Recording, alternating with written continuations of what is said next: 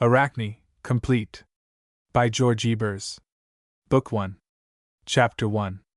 Deep silence brooded over the water and the green islands which rose like oases from its glittering surface. The palms, silver poplars, and sycamores on the largest one were already casting longer shadows as the slanting rays of the sun touched their dark crowns, while its glowing ball still poured a flood of golden radiance upon the bushes along the shore, and the light, feathery tufts at the tops of the papyrus reeds in the brackish water. More than one flock of large and small waterfowl flew past beneath the silvery cloudlets flecking the lofty azure vault of heaven. Here and there a pelican or a pair of wild ducks plunged, with short calls which ceased abruptly, into the lush green thicket, but their cackling and quacking belonged to the voices of nature, and when heard, soon died away in the heights of the Tipperary, or in the darkness of the underbrush that received the birds. Very few reached the little city of Tennis, which now, during the period of inundation in the year 274 BC, was completely encircled by water. From the small island, separated from it by a channel scarcely 3 arrow-shots wide, it seemed as though sleep or paralysis had fallen upon the citizens of the busy little industrial town, for few people appeared in the streets, and the scanty number of porters and sailors who were working among the ships and boats in the little fleet performed their tasks noiselessly, exhausted by the heat and labor of the day. Columns of light smoke rose from many of the buildings, but the sunbeams prevented its ascent into the clear, still air, and forced it to spread over the roofs as if it, too, needed rest. Silence also reigned in the little island diagonally opposite to the harbor.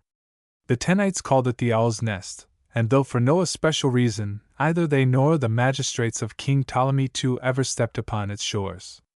Indeed, a short time before, the latter had even been forbidden to concern themselves about the pursuits of its inhabitants, since, though for centuries it had belonged to a family of seafaring folk who were suspected of piracy, it had received, 2 generations ago, from Alexander the Great himself, the right of asylum, because its owner, in those days, had commanded a little fleet which proved extremely useful to the conqueror of the world in the siege of Gaza and during the expedition to Egypt. True, under the reign of Ptolemy I, the owners of the Owl's Nest were on the point of being deprived of this favor, because they were repeatedly accused of piracy in distant seas, but it had not been done. Yet for the past 2 years an investigation had threatened Satabas, the distinguished head of the family, and during this period he, with his ships and his sons, had avoided Tennis and the Egyptian coast. The house occupied by the islanders stood on the shore facing the little city.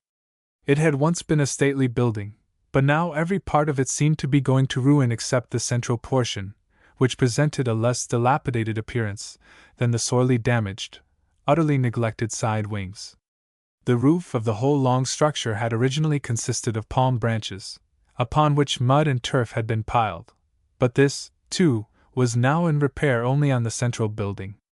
On the right and left wings the rain which often falls in the northeastern part of the Nile Delta, near the sea, had washed off the protecting earth, and the wind had borne it away as dust. Once the house had been spacious enough to shelter a numerous family and to store a great quantity of goods and provisions, but it was now long since the ruinous chambers had been occupied. Smoke rose only from the opening in the roof of the main building, but its slender columns showed from what a very scanty fire it ascended. The purpose which this was to serve was readily discovered, for in front of the open door of the dwelling, that seemed far too large and on account of the pillars at the entrance, which supported a triangular pediment, also too stately for its sole occupant, sat an old woman, plucking 3 ducks. In front of her a girl, paying no heed to her companion, stood leaning against the trunk of the low, wide-branching sycamore tree near the shore. A narrow boat, now concealed from view by the dense growth of rushes, had brought her to the spot. The beautiful, motherless young creature, needing counsel, had come to old taboos to appeal to her art of prophecy and, if she wanted them, to render her any little services, for the old dame on the island was closely bound to Ledscha, the daughter of one of the principal shipowners in Tennis, and had once been even more closely united to the girl. Now, as the sun was about to set, the latter gave herself up to a wild tumult of sweet memories, anxious fears, and yearning expectation. not until a cool breath from the neighboring sea fanned her brow did she throw down the cord and implement with which she had been adding a few meshes to a net, and rising, gaze sometimes across the water at a large white house in the northern part of the city, sometimes at the little harbor or the vessels on the horizon steering toward Tennis, among which her keen eyes discovered a magnificent ship with bright-hued sails. Drawing a long breath, she enjoyed the coolness which precedes the departure of the Daystar. But the effect of this harbinger of night upon her surroundings was even more powerful than upon herself, for the sun in the western horizon scarcely began to sink slowly behind the papyrus thicket on the shore of the straight Tanite arm of the Nile, dug by human hands, then one new and strange phenomenon followed another. First a fan, composed of countless glowing rays which spread in dazzling radiance over the west, rose from the vanishing orb and for several minutes adorned the lofty dome of the deep blue sky like the tail of a gigantic peacock. Then the glitter of the shining plumes paled. The light-giving body from which they emanated disappeared, and in its stead, a crimson mantle, with gold-bordered, crocus-yellow edges, spread itself over the space it had left until the gleaming tints merged into the deeper hues of the violet. But the girl paid no heed to this splendid spectacle. Perhaps she noticed how the fading light diffused a delicate rose-hued veil over the light blue sails, embroidered with silver vines, of the approaching state galley, making its gilded prow glitter more brightly, and saw one fishing boat after another move toward the harbor, but she gave the whole scene only a few careless glances. Ledja cared little for the poor fishermen of Tennis, and the glittering state galley could scarcely bring or bear away anything of importance to her. The epistrategus of the whole province was daily expected. But of what consequence to the young girl were the changes which it was rumored he intended to introduce into the government of the country, concerning which her father had expressed such bitter dissatisfaction before he set out on his last trip to Pontus? A very different matter occupied her thoughts, and as pressing her hand upon her heart, she gazed at the little city, gleaming with crimson hues in the reflection of the setting sun, a strange, restless stir pervaded the former stillness of nature. Pelicans and flamingos, geese and ducks, storks and herons, ibises and cranes, bitterns and lapwings, flew in dark flocks of manifold forms from all directions. Countless multitudes of waterfowl darkened the air as they alighted upon the uninhabited islands, and with ear-splitting croaking and cackling, whistling and chirping, clapping and twittering, dropped into the sedges and bushes which concealed their nests, while in the city the doors of the houses opened, and men, women, and children, after toiling at the loom and in the workshop, came out to enjoy the coolness of the evening in the open air. One fishing boat after another was already throwing a rope to the shore, as the ship with the gay sails approached the little roadstead. How large and magnificent it was! None of the king's officials had ever used such a galley, not even the epistrategus of the Delta, who last year had given the banking and the oil trade to new lessees. Besides, the two transports that had followed the magnificent vessel appeared to belong to it. Ledja had watched the ships indifferently enough, but suddenly her gaze, and with it the austere beauty of her face, assumed a different expression. Her large black eyes dilated, and with passionate intentness she looked from the gaily ornamented galley to the shore, which several men in Greek costume were approaching. The first two had come from the large white house whose door, since sunset, had been the principal object of her attention. It was Hermann, the taller one, for whom she was waiting with old taboos. He had promised to take her from the Owl's Nest, after nightfall, for a lonely row upon the water. Now he was not coming alone, but with his fellow artists, the sculptor Myrtilus, the nomarch and the notary. She recognized both distinctly, Gorgias, the rich owner of the second-largest weaving establishment in Tennis, and several slaves. What did it mean? A sudden flush crimsoned her face, now slightly tanned to the brow, and her lips were compressed, giving her mouth an expression of repellent, almost cruel harshness. But the tension of her charming features, whose lines, though sharp, were delicately outlined, soon vanished. There was still plenty of time before the darkness would permit Hermann to join her unnoticed. A reception, from which he could not be absent, was evidently about to take place.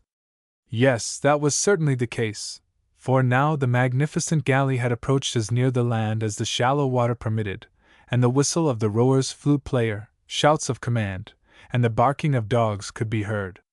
Then a handkerchief waved a greeting from the vessel to the men on shore, but the hand that held it was a woman's. Ledscha would have recognized it had the twilight been far deeper. The features of the new arrival could no longer be distinguished, but she must be young. An elderly woman would not have sprung so nimbly into the skiff that was to convey her to the land. The man who assisted her in doing so was the same sculptor, Hermann, for whom she had watched with so much longing. Again the blood mounted into Ledscha's cheeks, and when she saw the stranger lay her hand upon the shoulder of the Alexandrian who, only yesterday, had assured the young girl of his love with ardent vows, and allow him to lift her out of the boat, she buried her little white teeth deeply in her lips. She had never seen Hermann in the society of a woman of his own class, and full of jealous displeasure, perceived with what zealous assiduity he who bowed before no one in tennis, paid court to the stranger no less eagerly than did his friend Myrtilus. The whole scene passed like a shadow in the dusk before Ledscha's eyes, half dimmed by uneasiness, perplexity, and suddenly inflamed jealousy. The Egyptian twilight is short, and when Hermann disappeared with the newcomer it was no longer possible to recognize the man who entered the very boat in which she was to have taken the nocturnal voyage with her lover, and which was now rowed toward the owl's nest. Surely it would bring her a message from Hermann, and as the stranger, who was now joined by a number of other women and 2 packs of barking dogs, with their keepers, vanished in the darkness, the skiff already touched the shore close at her side. Chapter 2. In spite of the surrounding gloom, Ledscha recognized the man who left the boat. The greeting he shouted told her that it was Hermann's slave, P.S., a Biamite, whom she had met in the house of some neighbors who were his relatives and had sharply rebuffed when he ventured to accost her more familiarly than was seemly for one in bondage. True, in his childhood this man had lived near Tennis as the son of a free papyrus raiser, but when still a lad was sold into slavery in Alexandria with his father, who had been seized for taking part in an insurrection against the last king. In the service of Aurelius, his present master's uncle, who had given him to his nephew, and as the slave of the impetuous yet anything but cruel sculptor, Hermann, he had become accustomed to bondage, but was still far more strongly attached to his Biamite race than to the Greek, to whom, it is true, his master belonged, but who had robbed him and his family of freedom.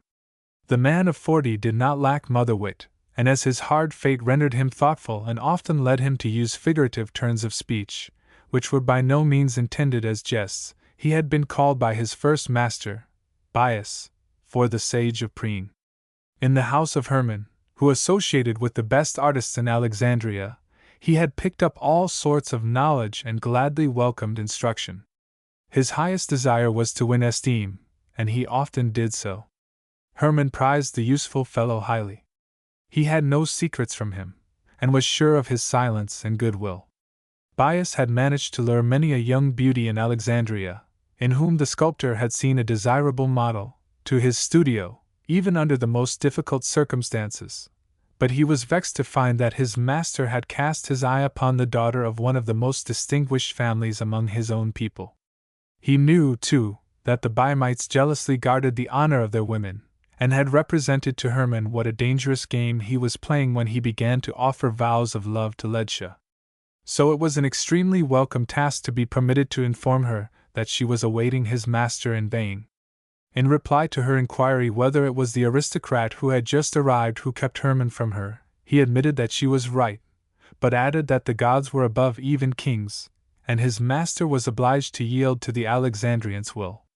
Ledscha laughed incredulously. He obey a woman! He certainly would not submit to a man, replied the slave.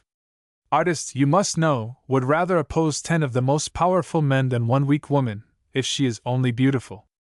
As for the daughter of Archias, thereby hangs a tale. Archias? Interrupted the girl. The rich Alexandrian who owns the great weaving house. The very man. So it is his daughter who is keeping Hermann. And you say he is obliged to serve her? As men serve the deity, to the utmost, or truth, replied the slave importantly. Archias, the father, it is true, imposed upon us the debt which is most tardily paid, and which people, even in this country, call gratitude. We are under obligations to the old man, there's no denying it, and therefore also to his only child, For what? Ledja indignantly exclaimed, and the dark eyebrows which met above her delicate nose contracted suspiciously. I must know! Must! Repeated the slave. That word is a plowshare which suits only loose soil, and mine, now that my master is waiting for me, cannot be tilled even by the sharpest. Another time! But if, meanwhile, you have any message for Hermann. Nothing, she replied defiantly, but Bias, in a tone of the most eager assent, exclaimed, One friendly word, girl. You are the fairest among the daughters of the highest Biamite families, and probably the richest also, and therefore 1,000 times too good to yield what adorns you to the Greek, that it may tickle the curiosity of the Alexandrian apes. There are more than enough women in the capital to serve that purpose. Trust the experience of a man not wholly devoid of wisdom, my girl. He will throw you aside like an empty wine bottle when he has used you for a model. Used? Interrupted Ledja disdainfully, but he repeated with firm decision. Yes, used. What could you learn of life, of art and artists here in the weaver's nest in the midst of the waves? I know them. A sculptor needs beautiful women as a cobbler wants leather, and the charms he seeks in you he does not conceal from his friend Myrtilus, at least. They are your large almond-shaped eyes and your arms. They make him fairly wild with delight by their curves when, in drawing water, you hold the jug balanced on your head. Your slender arched foot, too, is a welcome morsel to him. The darkness prevented Bias from seeing Ledja's features, but it was easy to perceive what was passing in her mind as, hoarse with indignation, she gasped. How can I know the object of your accusations? But fie upon the servant who would alienate from his own kind master what his soul desires. Then Bias changed not only his tone of voice, but his language, and deeply offended, poured forth a torrent of wrath in the dialect of his people. If to guard you, and my master with you, from harm, my words had the power to put between you and Hermann the distance which separates yonder rising moon from Tennis, I would make them sound as loud as a lion's roar. Yet perhaps you would not understand them, for you go through life as though you were deaf and blind. Did you ever even ask yourself whether the Greek is not differently constituted from the sons of the Biamite sailors and fishermen, with whom you grew up, and to whom he is an abomination? Yet he is no more like them than poppy juice is like pure water. He and his companions turn life upside down. There is no more distinction between right and wrong in Alexandria than we here in the dark can make between blue and green. To me, the slave, who is already growing old, Hermann is a kind master. I know without your aid what I owe him, and serve him as loyally as anyone. But where he threatens to lead to ruin the innocent daughter of the race whose blood flows in my veins as well as yours, and in doing so perhaps finally destroy himself too, conscience commands me to raise my voice as loud as the sentinel crane when danger threatens the flock. Beware, girl, I repeat. Keep your beauty, which is now to be degraded to feast the eyes of gaping Greeks, for the worthiest husband among our people. Though Hermann has vowed, I know not what, your love-dallying will very soon be over. We shall leave Tennis within the next few days. When he has gone there will be one more deceived Biamite who will call down the curse of the gods upon the head of a Greek. You are not the only one who will execrate the destiny that brought us here. Others have been caught in his net too. Here? Asked Ledja in a hollow tone, and the slave eagerly answered. Where else? And that you may know the truth, among those who visited Hermann in his studio is your own young sister. Artaz? That child? Exclaimed the girl, stretching her hands toward the slave in horror, as if to ward off some impending disaster. That child, who, I think, has grown into a very charming girl, and before her, pretty Gula, the wife of Pasith, who, like your father, is away on his ship. Here, in a tone of triumphant confidence, the answer rang from the Biamite's lips. There the slanderer stands revealed. Now you are detected, now I perceive the meaning of your threat. Because, miserable slave, you cherish the mad hope of beguiling me yourself, you do your utmost to estrange me from your master. Gula, you say, visited Hermann in his studio, and it may be true. But though I have been at home only a short time, Tennis is too full of the praises of the heroic Greek who, at the risk of his own life, rescued a child from Pasitha's burning house, for the tale not to reach my ears from 10 or a dozen different quarters. Gula is the mother of the little girl whose life was saved by Hermann's bold deed, and perhaps the young mother only knocked at her benefactor's door to thank him. But you, base defamer. Bias continued, maintaining his composure with difficulty. I saw Gula secretly glide into our rooms again and again to permit her child's preserver to imitate in clay what he considered beautiful. To seek your love, as you know, the slave forbade himself, although a man no more loses tender desires with his freedom than the tree which is encircled by a fence ceases to put forth buds and blossoms. Eros chooses the slave's heart also as the target for his arrows, but his aim at yours was better than at mine. Now I know how deeply he wounds, and so, as soon as yonder ship in the harbor bears our visitor away again, I shall see you, Shallot's daughter, Ledsia, standing before Hermann's modeling table and behold him skin your beauty to determine what seems worth copying. The Biamite, panting for breath, had listened to the end. Then, raising her little clenched hand menacingly, she muttered through her set teeth, "Let him try even to touch my veil with his fingers! If I had not been obliged to go away, this would not have happened to my Tawz and luckless Gula."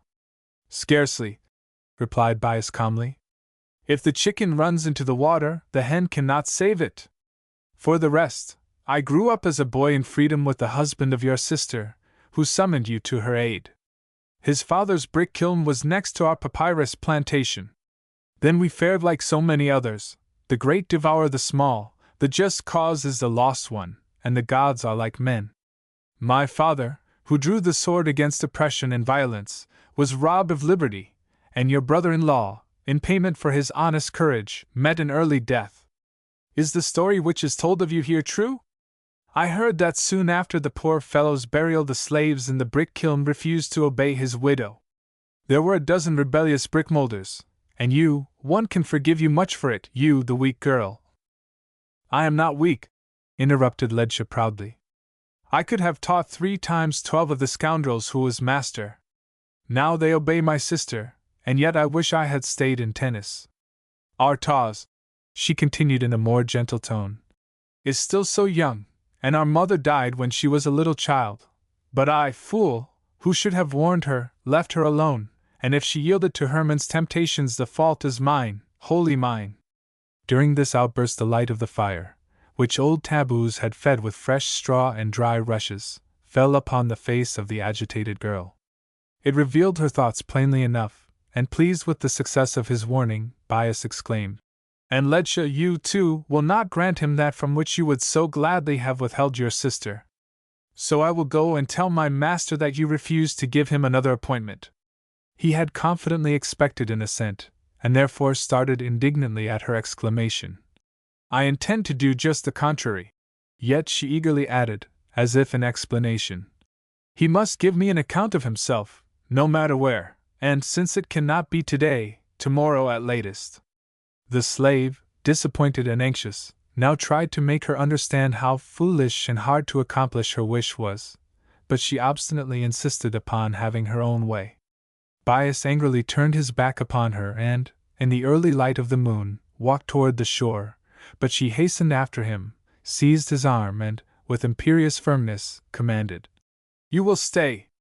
I must first know whether Hermann really means to leave tennis so soon." "That was his intention early this morning," replied the other, releasing himself from her grasp. "What are we to do here longer, now that his work is as good as finished?" "But when is he going?" she urged with increased eagerness. "Day after tomorrow," was the reply. "In 5, or perhaps even in 6 days, just as it suits him.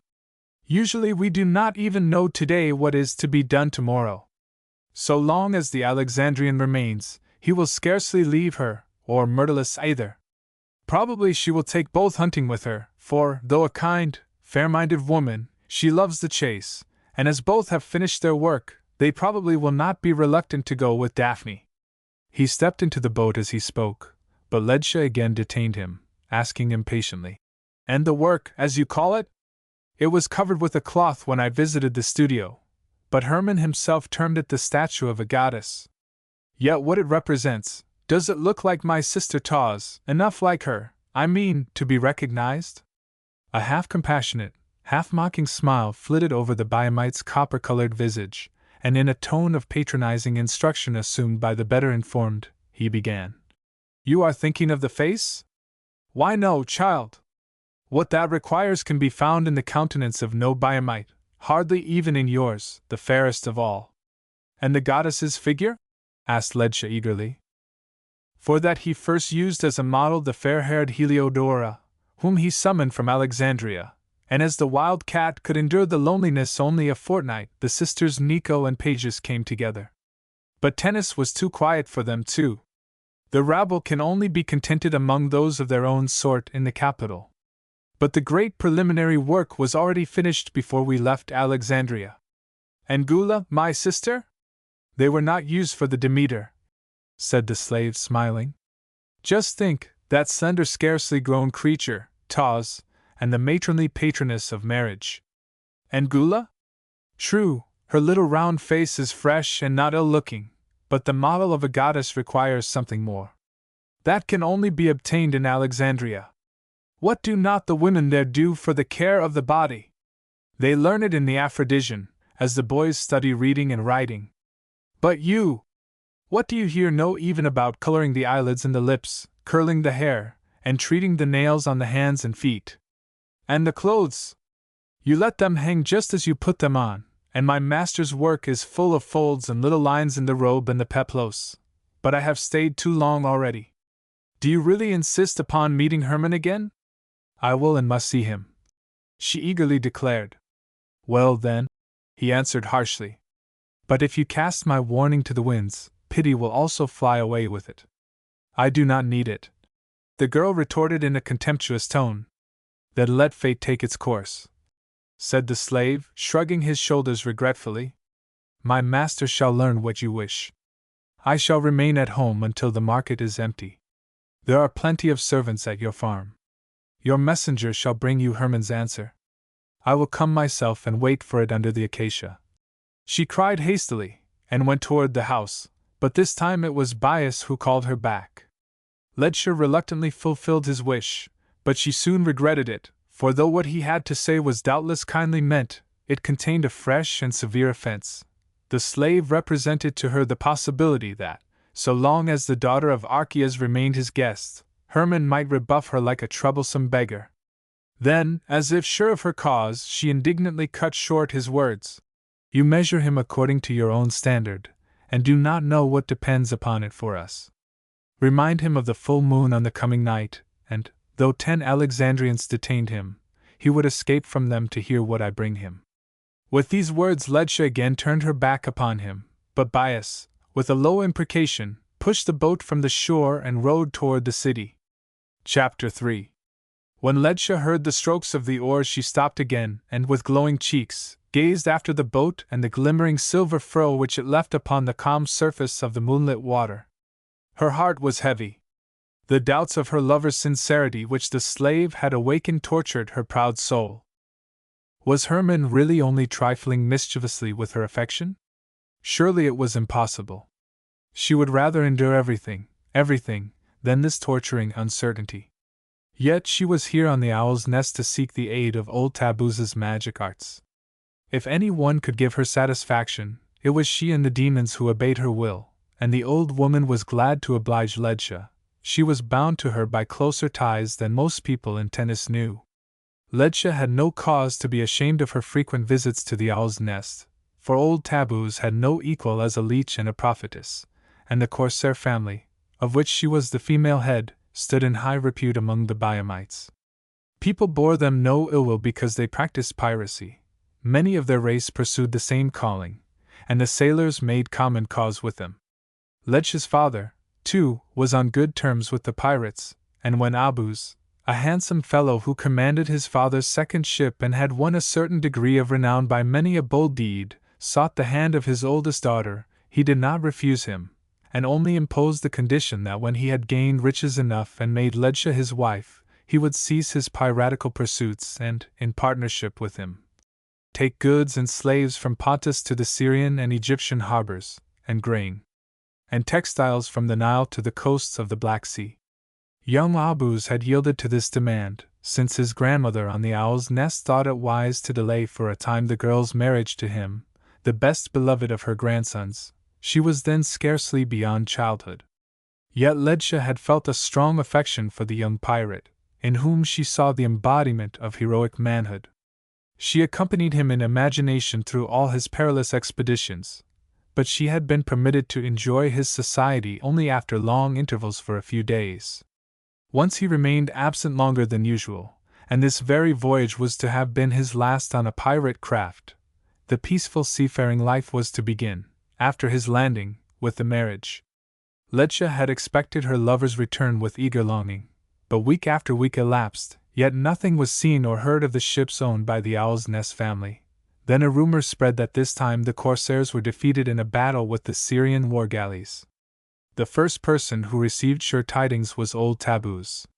Her grandson Hanno, who escaped with his life, at the bidding of his father Satabuz, who revered his mother, had made his way to her amid great perils to convey the sorrowful news.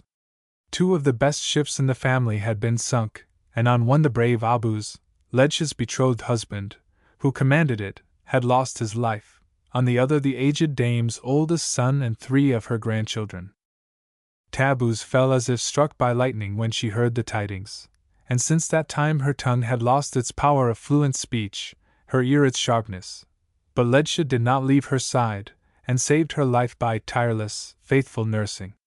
Neither Satabuz, the old woman's second son, who now commanded the little pirate fleet, nor his sons, Hanno and Labaja, had been seen in the neighborhood of Tennis since the disaster, but after Tabbuz had recovered sufficiently to provide for herself, Ledja returned to Tennis to manage her father's great household and supplied the mother's place to her younger sister, Taz. She had not recovered the careless cheerfulness of earlier years, but graver than the companions of her own age, she absented herself from the gaieties of the Biamite maidens. Meanwhile her beauty had increased wonderfully, and attracting attention far and wide, drew many suitors from neighboring towns to Tennis. Only a few, however, had made offers of marriage to her father. The beautiful girl's cold, repellent manner disheartened them. She herself desired nothing better, yet it secretly incensed her and pierced her soul with pain to see herself at 20 unwed, while far less attractive companions of her own age had long been wives and mothers. The arduous task which she had performed a short time before for her widowed sister had increased the seriousness of her disposition to sullen moroseness. After her return home she often rode to the Owl's Nest, for Ledja felt bound to old Tabbuz, and so far as lay in her power, under obligation to atone for the injury which the horror of her lover's sudden death had inflicted upon his grandmother. Now she had at last been subjugated by a new passion, love for the Greek sculptor Hermann, who did his best to win the heart of the Biamite girl, whose austere, extremely singular beauty attracted his artist eyes. Today Ledja had come to the sorceress to learn from her what awaited her and her love. She had landed on the island, sure of favorable predictions, but now her hopes lay as if crushed by hailstones. If Bias, who was superior to an ordinary slave, was right, she was to be degraded to a toy and useful tool by the man who had already proved his pernicious power over other women of her race, even her own young sister, whom she had hitherto guarded with faithful care. It had by no means escaped her notice that the girl was concealing something from her, though she did not perceive the true cause of the change. The bright moonbeams, which now wove a silvery web over every surrounding object, seemed like a mockery of her darkened soul. If the demons of the heights and depths had been subject to her, as to the aged enchantress she would have commanded them to cover the heavens with black clouds. Now they must show her what she had to hope or to fear. She shook her head slightly, as if she no longer believed in a favorable turn of affairs, pushed the little curls which had escaped from the wealth of her black hair back from her forehead with her slender hand, and walked firmly to the house. The old dame was crouching beside the hearth in the middle room, turning the metal spit, on which she had put the ducks, over the freshly kindled fire. The smoke hurt her eyes, which were slightly inflamed, yet they seemed to serve their purpose better than her half-dulled ear, for, after a swift glance at Ledja, she stammered in her faltering speech. "What has happened?" "Nothing good, certainly. It is written on your face." The girl nodded assent, pointed with a significant gesture to her eyes in the open air, and went down to the shore again to convince herself that no other vessel was approaching. What she had to confide to taboos was intended for her alone, and experience taught how far-spoken words could be heard at night over the water. When she had returned to the hut, she bent down to the old woman's ear and, holding her curved hand to her lips, cried, "He is not coming!" Taboos shrugged her shoulders, and the smile of satisfaction which flitted over her brown, wrinkled face showed that the news was welcome. For her murdered grandson's sake, the girl's confession that she had given her heart to a Greek affected her painfully. But taboos also had something else on her mind for her beautiful darling. Now she only intimated by a silent nod that she understood Ledja, and her head remained constantly in motion as the latter continued. "True, I shall see him again tomorrow, but when we part, it will hardly be in love. At any rate, do you hear, grandmother? Tomorrow must decide everything. Therefore, do you understand me? You must question the Cords now, tonight, for tomorrow evening what they advised might be too late." "Now?" repeated taboos in surprise, letting her gaze rest inquiringly upon the girl. Then she took the spit from the fire, exclaiming angrily, "Directly, do you mean? As if that could be! As if the stars obeyed us mortals like maids or men's servants! The moon must be at the full to learn the truth from the Cords. Wait, child. What is life but waiting? Only have patience, girl. True, few know how to practice this art at your age, and it is alien to many all their lives. But the stars!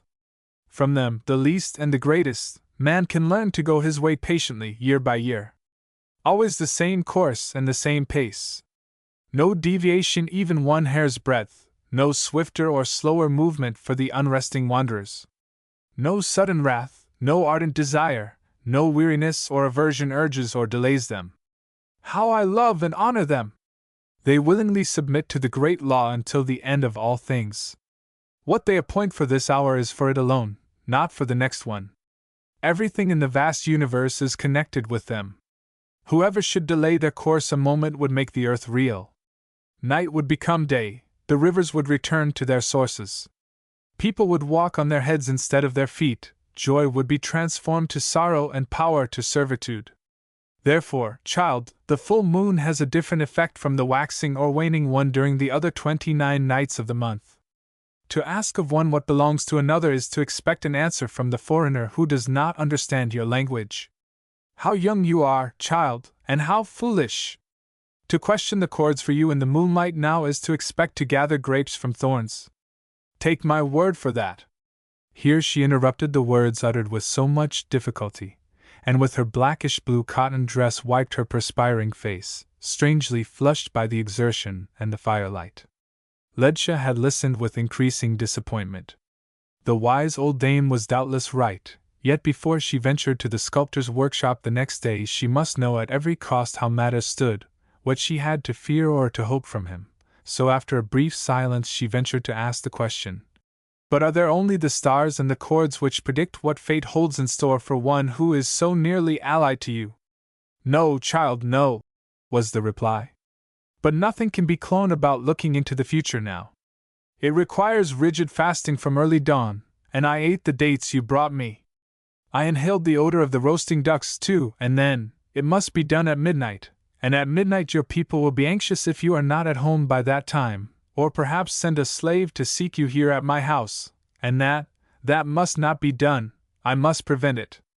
"So you are expecting someone," Ledja eagerly replied. "And I know who it is. Your son Satabuz, or one of your grandsons. Else why are the ducks cooked? And for what is the wine jar which I just took from its hiding place?" A vehement gesture of denial from taboos contradicted the girl's conjecture, but directly after she scanned her with a keen, searching glance, and said, "No, no, we have nothing to fear from you, surely. Poor Abuz! Through him you will always belong to us. In spite of the Greek, ours you are and ours you will remain. The stars confirm it, and you have always been faithful to the old woman. You are shrewd and steadfast. You would have been the right mate for him who was also wise and firm. Poor, dear, brave boy! But why pity him? Because the salt waves now flow over him? Fools that we are! There is nothing better than death, for it is peace. And almost all of them have found it. Of 9 sons and 20 grandsons, only 3 are left. The others are all calm after so much conflict and danger. How long ago it is since 7 perished at once! The last 3 their turn will come too. How I envy them that best of blessings, only may they not also go before me!" Here she lowered her voice, and in a scarcely audible whisper murmured, "You shall know it. My son Satabuz, with his brave boys Hanno and Labaja, are coming later in the evening. About midnight, if ye protect them, ye powers above, they will be with me. And you, child, I know your soul to its inmost depths. Before you would betray the last of Abuz's kindred, my hand and tongue should wither," Ledscha passionately interrupted, and then, with zealous feminine solicitude, she asked whether the 3 ducks would suffice to satisfy the hunger of these strong men. The old woman smiled and pointed to a pile of fresh leaves heaped one above another, beneath which lay several fine shad. They were not to be cooked until the expected visitors arrived, and she had plenty of bread besides. In the presence of these proofs of maternal solicitude, the morose, wrinkled countenance of the old sorceress wore a kind, almost tender expression, and the light of joyous anticipation beamed upon her young guest from her red-rimmed eyes. "I am to see them once more!" cried Tabbuz in an agitated tone. "The last, and all 3, all! If they, but no, they will not set to work so near Pelusium. No, no! They will not, lest they should spoil the meeting with the old woman. Oh, they are kind! No one knows how kind my rough Satabuz can be. He would be your father now, girl, if we could have kept our Abuz. He was the best of all, longer.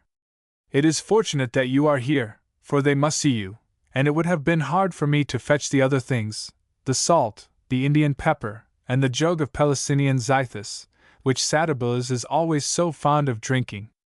Then Ledscha went into the ruinous left wing of the house, where she took from a covered hole in the floor what the old woman had kept for the last of her race, and she performed her task gladly, and with rare skill. Next she prepared the fish and the pan, and while her hands were moving busily she earnestly entreated the old woman to gratify her wish and look into the future for her.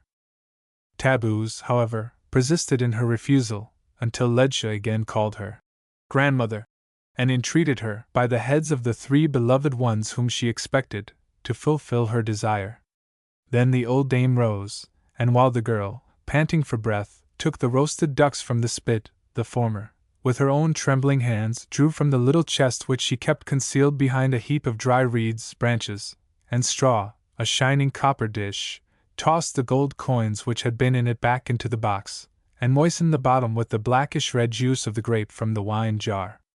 After carefully making these preparations, she called Ledscha and repeated that the cords possessed the power of prophecy only on nights when the moon was full, and that she would use another means of looking into the future. Then she commanded the girl to let her hands rest now and to think of nothing except the questions whose answers she had at heart. Lastly, she muttered into the vessel a series of incantations, which Ledscha repeated after her, and gazed as if spellbound at the dark liquid which covered the bottom. The girl, panting for breath, watched every movement of the sorceress, but some time elapsed ere the latter suddenly exclaimed, "There he is!" And then, without removing her eyes from the bottom of the vessel, she went on, with faltering accents, as though she was describing a scene close before her eyes. "2 young men, both Greeks, if the dress does not deceive, one is at your right hand, the other at your left. The former is fair-haired, the glance of his eyes is deep and constant. It is he, I think, but no! His image is fading, and you are turning your back upon him. You do it intentionally. No, no, you 2 are not destined for each other. You think of the one with the waving black hair and beard, of him alone. He is growing more and more distinct, a handsome man, and how his brow shines! Yet his glance, it sees more than that of many others, but like the rest of his nature, it lacks steadfastness." Here she paused, raised her shaking head, looked at Ledscha's flushed face, and in a grave, warning tone said, "Many signs of happiness, but also many dark shadows and black spots. If he is the one, child, you must be on your guard." "He is," murmured the girl softly, as if speaking to herself. But the deaf old crone had read the words from her lips, and while gazing intently at the wine, went on impatiently, If the picture would only grow more distinct! As it was, so it has remained. And now! The image of the fair man with the deep blue eyes melts away entirely, and a gray cloud flutters between you and the other one with the black beard. If it would only scatter! But we shall never make any progress in this way. Now pay attention, girl. The words had an imperious tone, and with outstretched head and throbbing heart Ledscha awaited the old woman's further commands. They came at once and ordered her to confess, as freely and openly as though she was talking to herself, where she had met the man whom she loved, how he had succeeded in snaring her heart, and how he repaid her for the passion which he had awakened. These commands were so confused and mingled in utterance that any one less familiar with the speaker would scarcely have comprehended what they required of her. But Ledscha understood and was ready to obey. Chapter 4. This reserved, thoroughly self-reliant creature would never have betrayed to any human being what moved her soul and filled it sometimes with inspiring hope, sometimes with a consuming desire for vengeance. But Ledscha did not shrink from confiding it to the demons who were to help her to regain her composure. So, obeying a swift impulse, she threw herself on her knees by the old woman's side.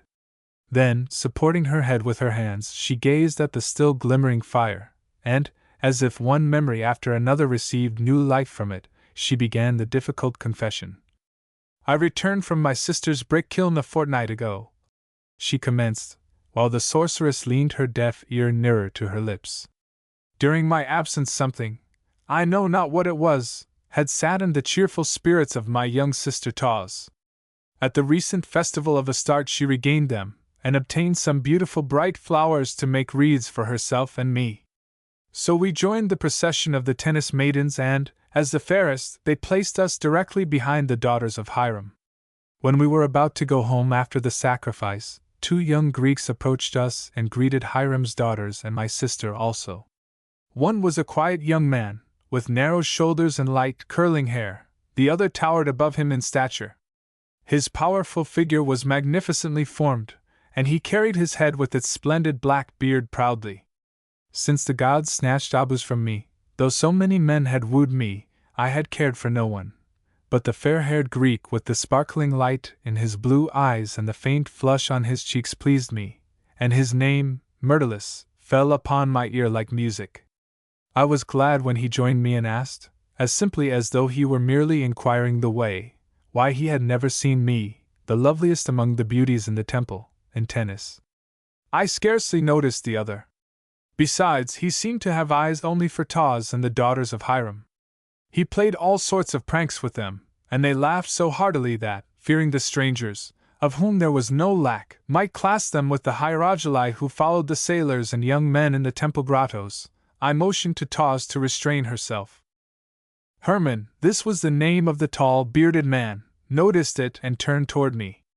In doing so his eyes met mine, and it seemed as though sweet wine flowed through my veins, for I perceived that my appearance paralyzed his reckless tongue. Yet he did not accost me, but Myrtilus, the fair one, entreated me not to lessen for the beautiful children the pleasure to which we are all born. I thought this remark foolish. How much sorrow and how little pleasure I had experienced from childhood, so I only shrugged my shoulders disdainfully.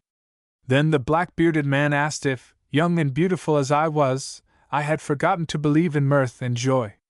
My reply was intended to tell him that, though this was not the case, I did not belong to those who spent their lives in loud laughing and extravagant jests.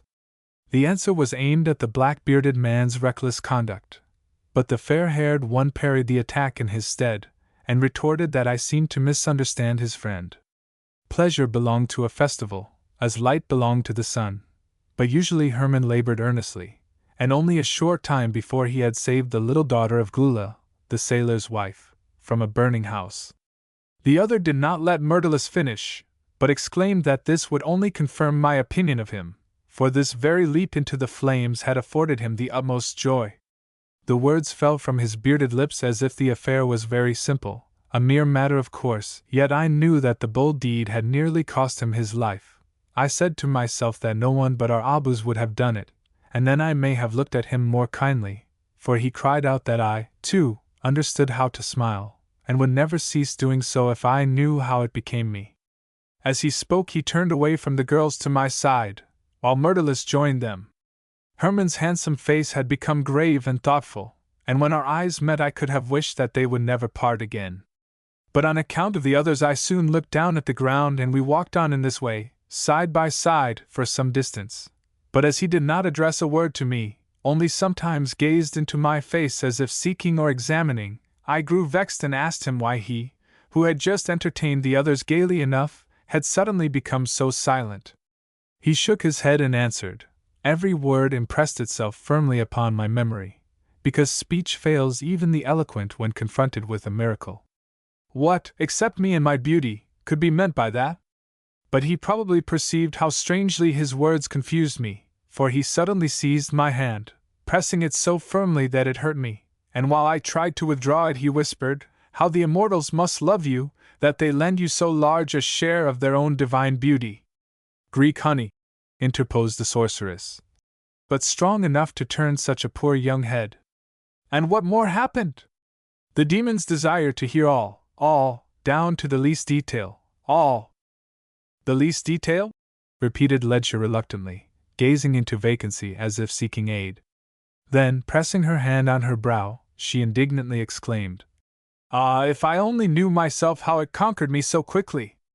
If I could understand and put it into intelligible words, I should need no stranger's counsel to regain my peace of mind. But as it is, I was driven by my anxiety from temple to temple, and now to you and your demons. I went from hour to hour as though in a burning fever. If I left the house firmly resolved to bethink myself, and, as I had bidden my sister, avoid danger and the gossip of the people, my feet still led me only where he desired to meet me. Oh, and how well he understood how to flatter, to describe my beauty! Surely it was impossible not to believe in it and trust its power." Here she hesitated, and while gazing silently into vacancy a sunny light flitted over her grave face, and drawing a long breath, she began again. "I could curse those days of weakness and ecstasy which now, at least I hope so, are over. Yet they were wonderfully beautiful, and never can I forget them." Here she again bowed her head silently, but the old dame nodded encouragingly, saying eagerly, "Well, well! I understand all that, and I shall learn what more is coming, for whatever appears in the mirror of the wine is infallible, but it must become still more distinct. Let me first conjure up the 77 great and the 777 little demons. They will do their duty, if you open your heart to us without reserve." This demand sounded urgent enough, and Ledscha pressed her head against the old woman's shoulder as if seeking assistance, exclaiming, "I cannot! No, I cannot! As if the spirits who obey you did not know already what had happened and will happen in the future! Let them search the depths of my soul. There they will see, with their own eyes, what I should never succeed in describing. I could not tell even you, grandmother, for who among the Biamites ever found such lofty, heart-bewitching words as Hermann? And what looks, what language he had at command, when he desired to put an end to my jealous complaints! Could I still be angry with him, when he confessed that there were other beauties here whom he admired, and then gazed deep into my eyes and said that when I appeared they all vanished like the stars at sunrise? Then every reproach was forgotten, and resentment was transformed into doubly ardent longing.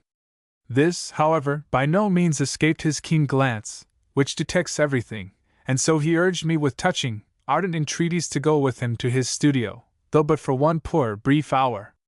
"And you granted his wish?" Taboos anxiously interrupted. "Yes," she answered frankly. "But it was the evening of the day before yesterday, that was the only time. Secrecy, nothing, grandmother, was more hateful to me from childhood." "But he," the old woman again interrupted. I know it, he praised it to you as the noblest virtue." A silent nod from Ledscha confirmed this conjecture, and she added hesitatingly, "Only far from the haunts of men," he said, "when the light had vanished, did we hear the nightingale trill in the dark thickets. Those are his own words, and though it angers you, grandmother, they are true. Until the secrecy is over, and the sun shines upon misery," the sorceress answered in her faltering speech, with menacing severity. "And beneath the tempter's roof you enjoyed the lauded secret love until the cock roused you." No, replied Ledscha firmly. Did I ever tell you a lie, that you look at me so incredulously? Incredulously? Replied the old woman in protest. I only trembled at the danger into which you plunged. There could be no greater peril, the girl admitted. I foresaw it clearly enough, and yet, this is the most terrible part of it. Yet my feet moved as if obeying a will of their own, instead of mine, and when I crossed his threshold, resistance was silenced, for I was received like a princess. The lofty, spacious apartment was brilliantly illuminated, and the door was garlanded with flowers. It was magnificent. Then, in a manner as respectful as if welcoming an illustrious guest, he invited me to take my place opposite to him, that he might form a goddess after my model. This was the highest flattery of all, and I willingly assumed the position he directed. But he looked at me from every side, with sparkling eyes, and asked me to let down my hair and remove the veil from the back of my head. Then, need I assure you of it? My blood boiled with righteous indignation. But instead of being ashamed of the outrage, he raised his hand to my head and pulled the veil. Resentment and wrath suddenly flamed in my soul, and before he could detain me I had left the room. In spite of his representations and entreaties, I did not enter it again. Yet, asked the sorceress in perplexity, you once more obeyed his summons? Yesterday also I could not help it. Ledscha answered softly.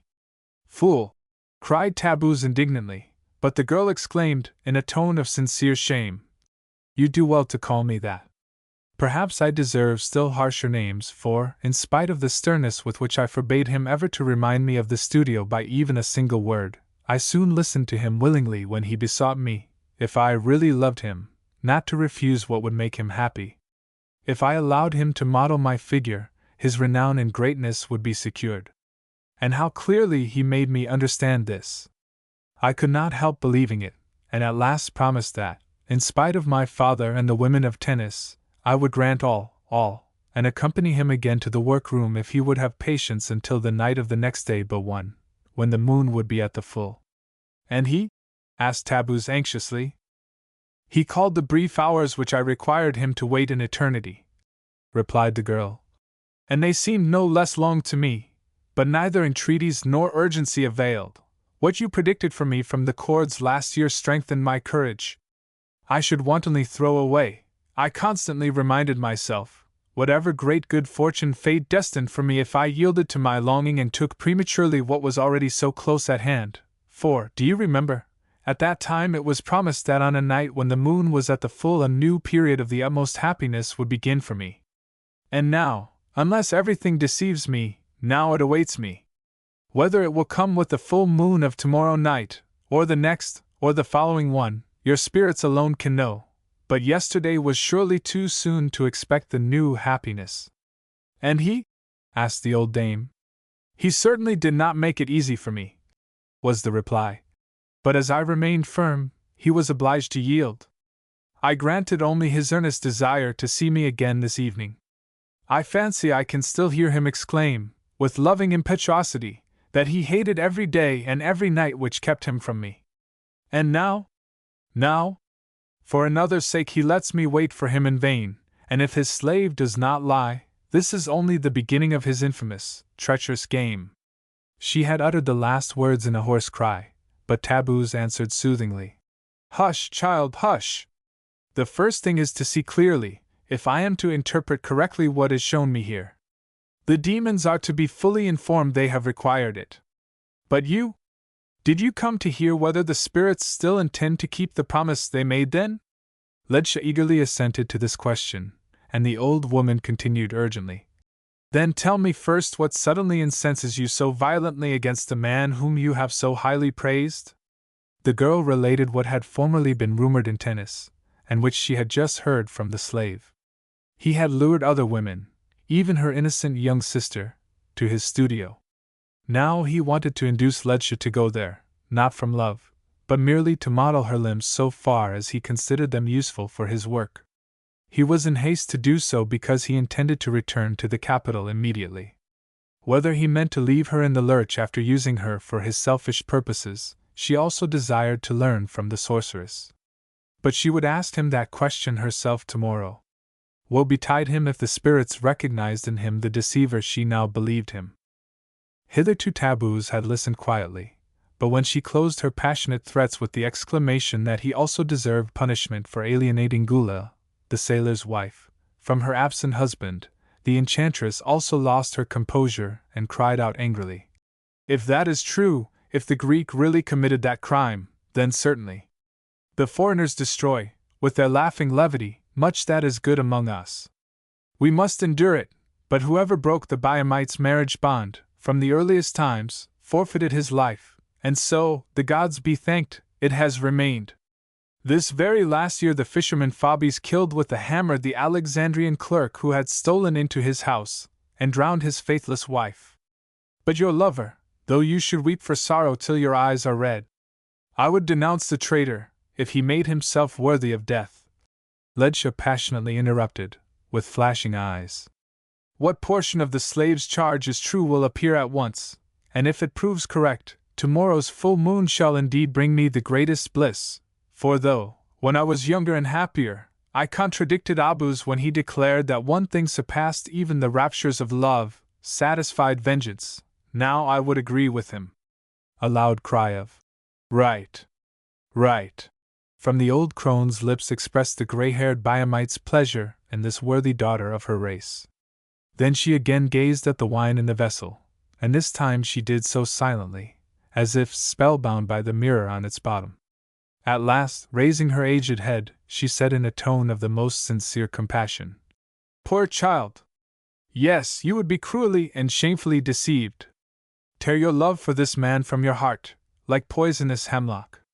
But the full moon which is to bring you great happiness is scarcely the next, perhaps not even the one which follows it, but surely and certainly a later one will rise, by whose light the utmost bliss awaits you. True, I see it come from another man than the Greek." The girl had listened with panting breath. She believed as firmly in the infallibility of the knowledge which the witch received from the demons who obeyed her as she did in her own existence. All her happiness, all that had filled her joyous soul with freshly awakened hopes, now lay shattered at her feet, and sobbing aloud she threw herself down beside the old woman and buried her beautiful face in her lap.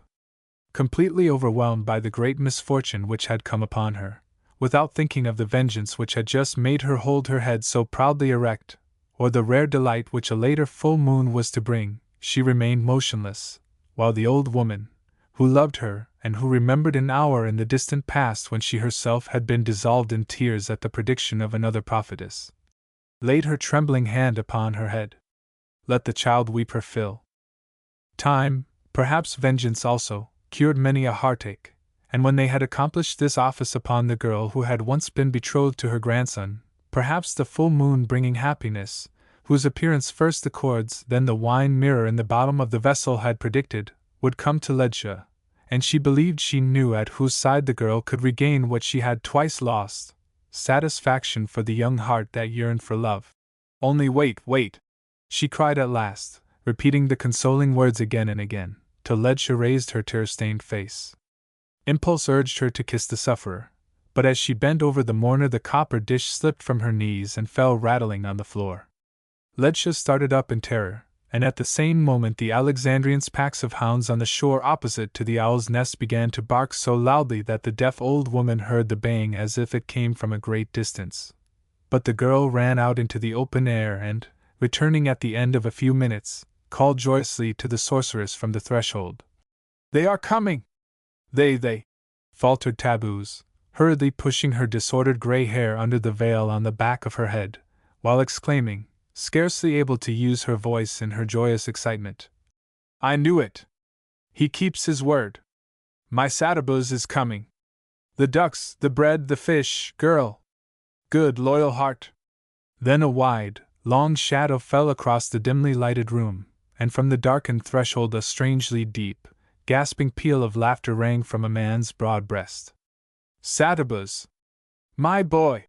The witch's shriek rose above the peculiar sound. "Mother!" answered the gray-bearded lips of the pirate.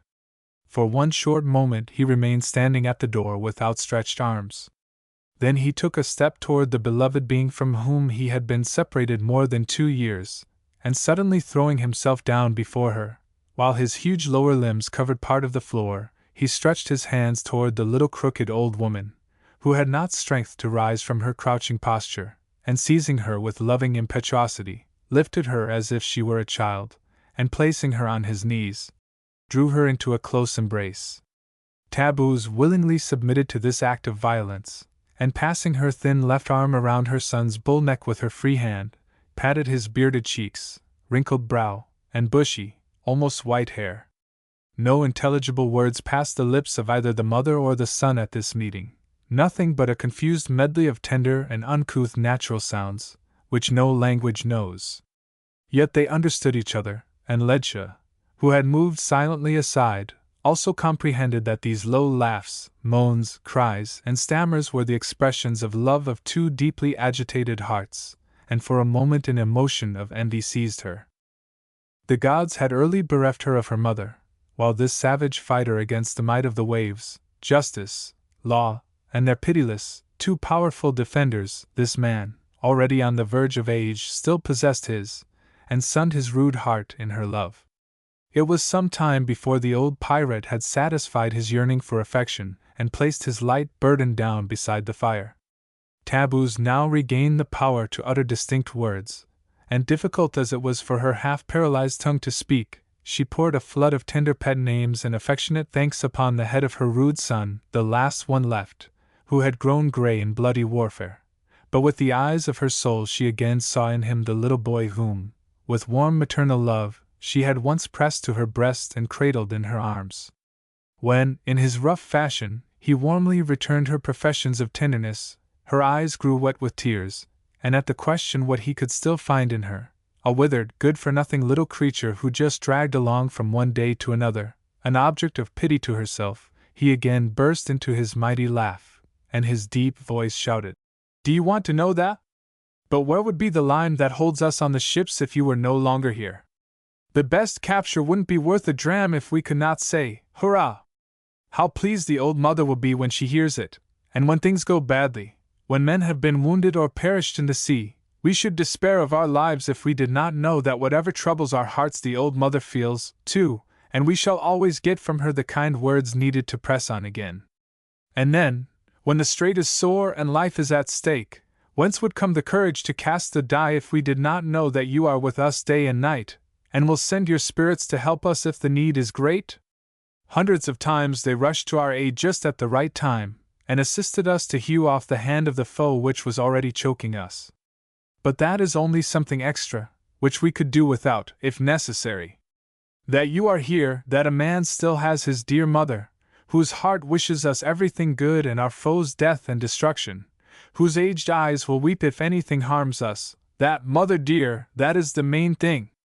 He bent his clumsy figure over her as he spoke, and cautiously, as if he were afraid of doing her some injury, kissed her head with tender care.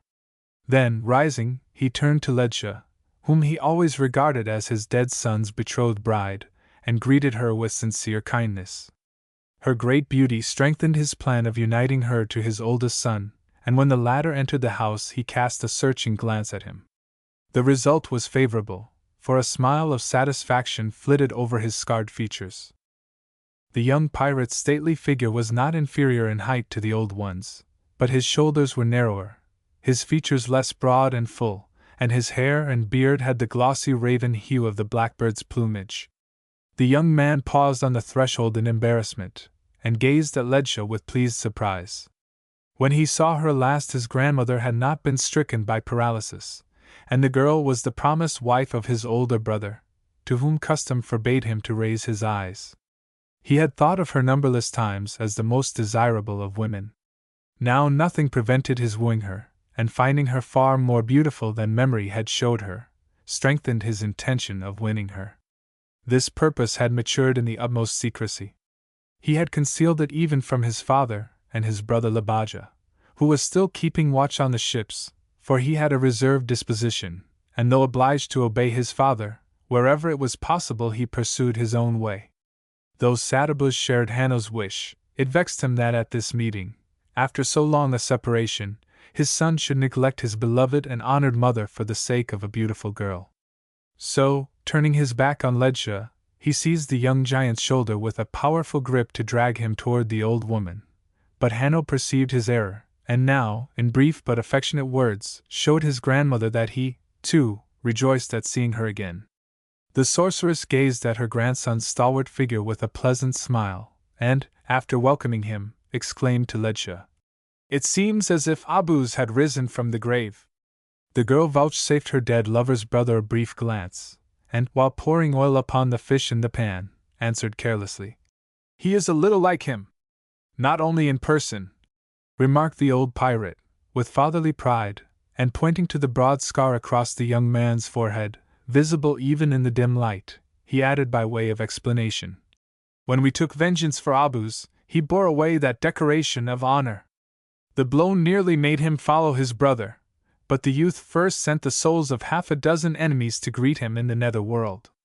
Then Ledja held out her hand to Hanno, and permitted him to detain it till an ardent glance from his black eyes met hers, and she withdrew it blushing. As she did so she said to Tabbuz, "You can put them on the fire, and there stands whatever else you need. I must go home now." In taking leave of the men she asked if she could hope to find them here again the next day. "The full moon will make it damnably light," replied the father. "But they will scarcely venture to assail the right of asylum, and the ships anchored according to regulation at Tanis, with a cargo of wood from Sinope. Besides, for 2 years people have believed that we have abandoned these waters, and the guards think that if we should return, the last time to choose would be these bright nights. Still, I should not like to decide anything positively about the morrow until news came from Labaja. You will find me, whatever happens," Hanno declared after his father had ceased speaking. Old Tabbuz exchanged a swift glance with her son, and Satabuz said, "He is his own master. If I am obliged to go, which may happen, then, my girl, you must be content with the youth. Besides, you are better suited to him than to the greybeard." He shook hands with Ledja as he spoke, and Hanno accompanied her to her boat. At first he was silent, but as she was stepping into the skiff he repeated his promise of meeting her here the following night. "Very well," she answered quickly. "Perhaps I may have a commission to give you." "I will fulfill it," he answered firmly. "Tomorrow, then," she called. "Unless something unexpected prevents." But when seated on the thwart she again turned to him, and asked, "Does it need a long time to bring your ship, with brave men on board, to this place?" "We can be here in 4 hours, and with favorable winds still sooner," was the reply. "Even if it displeases your father?" "Even then, and though the gods, many as there are, should forbid, if only your gratitude will be gained." "It will," she answered firmly, and the water plashed lightly under the strokes of her oars. Chapter 5. In the extreme northern portion of the little city of Tennis a large, perfectly plain whitewashed building stood on an open, grass-grown square. The side facing the north rested upon a solid substructure of hard blocks of hewn stone washed by the waves. This protecting wall extended along both sides of the long, plain edifice, and prevented the water from overflowing the open space which belonged to it. Archias, the owner of the largest weaving establishment in Tennis, the father of the Alexandrian aristocrat who had arrived the evening before, was the owner of the house, as well as of the broad plain on which he had had it built, with the indestructible sea wall, to serve as a storehouse to receive the supplies of linen, flax, and wool which were manufactured in his factories. It was favorably situated for this purpose, for the raw materials could be moved from the ships which brought them to Tennis directly into the building. But as the factories were at a considerable distance, the transportation required much time and expense, and therefore Archias had had a canal dug connecting the workshops with the water, and at its end erected a new storehouse, which rendered a second transportation of the ship's cargoes unnecessary. The White Mansion had not yet been devoted to any other purpose when the owner determined to offer the spacious empty rooms of the warehouse to his nephews, the sculptors Hermann and Myrtilus, for the production of 2 works with whose completion he associated expectations of good fortune both for the young artists, who were his nephews and wards, and himself. The very extensive building which now contained the studios and spacious living apartments for the sculptors and their slaves would also have afforded ample room for his daughter and her attendants, but Daphne had learned from the reports of the artists that rats, mice, and other disagreeable vermin shared the former storehouse with them, so she had preferred to have tents pitched in the large open space which belonged it. True, the broad field was exposed to the burning sun, and its soil was covered only with sand and pitiably scorched turf, but 3 palm trees, a few sundacacias, 2 carob trees, a small clump of fig trees, and the superb, wide-branched sycamore on the extreme outer edge had won for it the proud name of a garden. Now a great change in its favor had taken place, for Daphne's beautiful tent, with walls and top of blue and white striped sailcloth, and the small adjoining tents of the same colors, gave it a brighter aspect.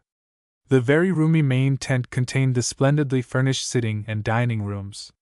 The beds occupied by Daphne and her companion, Chrysilla, had been placed in an adjoining one, which was nearly as large, and the cook, with his assistants, was quartered in a third. The head keeper, the master of the hounds, and most of the slaves remained in the transports which had followed the state galley. Some had slept under the open sky beside the dog kennel hastily erected for Daphne's pack of hounds. So, on the morning after the wholly unexpected arrival of the owner's daughter, the garden, in front of the White House, but yesterday a desolate field, resembled an encampment, whose busy life was varied and noisy enough. Slaves and freedmen had been astir before sunrise, for Daphne was up betimes in order to begin the hunt in the early hour when the birds left their secret nooks on the islands. Her cousins, the young sculptors, to please her, had gone out, too, but the sport did not last long, for when the market-place of Tennis, just between the morning and noontide hours, was most crowded, the little boats which the hunters had used again touched the shore. With them and Daphne's servants seafaring men also left the boats, Biamite fishermen and boatmen, who knew the breeding places and nests of the feathered prey, and before them, barking loudly and shaking their dripping bodies, the young huntress's brown and white spotted dogs ran toward the tents. Dark-skinned slaves carried the game, which had been tied in bunches while in the boats, to the White House, where they laid 3 rows of large waterfowl upon the steps leading to the entrance. Daphne's arrows were supposed to have killed all these, but the master of the hunt had taken care to place among his mistress's booty some of the largest pelicans and vultures which had been shot by the others. Before retiring to her tent, she inspected the result of the shooting expedition and was satisfied. She had been told of the numbers of birds in this archipelago, but the quantity of game which had been killed far exceeded her greatest expectations, and her pleasant blue eyes sparkled with joy as she began to examine the birds which had been slaughtered in so short a time. Yet, ere she had finished the task, a slight shadow flitted over her well-formed and attractive though not beautiful features. The odor emanating from so many dead fowls, on which the sun, already high in the heavens, was shining, became disagreeable to her, and a strong sense of discomfort, whose cause, however, she did not seek, made her turn from them. The movement with which she did so was full of quiet, stately grace, and the admiring glance with which Hermann, a tall, black-bearded young man, watched it, showed that he knew how to value the exquisite symmetry of her figure. The somewhat full outlines of her form and the self-possession of her bearing would have led every one to think her a young matron rather than a girl, but the 2 artists who accompanied her on the shooting party had been intimate with her from childhood, and knew how much modesty and genuine kindness of heart were united with the resolute nature of this maiden, who numbered 22 years. Fair-haired Myrtilus seemed to pay little heed to the game which Archias's Bithynian house steward, was counting, but black-bearded Hermann had given it more attention, and when Daphne drew back he nodded approvingly, and pointing to the heap of motionless inhabitants of the air, exclaimed with sincere regret, "Fie upon us human wretches! Would the most bloodthirsty hyena destroy such a number of living creatures in a few hours? Other beasts of prey do not kill even one wretched sparrow more than they need to appease their hunger. But we and you, tender-hearted priestess of a gracious goddess, leading us friends of the muse, we pursue a different course. What a mound of corpses! And what will become of it? Perhaps a few geese and ducks will go into the kitchen, but the rest, the red flamingos and the brave pelicans who feed their young with their own blood, they are only fit to throw away, for the Biamites eat no game that is shot, and your black slaves, too, would refuse to taste it. So we destroy hundreds of lives for pastime. Base word! As if we had so many superfluous hours at our disposal ere we descend into Hades. A philosopher among brutes would be entitled to cry out, "Shame upon you, raging monster! Shame on you, you perpetual grumbler!" interrupted Daphne in an offended tone. Who would ever have thought it cruel to test the steady hand and the keen eye upon senseless animals in the joyous chase? But what shall we call the fault-finder, who spoils his friend's innocent enjoyment of a happy morning by his sharp reproaches? Hermann shrugged his shoulders, and in a voice which expressed far more compassion than resentment, answered, "If this pile of dead birds pleases you, go on with the slaughter. You can sometimes save the arrows and catch the swarming game with your hands. If your lifeless victims yonder were human beings, after all, they would have cause to thank you, for what is existence? To these creatures, everything," said Myrtilus, the Alexandrian's other cousin, beckoning to Daphne, who had summoned him to her aid by a beseeching glance, to draw nearer. "Gladly as I would always and everywhere uphold your cause, I cannot do so this time. Only look here! Your arrow merely broke the wing of yonder sea eagle, and he is just recovering from the shock. What a magnificent fellow! How wrathfully and vengefully his eyes sparkle! How fiercely he stretches his brave head toward us in helpless fury, and step back, how vigorously, spite of the pain of his poor, wounded, drooping pinion, he flaps the other, and raises his yellow claws to punish his foes. His plumage glistens and shines exquisitely where it lies smooth, and how savagely he puffs out the feathers on his neck. A wonderful spectacle! The embodiment of powerful life! And the others by his side. We transformed the poor creatures into a motionless, miserable mass, and just now they were cleaving the air with their strong wings, proclaiming by proud, glad cries to their families among the reeds their approach with an abundant store of prey. Every one was a feast to the eyes before our arrows struck it, and now, when Hermann, with his pitying heart, condemns this kind of hunting, he is right. It deprives free, harmless creatures of their best possession, life, and us thereby of a pleasant sight. In general, a bird's existence seems to me also of little value, but beauty, to me as to you, transcends everything else. What would existence be without it? And wherever it appears, to injure it is infamous." Here a slight cough interrupted the young artist, and the moist glitter of his blue eyes also betrayed that he was suffering from an attack of severe pain in his lungs. But Daphne nodded assent to him, and to Hermann also, and commanded the steward Gras to take the birds out of her sight. "But," said the Bithynian, "our mistress will doubtless allow us at least to take the hard lower part of the pelicans' beaks, and the wing feathers of the flamingos and birds of prey, to show our master on our return as trophies." "Trophies?" repeated the girl scornfully. "Hermann, you are better than I and the rest of us, and I see that you are right. Where game flies toward us in such quantities, hunting becomes almost murder. And successes won by so slight an exertion offer little charm. The second expedition before sunset, Gras, shall be given up. The master of the hounds, with his men and the dogs, will return home on the transports this very day. I am disgusted with sport here. Birds of prey, and those only when brought down from the air, would probably be the right game in this place.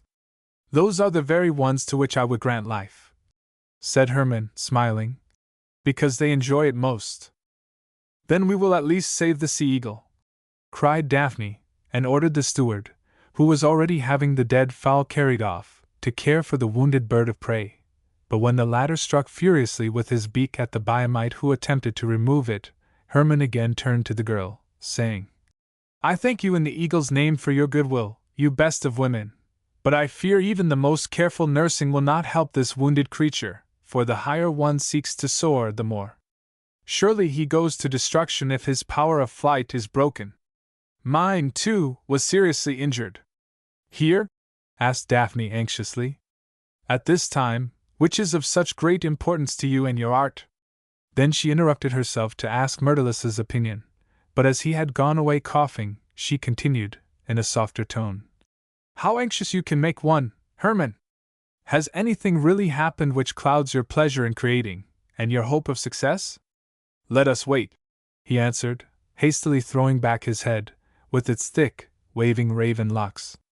If, in leaping over the ditch, I should fall into the marsh, I must endure it, if thereby I can only reach the shore where my roses bloom." "Then you fear that you have failed in the Demeter?" asked Daphne. "Failed?" repeated the other. "That seems too strong. Only the work is not proving as good as I originally expected. For the head we both used a model, you will see, whose fitness could not be surpassed. But the body! Myrtilus knows how earnestly I labored, and without looking to the right or the left, devoted all my powers to the task of creation. True, the models did not remain. But even had a magic spell doubled my ability, the toil would still have been futile. The error is there, yet I am repairing it. To be sure, many things must aid me in doing so, for which I now hope. Who knows whether it will not again be in vain? You are acquainted with my past life. It has never yet granted me any great, complete success, and if I was occasionally permitted to pluck a flower, my hands were pricked by thorns and nettles." He pursed up his lips as if to hiss the unfriendly fate, and Daphne felt that he, whose career she had watched from childhood with the interest of affection, and to whom, though she did not confess it even to herself, she had clung for years with far more than sisterly love, needed a kind word. Her heart ached, and it was difficult for her to assume the cheerful tone which she desired to use. But she succeeded, and her voice sounded gay and careless enough as she exclaimed to the by no means happy artist and Myrtilus, who was just returning, "Give up your foolish opposition, you obstinate men, and let me see what you have accomplished during this long time. You promised my father that you would show your work to no one before him, but believe my words, if he were here he would give you back the pledge and lead me himself to the last production of your study. Compassion would compel you disobliging fellows to yield, if you could only imagine how curiosity tortures us women. We can conquer it where more indifferent matters are concerned. But here, it need not make you vainer than you already are, but except my father, you are dearest in all the world to me. And then, only listen. In my character as priestess of Demeter I hereby release you from your vow, and thus from any evil consequences of your, moreover, very trivial guilt, for a father and daughter who live together, as I do with your uncle, are just the same as one person. So come. Wearied as I am by the miserable hunting excursion which caused me such vexation, in the presence of your works, rely upon it, I shall instantly be gay again, and all my life will thank you for your noble indulgence." While speaking, she walked toward the White House, beckoning to the young men with a winning, encouraging smile. It seemed to produce the effect intended, for the artists looked at each other irresolutely, and Hermann was already asking himself whether Daphne's arguments had convinced Myrtilus also, when the latter, in great excitement, called after her, "How gladly we would do it, but we must not fulfill your wish, for it was no light promise. No, your father exacted an oath. He alone can absolve us from the obligation of showing him, before any one else, what we finish here. It is not to be submitted to the judges until after he has seen it." "Listen to me," Daphne interrupted with urgent warmth, and began to assail the artists with fresh entreaties. For the second time black-bearded Hermann seemed inclined to give up his resistance, but Myrtilus cried in zealous refusal. "For Hermann's sake, I insist upon my denial. The judges must not talk about the work until both tasks are completed, for then each of us will be as good as certain of a prize. I myself believe that the one for Demeter will fall to me." "But Hermann will succeed better with the Arachne?" asked Daphne eagerly. Myrtilus warmly assented, but Hermann exclaimed, "If I could only rely upon the goodwill of the judges!" "Why not?" the girl interrupted. "My father is just, the king is an incorruptible connoisseur, and certainly yesterday evening you, too, believed the others to be honest men. As for your fellow candidate Myrtilus, he will no more grudge a prize to you than to himself." "Why should he?" asked Hermann, as if he, too, was perfectly sure of his friend. "We have shared many a bit of bread together. When we determined upon this competition, each knew the other's ability. Your father commissioned us to create peaceful Demeter, the patroness of agriculture, peace, marriage, and Arachne, the mortal who was the most skillful of spinners, for he is both a grain dealer and owner of spinning factories. The best Demeter is to be placed in the Alexandrian temple of the goddess, to whose priestesses you belong, the less successful one in your own house in the city, but whose Demeter is destined for the sanctuary, I repeat, is now virtually decided. Myrtilus will add this prize to the others, and grant me with all his heart the one for the Arachne. The subject, at any rate, is better adapted to my art than to his, and so I should be tolerably certain of my cause. Yet my anxiety about the verdict of the judges remains, for surely you know how much the majority are opposed to my tendency. I, and the few Alexandrians who, following me, sacrifice beauty to truth, swim against the stream which bears you, Myrtilus, and those who are on your side, smoothly along. I know that you do it from thorough conviction, but with other acknowledged great artists and our judges you, too, demand beauty, always beauty. Am I right or wrong? Is not any one who refuses to follow in the footsteps left by the ancients of Athens as certain of condemnation as the convicted thief or murderer? But I will not follow the lead of the Athenians, inimitable great though they are in their own way, because I would fain be more than the ancients of Elyssus, a disciple and an Alexandrian. The never-ending dispute, Myrtilus answered his fellow artist, with a cordiality in which, nevertheless, there was a slight accent of pity. Surely you know it, Daphne. To me the ideal and its embodiment within the limits of the natural, according to the models of Phidias, Polycletus, and Myron is the highest goal, but he and his co-workers seek objects nearer at hand. Or rather we found them, cried Hermann, interrupting his companion with angry positiveness. The city of Alexandria, which is growing with unprecedented vigor, is their home. There, the place to which every race on earth sends a representative, the pulse of the whole world is throbbing. There, whoever does not run with the rest is run over. There, but one thing is important: actual life.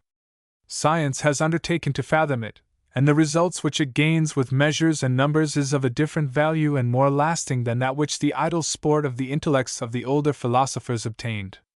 But art, her nobler sister, must pursue the same paths to copy life as it is, to reproduce the real as it presents itself, not as it might or must be, is the task which I set myself.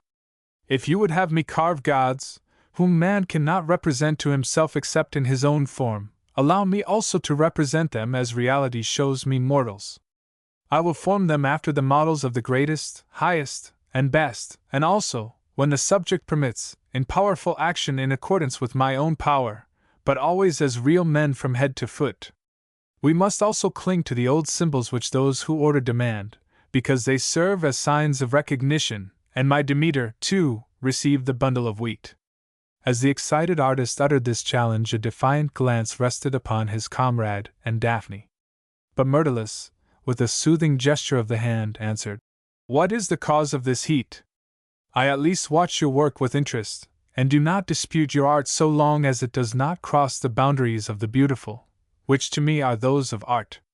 Here the conversation was interrupted. The steward Gra brought a letter which a courier from Pelusium had just delivered. Lie, the wife of Philippus, the commander of the strong border fortress of Pelusium, near Tennis, had written it.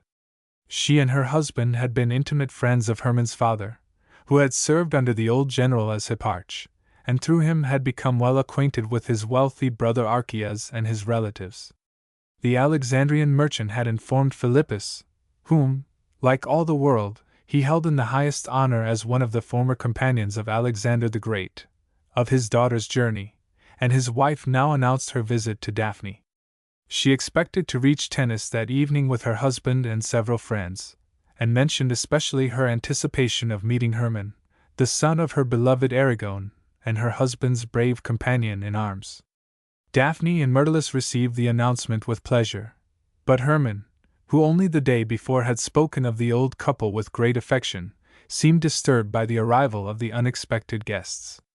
To avoid them entirely appeared impossible even to him, but he declared in an embarrassed tone, and without giving any reason, that he should scarcely be able to devote the entire evening to Daphne and the Pelusinians.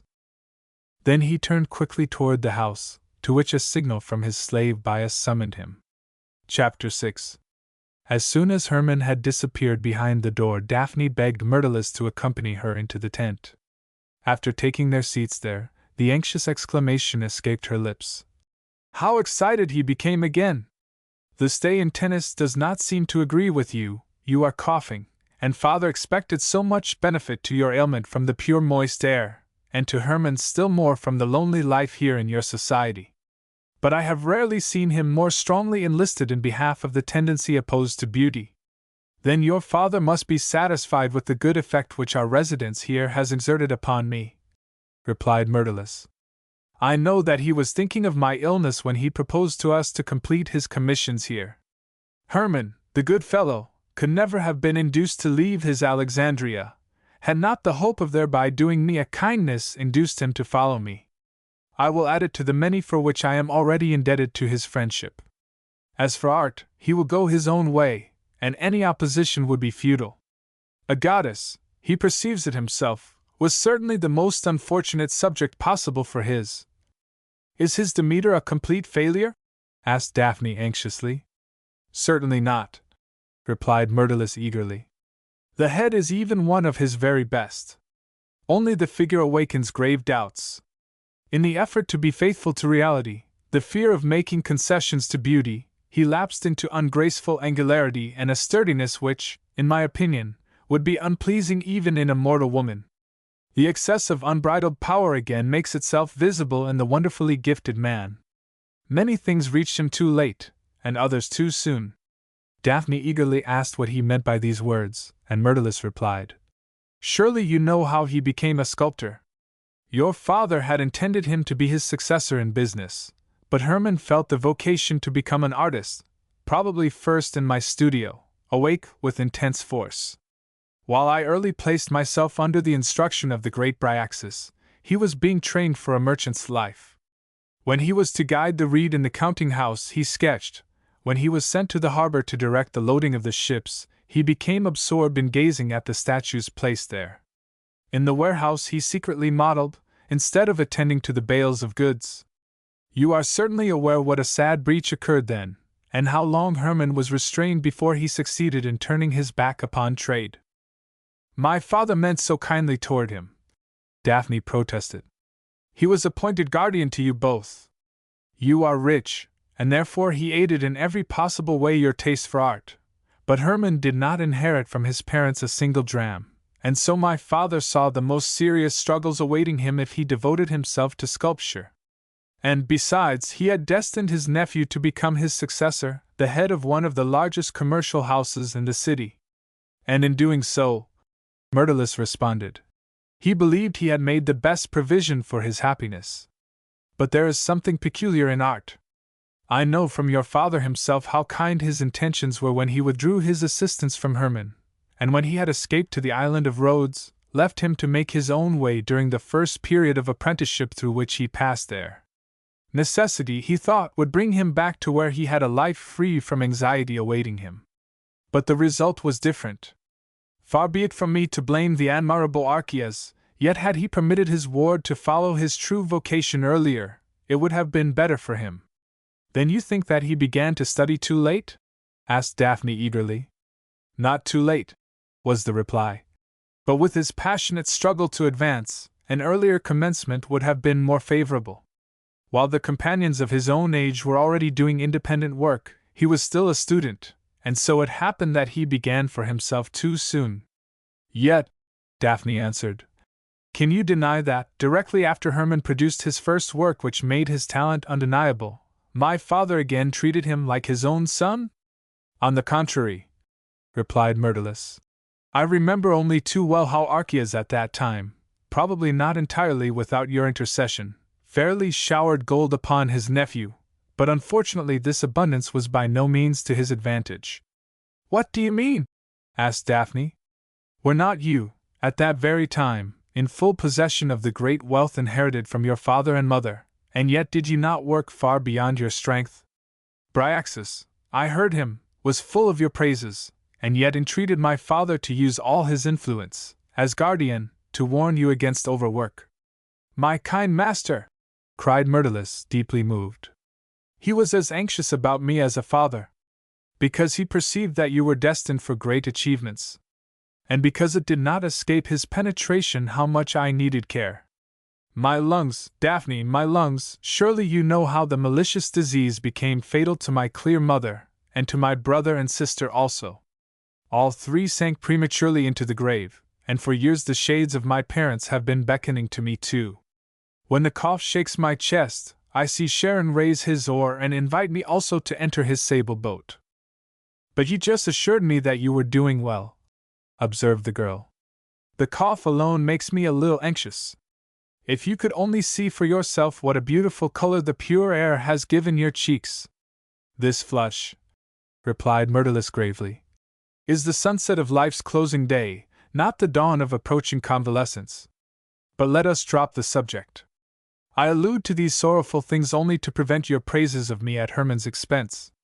True, even while a student I possessed wealth far beyond my needs, but the early deaths of my brother and sister had taught me even then to be economical of the brief span of life allotted to me. Hermann, on the contrary, was overflowing with manly vigor, and the strongest among the Ephebi in the wrestling school. After 3 nights' revel he would not even feel weary, and how difficult the women made it for the handsome, black-bearded fellow to commence his work early. Did you ever ask yourself why young steeds are not broken in flowery meadows, but upon sand? Nothing which attracts their attention and awakens their desires must surround them, but your father's gold led Hermann, ere the season of apprenticeship was over, into the most luxuriant clover fields. Honor and respect the handsome, hot-blooded youth that, nevertheless, he allowed himself to be diverted from work only a short time and soon resumed it with ardent zeal, at first in superabundance, and then amid fresh need and privation. "Oh, Myrtilus," the girl interrupted, "how terribly I suffered in those days! For the first time the gods made me experience that there are black clouds, as well as bright sunshine, in the human soul. For weeks an impassable gulf separated me from my father, with whom I had always had one heart and soul. But I never saw him as he was then. The first prize had been awarded to you for your Aphrodite, radiant in marvelous beauty, and your brow had also been already crowned for your statue of Alexander, when Hermann stepped forward with his works. They were at the same time the first which were to show what he believed to be the true mission of art, a hideous hawker, hide in hand, praising his wares with open mouth, and the struggling Maenads. Surely you know the horrible women who throw one another on the ground, tearing and rending with bestial fury. The spectacle of these fruits of the industry of one dear to me grieved me also, and I could not understand how you and the others saw anything to admire in them. And my father!" At the sight of these things the color faded from his cheeks and lips, and, as if by virtue of his guardianship he had a right to direct Hermann in the paths of art also, he forbade his ward to waste any more time in such horrible scarecrows, and awakened loathing and wrath instead of gratification, exultation, and joy. You know the consequences, but you do not know how my heart ached when Hermann, frantic with wounded pride and indignation, turned his back upon my father and severed every tie that united him to us. In spite of his deep vexation and the unbridled violence with which the nephew had allowed himself to address his uncle, my father did not dream of withholding his assistance from him. But Hermann no longer came to our house, and when I sent for him to bring him to reason, he positively declared that he would not accept another obelisk from my father. He would rather starve than permit any one to dictate to him in the choice of his subjects. Liberty was worth more than his uncle's gold. Yet my father sent him his annual allowance. But he refused it," added Myrtilus. "I remember that day well, how I tried to persuade him, and when he persisted in his intention, besought him to accept from my abundance what he needed. But this, too, he resolutely refused, though at that time I was already so deeply in his debt that I could not repay him at all with paltry money." "You are thinking of the devotion with which he nursed you when you were so ill?" asked Daphne. "Certainly, yet not of that alone," was the reply. "You do not know how he stood by me in the worst days. Who was it that after my first great successes, when base envy clouded many an hour of my life, rejoiced with me as though he himself had won the laurel? It was he, the ambitious artist, though recognition held even farther aloof from his creations than success. And when, just at that time, the insidious disease attacked me more cruelly than ever, he devoted himself to me like a loving brother. While formerly, in the overflowing joy of existence, he had reveled all day and caroused all night, How often he paused in the rush of gaiety to exchange the festal hall for a place beside my couch, frequently remaining there until Eos dyed the east, that he might hold my fevered hand and support my shaken frame. Frequently, too, when already garlanded for some gay banquet, he took the flowers from his head and devoted the night to his friend, that he might not leave him to the attendance of the slaves. It is owing to him, and the care and skill of the great leech Erasistratus, that I am still standing before you alive and can praise what my Hermann was and proved himself to me in those days. Yet I must also accuse him of a wrong. To this hour I bear him a grudge for having, in those sorrowful hours, refused to share my property with me fraternally. What manly pride would have cheerfully permitted him to accept was opposed by the defiant desire to show me, your father, you, the whole world, that he would depend upon himself, and needed assistance neither from human beings nor even the gods. In the same way, while working, he obstinately rejected my counsel and my help, though the muse grants me some things which he unfortunately lacks. Great as his talent is, firmly as I believe that he will yet succeed some day in creating something grand, nay, perhaps something mighty, the unbelieving disciple of Straton lacks the power of comprehending the august dignity, the superhuman majesty of the divine nature, and he does not succeed in representing the bewitching charm of woman, because he hates it as the bull hates a red rag. Only once hitherto has he been successful, and that was with your bust. Daphne's cheeks suddenly flamed with a burning flush, and feeling it she raised her feather fan to her eyes, and with forced indifference murmured, "We were good friends from our earliest childhood. And besides, how small is the charm with which the artist who chooses me for a model has to deal! It is rather an unusually fascinating one," Myrtilus asserted resolutely. "I have no idea of flattering you, and you are certainly aware that I do not number you among the beauties of Alexandria. But instead of the delicate, symmetrical features which artists need, the gods bestowed upon you a face which wins all hearts, even those of women, because it is a mirror of genuine, helpful, womanly kindness, a sincere disposition, and a healthy, receptive mind. To reproduce such a face, not exactly beautiful, and yet bewitching, is the hardest possible task, and Hermann, I repeat it, has succeeded. You are the only one of your noble sex who inspires the motherless man with respect, and for whom he feels more than a fleeting fancy. What does he not owe you? After the bridge which united him to his uncle and paternal friend had been so suddenly broken, it was you who rebuilt it. Now, I think, it is stronger than ever. I could not imagine anything that would induce him to give you up, and all honor to your father, who, instead of bearing the insubordinate fellow a grudge, only drew him more warmly to his heart, and gave us 2 commissions which will permit each to do his best. If I see clearly, the daughter of Archias is closely connected with this admirable deed." "Of course," replied Daphne. "My father discussed his intention with me, but the thought was entirely his own.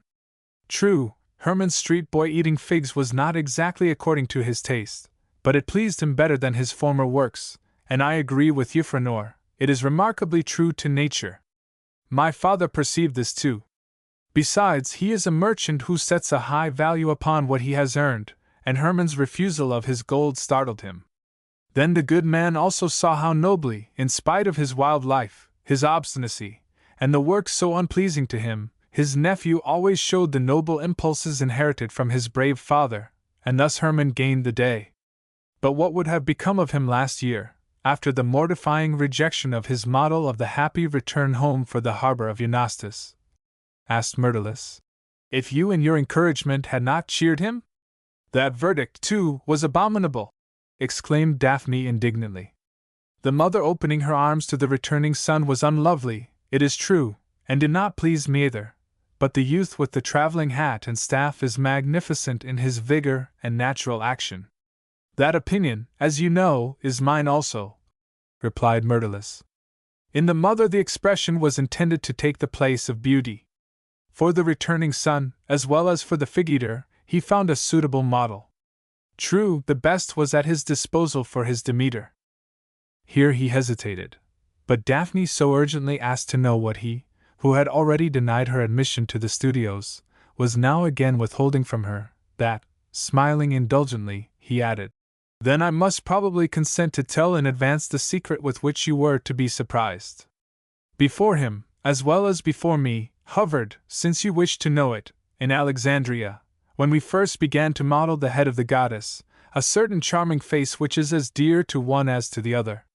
Daphne, joyously excited, held out her hand to the artist, exclaiming, "Oh, how kind that is! Yet how was it possible, since I posed neither to him nor to you?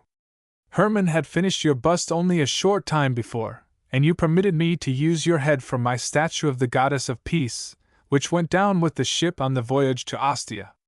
This was at the disposal of us both in 3 or 4 reproductions, and besides, it hovered before our mental vision clearly enough. When the time to show you our work arrives, you will be surprised to discover how differently 2 persons see and copy the same object. Now that I know so much, and have a certain share in your works, I insist upon seeing them," cried Daphne with far greater impetuosity than usual. "Tell Hermann so, and remind him that I shall at any rate expect him to meet the Pelusinian guests at the banquet. Threaten him seriously with my grave displeasure if he persists in leaving it speedily." "I will not fail to do my part," replied Myrtilus. "But as to your wish to see the 2 Demeters—" "That will come to pass," interrupted Daphne, "as soon as we 3 are together again like a clover leaf." She returned the sculptor's farewell greeting as she spoke, but before he reached the entrance to the tent she again detained him with the exclamation, "Only this one thing more, does Hermann deceive himself when he hopes so confidently for success with the weaver, Arachne? Hardly, if the model whom he desires does not fail him. Is she beautiful, and did he find her here in Tennis?" asked Daphne, trying to assume an indifferent manner, but Myrtilus was not deceived, and answered gaily, "That's the way people question children to find out things. Farewell until the banquet, fair curiosity." Chapter 7. The slave Bias had not gone to the hunting party with his master.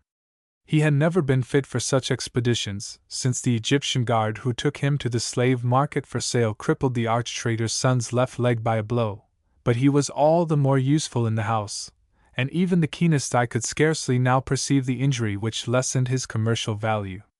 He had prepared everything his master would need to shoot the birds very early in the morning, and after helping the men push the boats into the water he, too, remained out of doors. The old Nubian doorkeeper's little badger dog ran to meet him, as usual, barking loudly, and startled a flock of sparrows, which flew up directly in front of Bias and fluttered to and fro in confusion. The slave regarded this as an infallible omen, and when Stephanion, Daphne's maid, who had grown gray in the household of Archias, and though a freed woman still worked in the old way, came out of the tent, he called to her the gay Greek greeting, "Rejoice!"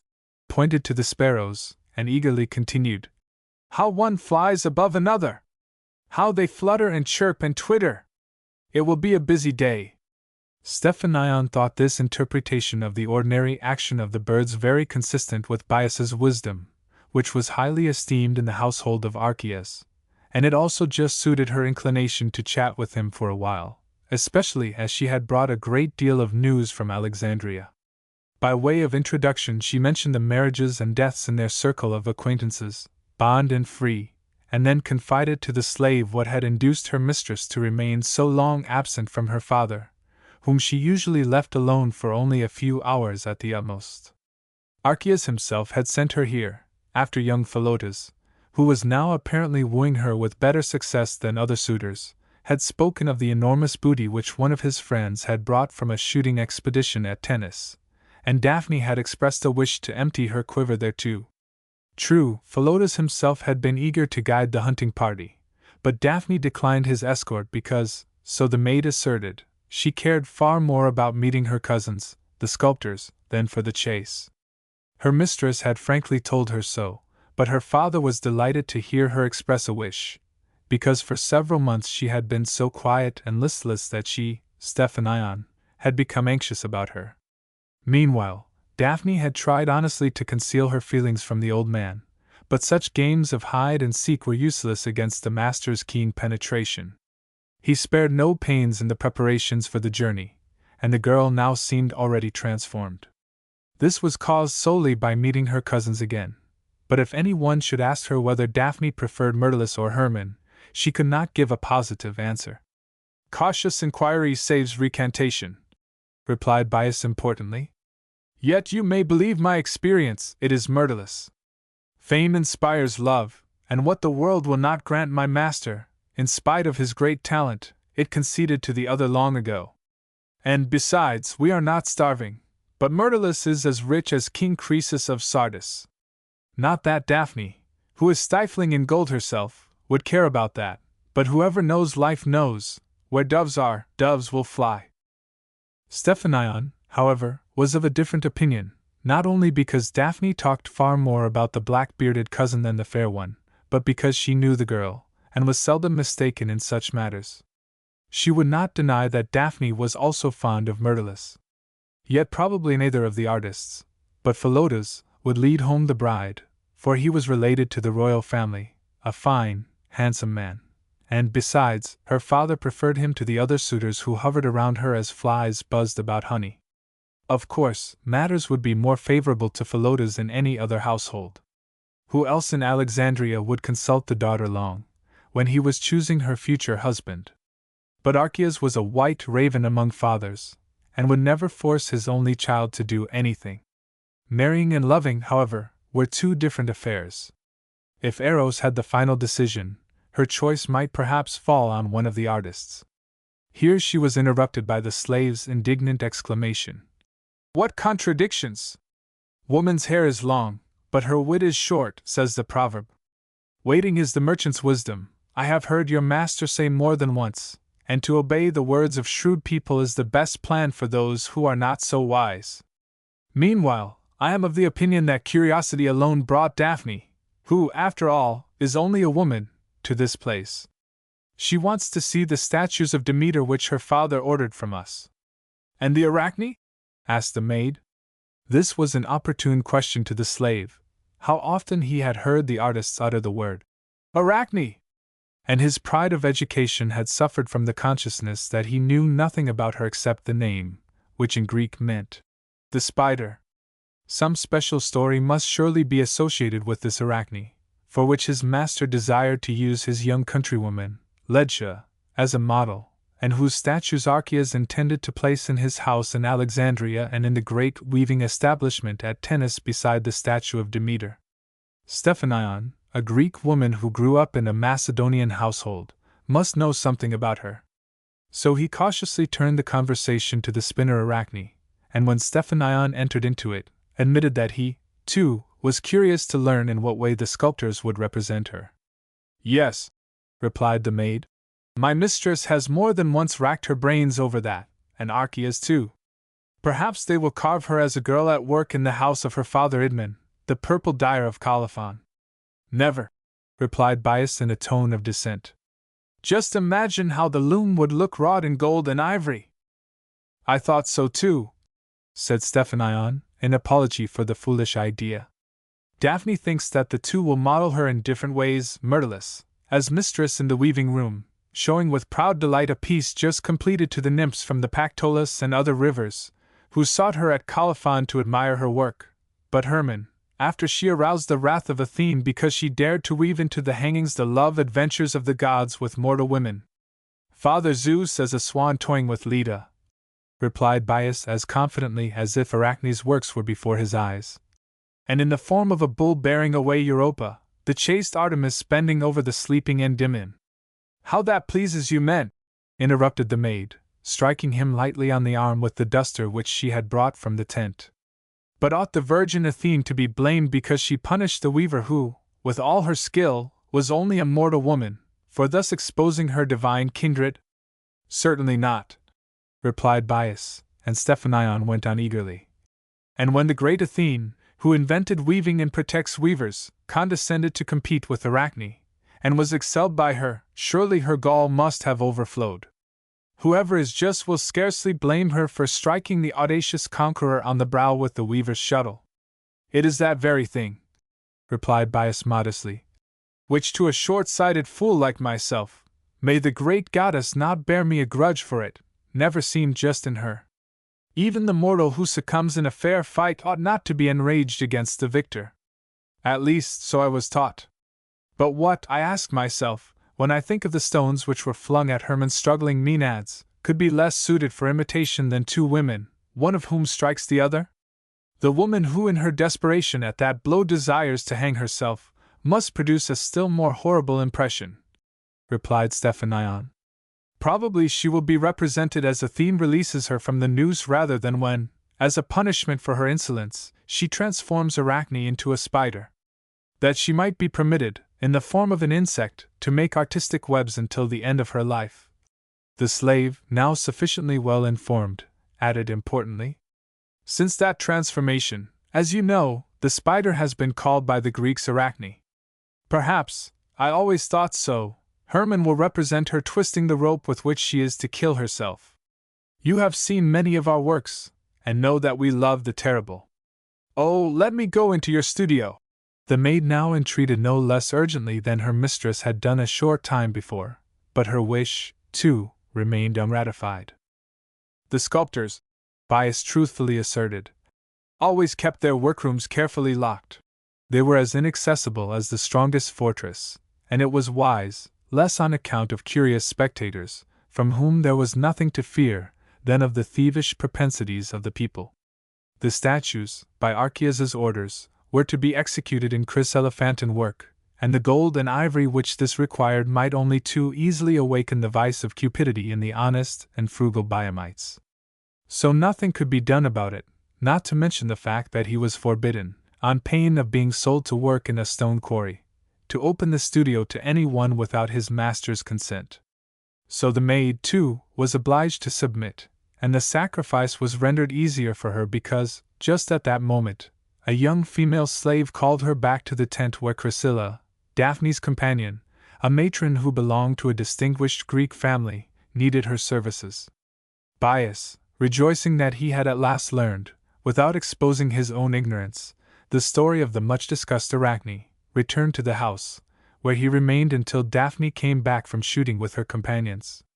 While the latter were talking about the birds they had killed, Bias went out of doors, but he was forced to give up his desire to listen to a conversation which was exactly suited to arrest his attention, for after the first few sentences he perceived behind the thorny acacias in the garden his countrywoman Ledtia. So she was keeping her promise. He recognized her plainly, in spite of the veil which covered the back of her head and the lower portion of her face. Her black eyes were visible, and what a sinister light shone in them as she fixed them sometimes on Daphne, sometimes on Herman, who stood talking together by the steps. The evening before Bias had caught a glimpse of this passionate creature's agitated soul. If anything happened here that incensed or wounded her, she would be capable of committing some unprecedented act before the very master's honored guest.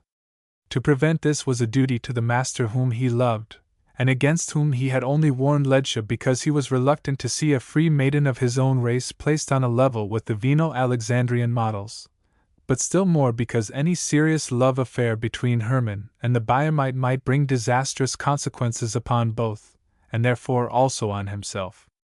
He knew that the free men of his little nation would not suffer an insult offered by a Greek to a virgin daughter of their lineage to pass unavenged.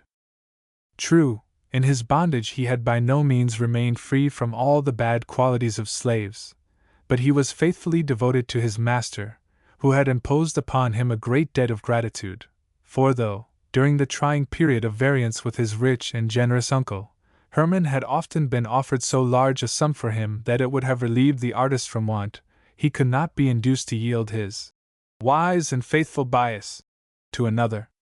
The slave had sworn to himself that he would never forget this, and he kept his oath. Freedmen and slaves were moving to and fro in the large open square before him, amid the barking of the dogs and the shouts of the male and female vendors of fruit, vegetables, and fish, who hoped to dispose of their wares in the kitchen tent of the wealthy strangers. The single-veiled woman attracted no attention here, but Bias kept his gaze fixed steadily upon her, and as she curved her little slender hand above her brow to shade her watchful eyes from the dazzling sunlight, and set her beautifully arched foot on a stone near one of the trees in order to gain a better view, he thought of the story of the weaver which he had just heard.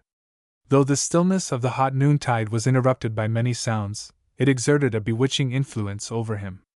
Ledtia seemed like the embodiment of some great danger, and when she lowered one arm and raised the other to protect herself again from the radiance of the noonday sun, he started.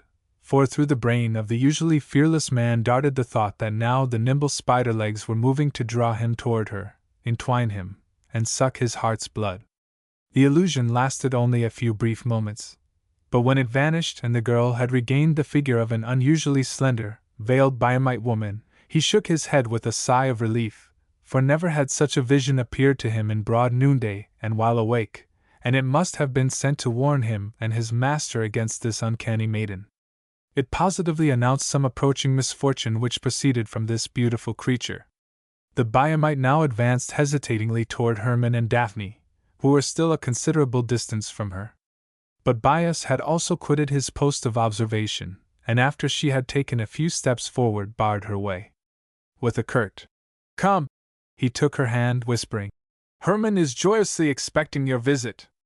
Ledge's veil concealed her mouth, but the expression of her eyes made him think that it curled scornfully. Yet she silently followed him. At first he led her by the hand, but on the way he saw at the edge of her upper veil the thick, dark eyebrows which met each other, and her fingers seemed to him so strangely cold and tapering that a shudder ran through his frame, and he released them. Ledge scarcely seemed to notice it, and with bowed head, walked beside him through the side entrance to the door of Hermann's studio. It was a disappointment to her to find it locked, but Bias did not heed her angry complaint, and led her into the artist's sitting room, requesting her to wait for his master there. Then he hurried to the steps, and by a significant sign informed the sculptor that something important required his attention. Hermann understood him, and Bias soon had an opportunity to tell the artist who it was that desired to speak to him, and where he had taken Ledge. He also made him aware that he feared some evil from her, and that, in an alarming vision, she had appeared to him as a hideous spider. Hermann laughed softly. "As a spider? The omen is appropriate. We will make her a woman spider, an Arachne that is worth looking at. But this strange beauty is one of the most obstinate of her sex, and if I let her carry out her bold visit in broad daylight she will get the better of me completely. The blood must first be washed from my hands here." The wounded sea eagle tore the skin with its claw, and I concealed the scratch from Daphne. A strip of linen to bandage it. Meanwhile, let the impatient intruder learn that her sign is not enough to open every door. Then he entered his sitting room, greeted Ledge curtly, invited her to go into the studio, unlocked it, and left her there alone while he went to his chamber with the slave and had the slight wound bandaged comfortably. While Bias was helping his master, he repeated with sincere anxiety his warning against the dangerous beauty whose eyebrows, which had grown together, proved that she was possessed by the demons of the nether world. "Yet they increased the austere beauty of her face," assented the artist. "I should not want to omit them in modeling Arachne while the goddess is transforming her into a spider. What a subject! A bolder one was scarcely ever attempted, and, like you, I already see before me the coming spider." Then, without the slightest haste, he exchanged the huntsman's chiton for the white claymus, which was extremely becoming to his long, waving beard, and at last, exclaiming gaily, "If I stay any longer, she will transform herself into empty air instead of the spider," he went to her. Chapter 8. While waiting in the studio, Ledge had used the time to satisfy her curiosity. What was there not to be seen? On pedestals and upon the boards of the floor, on boxes, racks, and along the wall, lay, or hung the greatest variety of articles, plaster casts of human limbs and parts of the bodies of animals, male and female, of clay and wax, withered garlands, all sorts of sculptor's tools, a ladder, vases, cups and jars for wine and water, a frame over which linen and soft woolen materials were spread, a lute and a zither, several seats, an armchair, and in one corner a small table with 3 dilapidated book rolls, writing tablets, metal styluses, and reed pens. All these articles were arranged haphazard, and showed that Bias possessed more wisdom than care in the use of duster and broom. It would have been difficult to count the number of things brought together here, but the unusually long, wide room was by no means crowded. Ledge cast a wondering glance sometimes at one object, sometimes at another, but without understanding its meaning or its use.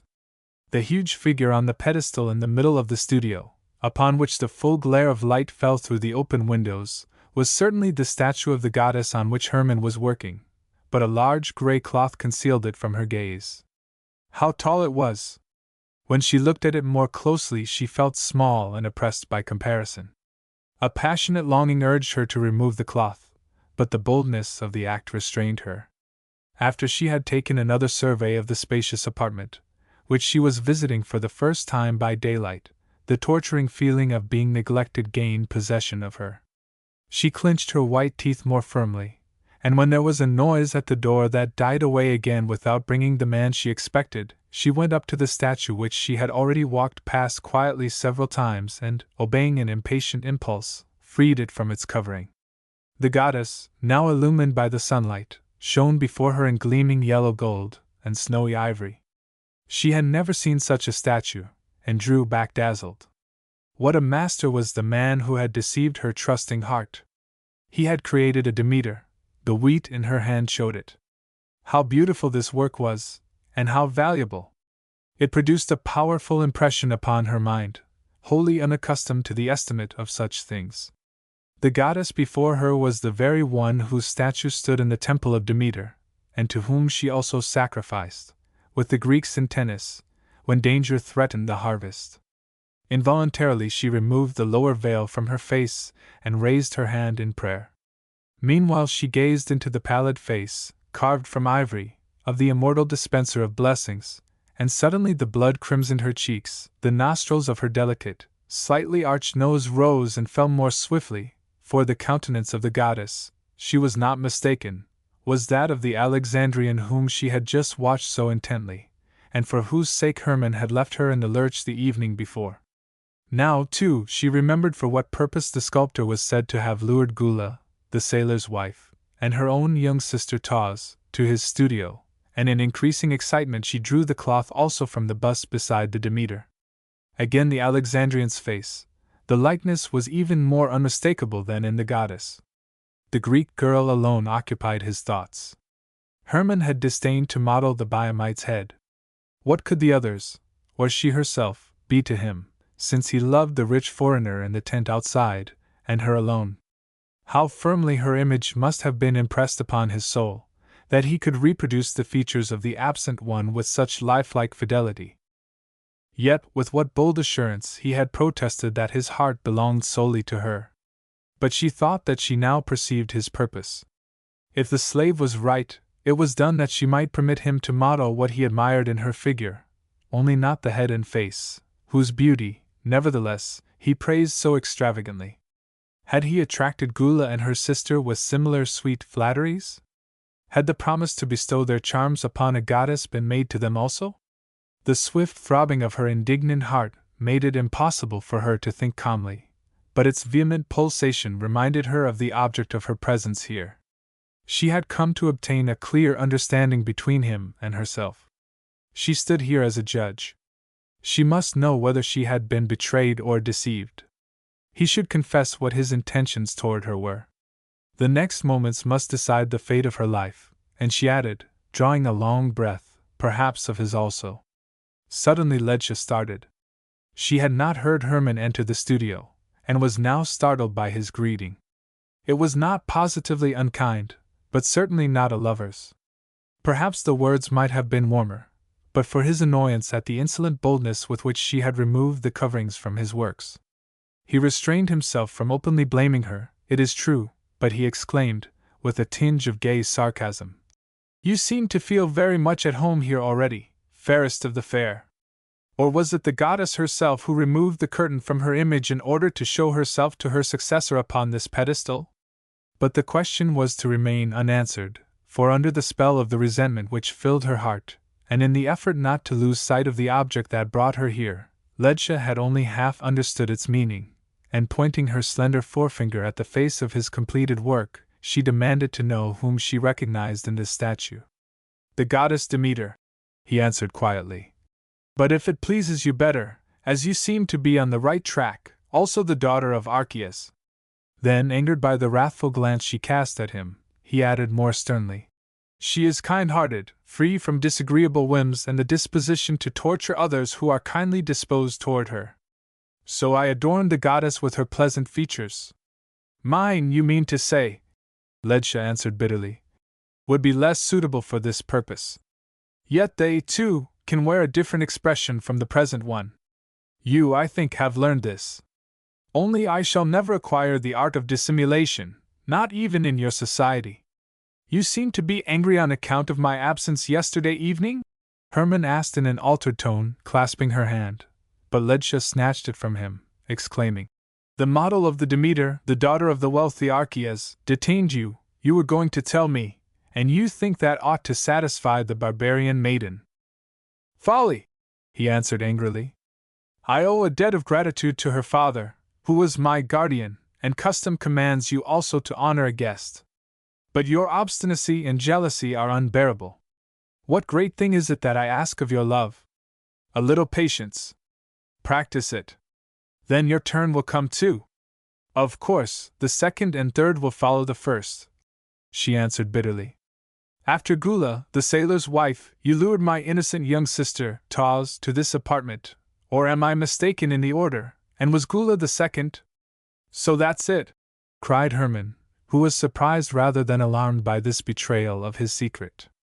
If you want confirmation of the fact, very well, both were here. Because you deluded them with false vows of love. By no means. My heart has nothing whatever to do with these visits. Gula came to thank me because I rendered her a service, you know it, which to every mother seems greater than it is. But you certainly did not underestimate it, Ledja impetuously interrupted.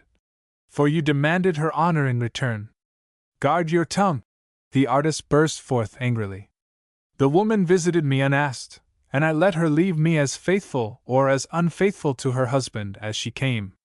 If I use her as a model, Gula, whom the sculptor transforms into a goddess, Ledja interrupted, with a sneering laugh.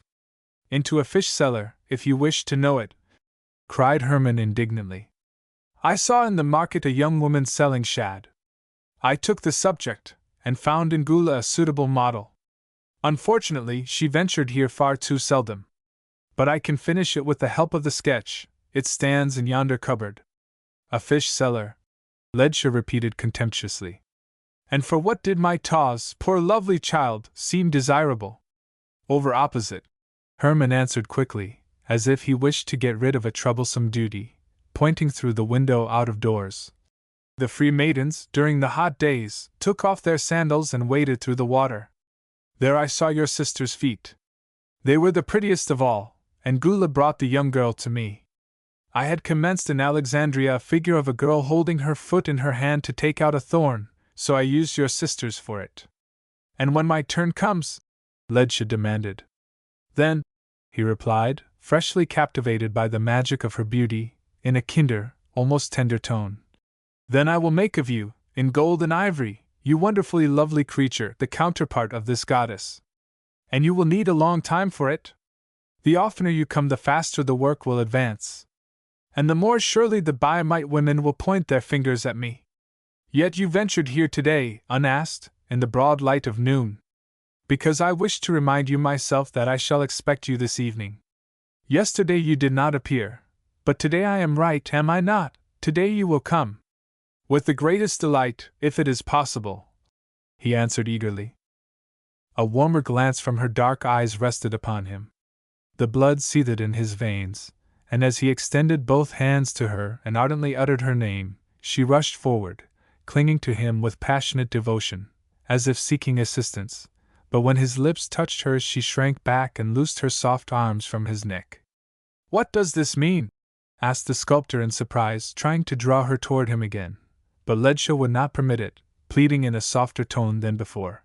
Not now, but am I not right, dearest? I may expect you this evening? Just this once let the daughter of Archias yield to me, who loves you better. We shall have a full moon tonight, and you have heard what was predicted to me. Tonight the highest bliss which the gods can bestow upon a mortal awaits me. And me also, cried Hermann, if you will permit me to share it with you. Then I will expect you on the Pelican Island, just when the full moon is over the lofty poplars there. You will come? Not to the Owl's Nest, to the Pelican Island. And though your love is far less, far cooler than mine, yet you will not defraud me of the best happiness of my life? How could I? He asked, as if he felt wounded by such distrust. What detains me must be something absolutely unavoidable. Ledge's eyebrows contracted sharply, and in a choked voice she exclaimed, Nothing must detain you, nothing, whatever it may be. Though death should threaten, you will be with me just at midnight. I will, if it is possible, he protested, painfully touched by the vehemence of her urging. What can be more welcome to me also than to spend happy hours with you in the silence of a moonlight night? Besides, my stay in tennis will not be long. You are going?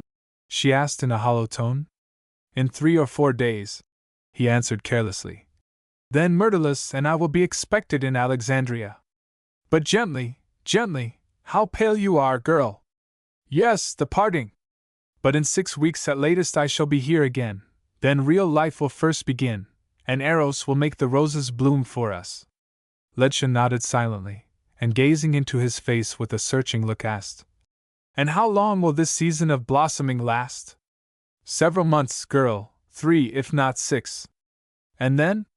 Who looks so far into the future? She lowered her glance, and, as if yielding to the inevitable, answered, What a fool I was!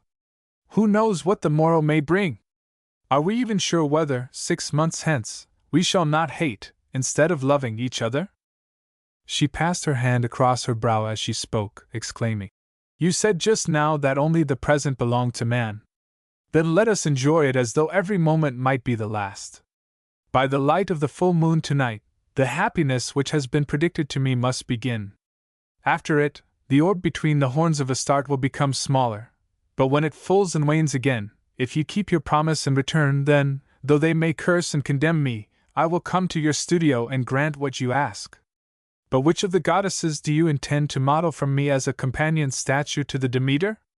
This time it cannot be one of the immortelles, he answered hesitatingly, but a famous woman, an artist who succeeded in a competition in vanquishing even the august Athene. So it is no goddess? Ledge asked in a disappointed tone. No, child, but the most skillful woman who ever plied the weaver's shuttle. And her name? Arachne. The young girl started, exclaiming contemptuously. Arachne? That is what you Greeks call the most repulsive of creatures, the spider. The most skillful of all creatures, that taught man the noble art of weaving, he eagerly retorted. Here he was interrupted. His friend Myrtilus put his fair head into the room, exclaiming, Pardon me if I interrupt you, but we shall not see each other again for some time. I have important business in the city, and may be detained a long while. Yet before I go I must perform the commission Daphne gave me for you. She sends word that she shall expect you without fail at the banquet for the Pelusinian guests. Your absence, do you hear? Pardon the interruption, fairest Ledge, your absence would seriously anger her. Then I shall be prepared for considerable trouble in appeasing her, replied Hermann, glancing significantly at the young girl. Myrtilus crossed the threshold, turned to the Biamite, and said in his quiet, cheerful manner, Where beautiful gifts are to be brought to Eros, it beseems the friend to strew with flowers the path of the one who is offering the sacrifices.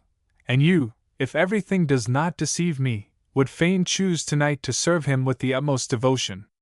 Therefore, I shall need forgiveness from you and the god, if I beseech you to defer the offering, were it only until tomorrow.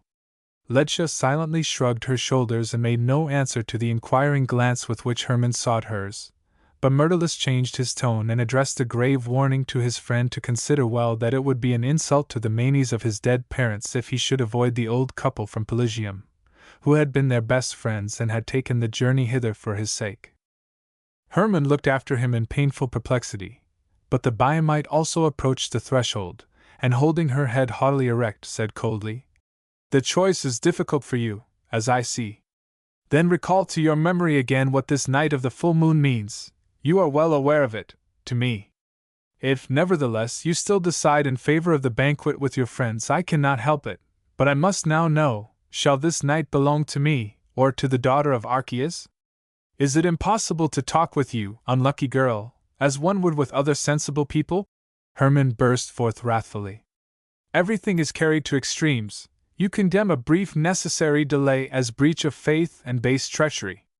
This behavior is unbearable. Then you will not come?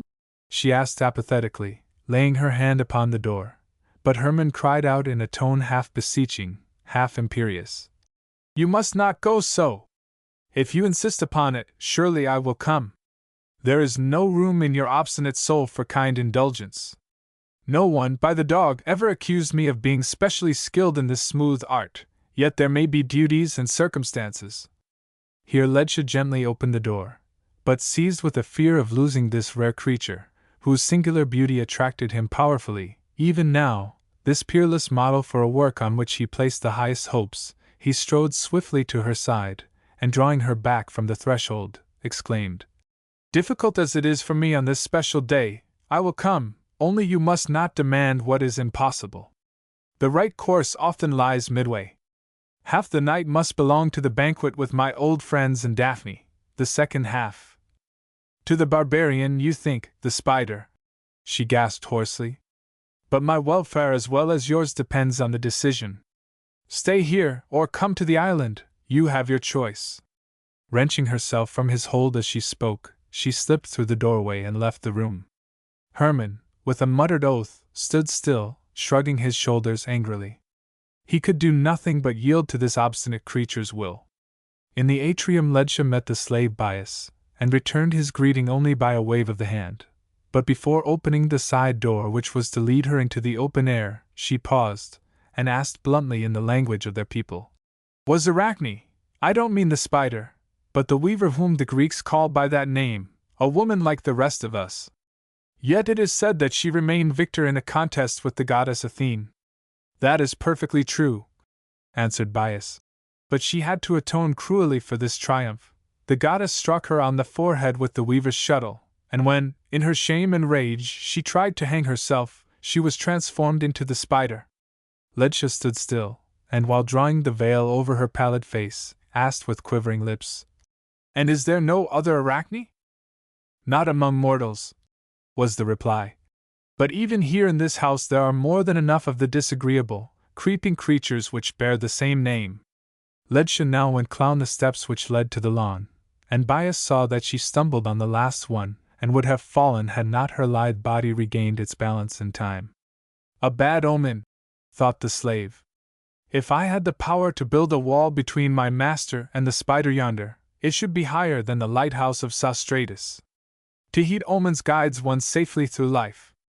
I know what I know, and will keep my eyes open for my master too. Chapter 9. Hermann had intended to add a few more touches to his Demeter, but he could not do it. Ledja, her demand, and the resentment with which she had left him, were not to be driven from his mind. There was no doubt that he must seek her if he was not to lose her, yet he reproached himself for having acted like a thoughtless fool when he proposed to divide the night between her and Daphne. There was something offensive in the proposal to so proud a creature. He ought to have promised positively to come, and then left the banquet somewhat earlier. It would have been easy to apologize for his late arrival, and Ledja would have had no cause to be angry with him.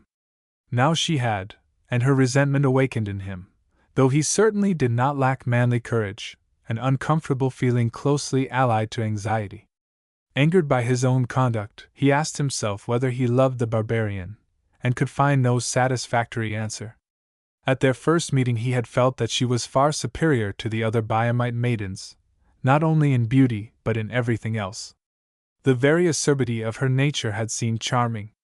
To win this wonderful, pliant creature, slender as a cypress, whose independence merged into fierce obstinacy, had appeared to him worth any sacrifice, and having perceived in her an admirable model for his Arachne, he had also determined to brave the dangers which might easily arise for the Greek from a love affair with a Biamite girl, whose family was free and distinguished.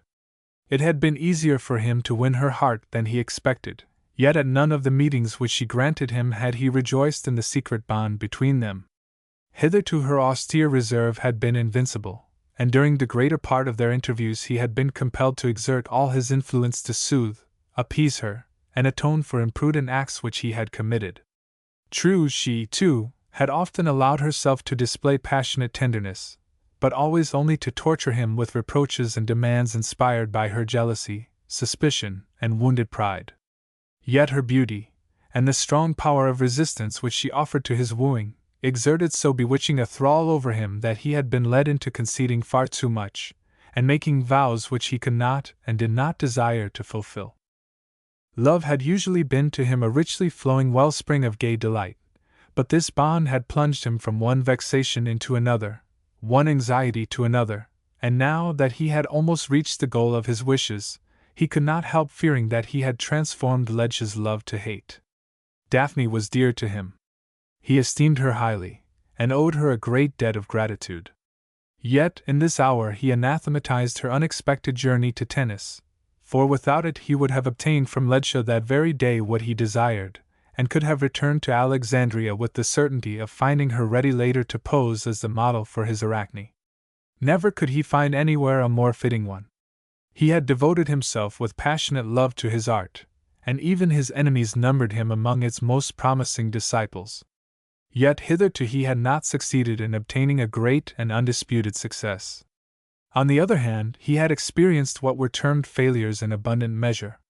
The art to which he had gained entrance by so severe a struggle, and on whose soil he had labored diligently enough, proved, so far as outward recognition was concerned, cruel to the enthusiastic disciple.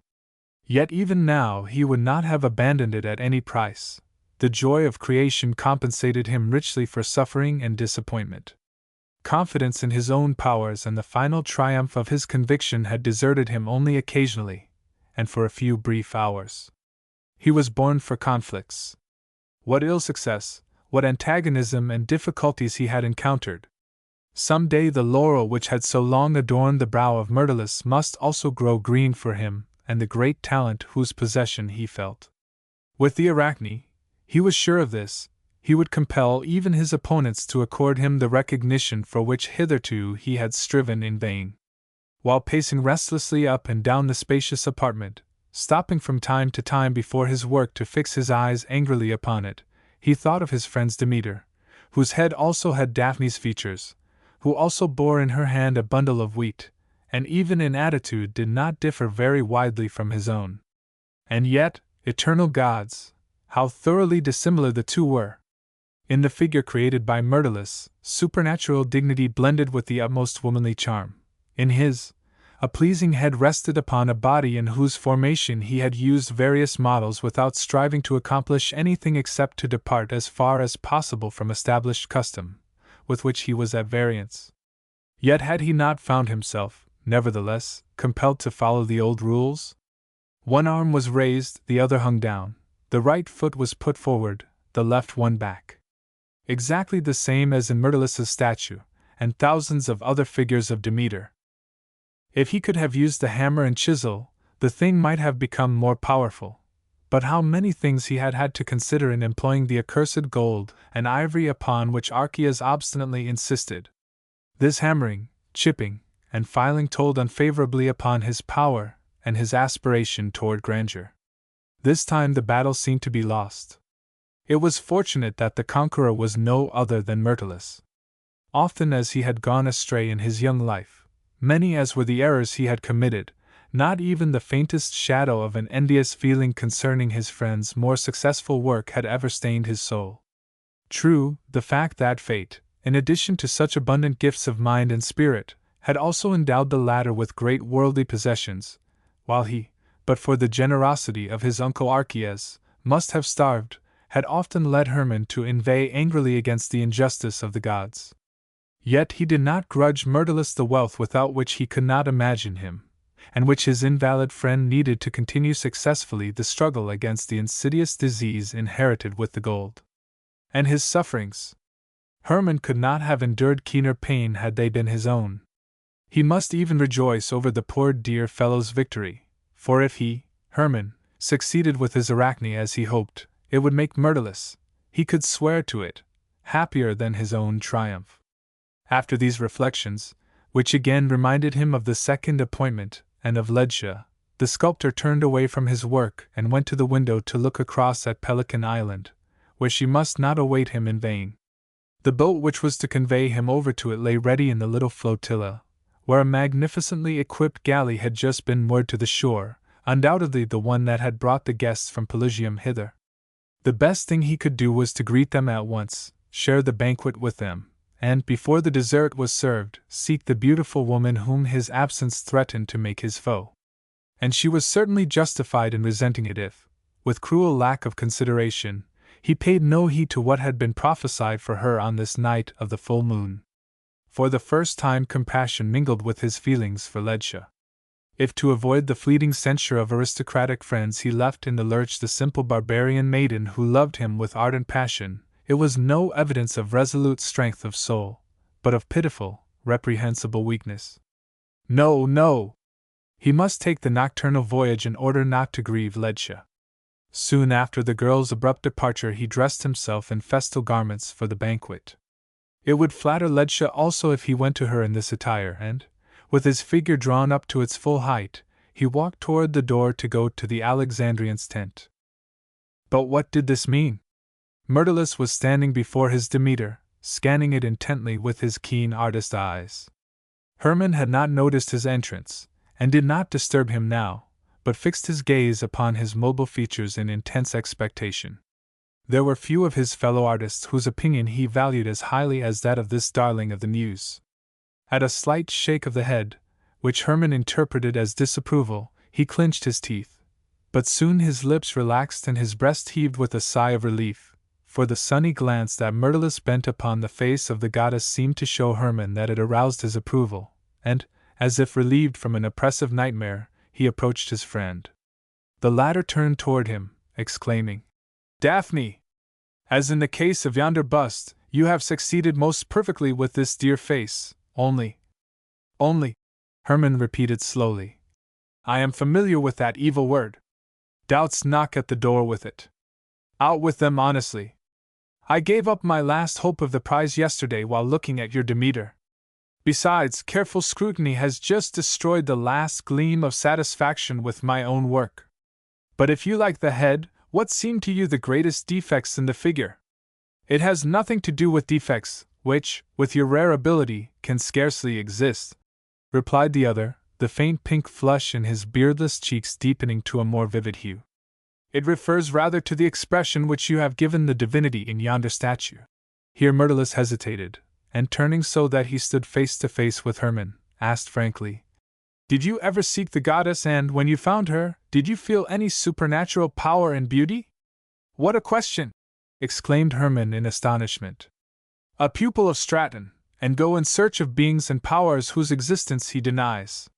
What my mother instilled into my heart I lost with my childhood, and you address your question only to the artist who holds his own ground, not to the boy.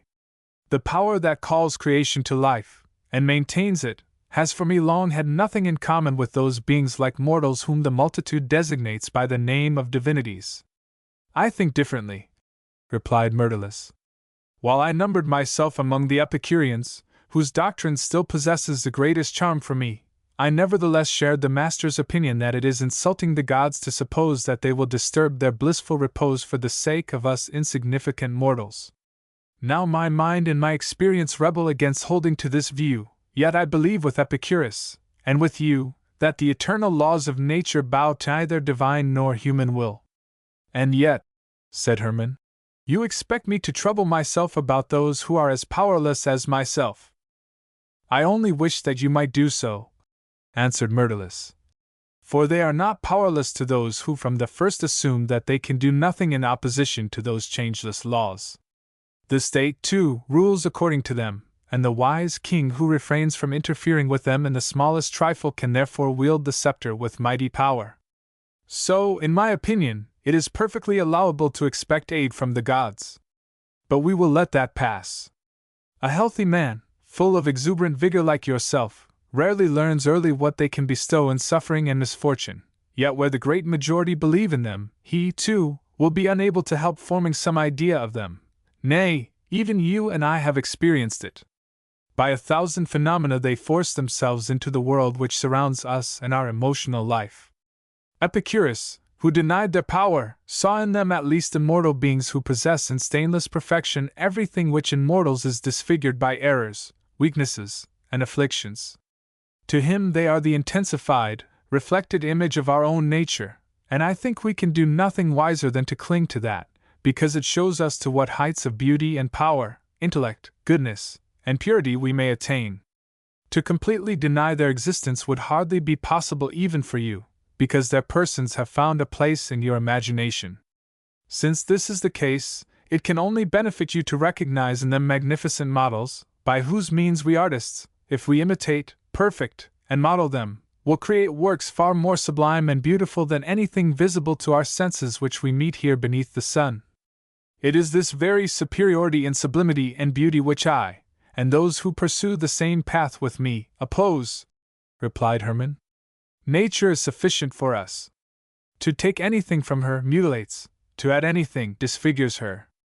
But not, replied Myrtilus firmly, when it is done only in a special sense, and within the limits of nature, to which the gods also belong. The final task of art, fiercely as you and your few followers contend against it, lies in the disentanglement, enhancing, and ennobling of nature. You, too, ought not to overlook it when you undertake to model a Demeter, for she is a goddess, no mortal like yourself. The rest, or I ought rather to say the alteration which converts the mortal woman into the immortal one, the goddess, I miss, and with special regret, because you do not even deem it worth consideration. That I shall never do, retorted Hermann irritably. So long as it is a changing chimera which presents itself differently to every mind. Yet, should it really be a chimera, it is at any rate a sublime one, Myrtilus protested. And whoever among us artists wanders through nature with open eyes and heart, and then examines his own soul, will find it worth while to attempt to give his ideal form. Whatever stirs my breast during such walks, unless it is some unusual human being, I leave to the poet, replied Hermann. I should be satisfied with the Demeter yonder, and you, too, probably, if, entirely apart from that, I had only succeeded fully and entirely in making her an individual, that is, a clearly outlined, distinct personality. This, you have often told me, is just wherein I am usually most successful. But here, I admit, I am baffled. Demeter hovered before me as a kindly dispenser of good gifts, a faithful, loving wife. Daphne's head expresses this, but in modeling the body I lost sight of the whole creation. While, for instance, in my figure, every toe, every scrap of the tattered garments belongs to the street urchin whom I wish to represent, and the goddess everything came by chance as the model suggested it, and you know that I used several. Had the Demeter from head to foot resembled Daphne, who has so much in common with our goddess, the statue would have been harmonious, complete, and you would perhaps have been the first to acknowledge it. By no means, Myrtilus eagerly interrupted. What are statues of the gods are we to know best, a wooden block, covered with gold and sheets of ivory. But to tens of thousands the statue of the divinity must be much more. When they raise their hearts, eyes, hands to it in prayer, they must be possessed by the idea of the deity which animated us while creating it, and with which we, as it were, permeated it.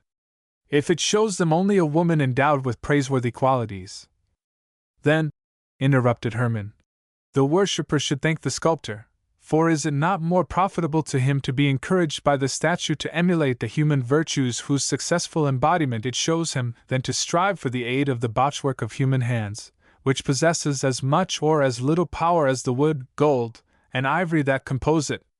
If the worshipper does not appeal to the statue, but to the goddess, I fear it will be no less futile.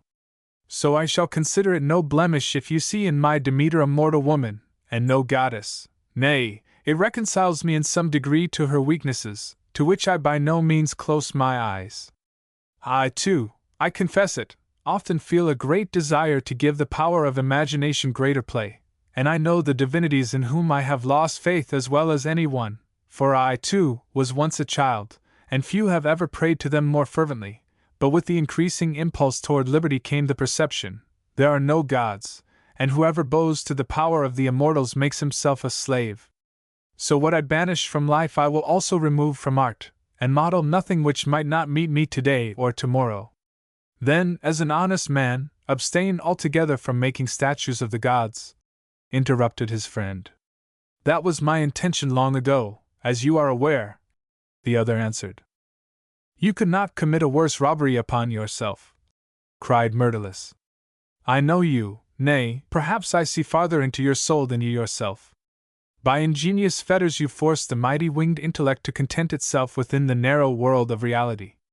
But the time when you will yourself rend the bonds and find the divinity you have lost will come, and then, with your mighty power once more free, you will outstrip most of us, and me also if I live to see it. Then he pressed his hand upon his rattling chest and walked slowly to the couch. But Hermann followed, helped him to lie down, and with affectionate solicitude arranged his pillows. It is nothing, Myrtilus said soothingly, after a few minutes' silence. My undermined strength has been heavily taxed today. The Olympians know how calmly I await death. It ends all things. Nothing will be left of me except the ashes, to which you will reduce my body, and what you call possession. But even this can no longer belong to me after death, because I shall then be no more, and the idea of possession requires a possessor. My estate, too, is now disposed of. I have just been to the notary, and 16 witnesses, either more nor less, have signed my will according to the custom of this ceremonious country. There, now, if you please, go before me, and let me stay here alone a little while.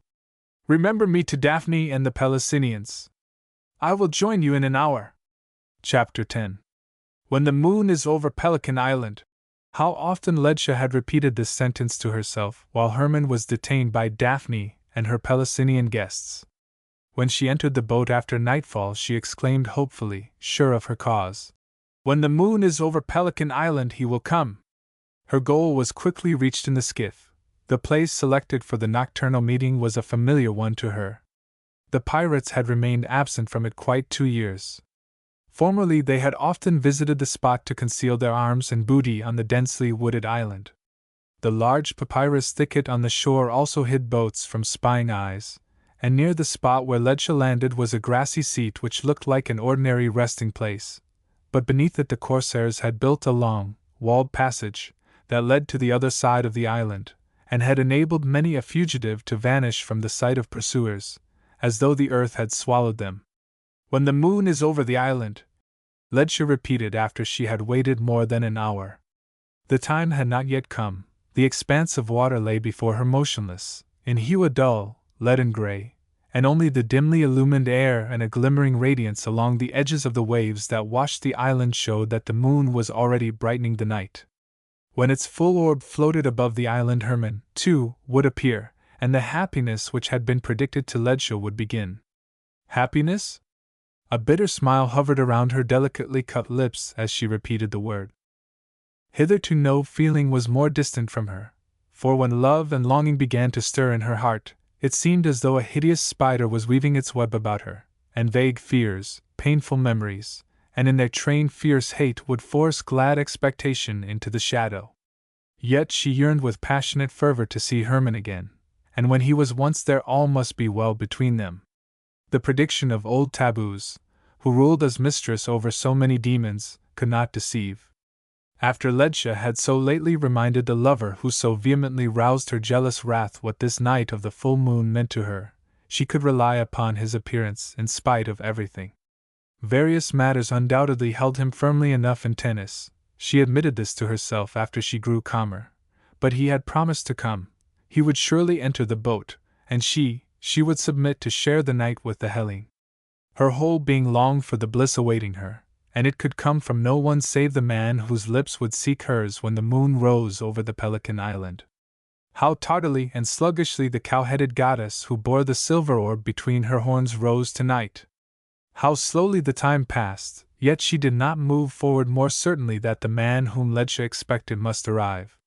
Of the possibility of his non-appearance she would not think, but when the fear that she was perhaps looking for him in vain assailed her, the blood crimsoned her face as if she felt the shame of a humiliating insult. Yet why should she make the period of waiting more torturing than it was already? Surely he must come! Sometimes she rested on the grassy seat and gazed across the dull gray surface of the water into the distance. Sometimes she walked to and fro, stopping at every turn to look across at Tennis and the bright torches and lights which surrounded the Alexandrian's tent. So 1/4 of an hour after another passed away. A light breeze rose, and gradually the tops of the rushes began to shine, and the leafage before, beside, and above her to glitter in the silvery light.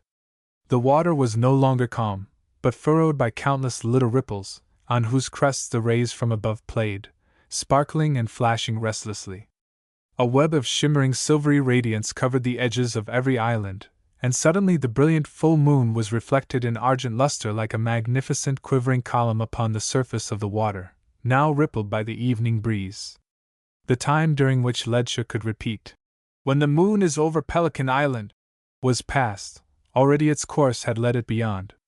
The island lay behind it, and it continued its pilgrimage before the young girl's eyes. The glittering column of light upon the water proved that she was not mistaken. The time which she had appointed for Hermann had already expired. The moon in calm majesty sailed farther and farther onward in its course, and with it minute after minute elapsed, until they became a half hour, then a whole one. "How long is it since the moon was over Pelican Island?" was the question which now pressed itself upon her again and again, and to which she found an answer at every glance upward, for she had learned to estimate time by the position of the stars. Rarely was the silence of the night interrupted by the call of a human being or the barking of a dog from the city, or even the hooting of an owl at a still greater distance. But the farther the moon moved on above her, the fiercer grew the uproar in Ledscha's proud, cruelly wronged soul. She felt offended, scorned, insulted, and at the same time defrauded of the happiness which this night of the full moon contained for her. Or had the demons who promised happiness meant something else in their prediction than Hermann's love? Was she to owe the bliss they had foretold to hate and pitiless retribution? When the midnight hour had nearly arrived, she prepared to depart, but after she had already set her foot on the edge of the boat, she returned to the grassy seat. She would wait a little longer yet. Then there would be nothing which could give Hermann a right to consideration. Then she might let loose upon him the avenging powers at her command. Ledscha again gazed over the calm landscape, but in the wild tumult of her heart she no longer distinguished the details upon which her eyes rested. Doubtless she saw the light mists hovering like ghosts, or the restless shades of the unburied dead, over the shining expanse before her, and the filmy vapors that veiled the brightness of the stars, but she had ceased to question the heavenly bodies about the time. What did she care for the progress of the hours, since the constellation of Charles's Wain showed her that it was past midnight? The moon no longer stood forth in sharp outlines against the deep azure of the vaulted sky, but robbed of its radiance, floated in a circle of dimly illumined mists. Not only the feelings which stirred Ledscha's soul, but the scene around her, had gained a totally different aspect. Since every hope of the happiness awaiting her was destroyed, she no longer sought to palliate the wrongs Hermann had inflicted upon her.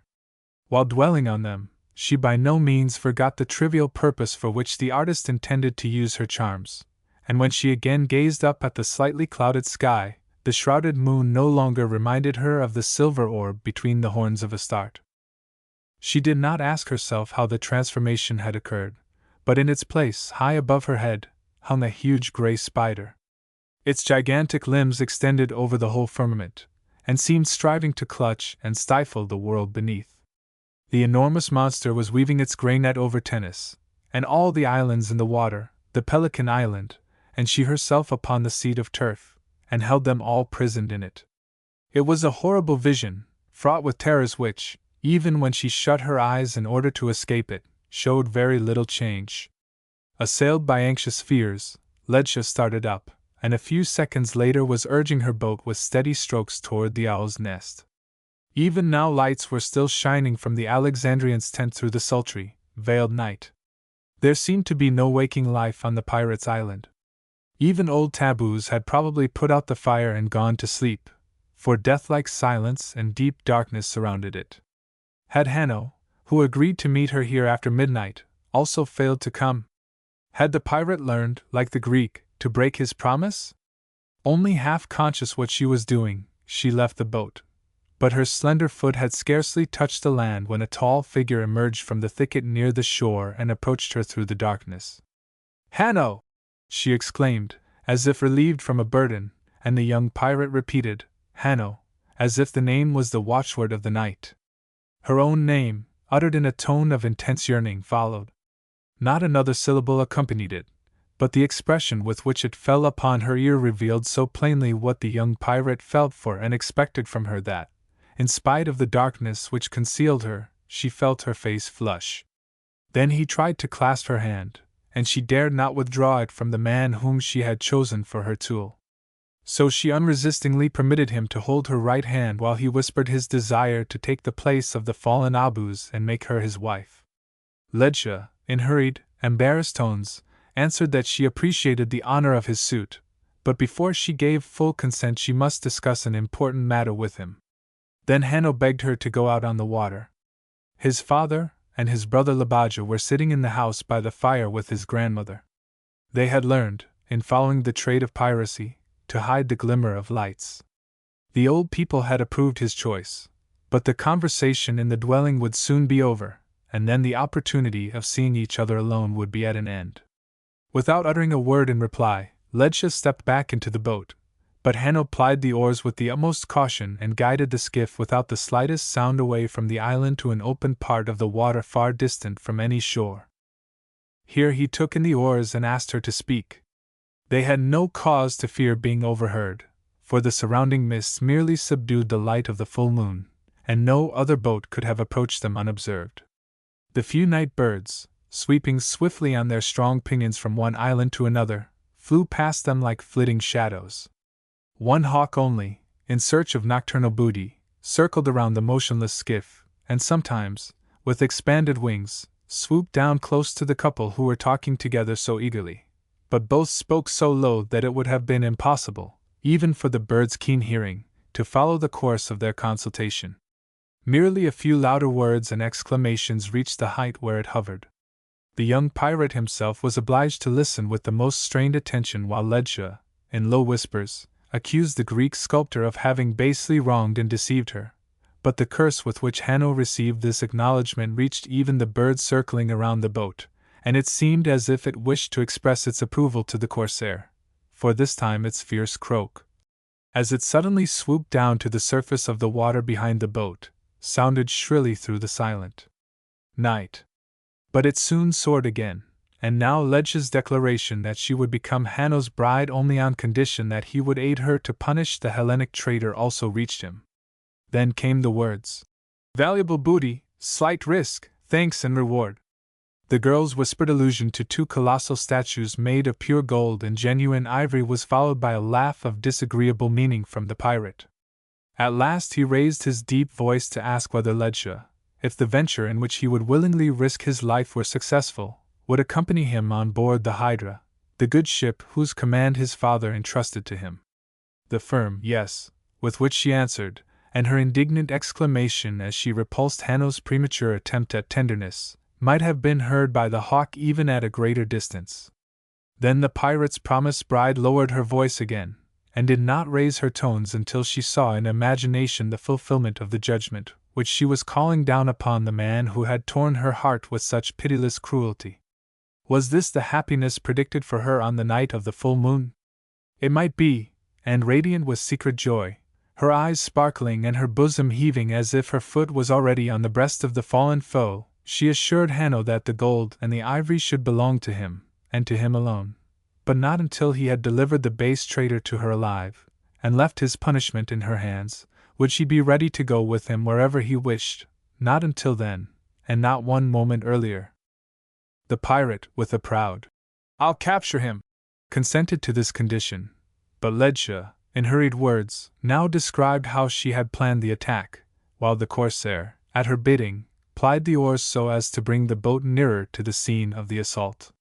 The Vulture followed the skiff, but when it stopped opposite to the large white building, one side of which was washed by the waves, Ledja pointed to the windows of Hermann's studio, exclaiming hoarsely to the young pirate, "You will seize him there, the Greek with the long, soft black beard, and the slender figure, I mean.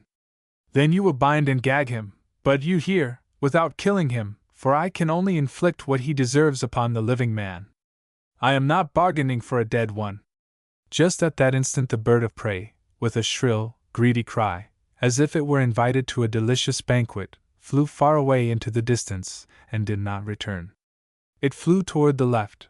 The girl noticed it, and her heavy black eyebrows, which already met, contracted still more. The direction taken by the bird, which soon vanished in the darkness of the night, indicated approaching misfortune, but she was here only to sow destruction, and the more terrible growth it attained the better. With an acuteness which aroused the admiration of the young corsair, who was trained to similar plots, she explained hers. That they must wait until after the departure of the Alexandrian with her numerous train, and for the first dark night, was a matter of course. One signal was to notify Hanno to hold himself in readiness, another to inform him that every one in the White House had gone to rest, and that Hermann was there too. The pirates were to enter the black-bearded Greek's studio. While some were shattering his statues to carry away in sacks the gold and ivory which they contained, others were to force their way into Myrtilus's workroom, which was on the opposite side of the house. There they would find the second statue, but this they must spare, because, on account of the great fame of its creator, it was more valuable than the other. The fair-haired artist was ill, and it would be no difficult matter to take him alive, even if he should put himself on the defensive.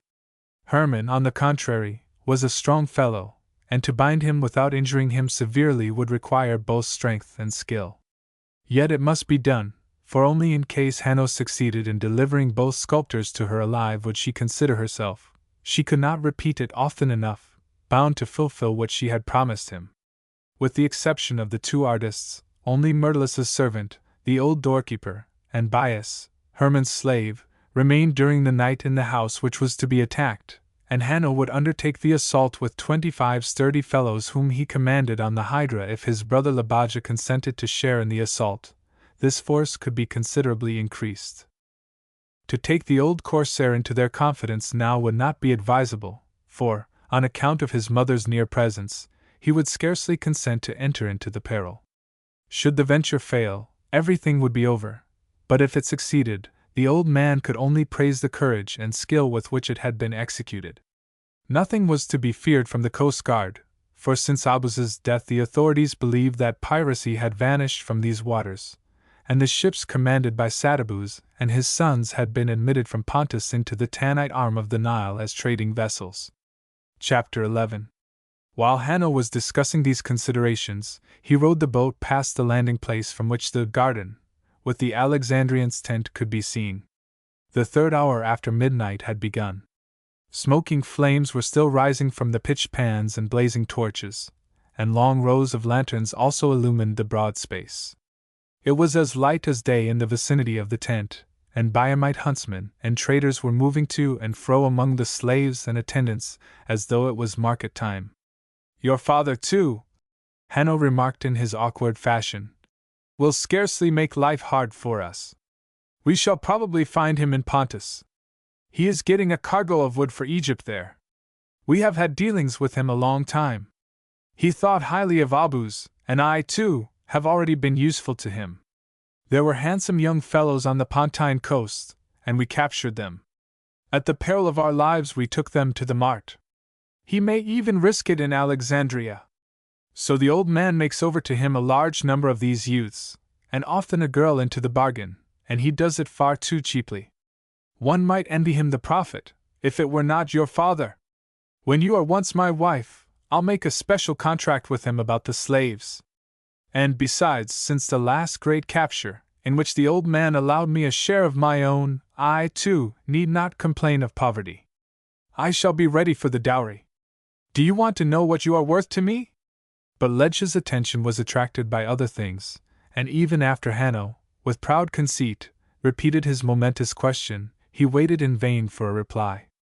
Then he perceived that the girl was gazing at the brilliantly lighted square as if spellbound, and now he himself saw before the tent a shed with a canopied roof, and beneath it cushioned couches, on which several Greeks, men and women, were half sitting, half lying, watching with eager attention the spectacle which a slender young Hellenic woman was presenting to them. The tall man with the magnificent black beard, who seemed fairly devouring her with his eyes, must be the sculptor whom Ledge commanded him to capture. To the rude pirate the Greek girl, who in a light, half-transparent bombyx robe, was exhibiting herself to the eyes of the men upon a pedestal draped with cloths, seemed bold and shameless. Behind her stood two female attendants, holding soft white garments ready, and a handsome Pontine boy with black, waving locks, who gazed up at her waiting for her signs. Nearer! Ledscha ordered the pirate in a stifled voice, and he rowed the boat noiselessly under the shadow of a willow on the bank. But the skiff had scarcely been brought to a stop there when an elderly matron, who shared the couch of an old Macedonian man of a distinguished, soldierly appearance, called the name Niobe. The Hellene on the pedestal took a cloth from the hand of one of the female attendants, and beckoned to the boy, who obediently drew through his girdle the short blue chiton which hung only to his knees, and sprang upon the platform. There the Greek girl manipulated in some way the red tresses piled high upon her head, and confined above the brow by a costly gold diadem, flung the white linen fabric which the young slave handed to her over her head, wound her arm around the shoulders of the raven-locked boy, and drew him toward her with passionate tenderness. At the same time she raised the end of the linen drapery with her left hand, spreading it over him like a protecting canopy. The mobile features which had just smiled so radiantly expressed mortal terror, and the pirate, to whom even the name, Niobe, was unfamiliar, looked around him for the terrible danger threatening the innocent child, from which the woman on the pedestal was protecting it with loving devotion. The mortal terror of a mother robbed by a higher power of her child could scarcely be more vividly depicted, and yet haughty defiance hovered around her slightly pouting lips. The uplifted hands seemed not only anxiously to defend, but also to defy an invisible foe with powerless anger. The pirate's eyes rested on this spectacle as if spellbound, and the man who in Pontus had dragged hundreds of young creatures, boys and girls, on his ship to sell them into slavery, never thinking of the tears which he thereby caused in huts and mansions, clinched his rough hand to attack the base wretch who was robbing the poor mother of her lovely darling. But just as Hanno was rising to look around him for the invisible evildoer, the loud shouts of many voices startled him. He glanced toward the pedestal, but now, instead of the hapless mother, he found there the bold woman whom he had previously seen, as radiant as if some great piece of good fortune had befallen her, bowing and waving her hand to the other Greeks, who were thanking her with loud applause. The sorely threatened boy, bowing merrily, sprang to the ground, but Hanno put his hand on Ledscha's arm, and in great perplexity whispered, "What did that mean?" "Hush!" said the girl softly, stretching her slender neck toward the illuminated square, for the performer had remained standing upon the pedestal, and Chrysilla, Daphne's companion, sat erect on her couch, exclaiming, "If it is agreeable to you, beautiful Althea, show us Nike crowning the victor." Even the Biamite's keen ear could not catch the reply and the purport of the rapid conversation which followed, but she guessed the point in question when the young men who were present rose hastily, rushed toward the pedestal, loosed the wreaths from their heads, and offered them to the Greek girl whom Chrysilla had just called beautiful Althea. For Hellenic officers in the strong military force under Philippus, the commandant of the Key of Egypt, as Pelusium was justly called, had accompanied the old Macedonian general to visit his friend Archias's daughter at Tennis. But Althea rejected their garlands with an explanation which seemed to satisfy them. Ledscha could not hear what she said, but when only Hermann and Myrtilus still stood with their wreaths of flowers opposite the beautiful Althea, and she glanced hesitatingly from one to the other, as if she found the choice difficult, and then drew from her finger a sparkling ring, the Biamite detected the swift look of understanding which Hermann exchanged with her.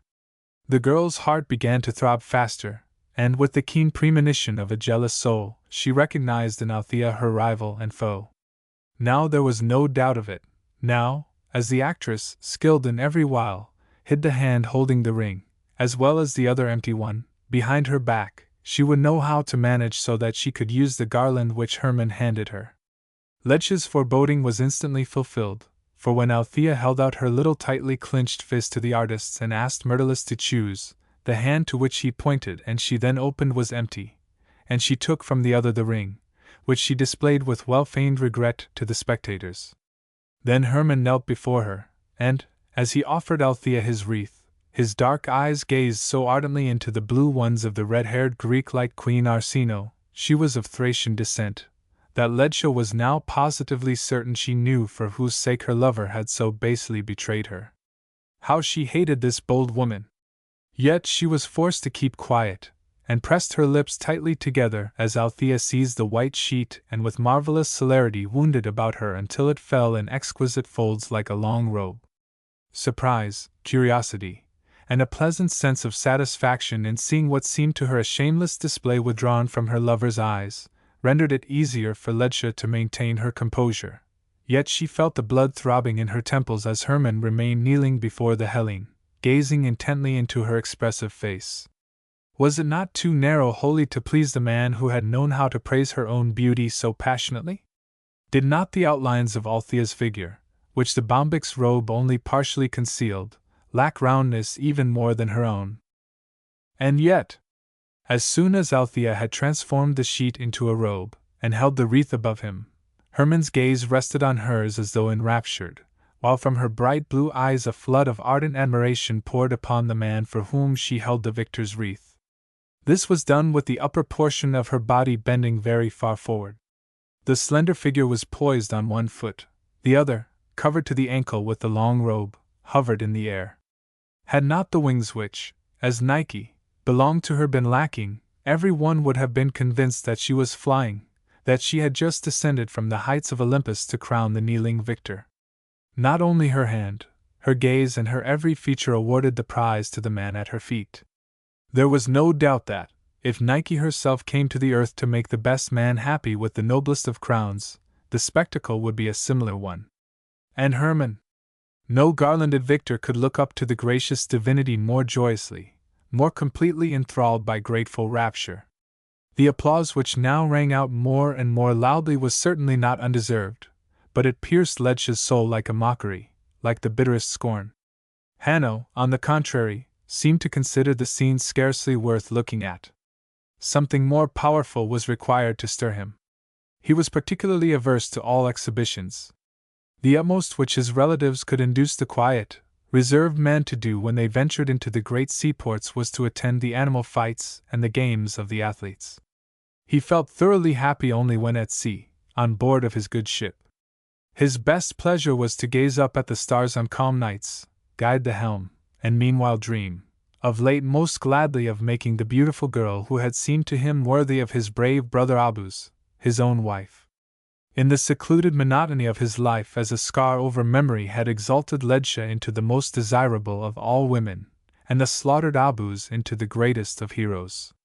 To win the love of this much-praised maiden seemed to Hanno peerless happiness, and the young corsair felt that he was worthy of it, for on the high seas, when a superior foe was to be opposed by force and stratagem, when a ship was to be boarded and death spread over her deck, he had proved himself a man of unflinching courage. His suit had progressed more easily than he expected.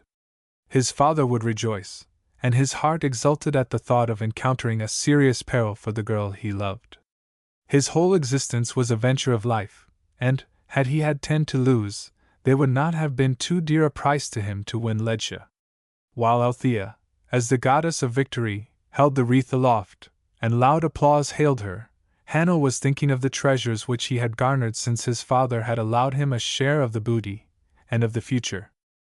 When he had accumulated 10 talents of gold he would give up piracy, like Abus, and carry on his own ships wood and slaves from Pontus to Egypt, and textiles from Tennis, arms and other manufactured articles from Alexandria to the Pontine cities.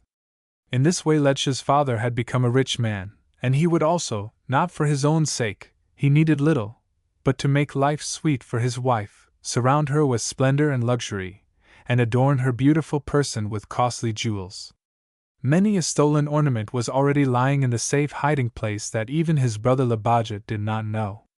At last the shouts died away, and as the stopping of the clattering wheel wakes the miller, so the stillness on the shore roused Hanno from his dream. What was it that Ledscha saw there so fascinating that she did not even hear his low call? His father and Labaja had undoubtedly left his grandmother's house long ago, and were looking for him in vain. Yes, he was right. The old pirate's shrill whistle reached his ear from the owl's nest, and he was accustomed to obedience. So, lightly touching Ledscha on the shoulder, he whispered that he must return to the island at once. His father would be rejoiced if she went with him. "Tomorrow," she answered in a tone of resolute denial. Then, reminding him once more of the meaning of the signal she had promised to give. She waved her hand to him, sprang swiftly past him to the prow of the boat, caught an overhanging bough of the willow on the shore, and, as she had learned during the games of her childhood, swung herself as lightly as a bird into the thicket at the water's edge, which concealed her from every eye. Chapter 12. Without even vouchsafing Hanno another glance, Ledscha glided forward in the shadow of the bushes to the great sycamore, whose thick, broad top on the side toward the tents was striped with light from the flood of radiance streaming from them. On the opposite side the leafage vanished in the darkness of the night, but Myrtilus had had a bench placed there, that he might rest in the shade, and from this spot the girl could obtain the best view of what she desired to see. How gay and animated it was under the awning! A throng of companions had arrived with the Pelusinians, and some also had probably been on the ship which, she knew it from Bias, had come to Tennis directly from Alexandria that afternoon. The galley was said to belong to Philotas, an aristocratic relative of King Ptolemy. If she was not mistaken, he was the stately young Greek who was just picking up the ostrich feather fan that had slipped from Daphne's lap. The performance was over. Young slaves in gay garments, and nimble female servants with glittering gold circlets round their upper arms and on their ankles, were passing from couch to couch, and from one guest to another, offering refreshments. Hermann had risen from his knees, and the wreath of bright flowers again adorned his black curls. He held himself as proudly erect as if the goddess of victory herself had crowned him, while Althea was reaping applause and thanks. Ledscha gazed past her and the others to watch every movement of the sculptor. It was scarcely the daughter of Archias who had detained Hermann, for he made only a brief answer. Ledscha could not hear what it was, when she accosted him pleasantly, to devote himself to Althea, and this could be perceived even at a distance, thank her with ardent devotion. And now he even raised the hem of her paplos to his lips. A scornful smile hovered around Ledscha's mouth, but Daphne's guests also noticed this mark of homage, an unusual one in their circle, and young Philotas, who had followed Daphne from Alexandria, cast a significant glance at a man with a smooth, thin, bird-like face, whose hair was already turning gray. His name was Proclus, and, as Gramadius of the Dionysian Games and High Priest of Apollo, he was one of the most influential men in Alexandria, especially as he was one of the favored courtiers of Queen Arsinoe. He had gone by her command to the Syrian court, had enjoyed on his return, at Pelusium, with his traveling companion Althea, the hospitality of Philippus, and accompanied the venerable officer to Tennis in order to win him over to certain plans. In spite of his advanced age, he still strove to gain the favor of fair women, and the sculptor's excessive ardor had displeased him. So he let his somewhat mocking glance wander from Althea to Hermann, and called to the latter, "My congratulations, young master, but I need scarcely remind you that Nike suffers no one, not even goodness and grace personified, to take from her hand what it is her sole duty to bestow." While speaking he adjusted the laurel on his own thin hair, but Thyone, the wife of Philippus, answered eagerly, "If I were a young man like Hermann, instead of an old woman, noble Proclus, I think the wreath which beauty bestows would render me scarcely less happy than stern Nike's crown of victory." While making this pleasant reply, the matron's wrinkled face wore an expression of such cordial kindness, and her deep voice was so winning in its melody, that Hermann forced himself to heed the glance of urgent warning Daphne cast at him, and leave the sharp retort that hovered on his lips unuttered. Turning half to the Gramadius, half to the matron, he merely said, in a cold, self-conscious tone, that Thyone was right. In this gay circle, the wreath of bright flowers proffered by the hands of a beautiful woman was the dearest of all gifts, and he would know how to value it. "Until other more precious ones cast it into oblivion," observed Althea. "Let me see, Hermann, ivy and roses. The former is lasting, but the roses—" She shook her finger in roguish menace at the sculptor as she spoke. "The roses," Proclus broke in again, "are of course the most welcome to our young friend from such a hand, yet these flowers of the goddess of beauty have little in common with his art, which is hostile to beauty. Still, I do not know what wreath will be offered to the new tendency with which he surprised us." At this Hermann raised his head higher, and answered sharply, "Doubtless there must have been few of them, since you, who are so often among the judges, do not know them. At any rate, those which justice bestows have hitherto been lacking. I should deplore that, replied Proclus, stroking his sharp chin with his thumb and forefinger. But I fear that our beautiful Nike also cared little for this lofty virtue of the judge in the last coronation. However, her immortal model lacks it often enough. Because she is a woman, said one of the young officers, laughing, and another added gaily, that very thing may be acceptable to us soldiers. For my part, I think everything about the goddess of victory is beautiful and just, that she may remain graciously disposed toward us. Nay, I accuse the noble Althea of withholding from Nike, in her personation, her special ornament, her swift, powerful wings. She gave those to Eros, to speed his flight, laughed Proclus, casting a meaning look at Althea and Hermann. No one failed to notice that this jest alluded to the love which seemed to have been awakened in the sculptor as quickly as in the personator of the goddess of victory, and while it excited the merriment of the others, the blood mounted into Hermann's cheeks. But Myrtilus perceived what was passing in the mind of his irritable friend, and, as the Grammateus praised Nike because in this coronation she had omitted the laurel, the fair-haired Greek interrupted him with the exclamation, "Quite right, noble Proclus, the grave laurel does not suit our gay pastime, but roses belong to the artist everywhere, and are always welcome to him. The more, the better. Then we will wait till the laurel is distributed in some other place," replied the Grammateus, and Myrtilus quickly added, "I will answer for it that Hermann does not leave it empty-handed. No one will greet the work which brings your friend the wreath of victory with warmer joy," Proclus protested. "But if I am correctly informed, yonder house hides completed treasures whose inspection would give the fitting consecration to this happy meeting. Do you know what an exquisite effect gold and ivory statues produce in a full glow of lamplight? I first learned it a short time ago at the court of King Antiochus. There is no lack of lights here. What do you say, gentlemen? Will you not have the studios lighted till the rooms are as bright as day, and add a noble enjoyment of art to the pleasures of this wonderful night?" But Hermann and Myrtilus opposed this proposal with equal decision. Their refusal awakened keen regret, and the old commandant of Pelusium would not willingly yield to it.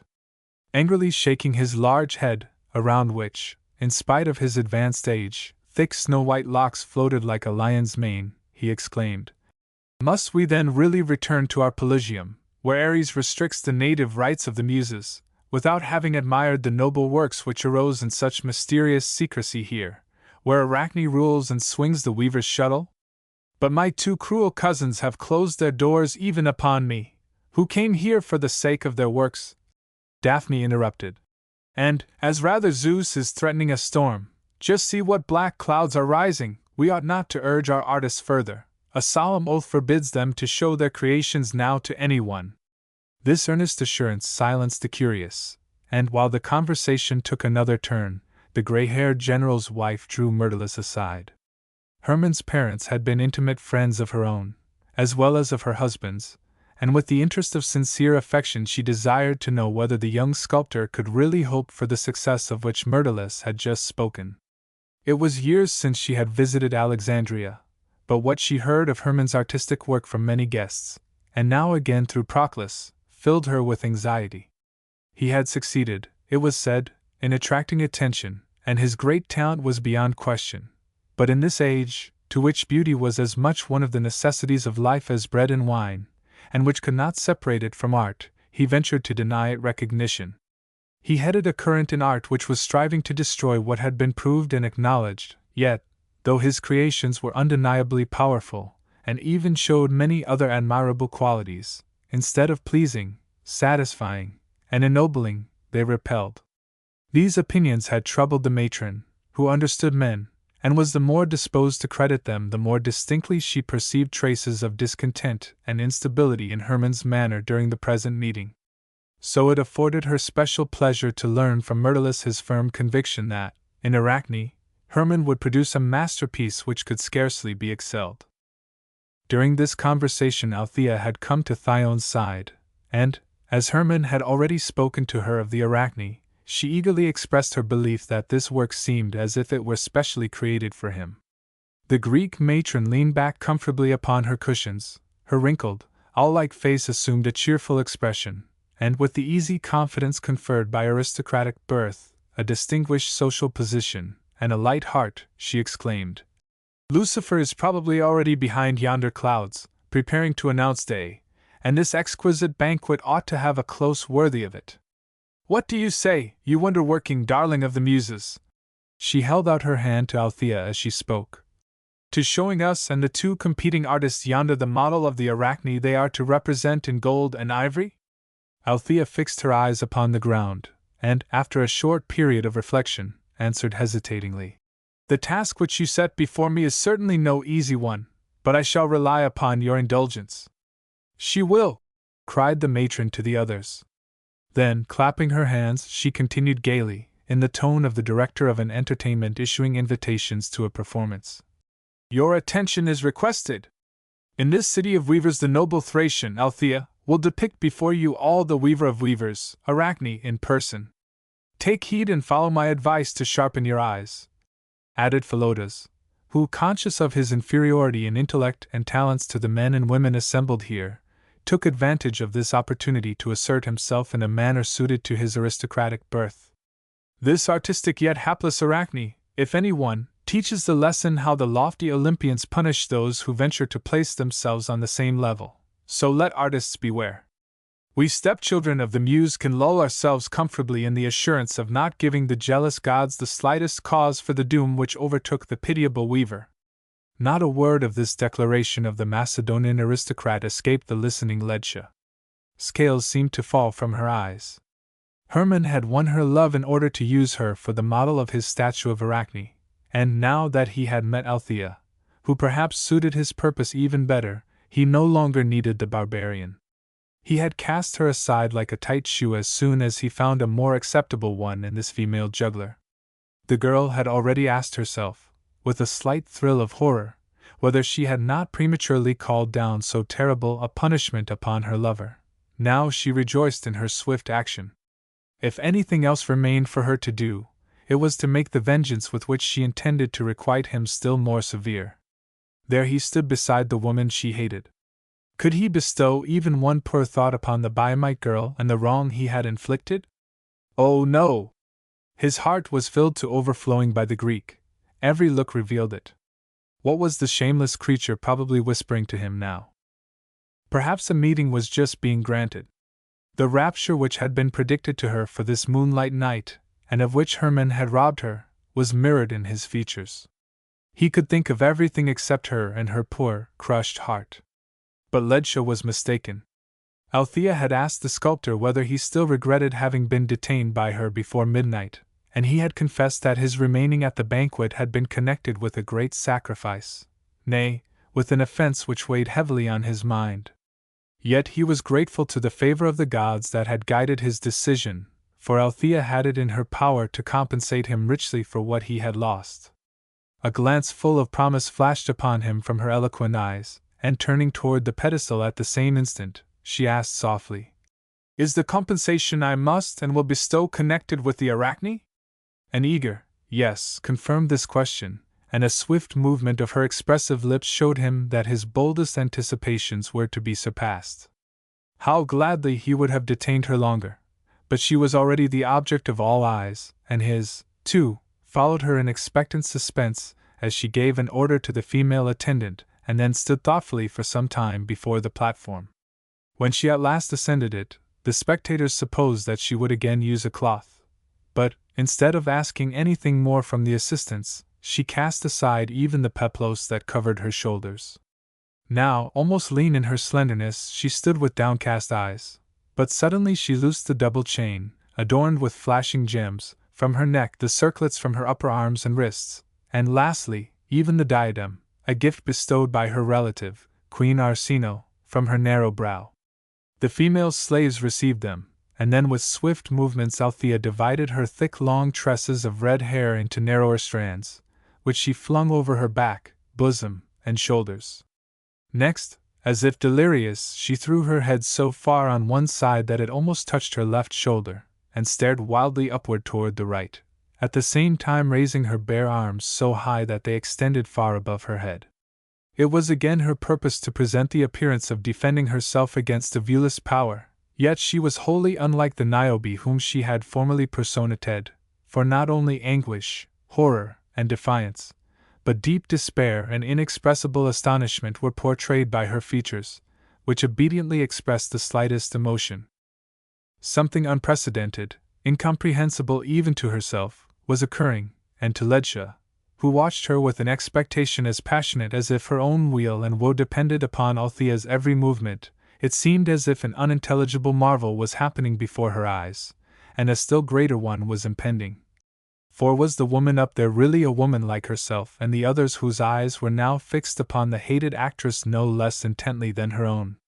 Did her keen senses deceive her, or was not what was occurring actually a mysterious transformation? As Althea stood there, her delicate arms seemed to have lengthened and lost even their slight roundness, her figure to have become even more slender and incorporeal, and how strangely her thin fingers spread apart. How stiffly the strands of the parted, wholly uncurled locks stood out in the air. Did it not seem as if they were to help her move?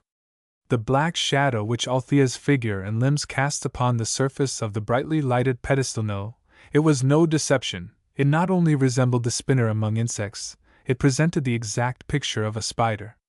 The Greek's slender body had contracted, her delicate arms and narrow braids of hair changed into spider legs, and the many-jointed hands were already grasping for their prey like a spider, or preparing to wind the murderous threads around another living creature.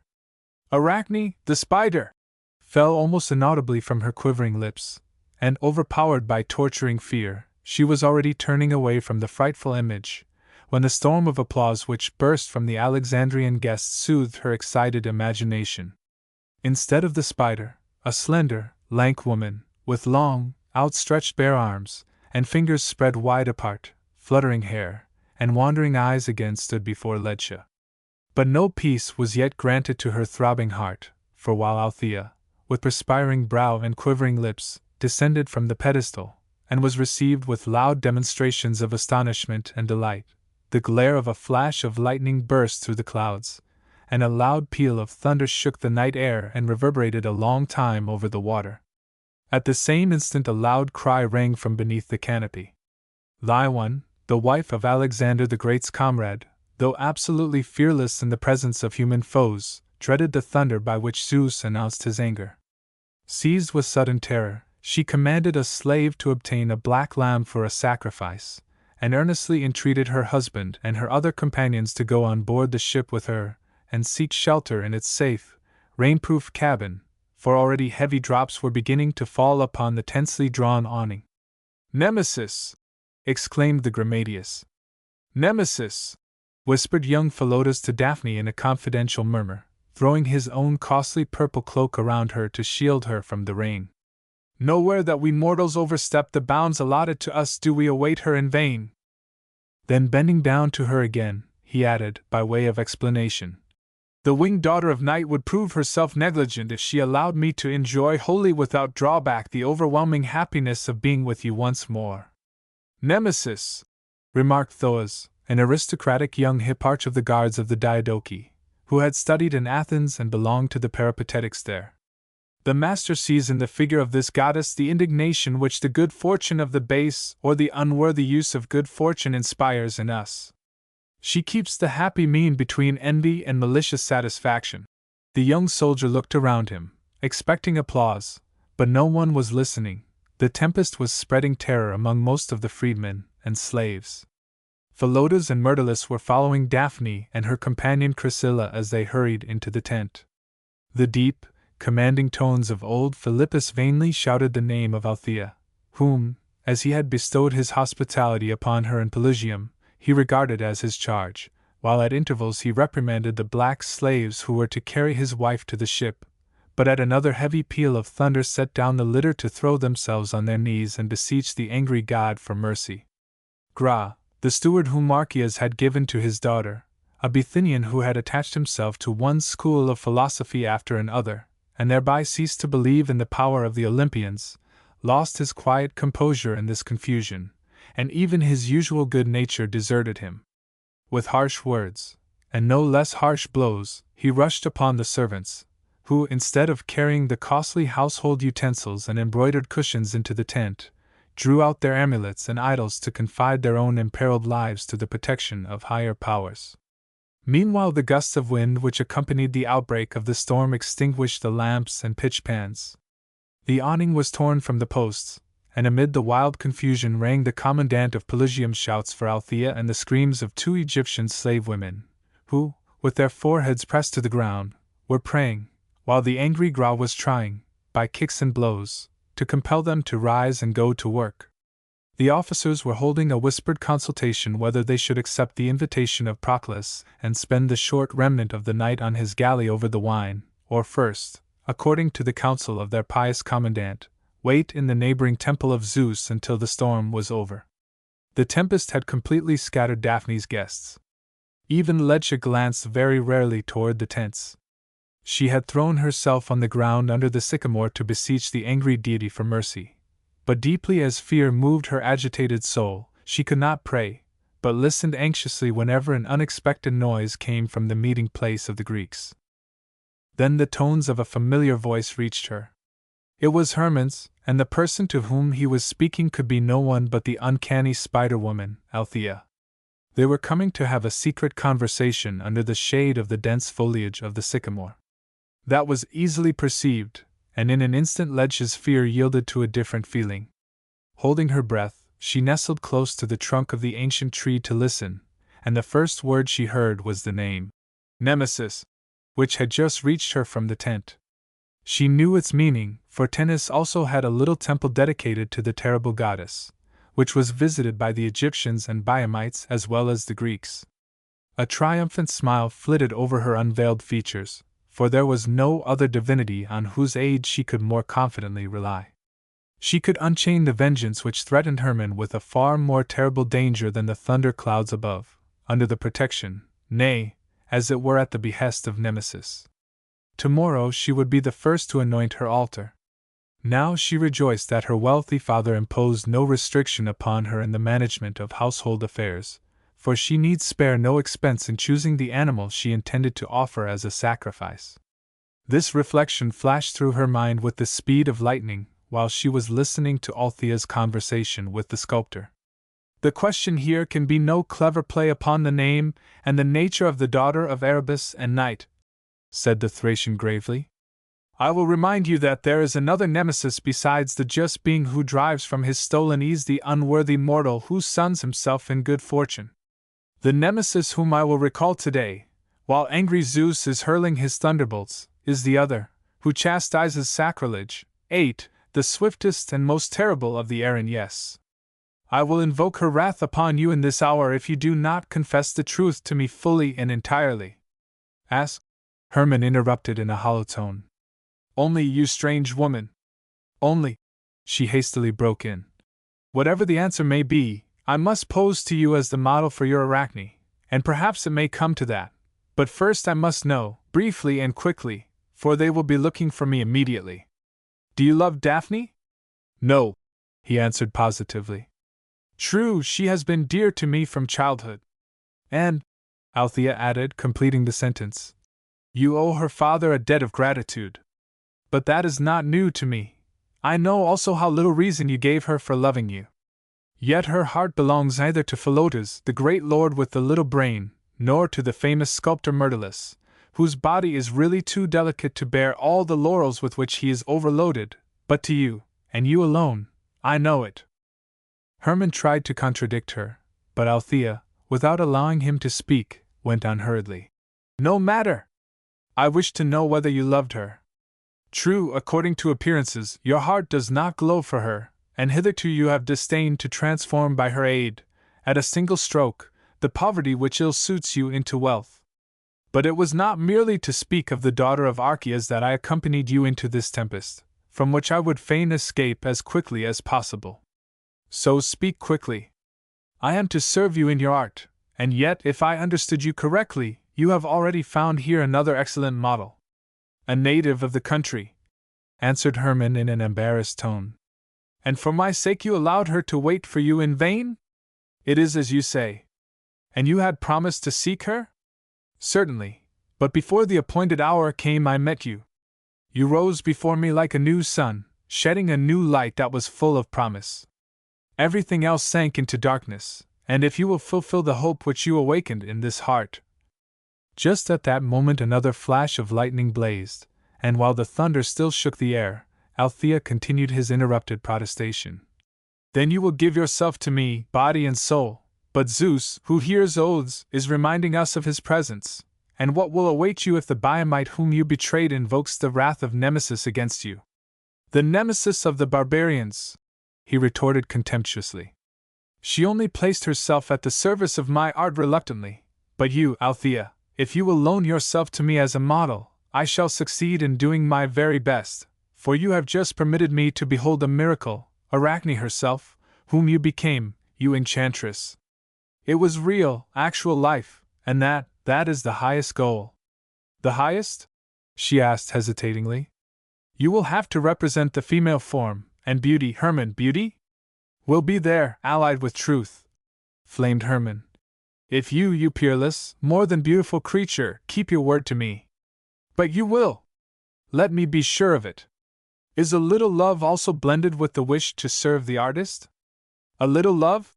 She repeated scornfully. This matter concerns love complete and full, or none. We will see each other again tomorrow. Then show me what the model Althea is worth to you. With these words she vanished in the darkness, while the call of her name again rang from the tents. Althea! He cried in a tone of mournful reproach as he perceived her disappearance, hurrying after her, but the dense gloom soon forced him to give up the pursuit. Ledja, too, left her place beneath the sycamore.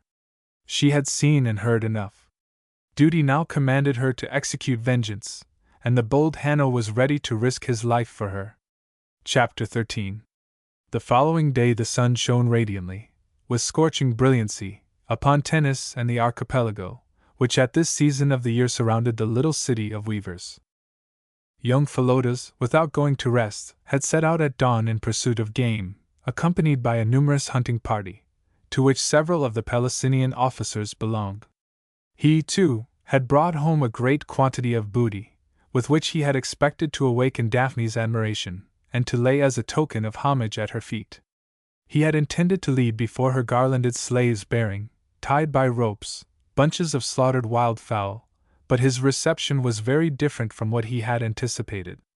Instead of praising his exploit, he had been indignantly requested to remove the poor, easily killed victims from her presence, and wounded and disappointed, he had retired to his magnificent Nile boat, where, spent by his sleepless night, he slumbered so soundly on his soft cushions that he did not appear at the breakfast which the gray-haired commander of Pelusium had invited him to attend on his galley.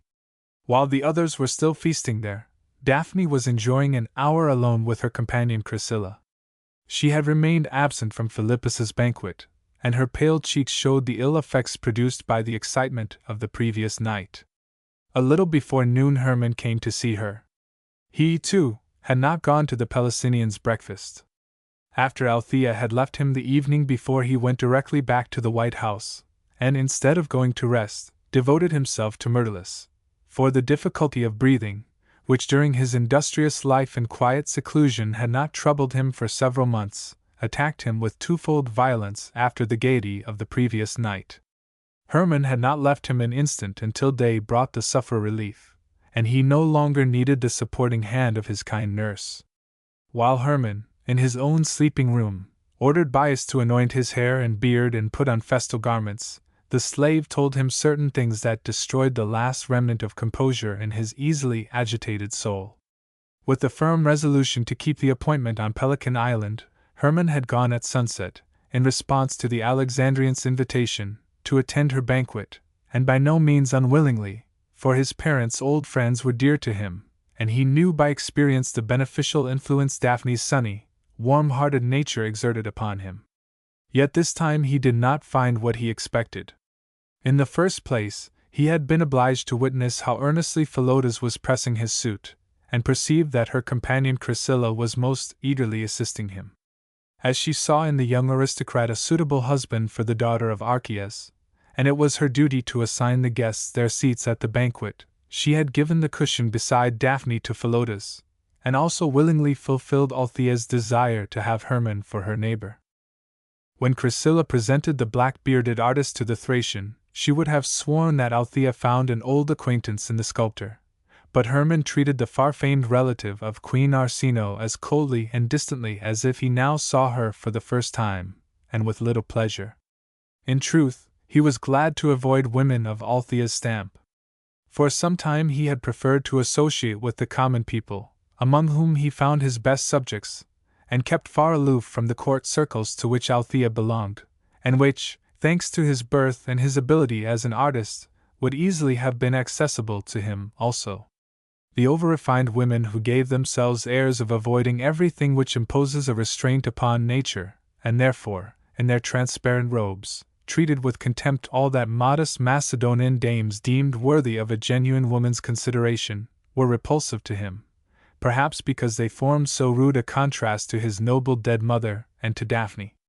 Although he had been very frequently in feminine society, Althea's manner at first caused him a certain degree of embarrassment, for, in spite of the fact that he believed he met her here for the first time, there was something familiar about her, especially in the tone of her voice, and he fancied that her first words were associated with some former ones.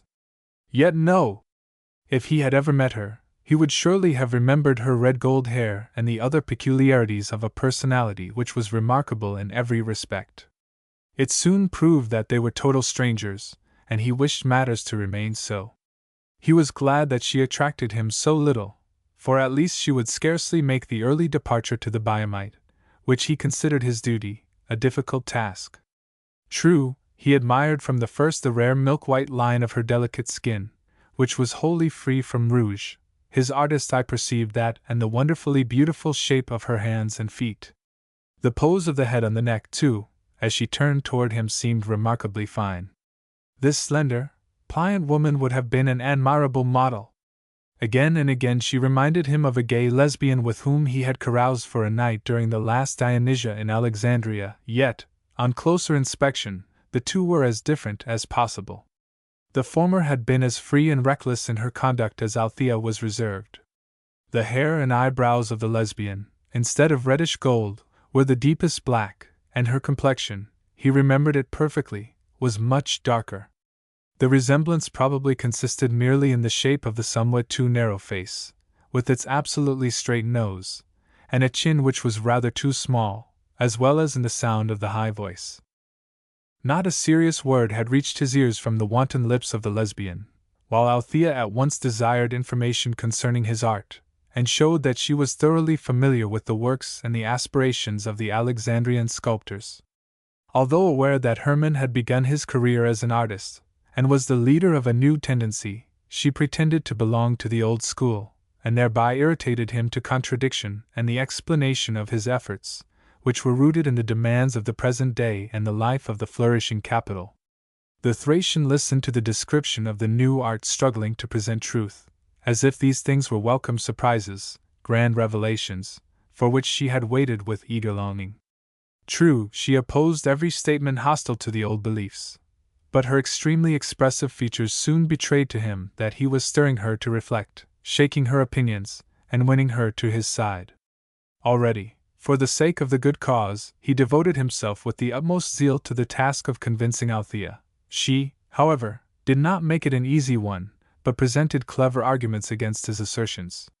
Whenever he or she, by way of example, mentioned any well-known work of art, she imitated, as if involuntarily, its pose and action with surprising fidelity, frequently also an admirable caricature, whose effect was extremely comical. What a woman! She was familiar with whatever Grecian art had created, and the animated conversation became a bewitching spectacle. When the Grammateus Proclus, who as Althea's traveling companion had a certain claim upon her attention, mingled for a while in the discussion and attracted Althea's notice, Hermann felt injured, and answered his sensible remarks with such rudeness that the elder man, whose social position was so much higher, angrily turned his back upon him. Althea had imposed a certain degree of restraint upon herself while talking to the Grammateus, but during the further conversation with Hermann she confessed that she was decidedly of his opinion, and added to the old reasons for the deposition of beauty and ideality in favor of truth and reality new ones which surprised the sculptor. When she at last offered him her hand for a firm alliance, his brain was fevered, and it seemed a great honor when she asked eagerly what would occupy him in the immediate future. Passionate sympathy echoed in every word, was expressed in every feature, and she listened as if a great happiness was in store for herself, when he disclosed the hopes which he based upon the statue of Arachne.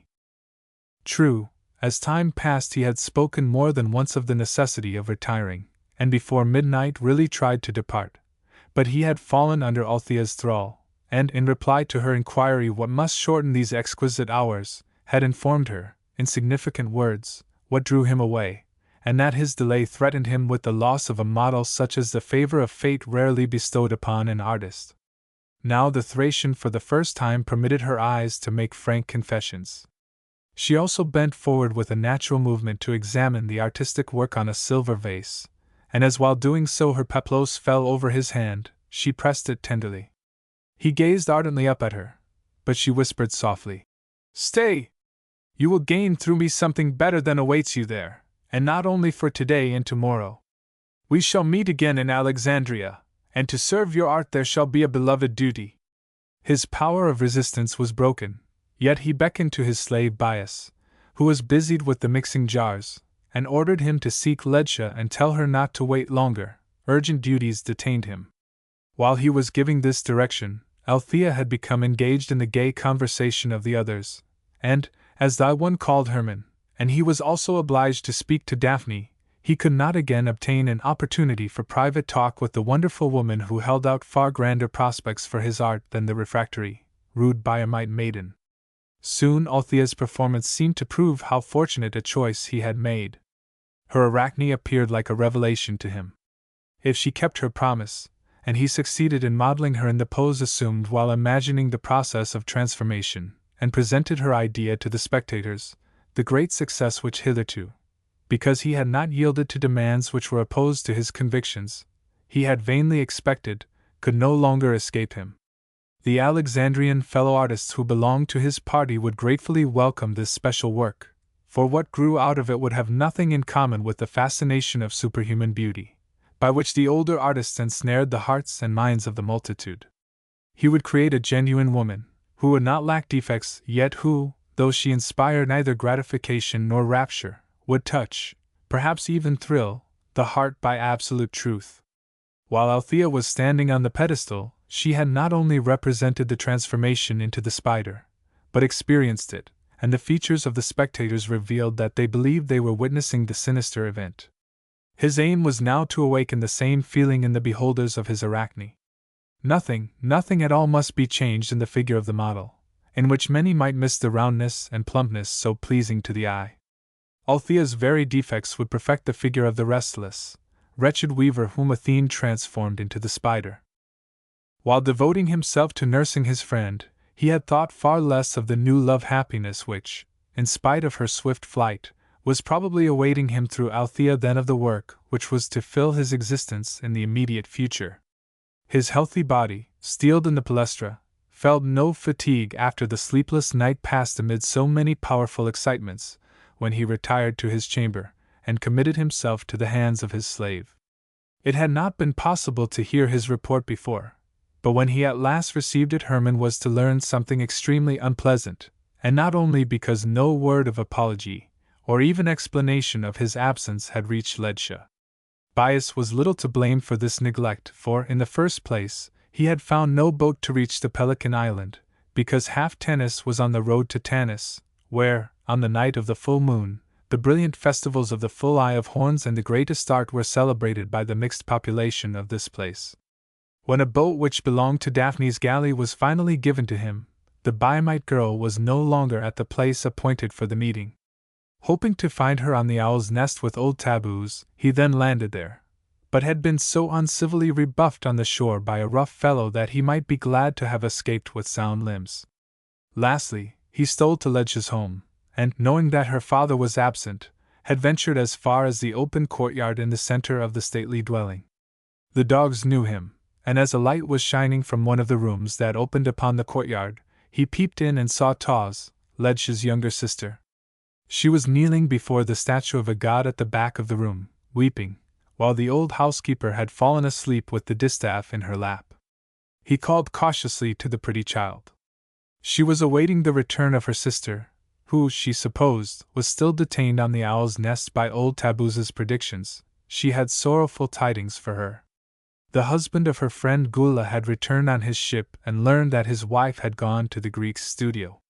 He had raged like a madman, and turned the unfortunate woman pitilessly out of doors after sunset. Her own parents had only been induced to receive her with great difficulty. Paseth, the jealous husband, had spared her life and refrained from going at once to kill the artist solely because Hermann had saved his little daughter at his own peril from the burning house. "Now," said Ledge's pretty little sister, "it would also be known that she had gone with Gula to his master, who was certainly a handsome man, but for whom, now that young Smethis was wooing her, she cared no more than she did for her runaway cat. All Tennis would point at her, and she dared not even think what her father would do when he came home." These communications had increased Hermann's anxiety. He was a brave man, and did not fear the vengeance of the enraged husband, against whom he was conscious of no guilt except having persuaded his wife to commit an imprudence. What troubled him was only the consciousness that he had given her and innocent little Taws every reason to curse their meeting. The ardent warmth with which Gula blessed him as the preserver of her child had given him infinite pleasure. Now it seemed as if he had been guilty of an act of baseness by inducing her to render a service which was by no means free from danger, as though he wished to be paid for a good deed. Besides, the slave had represented the possible consequences of his imprudence in the most gloomy light, and with the assurance of knowing the disposition of his fellow countrymen, urged his master to leave Tennis at once. The other Biamite men, who would bear anything rather than the interference of a Greek in their married lives, might force Gula's husband to take vengeance on him. He said nothing about anxiety concerning his own safety, but he had good reason to fear being regarded as a go-between and called to account for it. But his warnings and entreaties seemed to find deaf ears in Hermann. True, he intended to leave Tennis as soon as possible, for what advantage could he now find here? First, however, he must attend to the packing of the statues, and then try to appease Ledge, and make Gula's husband understand that he was casting off his pretty wife unjustly. He would not think of making a hasty departure, he told the slave, especially as he was to meet Althea, Queen Arsinoe's art-appreciating relative, in whom he had gained a friend, later in Alexandria. Then Bias informed him of a discovery to which one of the Thracian slave women had helped him, and what he carelessly told his master drove the blood from his cheeks, and, though his voice was almost stifled by surprise and shame, made him assail him with questions. What great thing had he revealed? There had been reckless gaiety at every festival of Dionysus since he had been in the artist's service, and the slaves had indulged in the festal mirth no less freely than the masters. To intoxicate themselves with wine, the gift of the god to whom they were paying homage, was not only permitted, but commanded, and the juice of the grape proved its all-equalizing power.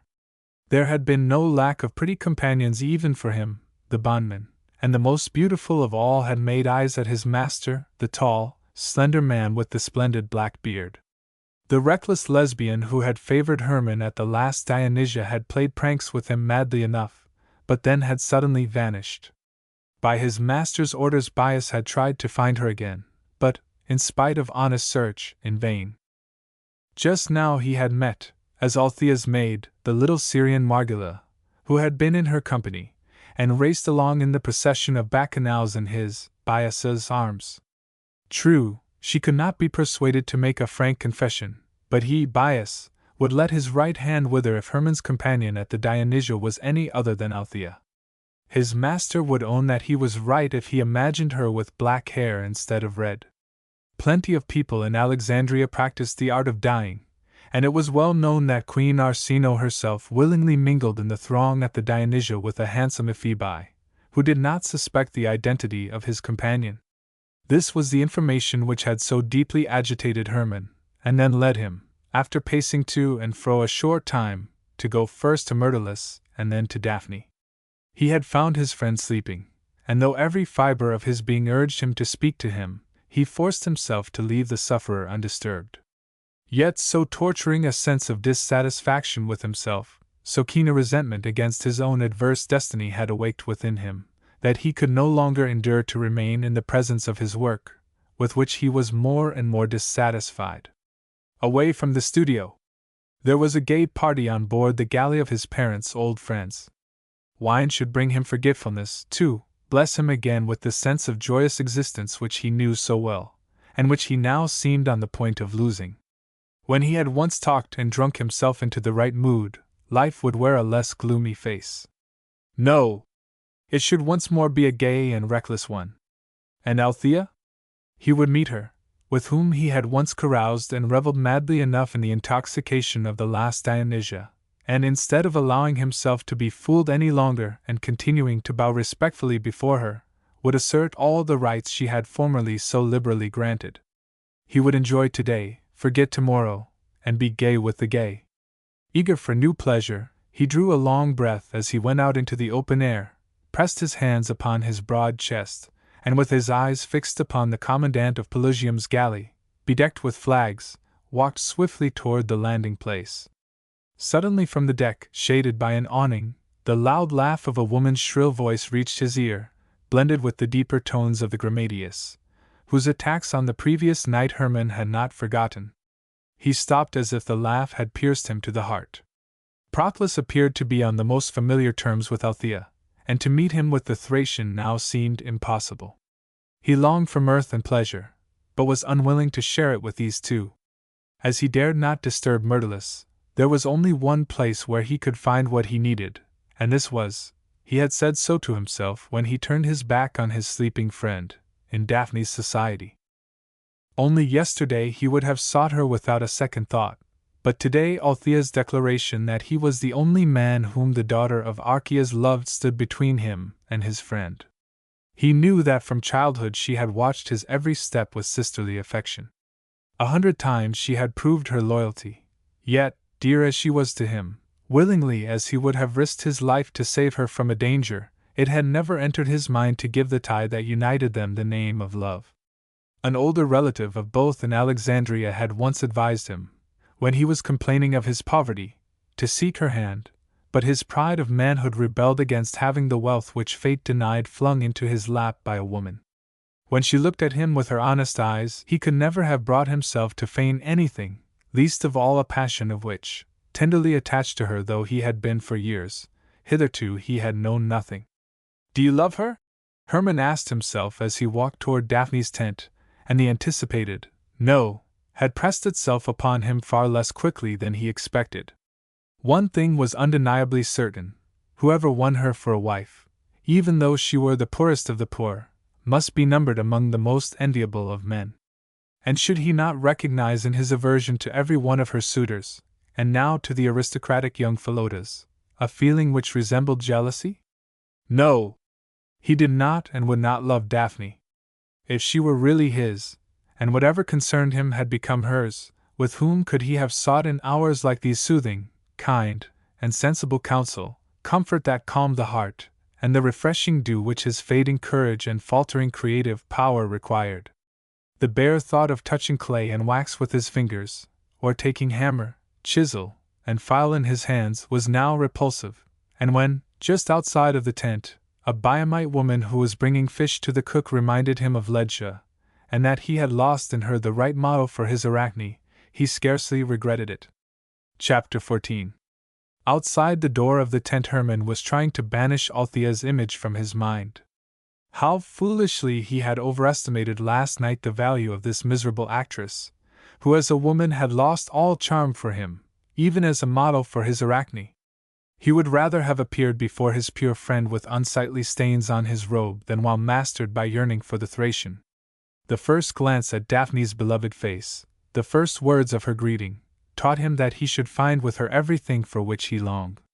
In simple, truthful words she reproached him for having neglected her to the verge of incivility the evening before, but there was no trace of bitterness or resentment in the accusation, and she gave Hermann little time for apology, but quickly gladdened him with words of forgiveness. In the opinion of her companion Chrysilla, Daphne ought to have kept the capricious artist waiting much longer for pardon. True, the cautious woman took no part in the conversation afterward, but she kept her charge in sight while she was skillfully knotting the fringe into a cloth which she had woven herself. On account of her favorite Philotas, it was well for Daphne to be aware that she was watched. Priscilla was acquainted with life, and knew that Eros never mingles more arbitrarily in the intercourse of a young couple than when, after a long separation, there is anything whatever to forgive. Besides, many words which the two exchanged escaped her hearing, for they talked in low tones, and it was hot in the tent.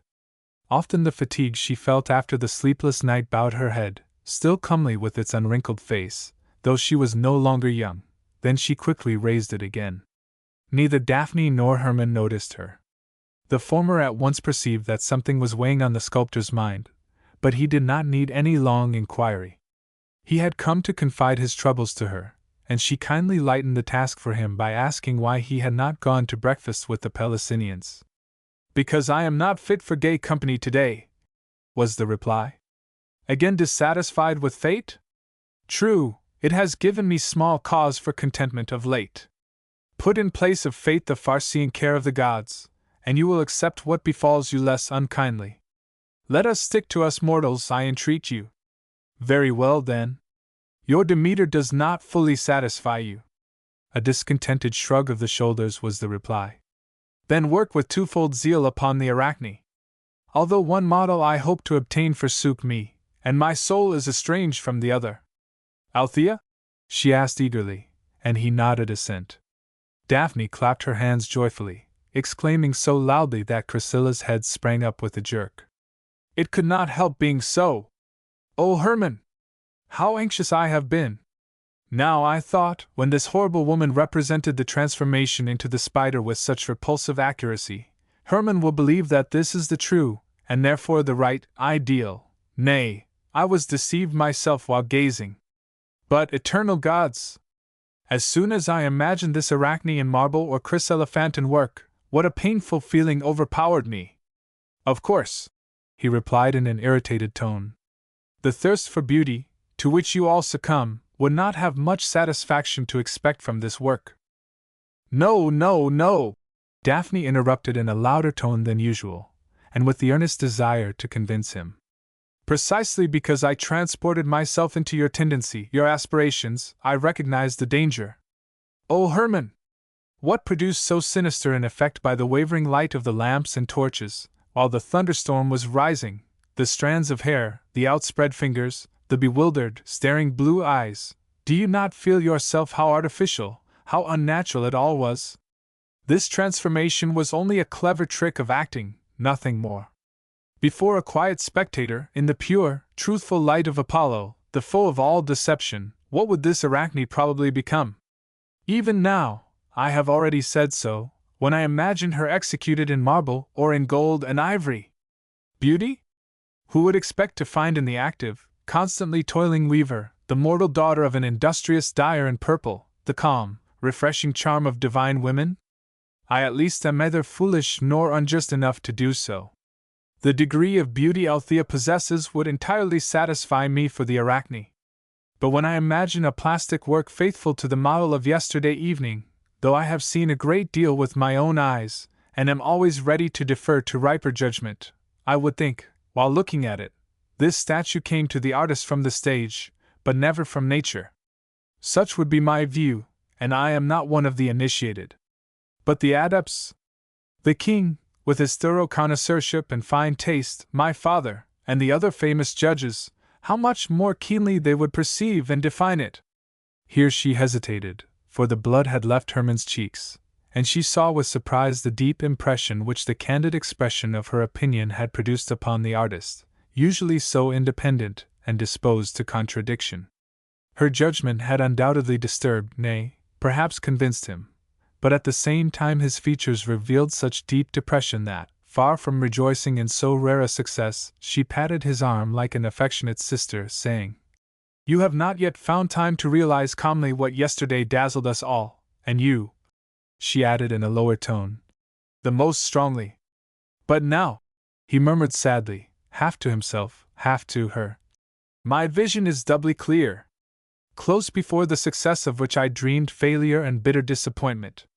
If this doubly refers to your completed work, and also to the Arachne, cried Daphne in the affectionate desire to soothe him, a pleasant surprise will perhaps soon await you, for Myrtilus judges your Demeter much more favorably than you yourself do, and he also betrayed to me whom it resembles. She blushed slightly as she spoke, and, as her companion's gloomy face brightened for a short time, went on eagerly. And now for the Arachne. You will and must succeed in what you so ardently strive to accomplish, a subject so exactly adapted to your magnificent virile genius, and so strangely suited to the course which your art has once entered upon. And you cannot fail to secure the right model. You had not found it in Althea, no, certainly not. Oh, Hermann! If I could only make you see clearly how ill-suited she, in whom everything is false, is to you, your art, your only too powerful strength, your aspiration after truth. You hate her. He broke in here in a repellent tone, but Daphne dropped her quiet composure, and her grey eyes, usually so gentle, flashed fiercely as she exclaimed, Yes, and again yes! From my inmost soul I do, and I rejoice in it. I have long disliked her, but since yesterday I abhor her like the spider which she can simulate, like snakes and toads, falsehood and vice. Hermann had never seen his uncle's peaceful daughter in this mood. The emotions that rendered this kindly soul so unlike itself could only be the one powerful couple, love and jealousy, and while gazing intently at her face, which in this moment seemed to him as beautiful as Dallas Athene armed for battle, he listened breathlessly as she continued. Already the murderous spider had half entangled you in her net. She drew you out into the tempest, our steward Gra saw it, in order, while Zeus was raging, to deliver you to the wrath of the other gods also and the contempt of all good men, for whoever yields himself to her she destroys, sucks the marrow from his bones like the greedy harpies, and all that is noble from his soul. Why, Daphne, interrupted Chrysilla, raising herself from her cushions in alarm. Must I remind you of the moderation which distinguishes the Greeks from the barbarians, and especially the Hellenic woman? Here Daphne indignantly broke in. Whoever practices moderation in the conflict against vice has already gone halfway over to evil. She utterly ruined, how long ago is it, the unfortunate Menander, my poor Ismene's young husband. You know them both, Hermann.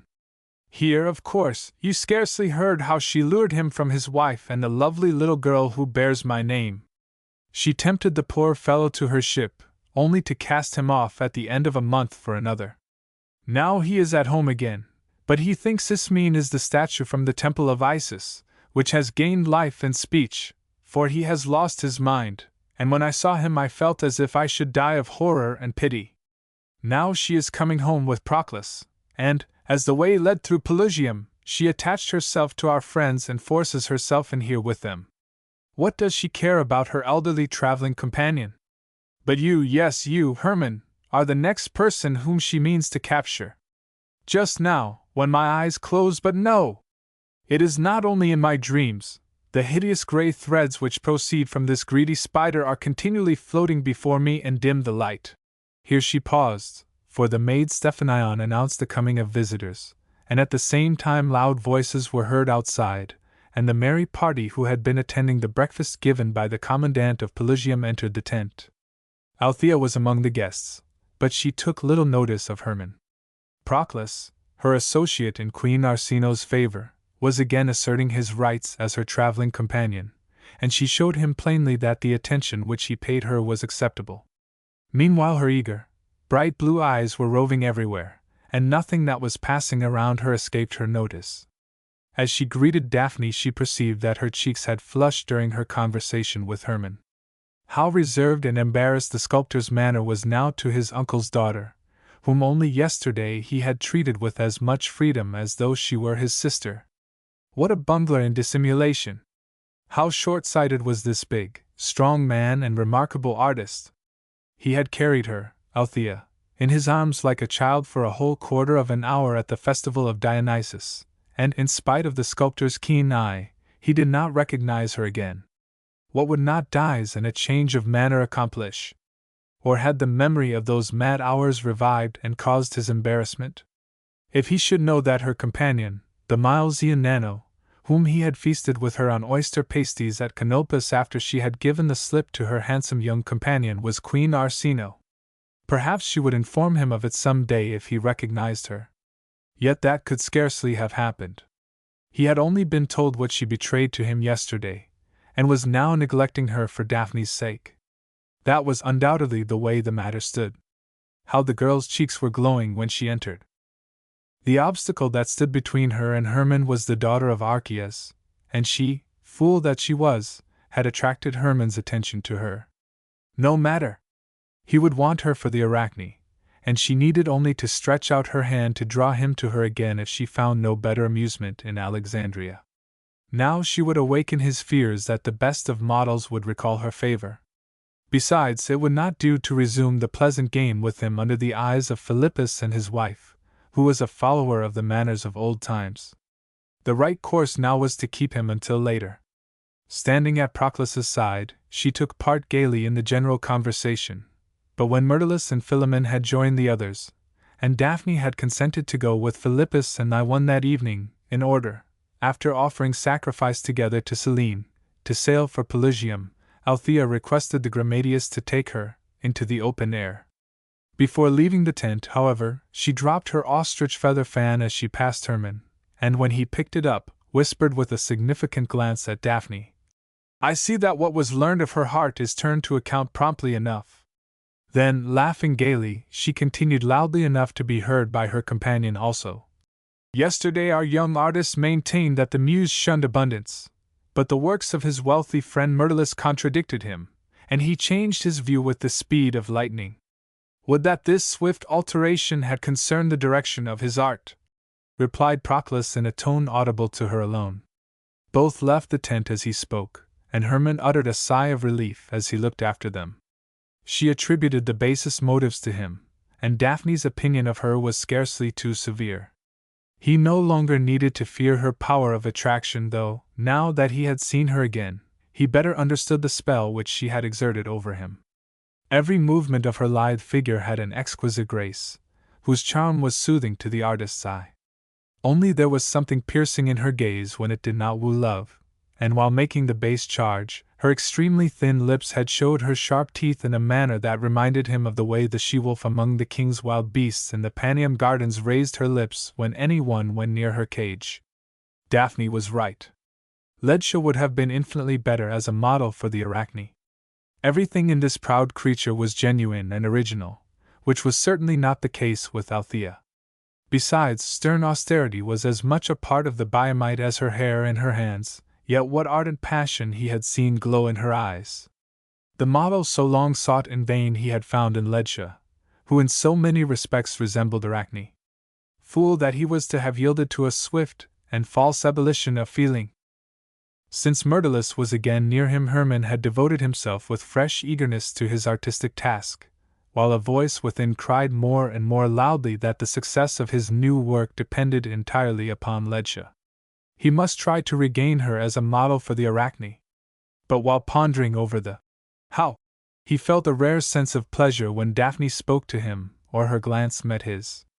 At first he had devoted himself eagerly to his father's old friends, and especially to Ione, and had not found it quite easy to remain firm when, in her frank, kindly, cordial manner, she tried to persuade him to accompany her and the others to Pelusium.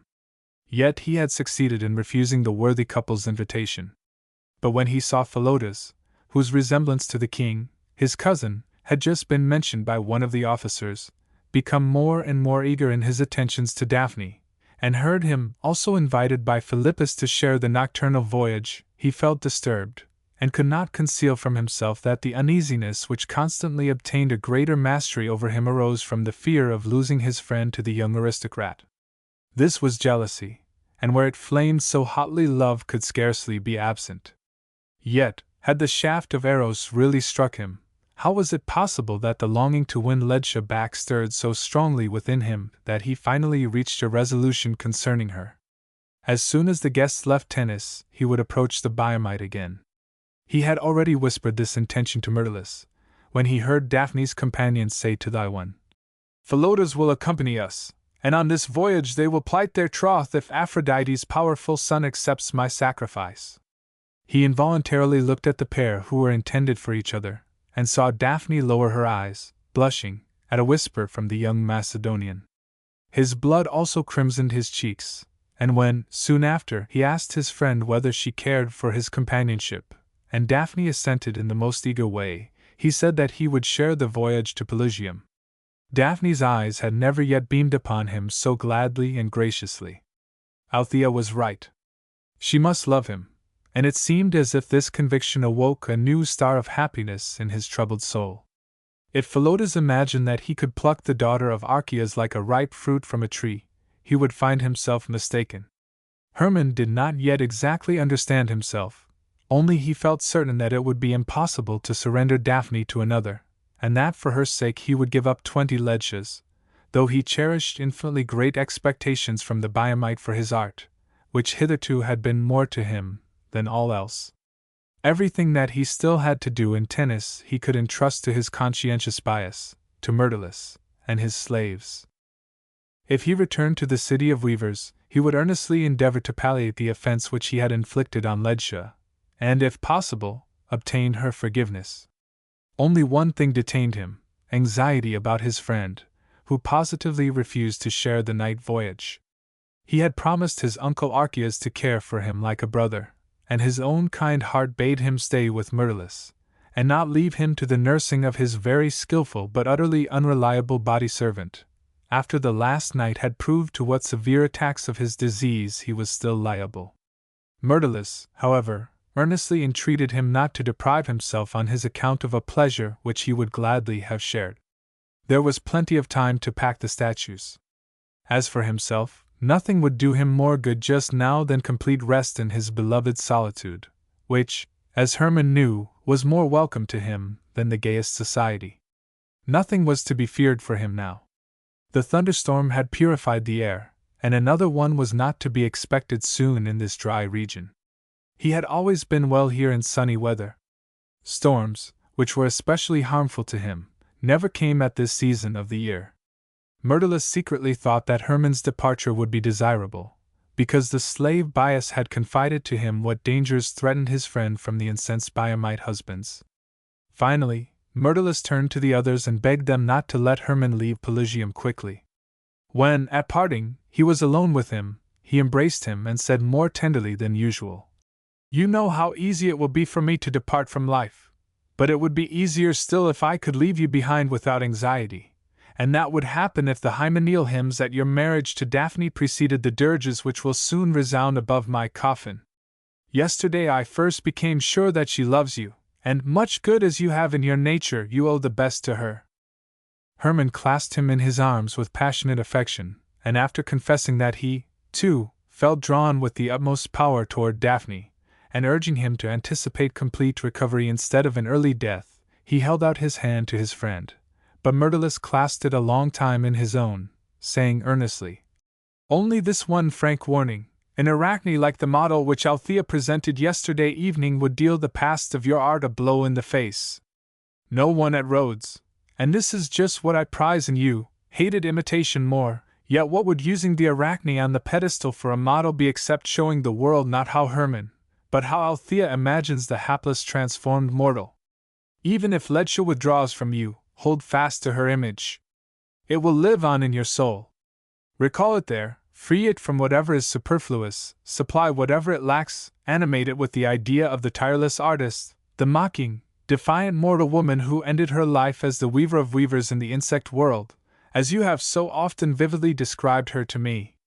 Then, my dear fellow, you will remain loyal to yourself, and therefore also to the higher truth, toward which every one of us who labors earnestly strives, and myself included. There is no one who wields hammer and chisel in Greece who could contest the prize with you." Chapter 15. When the sun was approaching the western horizon, the travelers started. Light mists veiled the radiant right eye of the goddess of heaven. The blood of the contending spirits of light and darkness, which usually dyed the west of Egypt crimson at the departure of the great sun god, today vanished from sight. The sultry air was damp and oppressive, and experienced old Philippus, who had commanded a fleet of considerable size under the first Ptolemies, agreed with the captain of the vessel, who pointed to several small dark clouds under the silvery stratus, and expressed the fear that Selene would hardly illumine the ship's course during the coming night. But before the departure the travelers had offered sacrifices to the foam-born Cyprian Aphrodite and the Dioscuri, the protectors of mariners, and the conversation took the gayest turn. In the harbor of the neighboring seaport Tanis they went aboard of the commandant's state galley, one of the largest and finest in the royal fleet, where a banquet awaited them. Cushions were arranged on the high poop, and the sea was as smooth as the silver dishes in which viands were offered to the guests. True, not a breath stirred the still, sultry air, but the 3 long double ranks of rowers in the hold of the ship provided for her swift progress, and if no contrary wind sprang up she would run into the harbor of Pelusium before the last goblet was emptied. Soon after the departure it seemed as if the captain of the little vessel had erred in his prediction, for the moon burst victoriously through the black clouds, only its shining orb was surrounded by a dull, glimmering halo. Doubtless many a guest longed for a cool breeze, but when the mixed wine had moistened the parched tongues the talk gained fresh animation. Every one did his or her part, for the point in question was to induce Philippus and his wife to visit Alexandria again and spend some time there as beloved guests with Daphne in her father's house or in the palace of Philotas, who jestingly, yet with many reasons, contested the honor with the absent Archias. The old warrior had remained away from the capital for several years. He alone knew why.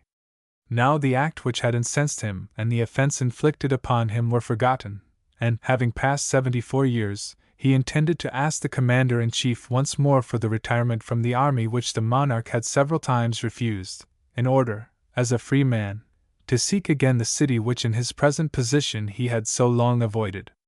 One, it is true, thought that her husband's youthful vigor rendered this step premature, but the visit to Alexandria harmonized with her own wishes. Proclus eagerly sided with her. To him, said the man of manifold knowledge, who as high priest of Apollo was fond of speaking in an instructive tone, experience showed that men like Philippus, who solely on account of the number of their years withdrew their services from the state, felt unhappy, and, like the unused plowshare, became prematurely rusty. What they lacked, and what Philippus would also miss, was not merely the occupation, which might easily be supplied by another, but still more the habit of command. One who had had thousands subject to his will was readily overcome by the feeling that he was going downhill, when only a few dozen of his own slaves and his wife obeyed him. This word aroused the mirth of old Philippus, who praised all the good qualities of Macedonian wives except that of obedience, while one protested that during her more than 40 years of married life her husband had become so much accustomed to her complete submission that he no longer noticed it. If Philippus should command her tomorrow to leave their comfortable palace in Pelusium to accompany him to Alexandria, where they possessed no home of their own, he would see how willingly she obeyed him. While speaking, her bright, clear eyes, which seemed to float in the deep hollows sunk by age, sparkled so merrily in her wrinkled face that Philippus shook his finger gaily at her, and showed plainly how much pleasure the jest of the old companion of his wanderings gave him. Yet he insisted upon his purpose of not entering Alexandria again until he had resigned his office, and to do this at present was impossible, since he was bound just now, as if with chains, to the important frontier fortress. Besides, there had probably been little change in the capital since the death of his beloved old companion in arms and master, the late king. This assertion evoked a storm of contradiction, and even the younger officers, who usually imposed severe restraint upon themselves in the general's presence, raised their voices to prove that they, too, had looked around the flourishing capital with open eyes. Yet it was not 6 decades since Philippus, then a lad of 17, had been present at its foundation. His father, who had commanded as Hipparch a division of cavalry in the army of Alexander the Great, had sent for the sturdy youth just at that time to come to Egypt, that he might enter the army. The conqueror of the world had himself assigned him, as a young Macedonian of good family, to the corps of the Hetaira, and how the vigorous old man's eyes sparkled as, with youthful enthusiasm, he spoke of the divine vanquisher of the world who had at that time condescended to address him, gazed at him keenly yet encouragingly with his all-discerning but kindly blue eyes, and extended his hand to him. "That," he cried, "made this rough right hand precious to me. Often when, in Asia, in scorching India, and later here also, wounded or exhausted, it was ready to refuse its service, a spirit voice within cried, 'Do not forget that he touched it,' and then, as if I had drunk the noble wine of Byblos, a fiery stream flowed from my heart into the paralyzed hand, and, as though animated with new life, I used it again and kept it worthy of his touch. To have seen a darling of the gods like him, young men, makes us greater. It teaches us how even we human beings are permitted to resemble the immortals. Now he is transported among the gods, and the Olympians received him, if any one, gladly. Whoever shared the deeds of such a hero takes a small portion of his renown with him through life and into the grave, and whom he touched, as befell me, feels himself consecrated, and whatever is petty and base flows away from him like water from the anointed body of the wrestler. Therefore I consider myself fortunate above thousands of others, and if there is anything which still tempts me to go to Alexandria, it is the desire to touch his dead body once more. To do that before I die is my most ardent desire." "Then gratify it," cried the one with urgent impatience. But Proclus turned to the matron, and, after exchanging a hasty glance with Althea, said, "You probably know, my venerable friend, that Queen Arsinoe, who most deeply honors your illustrious husband, had already arranged to have him summoned to the capital as priest of Alexander. True, in this position he would have had the burden of disposing of all the revenues from the temples throughout Egypt, but on the other hand, he would always have his master's mortal remains near and be permitted to be their guardian. What influences baffled the queens which certainly have not remained hidden from you here?" "You are mistaken," replied Philippus gravely. "Not the least whisper of this matter reached my ears, and it is fortunate." "Impossible!" Althea eagerly interrupted.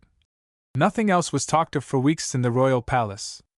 Queen Arsinoe, you might be jealous, Lady Thy One, has been fairly in love with your hero ever since her last stay in your house on her way home from Thrace, and she has not yet given up her desire to see him in the capital as priest of Alexander.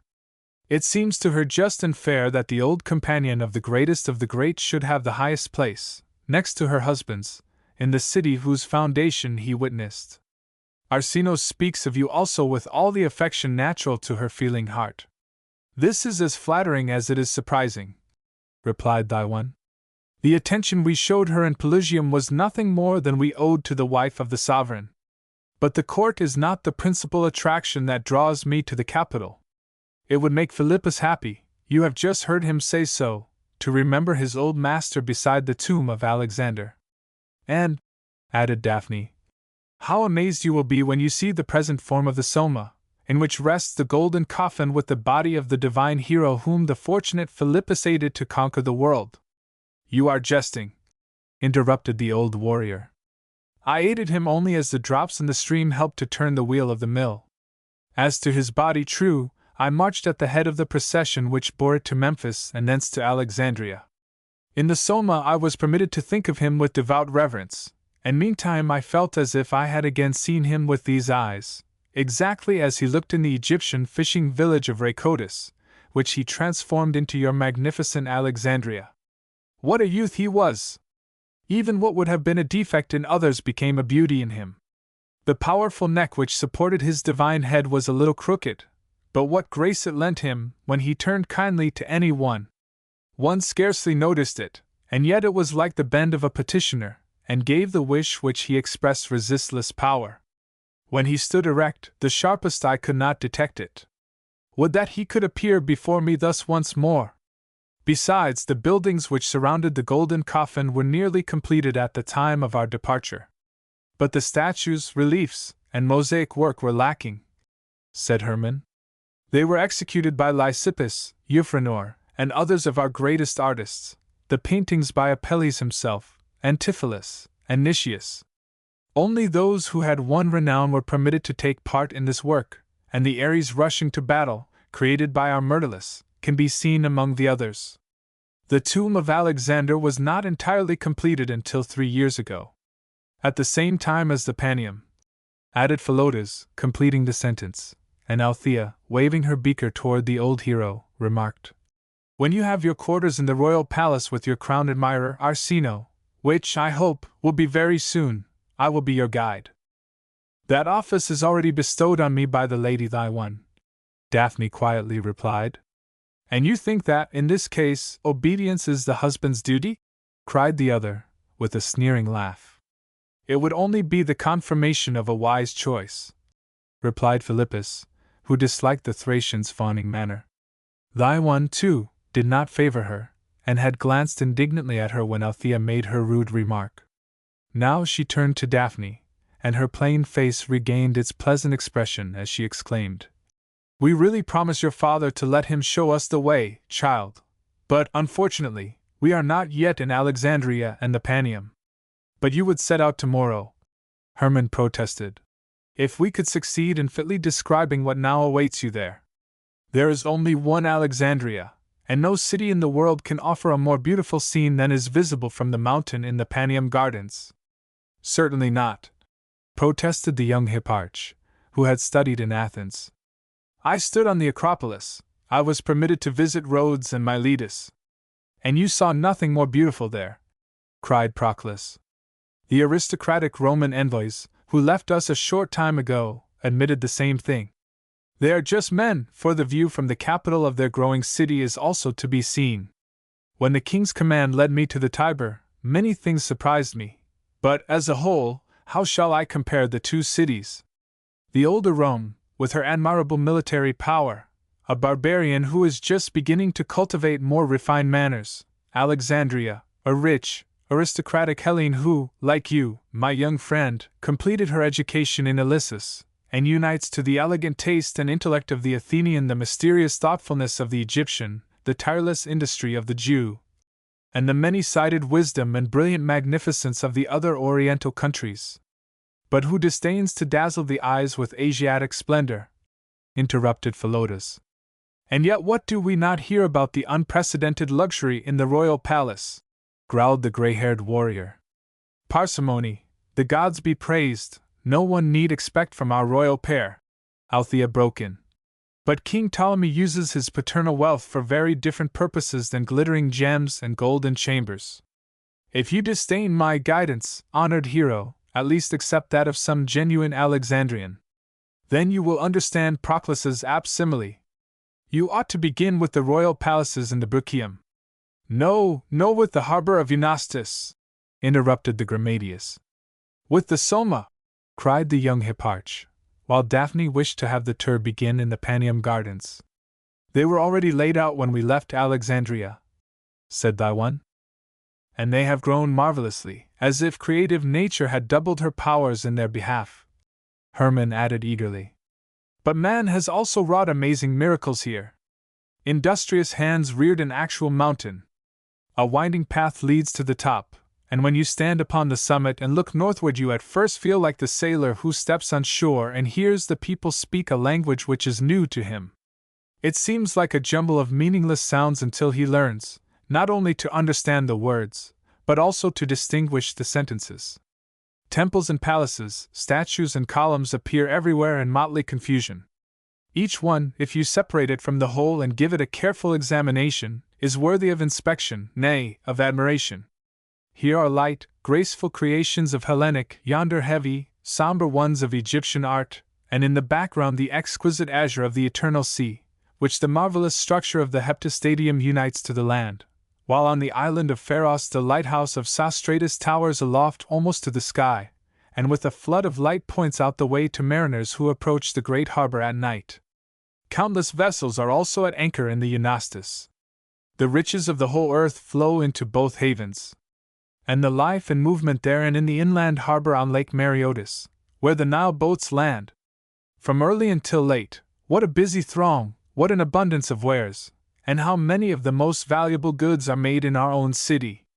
For whatever useful, fine, and costly articles industrial art produces are manufactured here. The roof has not yet been put on many a factory in which busy workers are already making beautiful things. Here the weaver's shuttle flies, yonder gold is spun around slender threads of sheep guts, elsewhere costly materials are embroidered by women's nimble fingers with the prepared gold thread. Their glass is blown, or weapons and iron utensils are forged. Finely polished knives split the pith of the papyrus, and long rows of workmen and workwomen gummed the strips together. No hand, no head is permitted to rest. In the museum, the brains of the great thinkers and investigators are toiling. Here, too, reality asserts its rights. The time for chimeras and wretched polemics is over. Now it is observing, fathoming, turning to account, nothing more. Gently, my young friend, Proclus interrupted the artist. I know that you, too, sat at the feet of some of the philosophers in the museum, and still uphold the teachings of Straton, which your fellow pupil, King Ptolemy, outgrew long ago. Yet he, also, recognized in philosophy, first of all, the bond which unites the widely sundered acquisitions of the intellect, the vital breath which pervades them, the touchstone which proves each true or false. If the praise of Alexandria is to be sung, we must not forget the library to which the most precious treasures of knowledge of the East and West are flowing, and which feeds those who thirst for knowledge with the intellectual gains of former ages and other nations. Honor, too, to our king, and that I may be just, to his illustrious wife, for wherever in the Grecian world a friend of the Muses appears, whether he is investigator, poet, architect, sculptor, artist, actor, or singer, he is drawn to Alexandria, and that he may not be idle, work is provided. Palaces spring from the earth quickly enough.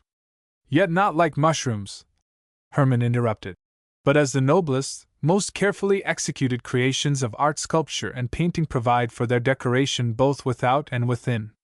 And, Proclus went on, abodes are erected for the gods as well as for men, both Egyptian and Hellenic divinities, each in their own style, and so beautiful that it must be a pleasure for them to dwell under the new roof. Go to the gardens of the Paneum, friends, cried young Philotas, and Hermann, nodding to thy one, added gaily, then you must climb the mountain and keep your eyes open while you are ascending the winding path. You will find enough to do to look at all the new sights. You will stand there with dry feet, but your soul will bathe in eternal, imperishable, divine beauty. The foe of beauty! Exclaimed Proclus, pointing to the sculptor with a scornful glance. But Daphne, full of joyous emotion, whispered to Hermann as he approached her, eternal, divine beauty! To hear it thus praised by you makes me happy. Yes, cried the artist. What else should I call what has so often filled me with the deepest rapture? The Greek language has no more fitting expression for the grand and lofty things that hovered before me, and which I called by that chameleon of a word. Yet I have a different meaning from what appears before you at its sound. Were I to call it truth, you would scarcely understand me, but when I conjure before my soul the image of Alexandria, with all that springs from it, all that is moving, creating, and thriving with such marvelous freedom, naturalness, and variety within it, it is not alone the beauty that pleases the eye which delights me. I value more the sound natural growth, the genuine, abundant life. To truth, Daphne, as I mean it. He raised his goblet as he spoke and drank to her. She willingly pledged him, but after removing her lips from the cup, she eagerly exclaimed, show it to us, with the mind which animates it, in perfect form, and I should not know wherein it was to be distinguished from the beauty which hitherto has been our highest goal. Hear the helmsman's loud shout. The light of Pelusium! Interrupted the conversation. The bright glare from the lighthouse of this city was really piercing the misty night air, which for some time had again concealed the moon. There was no further connected conversation, for the sea was now rising and falling in broad, leaden, almost imperceptible waves. The comfort of most of Philippus's guests was destroyed, and the ladies uttered a sigh of relief when they had descended from the lofty galley and the boats that conveyed them ashore, and their feet once more pressed the solid land. The party of travelers went to the commandant's magnificent palace to rest, and Hermann also retired to his room, but sleep fled from his couch. No one on earth was nearer to his heart and mind than Daphne, and it often seemed as if her kind, loyal, yet firm look was resting upon him. But the memory of Ledsia also constantly forced itself upon his mind and stirred his blood. When he thought of the menacing fire of her dark eyes, she seemed to him as terrible as one of the unlovely creatures born of night, the Erinyes, Apate, and Eris. Then he could not help recalling their meetings in the grove of Astarte, her self-forgetting, passionate tenderness, and the wonderfully delicate beauty of her foreign type. True, she had never laughed in his presence, but what a peculiar charm there was in her smile. Had he really lost her entirely and forever? Would it not yet be possible to obtain her forgiveness and persuade her to pose as the model of his Arachne? During the voyage to Pelusium he had caught Althea's eye again and again, and rejected as an insult her demand to give her his whole love. The success of the Arachne depended upon Ledscha, and on her alone. He had nothing good to expect from the Demeter, and during the nocturnal meditation, which shows everything in the darkest colors, his best plan seemed to be to destroy the unsuccessful statue and not exhibit it for the verdict of the judges. But if he went to work again in Tennis to model the Arachne, did not love for Daphne forbid him to sue afresh for Ledscha's favor? What a terrible conflict of feelings! But perhaps all this might gain a more satisfactory aspect by daylight. Now he felt as though he had entangled himself in a snare. Besides, other thoughts drove sleep from his couch.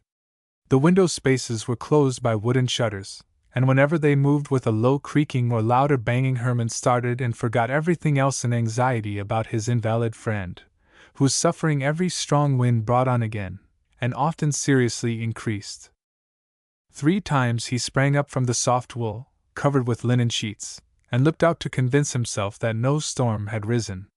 But though masses of black clouds concealed the moon and stars, and the sea beat heavily against the solid walls of the harbor, as yet only a sultry breeze of no great strength blew on his head as he thrust it into the night air. This weather could scarcely be dangerous to Myrtilus, yet when the morning relieved him from the torturing anxiety which he had found under his host's roof instead of rest and sleep, gray and black clouds were sweeping as swiftly over the port, and the ramparts beside him as if they were already driven by a tempest, and warm raindrops besprinkled his face. He went, full of anxiety, to take his bath, and while committing the care of the adornment of his outer man to one of the household slaves, he determined that unless, as often happened in this country, the sun gained the victory over the clouds, he would return to Tennis and join Myrtilus. In the hall of the men he met the rest of the old hero's guests. They received him pleasantly enough. Althea alone barely noticed his greeting. She seemed to suspect in what way he thought of her. Thyone and Daphne extended their hands to him, all the more cordially. Philippus did not appear until after breakfast. He had been detained by important dispatches from Alexandria, and by questions and communications from Proclus. The latter desired to ascertain whether the influential warrior who commanded the most important fortress in the country could be persuaded to join a conspiracy formed by Arsinoe against her royal husband, but he seemed to have left Philippus with very faint hopes. Subordinate officers and messengers also frequently claimed the commandant's attention. When the marketplace was filling, however, the sturdy old soldier kindly fulfilled his duties as host by offering to show his guests the sights of the fortified seaport. Hermann also accompanied him at Daphne's side, but he made it easy for Philotas to engross her attention, for, though the immense thickness of the walls and the arrangement of the wooden towers which, crowned with battlements, rose at long intervals, seemed to him also well worth seeing, he gave them only partial attention. While Philippus was showing the guests how safely the archers and slingers could be concealed behind the walls and battlements and discharge their missiles, and explaining the purpose of the great catapults on the outermost dike washed by the sea, the artist was listening to the ever-increasing roar of the waves which poured into the harbor from the open sea, to their loud dashing against the strong mole, to the shrill scream of the sea-gulls, the flapping of the sails, which were being taken in everywhere, in short, to all the sounds occasioned by the rising violence of the wind. There were not a few warships in the port, and among them perfect giants of amazing size and unusual construction, but Hermann had already seen many similar ones. When, shortly after noon, the sun for a few brief moments pierced with scorching rays the dark curtain that shrouded it from sight, and then suddenly dense masses of clouds, driven from the sea by the tempest, covered the day star, his eyes and cars were engrossed entirely by the uproar of the elements.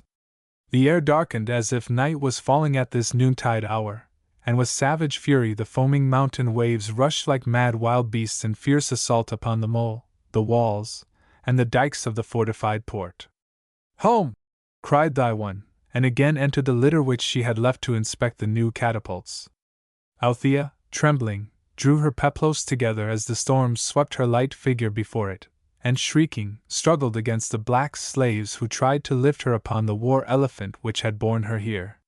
Philotas gave his arm to Daphne. Hermann had ceased to notice her. He had just gone to his gray-haired host with the entreaty that he would give him a ship for the voyage to Tennis, where Myrtilus would need his assistance. "It is impossible in such weather," was the reply. "Then I will ride!" cried Hermann resolutely, and Philippus scanned the son of his old friend and companion in arms with an expression of quiet satisfaction in his eyes, still sparkling brightly, and answered quickly, "You shall have 2 horses, my boy, and a guide who knows the road besides." Then, turning swiftly to one of the officers who accompanied him, he ordered him to provide what was necessary. When, soon after, in the impluvium, the tempest tore the velarium that covered the open space from its rings, and the ladies endeavored to detain Hermann, Philippus silenced them with the remark, "A disagreeable ride is before him, but what urges him on is pleasing to the gods. I have just ventured to send out a carrier dove," he added, turning to the artist, "to inform Myrtilus that he may expect you before sunset. The storm comes from the cast, otherwise it would hardly reach the goal. But even if it should be lost, what does it matter?" Thy one nodded to her old husband with a look of pleasure, and her eyes shone through tears at Hermann as she clasped his hand and, remembering her friend, his mother, exclaimed, "Go, then, you true son of your father, and tell your friend that we will offer sacrifices for his welfare." "A lean chicken to Aesculapius," whispered the Grammateus to Althea. "She holds on to the oboli, which, at any rate, would be hard enough to dispose of in this wretched place unless one were a dealer in weapons or a thirsty sailor," sighed the Thracian. "As soon as the sky and sea are blue again, chains could not keep me here. And the cooing around this insipid rich beauty into the bargain." This remark referred to Philotas, who was just offering Daphne a magnificent bunch of roses, which a mounted messenger had brought to him from Alexandria. The girl received it with a grateful glance, but she instantly separated one of the most beautiful blossoms from its companions and handed it to Hermann, saying, "For our suffering friend, with my affectionate remembrances." The artist pressed her dear hand with a tender look of love, intended to express how difficult it was for him to leave her, and when, just at that moment, a slave announced that the horses were waiting, thy one whispered, "Have no anxiety, my son! Your ride away from her through the tempest will bring you a better reward than his slave's swift horse will bear the giver of the roses." Chapter 16. Hermann, with the rose for his friend fastened in the breast folds of his chiton, mounted his horse gratefully, and his companion, a sinewy, bronzed Midianite, who was also to attend to the opening of the fortress gates, did the same. Before reaching the open country, the sculptor had to ride through the whole city, with which he was entirely unfamiliar.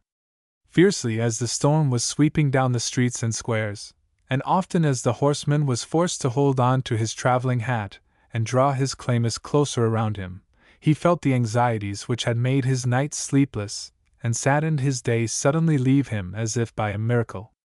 Was it the consciousness of having acted rightly?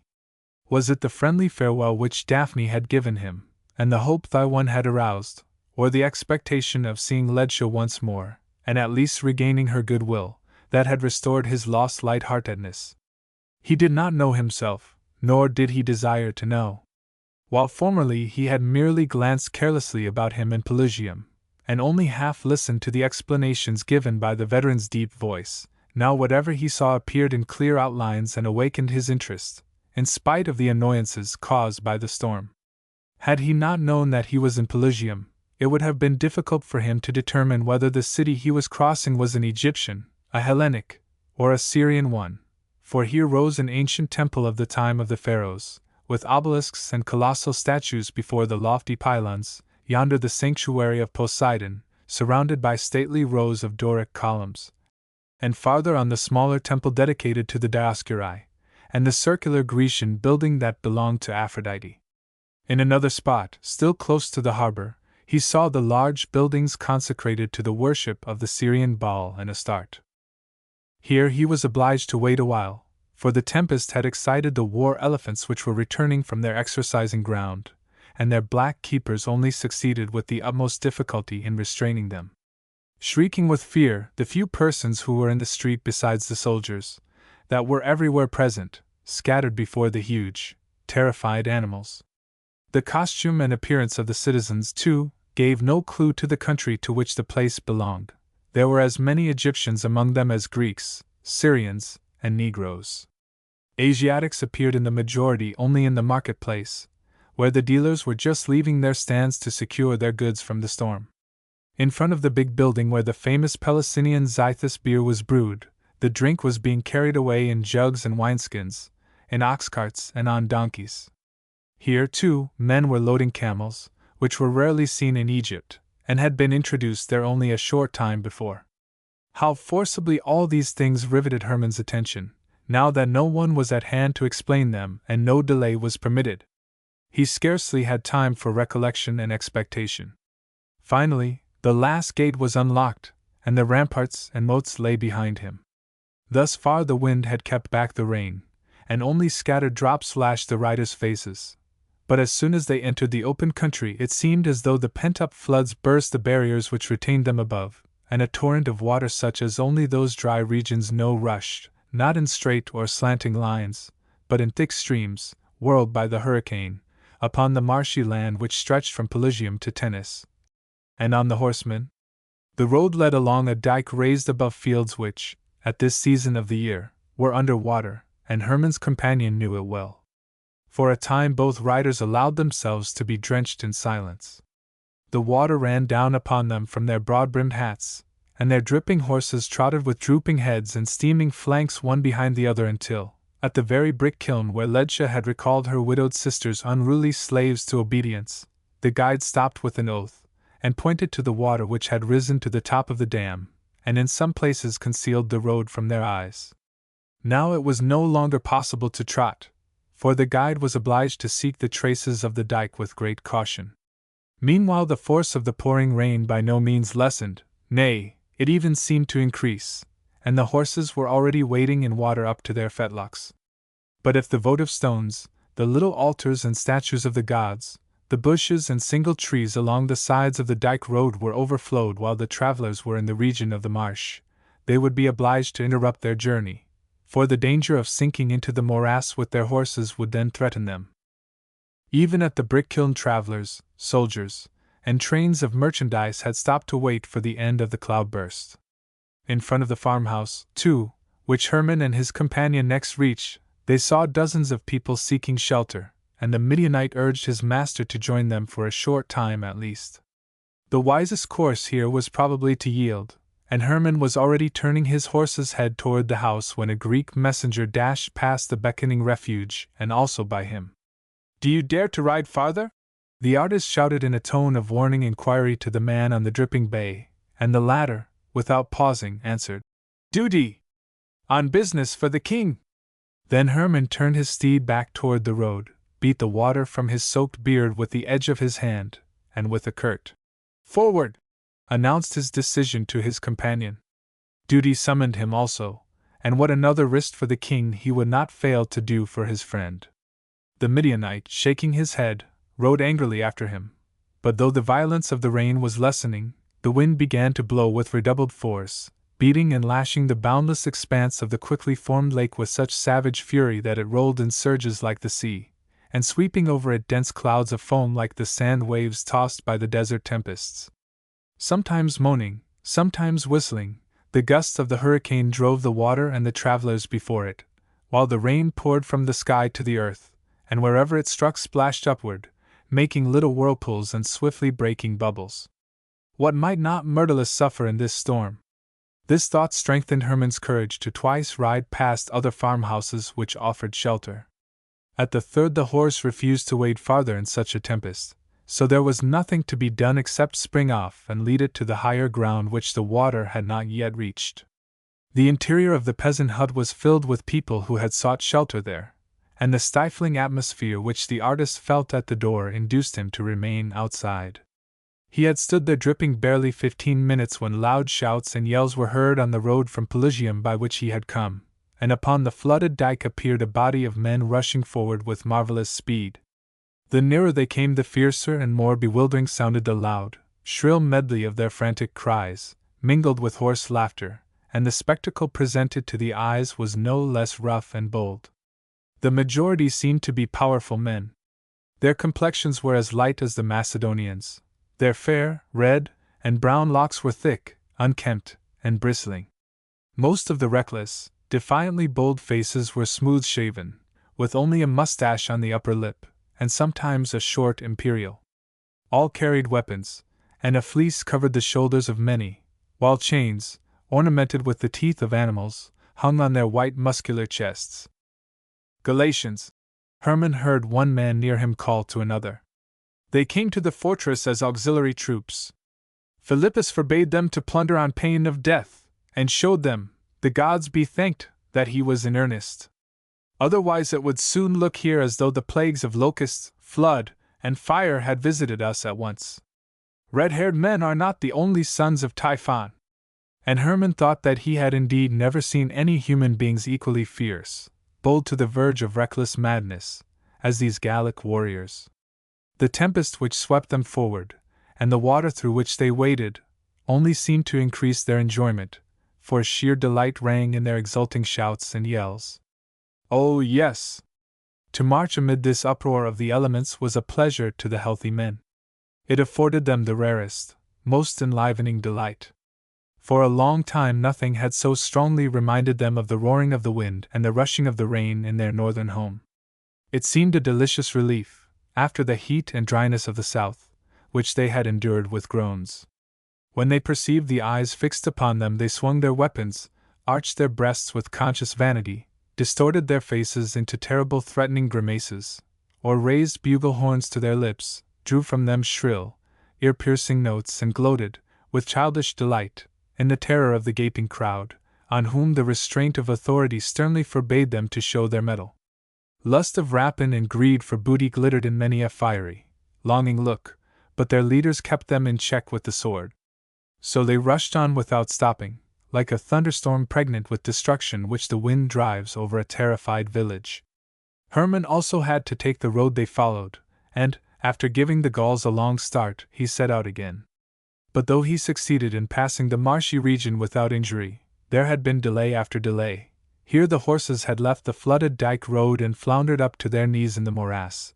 Their trees from the roadside, uprooted by the storm, barred the way.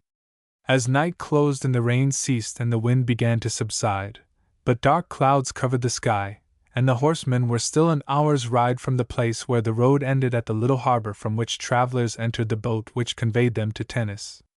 The way no longer led through the marsh, but through tilled lands, and crossed the ditches which irrigated the fields on wooden bridges. On their account, in the dense darkness which prevailed, caution was necessary, and this the guide certainly did not lack. He rode at a slow walk in front of the artist, and had just pointed out to him the light at the landing place of the boat which went to Tennis, when Hermann was suddenly startled by a loud cry, followed by clattering and splashing. With swift presence of mind he sprang from his horse, and found his conjecture verified. The bridge had broken down, and horse and rider had fallen into the broad canal. "The Galatians!" reached Hermann from the dark depths, and the exclamation relieved him concerning the fate of the Midianite. The latter soon struggled up to the road uninjured. The bridge must have given way under the feet of the savage horde, unless the Gallic monsters, with brutal malice, had intentionally shattered it. The first supposition, however, seemed to be the correct one, for as Hermann approached the canal he heard moans of pain. One of the Gauls had apparently met with an accident in the fall of the bridge and been deserted by his comrades. With the skill acquired in the wrestling school, Hermann descended into the canal to look for the wounded man, while his guide undertook to get the horses ashore. The deep darkness considerably increased the difficulty of carrying out his purpose, but the young Greek went up to his neck in the water. He could not become wetter than he was already. So he remained in the ditch until he found the injured man, whose groans of suffering pierced his compassionate heart. He was obliged to release the luckless Gaul from the broken timbers of the bridge, and when Hermann had dragged him out on the opposite bank of the canal, he made no answer to any question. A falling beam had probably struck him senseless. His hair, which Hermann's groping fingers informed him was thick and rough, seemed to denote a Gaul, but a full, long beard was very rarely seen in this nation, and the wounded man wore one. Nor could anything be discovered from the ornaments or weapons of this fierce barbarian. But to whatever people he might belong, he certainly was not a Greek. The thoroughly un-Hellenic wrapping up of the legs proved that. No matter. Hermann at any rate was dealing with someone who was severely injured, and the self-sacrificing pity with which even suffering animals inspired him, and which in his boyhood had drawn upon him the jeers of the companions of his own age, did not abandon him now. Reluctantly obeying his command, the Midianite helped him bandage the sufferer's head, in which a wound could be felt, as well as it could be done in the darkness, and lift him on the artist's horse. During this time fresh groans issued from the bearded lips of the injured warrior, and Hermann walked by his side, guarding the senseless man from the danger of falling from the back of the horse as it slowly followed the Midianites. This tiresome walk, however, did not last long.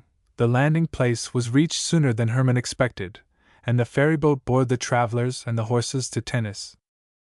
By the flickering light of the captain's lantern it was ascertained that the wounded man, in spite of his long dark beard, was probably a Gaul. The stupor was to be attributed to the fall of a beam on his head, and the shock, rather than to the wound. The great loss of blood sustained by the young and powerful soldier had probably caused the duration of the swoon. During the attempts at resuscitation a sailor boy offered his assistance. He carefully held the lantern, and as its flickering light fell for brief moments upon the artist's face, the lad of 13 or 14 asked if he was Hermann of Alexandria. A curt, "If you will permit," answered the question, considered by the Hellenes an unseemly one, especially from such a youth. But the sculptor paid no further attention to him, for, while devoting himself honestly to the wounded man, his anxiety about his invalid friend increased, and Ledsche's image also rose again before him. At last the ferryboat touched the land, and when Hermann looked around for the lad he had already leaped ashore, and was just vanishing in the darkness. It was probably within an hour of midnight. The gale was still blowing fiercely over the water, driving the black clouds across the dark sky, sometimes with long-drawn, wailing sounds, sometimes with sharp, whistling ones. The rain had wholly ceased, and seemed to have exhausted itself here in the afternoon.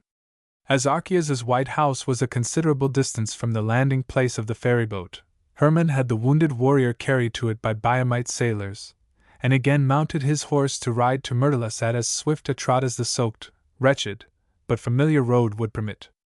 Considerable time had been spent in obtaining a litter for the Gaul, yet Hermann was surprised to meet the lad who had questioned him so boldly on the ferryboat coming, not from the landing place, but running toward it again from the city, and then saw him follow the shore, carrying a blazing torch, which he waved saucily. The wind blew aside the flame and smoke which came from the burning pitch, but it shone brightly through the gloom and permitted the boy to be distinctly seen. Whence had the nimble fellow come so quickly? How had he succeeded, in this fierce gale, in kindling the torch so soon into a powerful flame? Was it not foolish to let a child amuse itself in the middle of the night with so dangerous a toy? Hermann hastily thought over these questions, but the supposition that the light of the torch might be intended for a signal did not occur to him. Besides, the boy and the light in his hand occupied his mind only a short time. He had better things to think of. With what longing Myrtilus must now be expecting his arrival! But the Gaul needed his aid no less urgently than his friend. Accurately as he knew what remedies relieved Myrtilus in severe attacks of illness, he could scarcely dispense with an assistant, or a leech for the other, and the idea swiftly flashed upon him that the wounded man would afford him an opportunity of seeing Ledche again. She had told him more than once about the healing art possessed by old taboos on the owl's nest. Suppose he should now seek the angry girl to entreat her to speak to the aged miracle worker in behalf of the sorely wounded young foreigner? Here he interrupted himself. Something new claimed his attention. A dim light glimmered through the intense darkness from a bit of rising ground by the wayside. It came from the Temple of Nemesis, a pretty little structure belonging to the time of Alexander the Great, which he had often examined with pleasure. Several steps led to the anteroom, supported by Ionic columns, which adjoined the naos. 2 lamps were burning at the side of the door leading into the little open cella, and at the back of the consecrated place the statue of the winged goddess was visible in the light of a small altar fire. In her right hand she held the bridle and scourge, and at her feet stood the wheel, whose turning indicates the influence exerted by her power upon the destiny of mortals. With stern severity that boded evil, she gazed down upon her left forearm, bent at the elbow, which corresponds with the L, the just measure. Hermann certainly now, if ever, lacked both time and inclination to examine again this modest work of an ordinary artist, yet he quickly stopped his weary horse, for in the little pronaos directly in front of the cella door stood a slender figure clad in a long floating dark robe, extending its hands through the cella door toward the statue in fervent prayer. She was pressing her brow against the left post of the door, but at her feet, on the right side, cowered another figure, which could scarcely be recognized as a human being. This, too, was a woman. Deeply absorbed in her own thoughts, she was also extending her arms toward the statue of Nemesis. Hermann knew them both. At first he fancied that his excited imagination was showing him a threatening illusion. But no! The erect figure was Ledja, the crouching one Gula, the sailor's wife whose child he had rescued from the flames, and who had recently been cast out by her husband. Ledja! Escaped his lips in a muttered tone, and he involuntarily extended his hands toward her, as she was doing toward the goddess. But she did not seem to hear him, and the other woman also retained the same attitude, as if hewn from stone. Then he called the supplicant's name loud tone, and the next instant still more loudly, and now she turned, and in the faint light of the little lamp showed the marvelously noble outlines of her profile. He called again, and this time Ledja heard anguish yearning in his deep tones, but they seemed to have lost their influence over her, for her large dark eyes gazed at him so repellently and sternly that a cold tremor ran down his spine. Swinging himself from his horse, he ascended the steps of the temple, and in the most tender tones at his command exclaimed, "Ledja! Severely as I have offended you, Ledja, oh, do not say no! Will you hear me?" "No," she answered firmly, and before he could speak, continued, "This place is ill chosen for another meeting. Your presence is hateful to me. Do not disturb me a moment longer." "As you command," he began hesitatingly, but she swiftly interrupted with the question, "Do you come from Pelusium, and are you going directly home?" "I did not heed the storm on account of Myrtilus's illness," he answered quietly, "and if you demand it, I will return home at once, but first let me make one more entreaty, which will be pleasing also to the gods." "Get your response from yonder deity," she impatiently interrupted, pointing with a grand, queenly gesture, which at any other time would have delighted his artist eye, to the statue of Nemesis in the cella. Meanwhile Gula had also turned her face toward Hermann, and he now addressed her, saying with a faint tone of reproach, "And did hatred lead you also, Gula, to this sanctuary at midnight to implore the goddess to destroy me in her wrath?" The young mother rose and pointed to Ledja, exclaiming, "She desires it." "And I?" he asked gently. "Have I really done you so much evil?" She raised her hand to her brow as if bewildered. Her glance fell on the artist's troubled face, and lingered there for a short time. Then her eyes wandered to Ledja, and from her to the goddess, and finally back again to the sculptor. Meanwhile Hermann saw how her young figure was trembling, and before he had time to address a soothing word to her, she sobbed aloud, crying out to Ledja, "You are not a mother! My child, he rescued it from the flames. I will not, and I cannot, I will no longer pray for his misfortune." She drew her veil over her pretty, tear-stained face as she spoke, and darted lightly down the temple steps close beside him to seek shelter in her parents' house, which had been unwillingly opened to the cast-off wife, but now afforded her a home rich in affection. Immeasurably bitter scorn was depicted in Ledja's features as she gazed after Gula. She did not appear to notice Hermann, and when at last he appealed to her and briefly urged her to ask the old enchantress on the owl's nest for a remedy for the wounded Gaul, she again leaned against the post of the cella door, extended both arms with passionate fervor toward the goddess, and remained standing there motionless, deaf to his petition. His blood seethed in his veins, and he was tempted to go nearer and force her to hear him. But before he had ascended the first of the flight of steps leading to the pronaos, he heard the footsteps of the men who were bearing the wounded warrior after him. They must not see him here with one of their countrywomen at this hour, and manly pride forbade him to address her again as a supplicant. So he went back to the road, mounted his horse, and rode on without vouchsafing a word of farewell to the woman who was invoking destruction upon his head. As he did so, his eyes again rested on the stern face of Nemesis, and the wheel whose turning determined the destiny of men at her feet. Assailed by horrible fears, and overpowered by presentiments of evil, he pursued his way through the darkness. Perhaps Myrtilus had succumbed to the terrible attack which must have visited him in such a storm, and life without his friend would be bereft of half its charm. Orphaned, poor, a struggler who had gained no complete victory, it had been rich only in disappointments to him, in spite of his conviction that he was a genuine artist, and was fighting for a good cause. Now he knew that he had also lost the woman by whose assistance he was certain of a great success in his own much disputed course, and Ledscha, if any one, was right in expecting a favorable hearing from the goddess who punished injustice. He did not think of Daphne again until he was approaching the place where her tents had stood, and the remembrance of her fell like a ray of light into his darkened soul.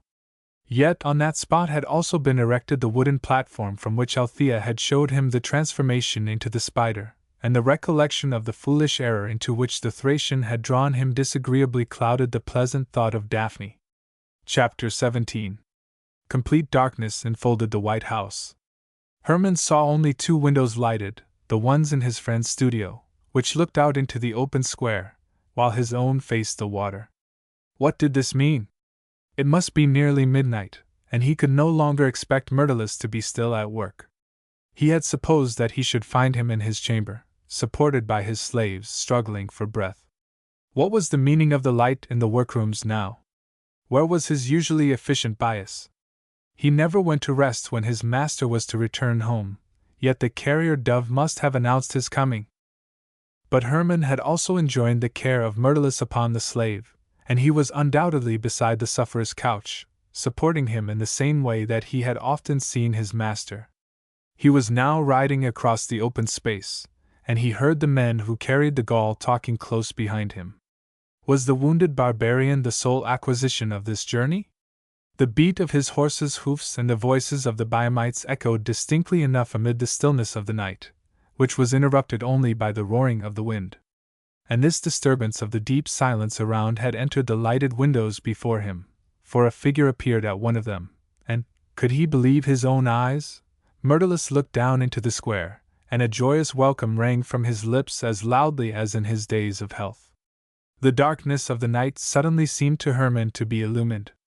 A leap to the ground, 2 bounds up the steps leading to the house, an eager rush through the corridor that separated him from the room in which Myrtilus was, the bursting instead of opening of the door, and, as if frantic with happy surprise, he impetuously embraced his friend, who, burin and file in hand, was just approaching the threshold, and kissed his brow and cheeks in the pure joy of his heart. Then what questions, answers, tidings? In spite of the torrents of rain and the gale, the invalid's health had been excellent. The solitude had done him good. He knew nothing about the carrier dove. The hurricane had probably blown it away, as the breeders of the swift messengers said. Question and reply now followed one another in rapid succession, and both were soon acquainted with everything worth knowing. Nay, Hermann had even delivered Daphne's rose to his friend, and informed him what had befallen the Gaul who was being brought into the house. Bias and the other slaves had quickly appeared, and Hermann soon rendered the wounded man the help he needed in an airy chamber in the 2nd story of the house, which, owing to the heat that prevailed in summer so close under the roof, the slaves had never occupied. Bias assisted his master with equal readiness and skill, and at last the Gaul opened his eyes and, in the language of his country, asked a few brief questions which were incomprehensible to the others. Then, groaning, he again closed his lids. Hitherto Hermann had not even allowed himself time to look around his friend's studio and examine what he had created during his absence. But after perceiving that his kind act had not been in vain, and consuming with a vigorous appetite the food and wine which Bias set before him, he obliged Myrtilus, for another day was coming, to go to rest, that the storm might not still prove hurtful to him. Yet he held his friend's hand in a firm clasp for a long time, and when the latter at last prepared to go, he pressed it so closely that it actually hurt Myrtilus. But he understood his meaning, and with a loving glance that sank deep into Hermann's heart, called a last good night. After 2 sleepless nights and the fatiguing ride which he had just taken, the sculptor felt weary enough. But when he laid his hand on the Gaul's brow and breast, and felt their burning heat, he refused Bias's voluntary offer to watch the sufferer in his place. If to amuse or forget himself he had caroused far more nights in succession in Alexandria, why should he not keep awake when the object in question was to wrest a young life from the grasp of death? This man and his life were now his highest goal, and he had never yet repented his foolish eccentricity of imposing discomforts upon himself to help the suffering. Bias, on his part, was very willing to go to rest. He had plenty of cause for weariness. Myrtilus's unscrupulous body-servant had stolen off with the other slaves the night before, and did not return, with staggering gait, until the next morning, but, in order to keep his promise to his master, he had scarcely closed his eyes, that he might be at hand if Myrtilus should need assistance. So Bias fell asleep quickly enough in his little room in the lower story, while his master, by the exertion of all his strength of will, watched beside the couch of the Gaul. Yet after the first quarter of an hour, his head, no matter how he struggled to prevent it, drooped again and again upon his breast. But just as slumber was completely overpowering him, his patient made him start up, for he had left his bed, and when Hermann, fully roused, looked for him, was standing in the middle of the room, gazing about him. The artist thought that fever had driven the wounded warrior from his couch, as it formerly did his fellow pupil Lycon, whom, in the delirium of typhus, he could keep in bed only by force. So he led the Gaul carefully back to the couch he had deserted, and, after moistening the bandage with healing balm from Myrtilus's medicine chest, ordered him to keep quiet. The barbarian yielded as obediently as a child, but at first remained in a sitting posture and asked, in scarcely intelligible broken Greek, how he came to this place. After Hermann had satisfied his curiosity, he also put a few questions, and learned that his charge not only wore a mustache, like his fellow countrymen, but also a full beard, because the latter was the badge of the bridge builders, to which class he belonged. While examining the one crossing the canal, it had fallen in upon him. He closed his eyes as he spoke, and Hermann wondered if it was not time for him to lie down also. But the wounded man's brow was still burning, and the Gallic words which he constantly muttered were probably about the phantoms of fever, which Hermann recognized from Lycon's illness. So he resolved to wait, and continue to devote the night, which he had already intended to give him, to the sufferer. From the chair at the foot of the bed he looked directly into his face. The soft light of the lamp, which with 2 others hung from a tall, heavy bronze stand in the shape of an anchor, which Bias had brought, shone brightly enough to allow him to perceive how powerful was the man whose life he had saved. His own face was scarcely lighter in hue than the barbarian's, and how sharp was the contrast between his long, thick black beard and his white face and bare arched chest. Hermann had noticed this same contrast in his own person. Otherwise the Gaul did not resemble him in a single feature, and he might even have refused to compare his soft, wavy beard with the harsh, almost bristly one of the barbarian. And what a defiant, almost evil expression his countenance wore when, perhaps because his wound ached, he closed his lips more firmly. The children who so willingly let him, Hermann, take them in his arms would certainly have been afraid of this savage-looking fellow.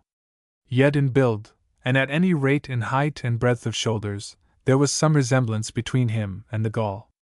As a bridge builder, the injured man belonged, in a certain sense, to the ranks of the artists, and this increased Hermann's interest in his patient, who was now probably out of the most serious danger.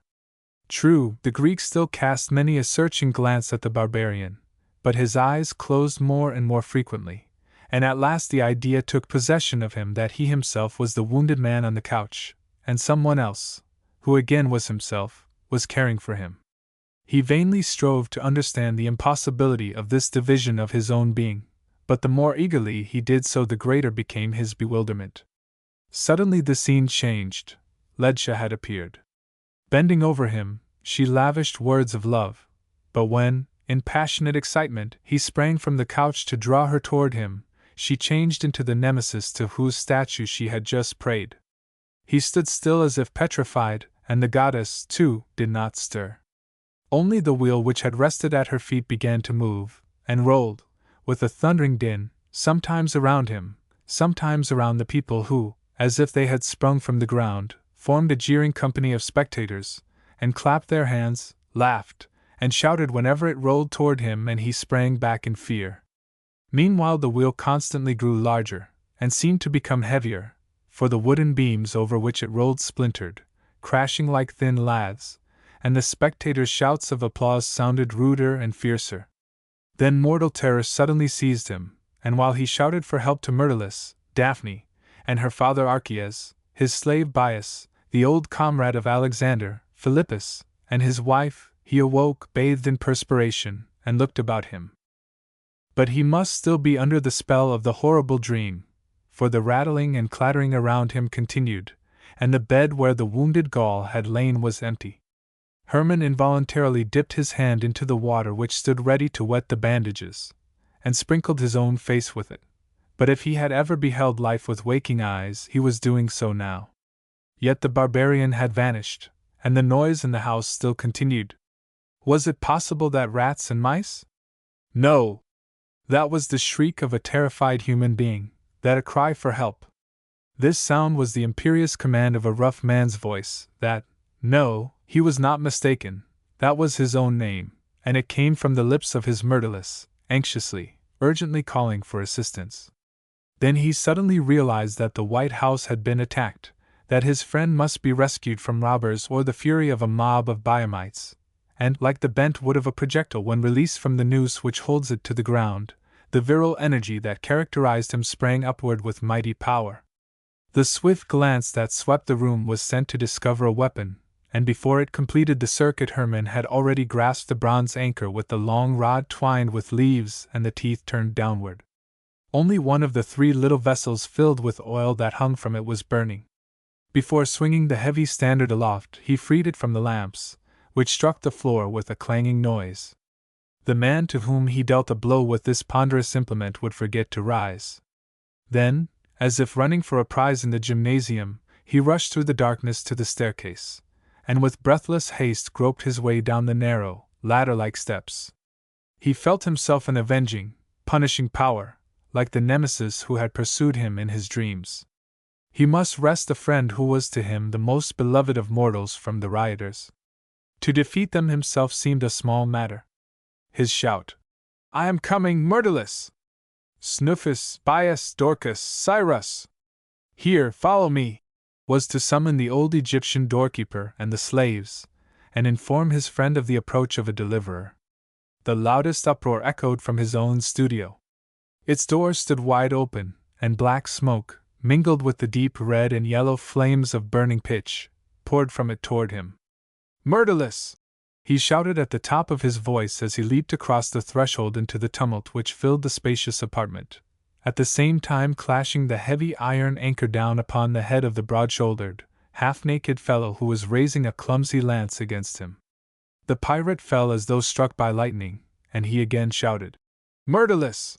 into the big room, so familiar to him, where the conflict was raging chaotically amid a savage clamor, and the smoke did not allow him to distinguish a single individual.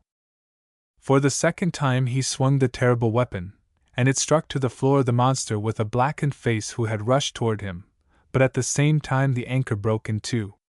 Only a short metal rod remained in his hand, and while he raised his arm, determined to crush the temples of the giant carrying a torch who sprang forward to meet him, it suddenly seemed as if a vulture with glowing plumage and burning beak was attacking his face, and the terrible bird of prey was striking its hard, sharp, red-hot talons more and more furiously into his lips, cheeks, and eyes. At first a glare as bright as sunshine had flashed before his gaze, then, where he had just seen figures and things half veiled by the smoke, he beheld only a scarlet surface, which changed to a violet, and finally a black spot, followed by a violet-blue one, while the vulture continued to rend his face with beak and talons. Then the name, "Myrtilus!" once more escaped his lips. This time, however, it did not sound like the encouraging shout of an avenging hero, but the cry for aid of one succumbing to defeat, and it was soon followed by a succession of frantic outbursts of suffering, terror, and despair. But now sharp whistles from the water shrilly pierced the air and penetrated into the darkened room, and while the tumult around Hermann gradually died away, he strove, tortured by burning pain, to grope his way toward the door. But here his foot struck against a human body, there against something hard, whose form he could not distinguish, and finally a large object which felt cool, and could be nothing but his Demeter. But she seemed doomed to destruction, for the smoke was increasing every moment, and constantly made his open wounds smart more fiercely. Suddenly a cooler air fanned his burning face, and at the same time he heard hurrying steps approach and the mingled cries of human voices. Again he began to shout the names of his friends, the slaves, and the porter, but no answer came from any of them, though hasty questions in the Greek language fell upon his ear. The strategist, with his officers, the nomarch of the district with his subordinates, and many citizens of Tennis had arrived. Hermann knew most of them by their voices, but their figures were not visible. The red, violet, and black cloud before him was all he could see.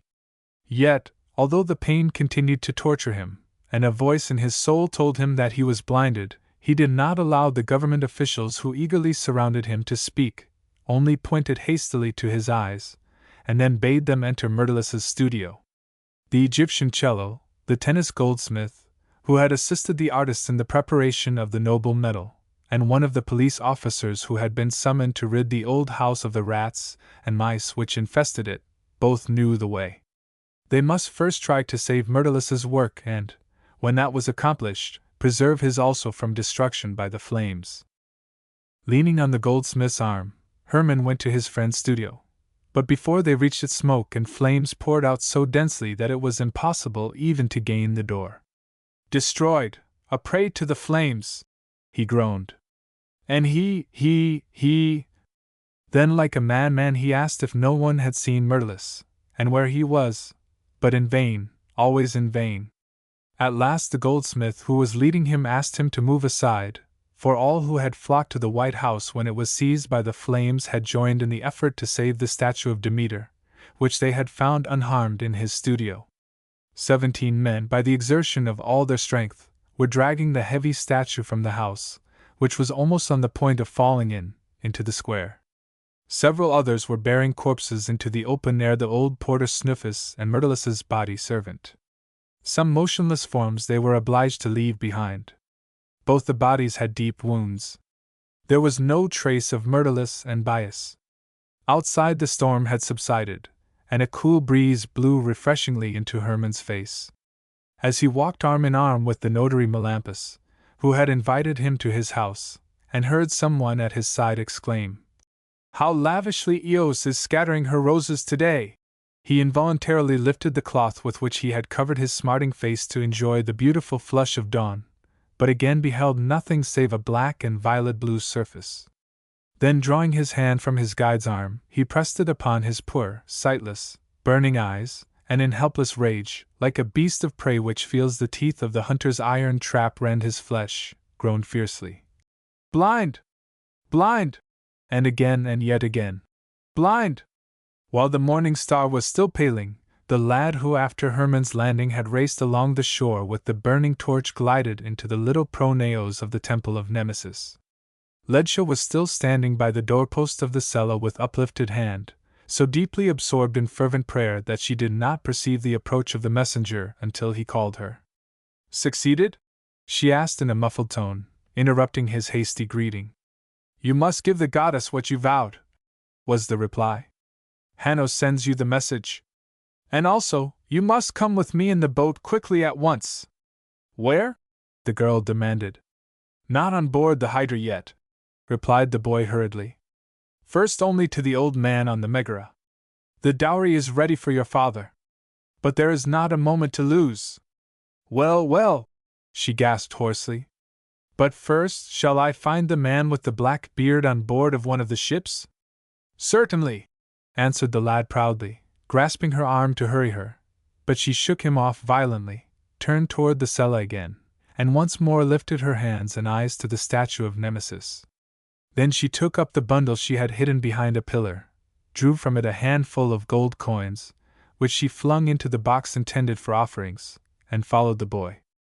"Alive?" she asked as she descended the steps, but the lad understood the meaning of the question, and exclaimed, "Yes, indeed! Hanno says the wounds are not at all dangerous. And the other? Not a scratch. On the Hydra, with 2 severely wounded slaves. The porter and the others were killed. And the statues? Such things can't be accomplished without some little blunderlabaja thinks so, too. Did they escape you?" "Only one. I myself helped to smash the other, which stood in the workroom that looks out upon the water. The gold and ivory are on the ship. We had horrible work with the statue which stood in the room whose windows faced the square. They dragged the great monster carefully into the studio that fronts upon the water. But probably it is still standing there, if the thing is not already. Just see how the flames are whirling upward, if it is not already burned with the house." "What a misfortune!" Ledger reproachfully exclaimed. "It could not be helped," the boy protested. People from Tennis suddenly rushed in. The first, a big, furious fellow, killed our Lowell and the fierce Judas. Now he has to pay for it. Little Charib threw the black powder into his eyes, while Hanno himself thrust a torch in his face. And Bias, the Blackbeard's slave? I don't know. Oh, yes. Wounded, I believe, on board the ship. Meanwhile the lad, a precocious 14-year-old cabin boy from the Hydra, pointed to the boat which lay ready, and took Ledge's bundle in his hand. But she sprang into the light skiff before him and ordered it to be rowed to the Owl's Nest, where she must bid Mother Taboos good-bye. The cabin boy, however, declared positively that the command could not be obeyed now, and at his signal 2 black sailors urged it with swift oar strokes toward the northwest, to Sataboos's ship. Hanno wished to receive his bride as a wife from his father's hand. Ledja had not insisted upon the fulfillment of her desire, but as the boat passed the Pelican Island her gaze rested on the lusterless waning disk of the moon. She thought of the torturing night, during which she had vainly waited here for Hermann, and a triumphant smile hovered around her lips, but soon the heavy eyebrows of the girl who was thus leaving her home contracted in a frown. She again fancied she saw, where the moon was just fading, the body of a gigantic, hideous spider. She banished the illusion by speaking to the boy. Spiders in the morning mean misfortune. The early dawn, which was now crimsoning the east, reminded her of the blood which, as an avenger, she must yet shed. Book 2. Chapter 1. While the marketplace in Tennis was filling, Archias's white house had become a heap of smoldering ruins. Hundreds of men and women were standing around the scene of the conflagration, but no one saw the statue of Demeter, which had been removed from Hermann's studio just in time. The Namarch had had it locked up in the neighboring temple of the goddess. It was rumored that the divinity had saved her own statue by a miracle. Pamout, the police officer, said that he had seen her himself as, surrounded by a brilliant light, she soared upward on the smoke that poured from the burning house. The strategist and the Namarch used every means in their power to capture the robbers, but without the least success. As it had become known that Paseth, Gula's husband, had cast off his wife because she had gone to Hermann's studio, the magistrates believed that the attack had been made by the Biamites. Yet Paseth was absent from the city during the assault, and the innocence of the others could also be proved. Since, for 2 entire years, piracy had entirely ceased in this neighborhood, no one thought of corsairs, and the bodies of the incendiaries having been consumed by the flames with the White House, it could not be ascertained to what class the marauders belonged. The blinded sculptor could only testify that one of the robbers was a Negro, or at any rate had had his face blackened, and that the size of another had appeared to him almost superhuman. This circumstance gave rise to the fable that, during the terrible storm of the previous clay, Hades had opened and spirits of darkness had rushed into the studio of the Greek betrayer. The strategist, it is true, did not believe such tales, but the superstition of the Biamites, who, moreover, aided the Greeks reluctantly to punish a crime which threatened to involve their own countrymen, put obstacles in the way of his measures. Not until he heard of Ledja's disappearance, and was informed by the priest of Nemesis of the handsome sum which had been found in the offering box of the temple shortly after the attack, did he arrive at a conjecture not very far from the real state of affairs, only it was still incomprehensible to him what body of men could have placed themselves at the disposal of a girl's vengeful plan. On the second day after the fire, the epistrategus of the whole delta, who had accidentally come to the border fortress, arrived at Tennis on the galley of the commandant of Pelusium, and with him Proclus, the Grammateus of the Dionysian artists, the lady Thyone, Daphne, and her companion Chrysilla. The old hero Philippus was detained in the fortress by the preparations for war. Althea had returned to Alexandria, and Philotas, who disliked her, had gone there himself, as Chrysilla intimated to him that he could hope for no success in his suit to her ward so long as Daphne had to devote herself to the care of the blinded Hermann. The epistrategus proceeded with great caution, but his efforts also remained futile. He ordered a report to be made of all the vessels which had entered the harbors and bays of the northeastern delta, but those commanded by Satabus and his sons gave no cause for investigation. They had come into the Tanite arm of the Nile as lumber ships from Pontus, and had discharged beams and planks for the account of a well-known commercial house in Sinope. Yet the official ordered the Owl's Nest to be searched. In doing this he made himself guilty of an act of violence, as the island's right of asylum still existed, and this incensed the irritable and refractory Biamites the more violently, the deeper was the reverent awe with which the nation regarded Tabbuz, who, according to their belief, was over 100 years old. The Biamites honored her not only as an enchantress and a leech, but as the ancestress of a race of mighty men. By molesting this aged woman, and interfering with an ancient privilege, the epistrategus lost the aid of the hostile fishermen, sailors, and weavers. Any information from their ranks to him was regarded as treachery, and besides, his stay in Tennis could be but brief, as the king, on account of the impending war, had summoned him back to the capital. On the third day after his arrival he left Tennis and sailed from Tanis for Alexandria. He had had little time to attend to Thyone and her guests. Proclus, too, could not devote himself to them until after the departure of the epistrategus, since he had gone immediately to Tanis, where, as head of the Dionysian artists of all Egypt, he had been occupied in attending to the affairs of the newly established theatre. On his return to Tennis he had instantly requested to be conducted to the temple of Demeter, to inspect the blinded Hermann's rescued work. He had entered the cella of the sanctuary with the expectation of finding a peculiar, probably a powerful work, but one repugnant to his taste, and left it fairly overpowered by the beauty of this noble work of art. What he had formerly seen of Hermann's productions had prejudiced him against the artist, whose talent was great, but who, instead of dedicating it to the service of the beautiful and the sublime, chose subjects which, to Proclus, did not seem worthy of artistic treatment, or, when they were, sedulously deprived them of that by which, in his eyes, they gained genuine value. In Hermann's Olympian banquet he, who also held the office of a high priest of Apollo in Alexandria, had even seen an insult to the dignity of the deity. In the street boy eating figs, the connoisseur's eye had recognized a peculiar masterpiece, but he had been repelled by this also, for, instead of a handsome boy, it represented a starving, emaciated vagabond. True to life as this figure might be, it seemed to him reprehensible, for it had already induced others to choose similar vulgar subjects.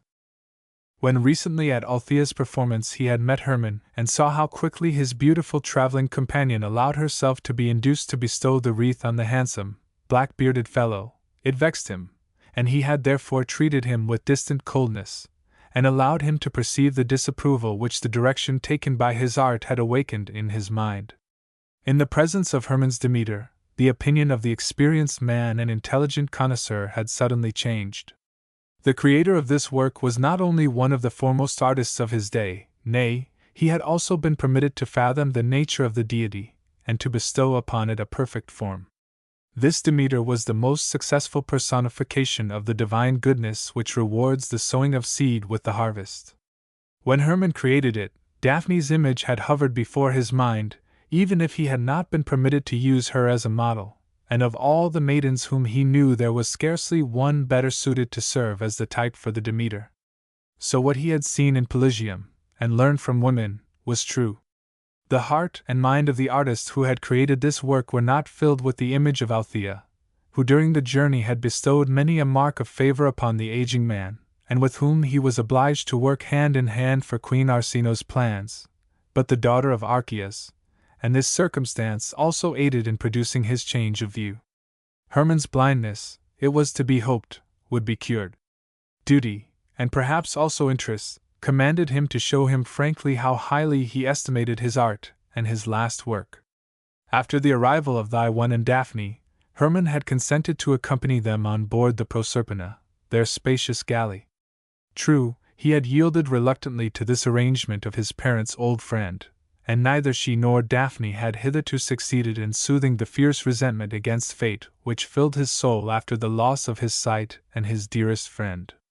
As yet every attempt to induce him to bear his terrible misfortune with even a certain degree of composure had failed. The tennis leech, trained by the Egyptian priest at Sais in the art of healing, who was attached as a pastophorus to the temple of Isis, in the city of weavers, had covered the artist's scorched face with bandages, and earnestly adjured him never in his absence to raise them, and to keep every ray of light from his blinded eyes. But the agitation which had mastered Hermann's whole being was so great that, in spite of the woman's protestations, he lifted the covering again and again to see whether he could not perceive once more at least a glimmer of the sunlight whose warming power he felt. The thought of living in darkness until the end of his life seemed unendurable, especially as now all the horrors which, hitherto, had only visited him in times of trial during the night assailed him with never-ceasing cruelty. The image of the spider often forced itself upon him, and he fancied that the busy insect was spreading its quickly made web over his blinded eyes, which he was not to touch, yet over which he passed his hand to free them from the repulsive veil. The myth related that because Athene's blow had struck the ambitious weaver Arachne, she had resolved, before the goddess transformed her into a spider, to put an end to her disgrace. How infinitely harder was the one dealt to him! How much better reason he had to use the privilege in which man possesses an advantage over the immortals, of putting himself to death with his own hand when he deems the fitting time has come. What should he, the artist, to whom his eyes brought whatever made life valuable, do longer in this hideous black night, brightened by no sunbeam? He was often overwhelmed, too, by the remembrance of the terrible end of the friend in whom he saw the only person who might have given him consolation in this distress, and the painful thought of his poverty. He was supported solely by what his art brought, and his wealthy uncle allowed him. The Demeter which Archias had ordered had been partially paid for in advance, and he had intended to use the gold, a considerable sum, to pay debts in Alexandria. But it was consumed with the rest of his property, tools, clothing, mementos of his dead parents, and a few books which contained his favorite poems and the writings of his master, Straton. These precious rolls had aided him to maintain the proud conviction of owing everything which he attained or possessed solely to himself.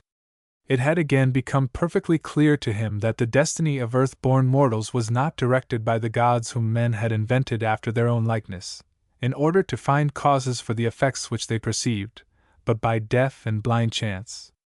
Else how could even worse misfortune, according to the opinion of most people, have befallen the pure, guiltless Myrtilus, who so deeply revered the Olympians and understood how to honor them so magnificently by his art, than himself, the despiser of the gods? But was the death for which he longed a misfortune? Was the Nemesis who had so swiftly and fully granted the fervent prayer of an ill-used girl also only an image conjured up by the power of human imagination? It was scarcely possible. Yet if there was one goddess, did not that admit the probability of the existence of all the others? He shuddered at the idea, for if the immortals thought, felt, acted, how terribly his already cruel fate would still develop. He had denied and insulted almost all the Olympians, and not even stirred a finger to the praise and honor of a single one. What marvel if they should choose him for the target of their resentment and revenge? He had just believed that the heaviest misfortune which can befall a man and an artist had already stricken him.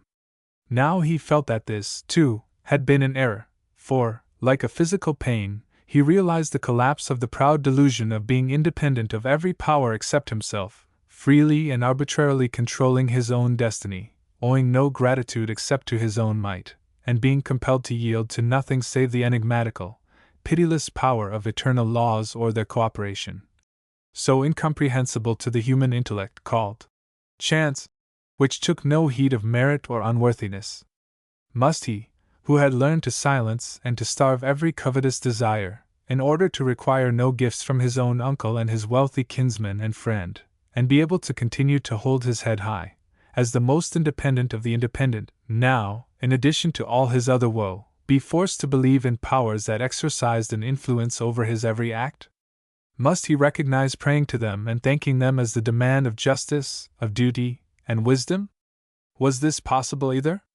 And believing himself alone, since he could not see thy one and Daphne, who were close by him, he struck his scorched brow with his clenched fist, because he felt like a free man who suddenly realizes that a rope which he cannot break is bound around his hands and feet, and a giant pulls and loosens it at his pleasure.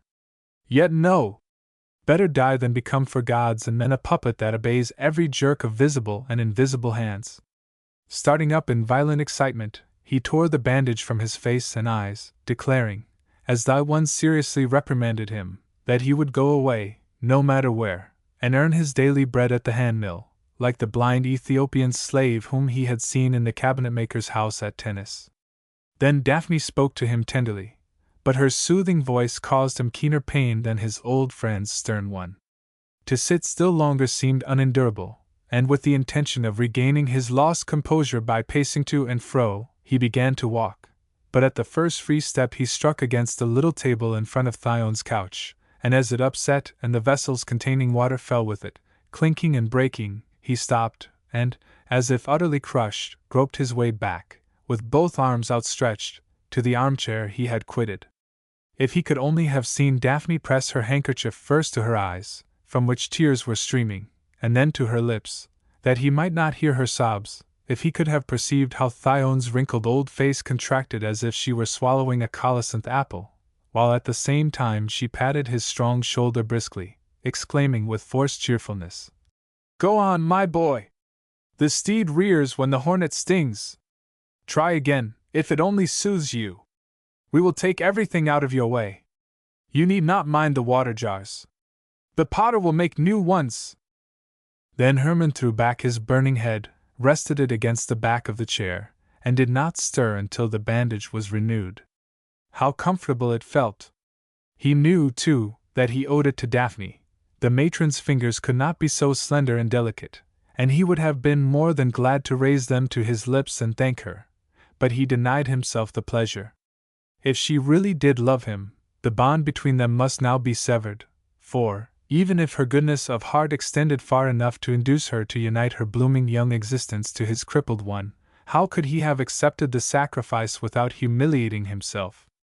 Whether such a marriage would have made her happy or miserable he did not ask, but he was all the more keenly aware that if, in this condition, he became her husband, he would be the recipient of alms, and he would far rather, he mentally repeated, share the fate of the Negro at the handmill.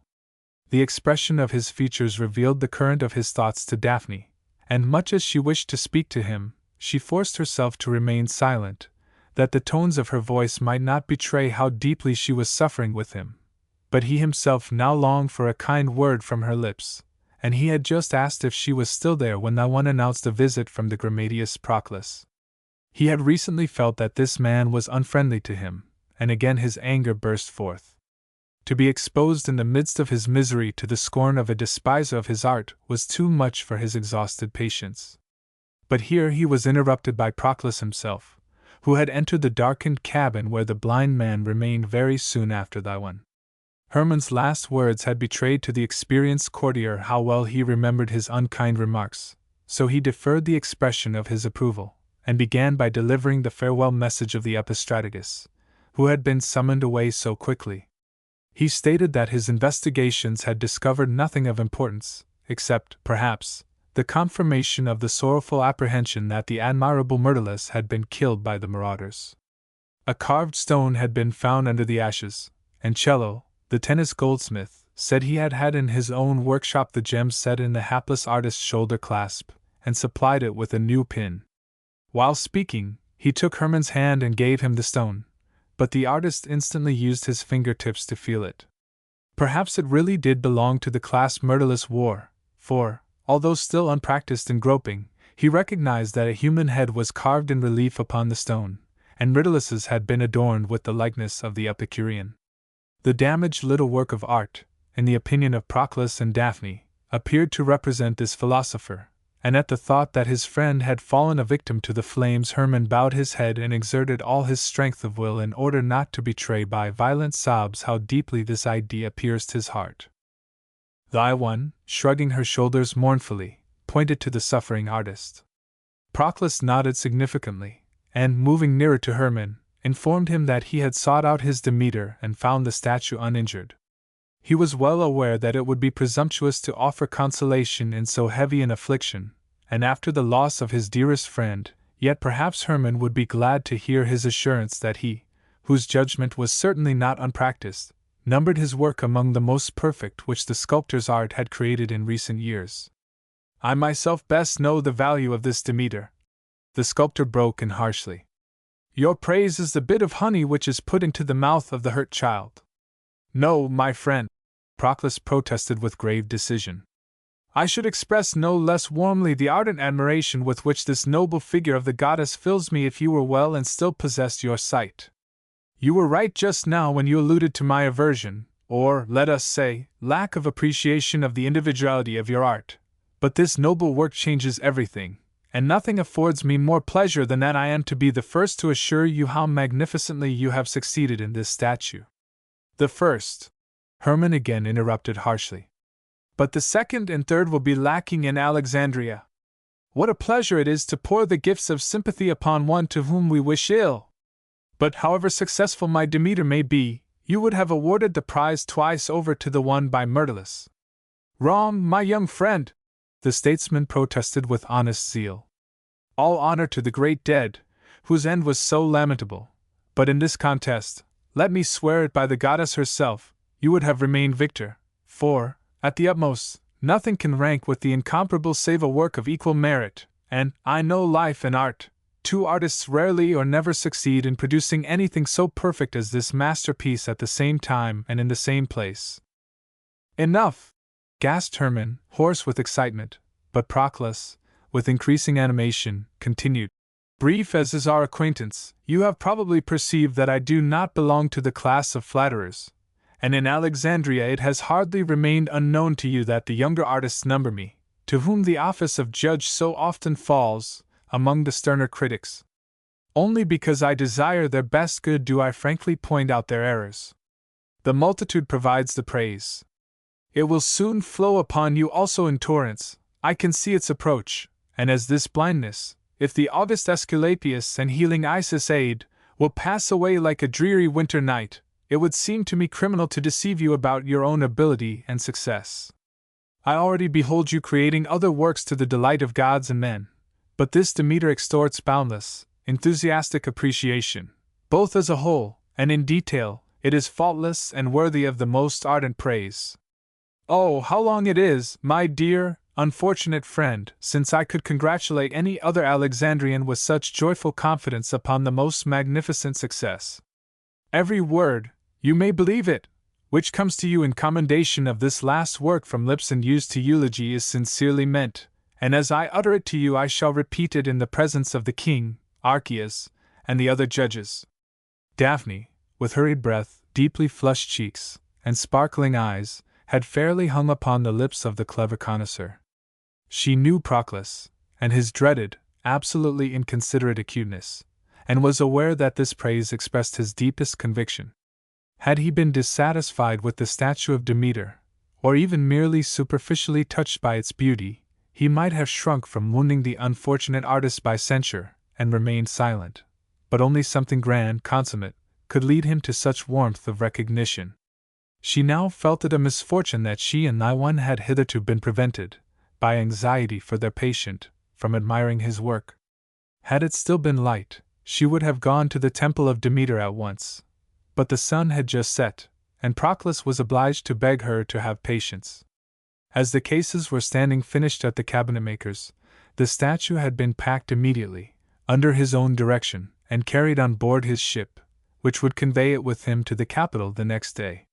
While this arrangement called forth loud expressions of regret from Daphne and the vivacious matron, Hermann assented to it, for it would at least secure the ladies, until their arrival in Alexandria, from a painful disappointment. Rather, Proclus protested with firm dissent. It will rob you for some time of a great pleasure, and you, noble daughter of Archias, probably of the deepest emotion of gratitude with which the favor of the immortals has hitherto rendered you happy. Yet the master who created this genuine goddess owes the best part of it to your own face. He told me himself that he thought of me while at work, Daphne admitted, and a flood of the warmest love reached Hermann's ears in her agitated tones, while, greatly perplexed, he wondered with increasing anxiety whether the stern critic Proclus had really been serious in the extravagant eulogium, so alien to his reputation in the city. Myrtilus, too, had admired the head of his Demeter, and this he himself might admit, he had succeeded in it, and yet ought not the figure, with its too pronounced inclination forward, which, it is true, corresponded with Daphne's usual bearing, and the somewhat angular bend of the arms, have induced this keen-sighted connoisseur to moderate the exalted strain of his praise? Or was the whole really so admirable that it would have seemed petty to find fault with the less successful details? At any rate, Proclus's eulogy ought to give him twofold pleasure, because his art had formerly repelled him, and Hermann tried to let it produce this effect upon him. But it would not do. He was continually overpowered by the feeling that under the enthusiastic homage of the intriguing Queen Arsinoe's favorite lurked a sting which he should some day feel. Or could Proclus have been persuaded by thy one and Daphne to help them reconcile the hapless blind man to his hard fate? Hermann's every movement betrayed the great anxiety which filled his mind, and it by no means escaped Proclus's attention, but he attributed it to the blinded sculptor's anguish in being prevented, after so great a success, from pursuing his art further. Sincerely touched, he laid his slender hand on the sufferer's muscular arm, saying, "A more severe trial than yours, my young friend, can scarcely be imposed upon the artist who has just attained the highest goal, but 3 things warrant you to hope for recovery: your vigorous youth, the skill of our Alexandrian leeches, and the favor of the immortal gods." You shrug your shoulders? Yet I insist that you have won this favor by your Demeter. True, you owe it less to yourself than to yonder maiden. What pleasure it affords one whom, like myself, taste and office bind to the arts, to perceive such a revolution in an artist's course of creation, and trace it to its source! I indulge myself in it, and if you will listen, I should like to show you the result. Speak, replied Hermann dully, bowing his head as if submitting to the inevitable, while Proclus began. Hitherto your art imitated, not without success, what your eyes showed you, and if this was filled with the warm breath of life, your work succeeded. All respect to your boy eating figs, in whose presence you would feel the pleasure he himself enjoyed while consuming the sweet fruit. Here, among the works of Egyptian antiquity, there is imminent danger of falling under the tyranny of the canon of proportions which can be expressed in figures, or merely even the demands of the style hallowed by thousands of years. But in a subject like the fig-eater such a reproach is not to be feared. He speaks his own intelligible language, and whoever reproduces it without turning to the right or left has won, for he has created a work whose value every true friend of art, no matter to what school he belongs, prizes highly. To me personally such works of living reality are cordially welcome. Yet art neither can nor will be satisfied with snatches of what is close at hand. But you are late born, sons of a time when the 2 great tendencies of art have nearly reached the limits of what is attainable to them. You were everywhere confronted with completed work, and you are right when you refuse to sink to mere imitators of earlier works, and therefore return to nature, with which we Hellenes, and perhaps the Egyptians also, began.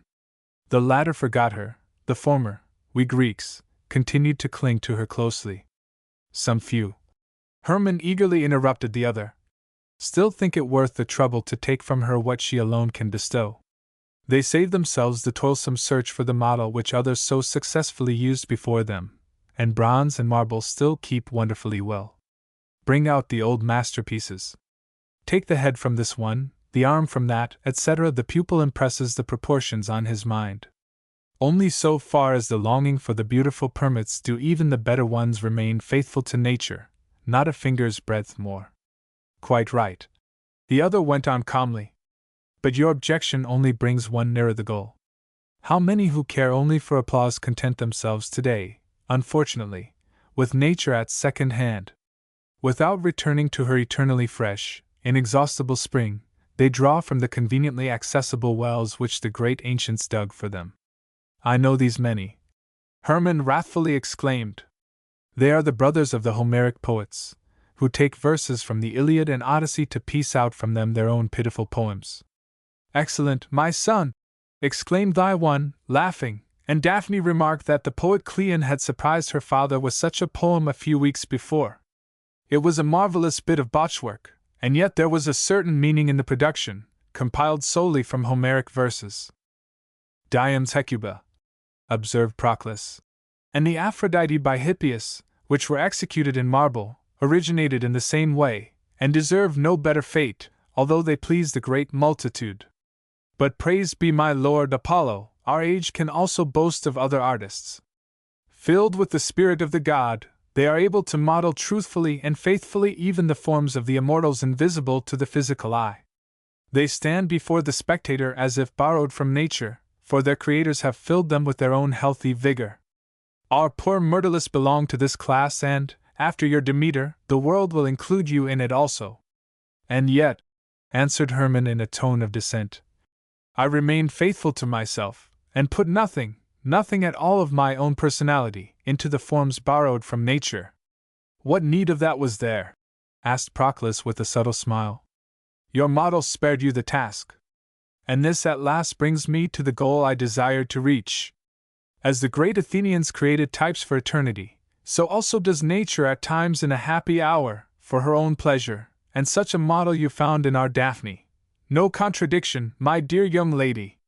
The outlines of the figure, by the dog. Hermann might possibly have found forms no less beautiful in the Afrosian, but how charming and lifelike is the somewhat unusual yet graceful pose of yours. And then the heart, the soul.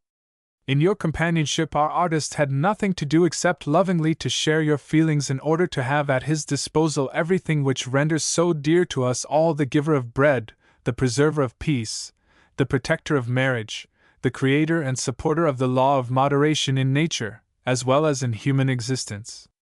Where would all these traits be found more perfectly united in a single human being than in your person, Daphne, your quiet, kindly rule? Oh, stop! The girl entreated. I am only too well aware that you also are not free from human frailties. Proclus continued, undismayed. We will take them, great or small as they may be, into the bargain. The secret ones do not concern the sculptor, who does not or will not see them. What he perceives in you, what you enable him to recognize through every feature of your sweet, tranquilizing face, is enough for the genuine artist to imagine the goddess, for the distinction between the mortal and the immortal is only the degree of perfection, and the human intellect and artist's soul can find nothing more perfect in the whole domain of Demeter's jurisdiction than is presented to them in your nature. Our friend yonder seized it, and his magnificent work of art proves how nearly it approaches the purest and loftiest conception we form of the goddess whom he had to represent. It is not that he deified you, Daphne, he merely bestowed on the divinity forms which he recognized in you. Just at that moment, obeying an uncontrollable impulse, Hermann pulled the bandage from his eyes to see once more the woman to whom this warm homage was paid. Was the experienced connoisseur of art and the artist's soul in the right? He had told himself the same thing when he selected Daphne for a model, and her head reproduced what Proclus praised as the common possession of Daphne and Demeter. Truthful Myrtilus had also seen it. Perhaps his work had really been so marvelously successful because, while he was engaged upon it, his friend had constantly stood before his mind in all the charm of her inexhaustible goodness. Animated by the ardent desire to gaze once more at the beloved face, to which he now owed also this unexpectedly great success, he turned toward the spot whence her voice had reached him. But a wall of violet mist, dotted with black specks, was all that his blinded eyes showed him, and with a low groan he drew the linen cloth over the burns. This time Proclus also perceived what was passing in the poor artist's mind, and when he took leave of him it was with the resolve to do his utmost to brighten with the stars of recognition and renown the dark night of suffering which enshrouded this highly gifted sculptor, whose unexpectedly great modesty had prepossessed him still more in his favor. Chapter 2. After the Gramadius had retired, Daphne insisted upon leaving Tennis the next day. The desire to see Hermann's masterpiece drew her back to Alexandria even more strongly than the knowledge of being missed by her father. Only the separation from the one rendered the departure difficult, for the motherless girl had found in her something for which she had long yearned, and most sorely missed in her companion Chrysilla, who from expediency approved of everything she did or said. The matron, too, had become warmly attached to Daphne, and would gladly have done all that lay in her power to lighten Hermann's sad fate, yet she persisted in her determination to return speedily to her old husband in Pelusium. But she did not fully realize how difficult this departure would be for her until the blind man, after a long silence, asked whether it was night, if the stars were in the sky, and if she really intended to leave him. Then burning sympathy filled her compassionate soul, and she could no longer restrain her tears. Daphne, too, covered her face, and imposed the strongest restraint upon herself that she might not sob aloud.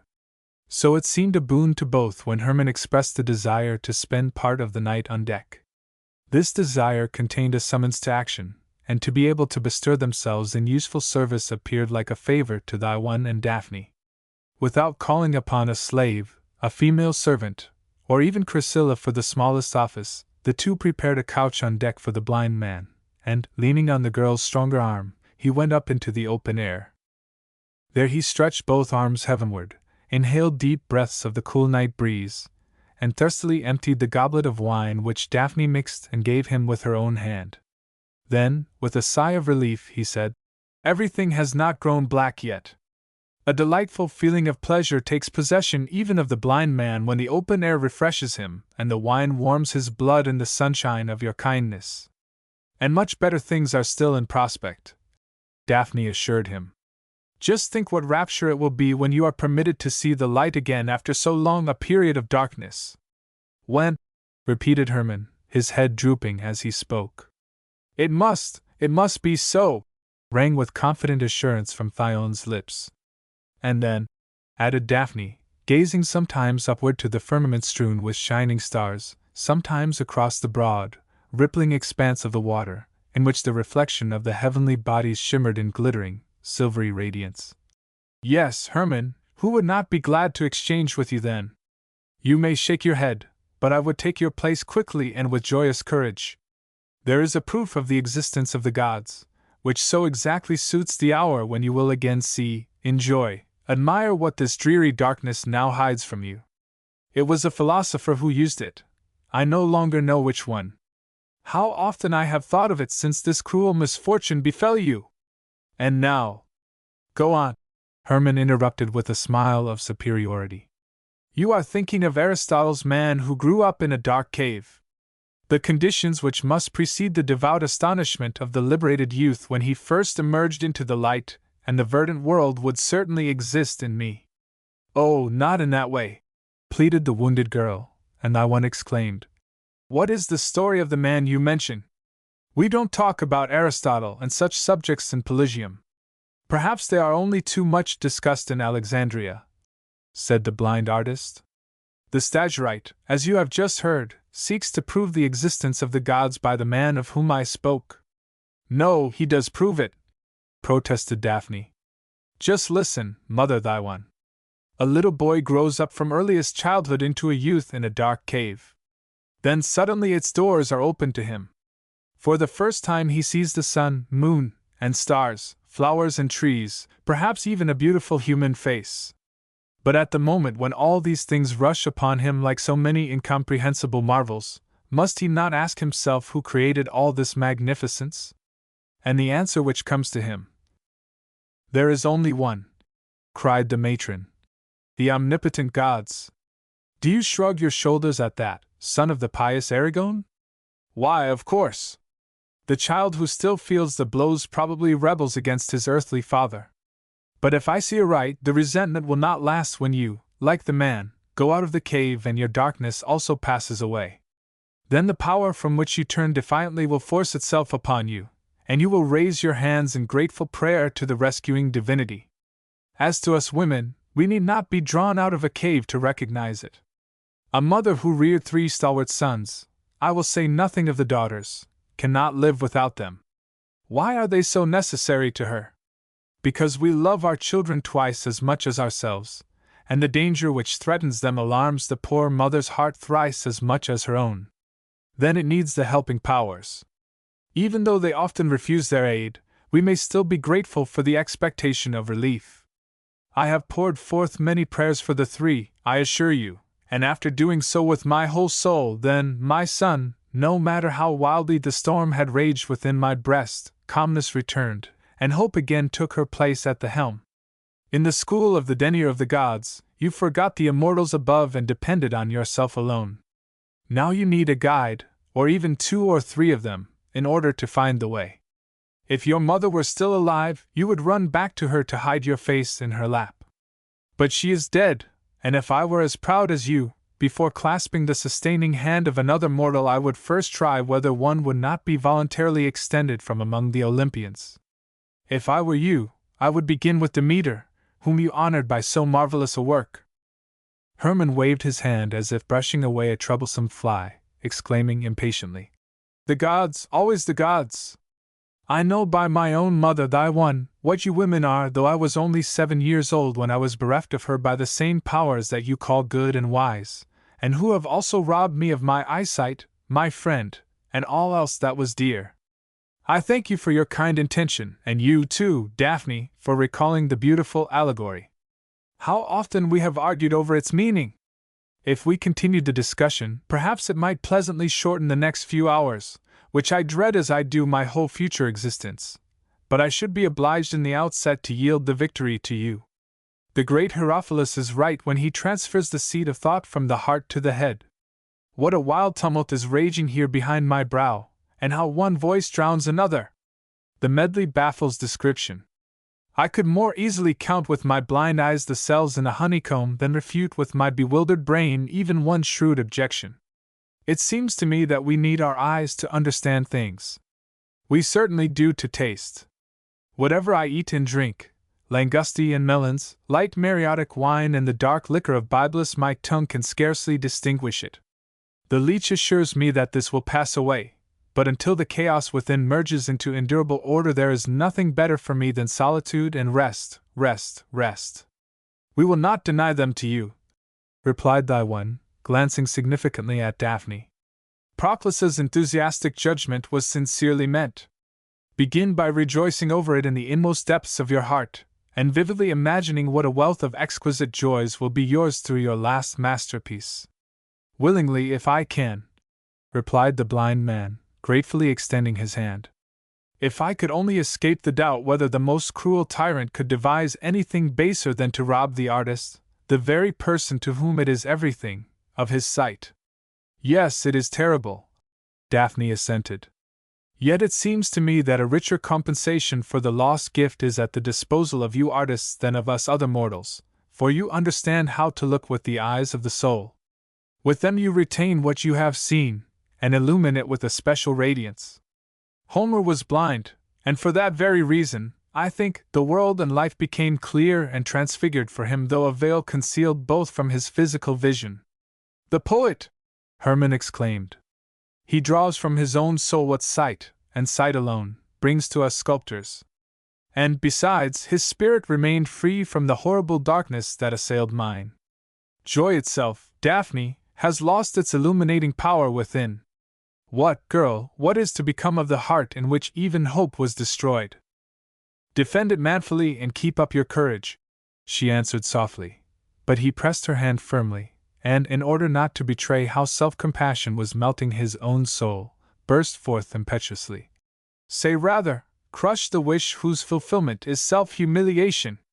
I will go back to Alexandria. Even the blind and crippled can find ways to earn their bread there. Now grant me rest, and leave me alone. Thy one drew the girl away with her into the ship's cabin. A short time after, the steward Gra went to Hermann to entreat him to yield to Thyone's entreaties and leave the deck. The leech had directed the sufferer to protect himself from draughts and dampness, and the cool night mists were rising more and more densely from the water. Hermann doubtless felt them, but the thought of returning to the close cabin was unendurable. He fancied that his torturing thoughts would stifle him in the gloom where even fresh air was denied him. He allowed the careful Bithynian to throw a coverlet over him and draw the hood of his cloak over his head, but his entreaties and warnings were futile. The steward's watchful nursing reminded Hermann of his own solicitude for his friend and of his faithful slave Bias, both of whom he had lost. Then he remembered the eulogy of the Gramadius, and it brought up the question whether Myrtilus would have agreed with him. Like Proclus, his keen-sighted and honest friend had called Daphne the best model for the kindly goddess. He, too, had given to his statue the features of the daughter of Archias, and admitted that he had been less successful. But the figure!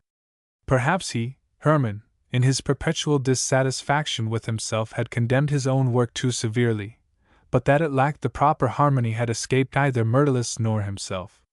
Now he recalled the whole creation to his remembrance, and its weaknesses forced themselves upon him so strongly and objectionably that the extravagant praise of the stern critic awakened fresh doubts in his mind.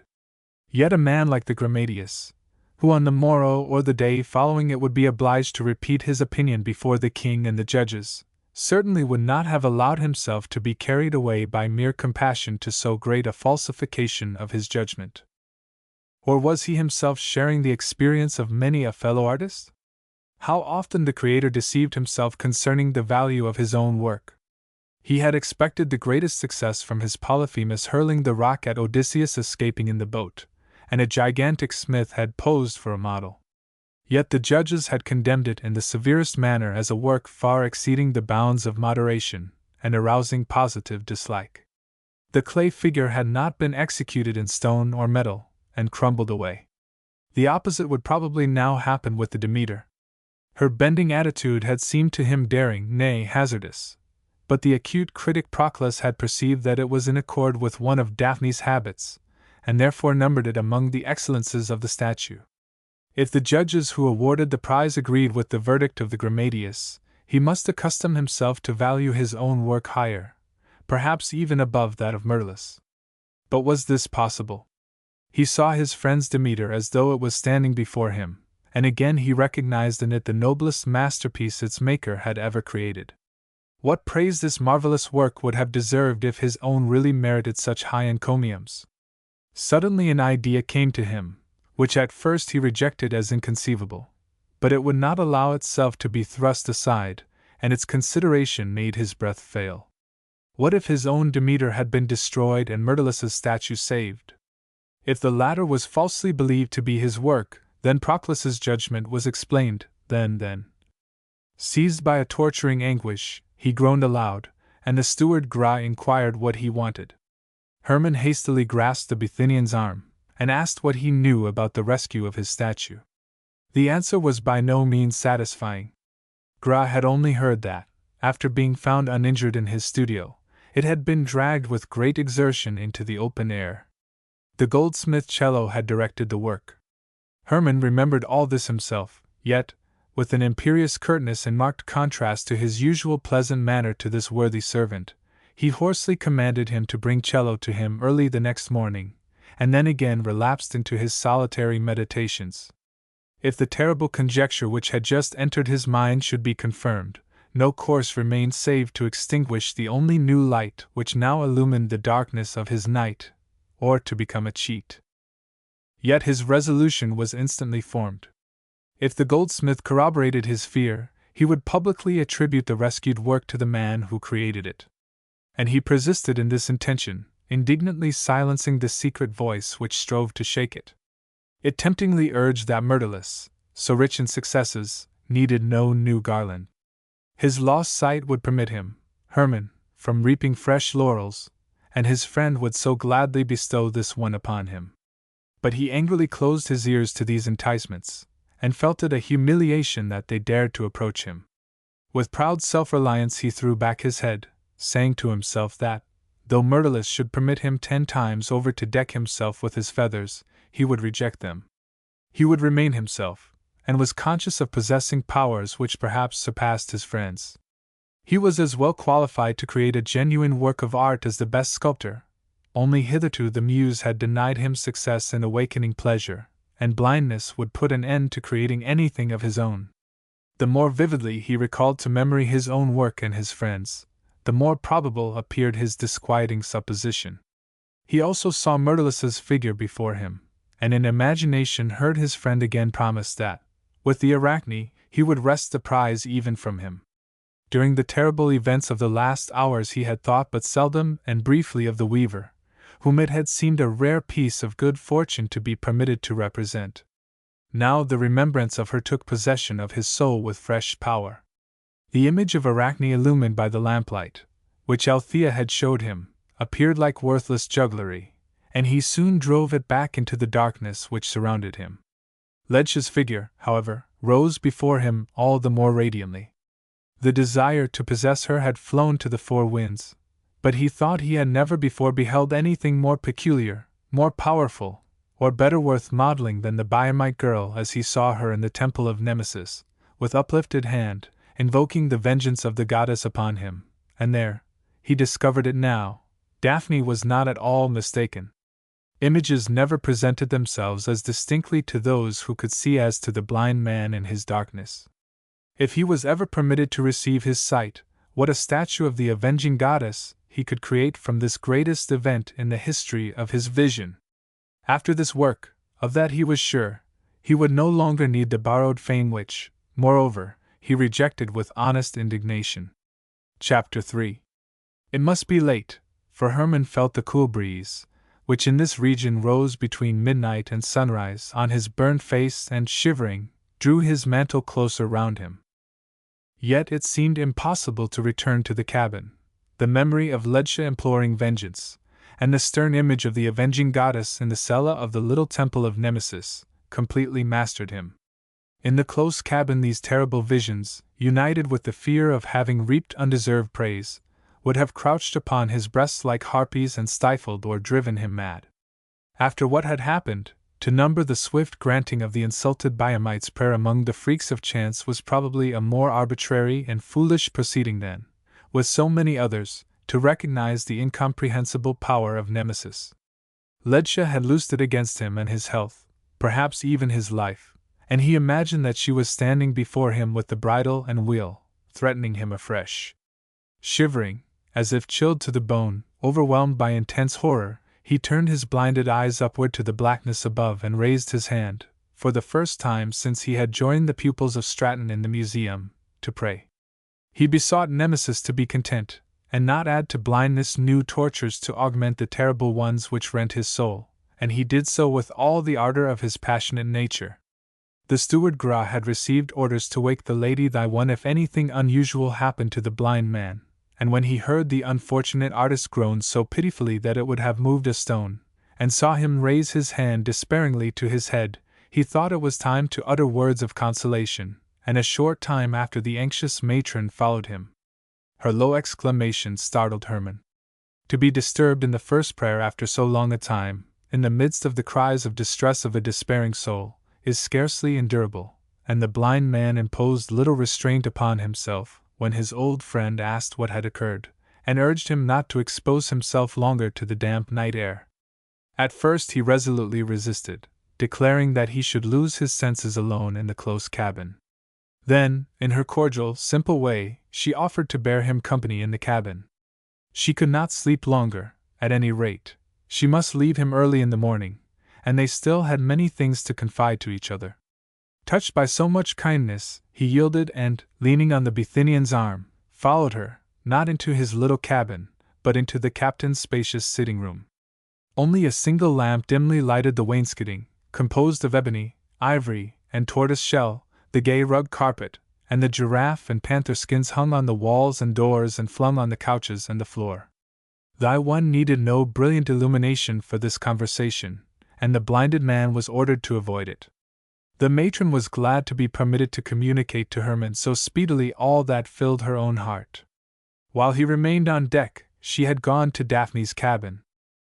She had already retired, and when no one went to the side of the couch she found the girl, with her cheeks wet with tears, still weeping, and easily succeeded in leading the motherless maiden to make a frank confession.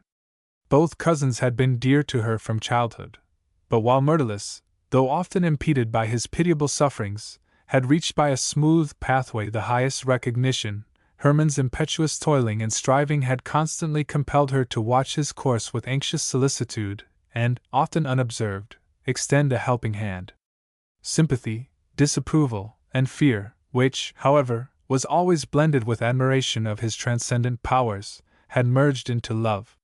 Though he had disdained to return it, it had nevertheless been perfectly evident that he needed her, and valued her and her opinion. Often as their views differed, the obstinate boy and youth had never allowed any one except herself a strong influence over his acts and conduct.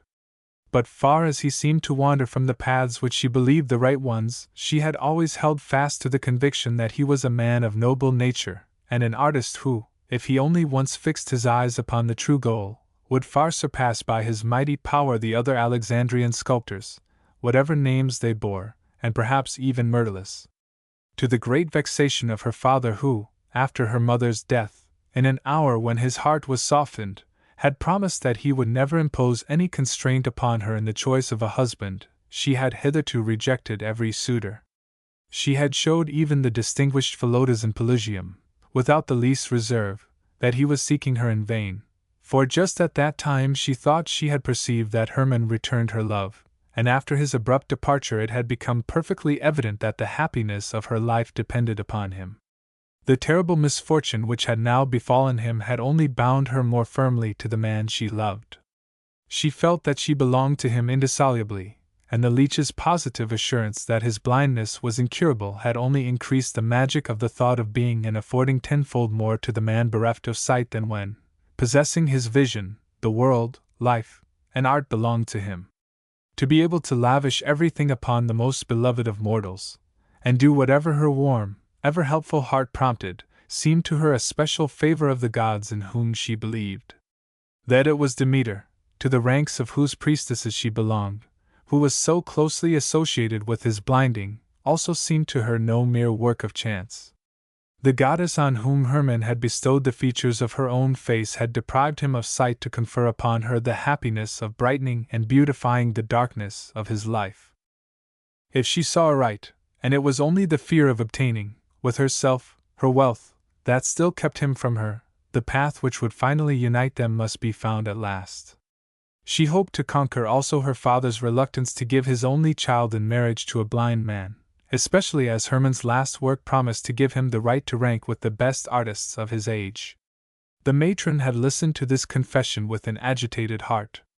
She had transported herself in imagination into the soul of the girl's mother, and brought before her mind what objections the dead woman would have made to her daughter's union with a man deprived of sight.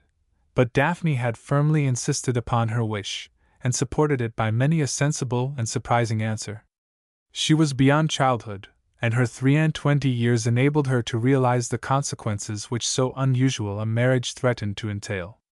As for Thyone herself, she was always disposed to look on the bright side, and the thought that this vigorous young man, this artist crowned with the highest success, must remain in darkness to the end of his life, was utterly incompatible with her belief in the goodness of the gods.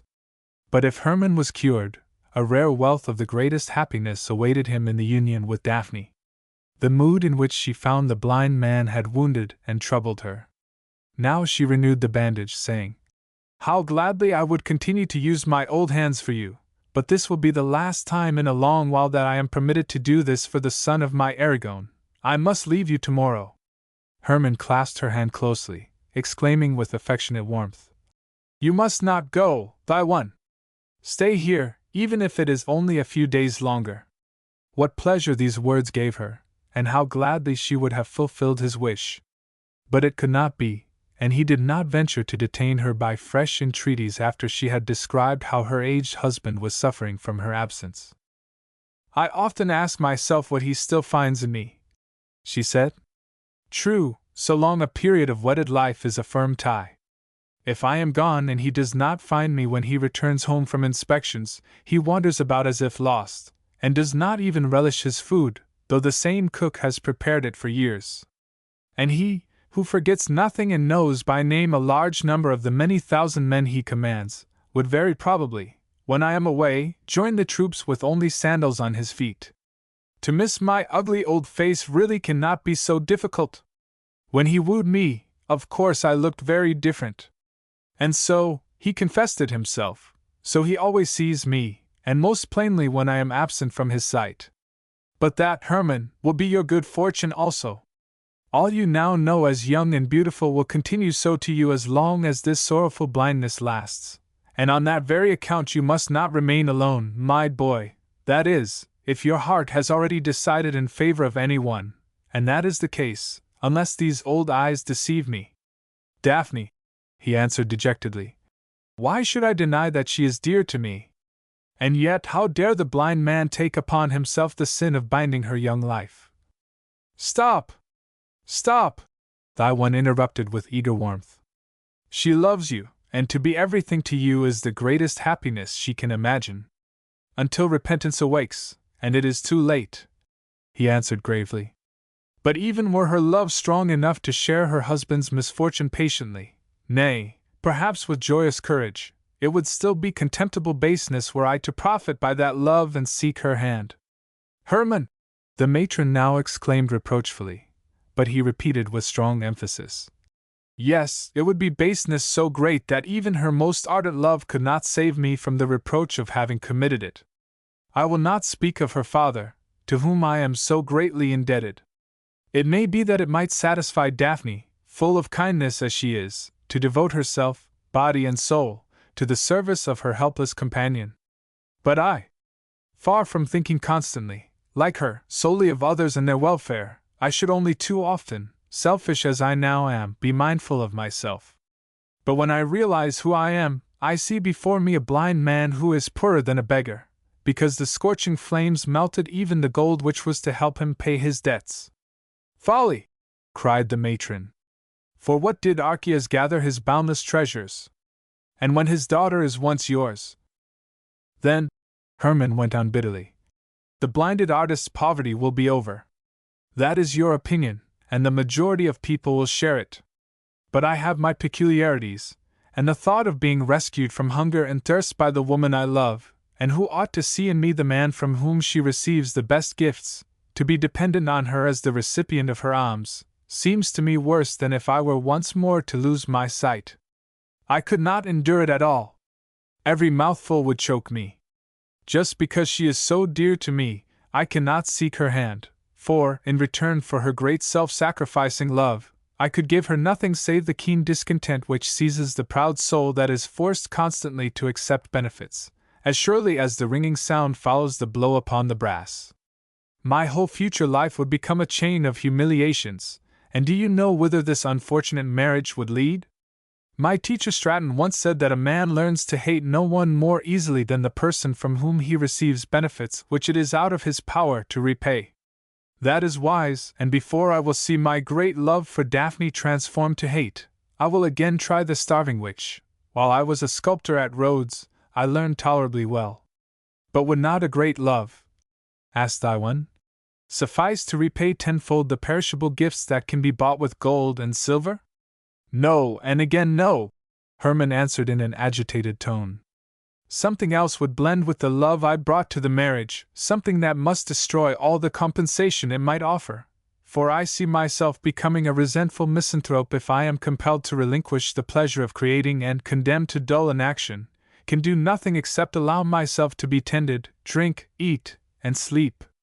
The gloomy mood of her unfortunate husband would sadden Daphne's existence even more than my own, for thy one, though I should strive with all my strength to bear patiently, with her dear aid, the burden imposed upon me, and move on through the darkness with joyous courage, like many another blind man, I could not succeed. You are a man, the matron exclaimed indignantly. And what thousands have done before you? There, he loudly protested. I should surely fail, for you dear woman, who means so kindly by me, my fate is worse than theirs. Do you know what just forced from my lips the exclamation of pain which alarmed you? I, the only child of the devout Aragon, for whose sake you are so well disposed toward me, am doomed to misfortune as surely as the victim dragged to the altar is certain of death. Of all the goddesses, there is only one in whose power I believe, and to whom I just raised my hands in prayer. It is the terrible one to whom I was delivered by hate, and the deceived love which is now dragging me by the hair, and will rob and torture me till I despair of life. I mean the grey daughter of night, whom no one escapes, dread Nemesis. Thy one sank down into the chair by the blind artist's side, asking softly, And what gave you into her avenging hands, hapless boy?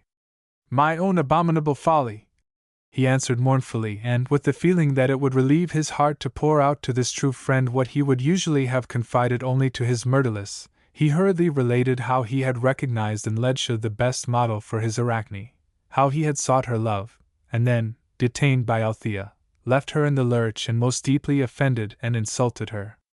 Lastly, he gave a brief but vivid description of his meeting with the vengeful barbarian girl in the temple of Nemesis, how Ledscha had invoked upon him the wrath of the terrible goddess, and how the most horrible punishment had fallen upon him directly after the harsh accusation of the Biamite.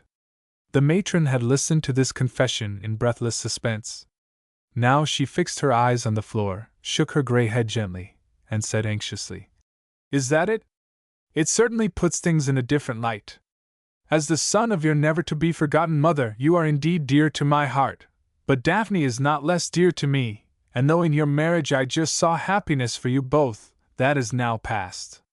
What is poverty? What is blindness?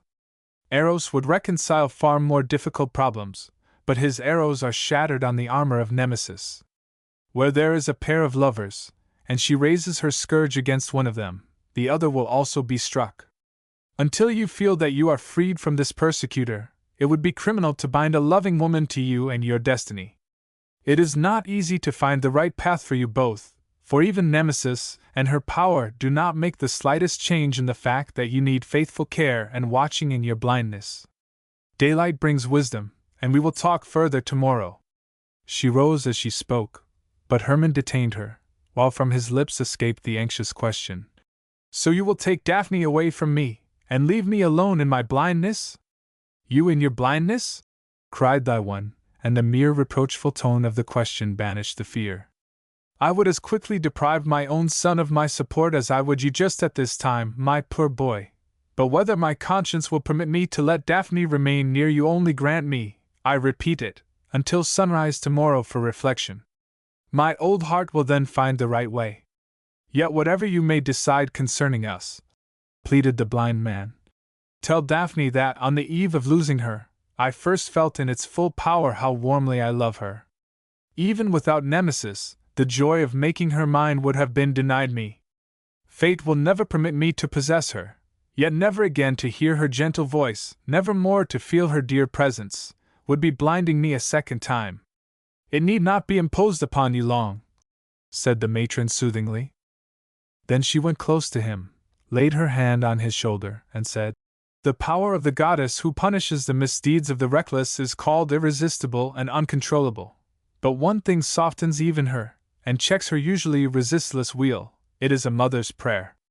I heard this from my own mother, and experienced it myself, especially in my oldest son Eumedes, who from the wildest madcap became an ornament of his class, and to whom the king, you doubtless know it, entrusted the command of the fleet which is to open the Ethiopian land of elephants to the Egyptian power.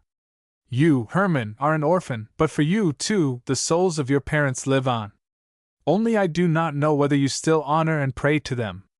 I did until a few years ago, replied Hermann. But later you neglected this sacred duty, added thy one. Yet how was that possible? In our barren Pelusium I could not help thinking hundreds of times of the grove which Archias planted in your necropolis for the dead members of his family, and how often, while we were in Alexandria, it attracted me to think in its shade of your never-to-be-forgotten mother. There I felt her soul near me, for there was her home, and in imagination I saw her walking and resting under the trees.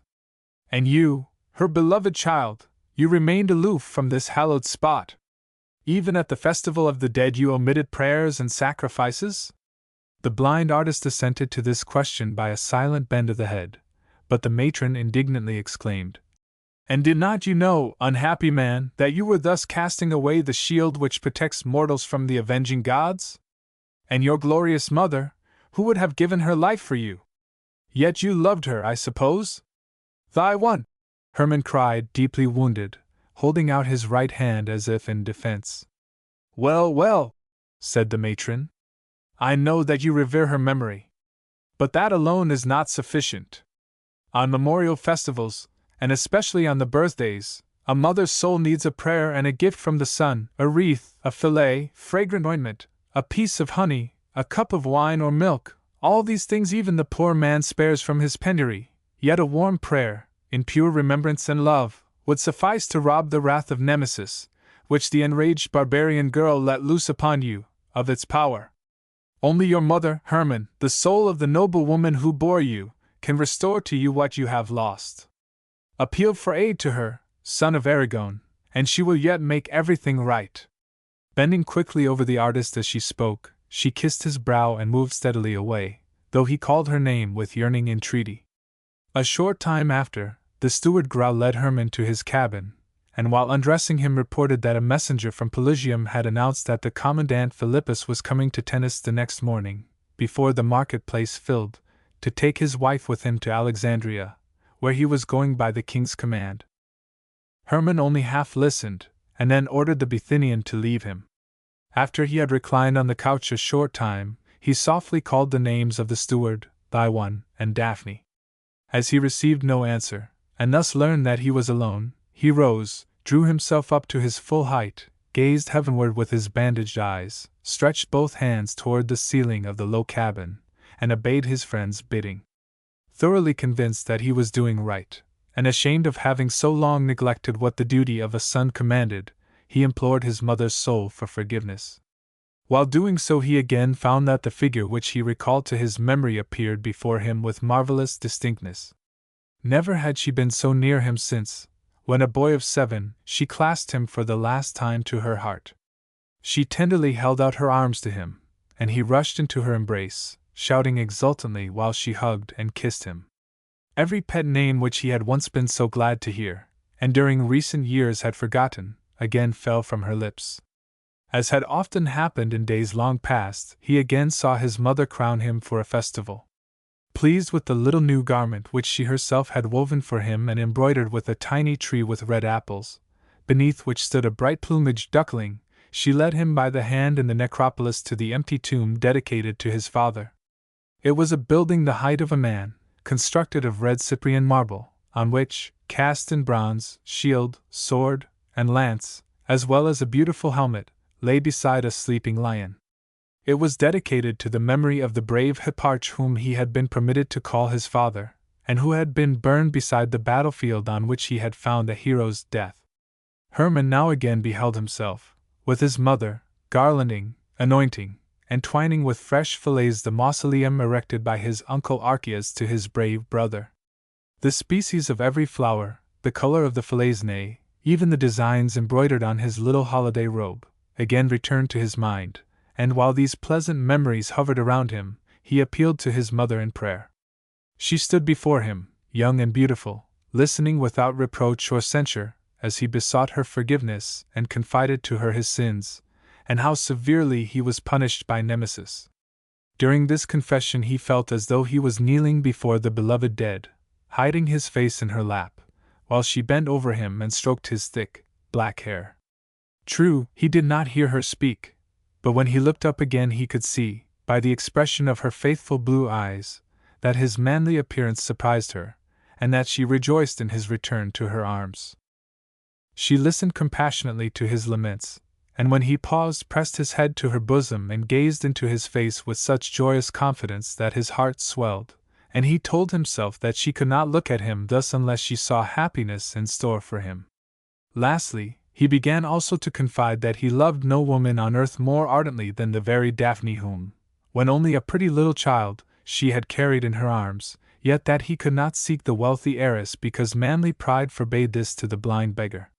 Here the anguish of renunciation seized him with great violence, and when he wished to appeal again to his mother his exhausted imagination refused its service, and the vision would not appear. Then he groped his way back to the bed, and, as he let his head sink upon the pillows, he fancied that he would soon be again enwrapped in the sweet slumber of childhood, which had long shunned his couch.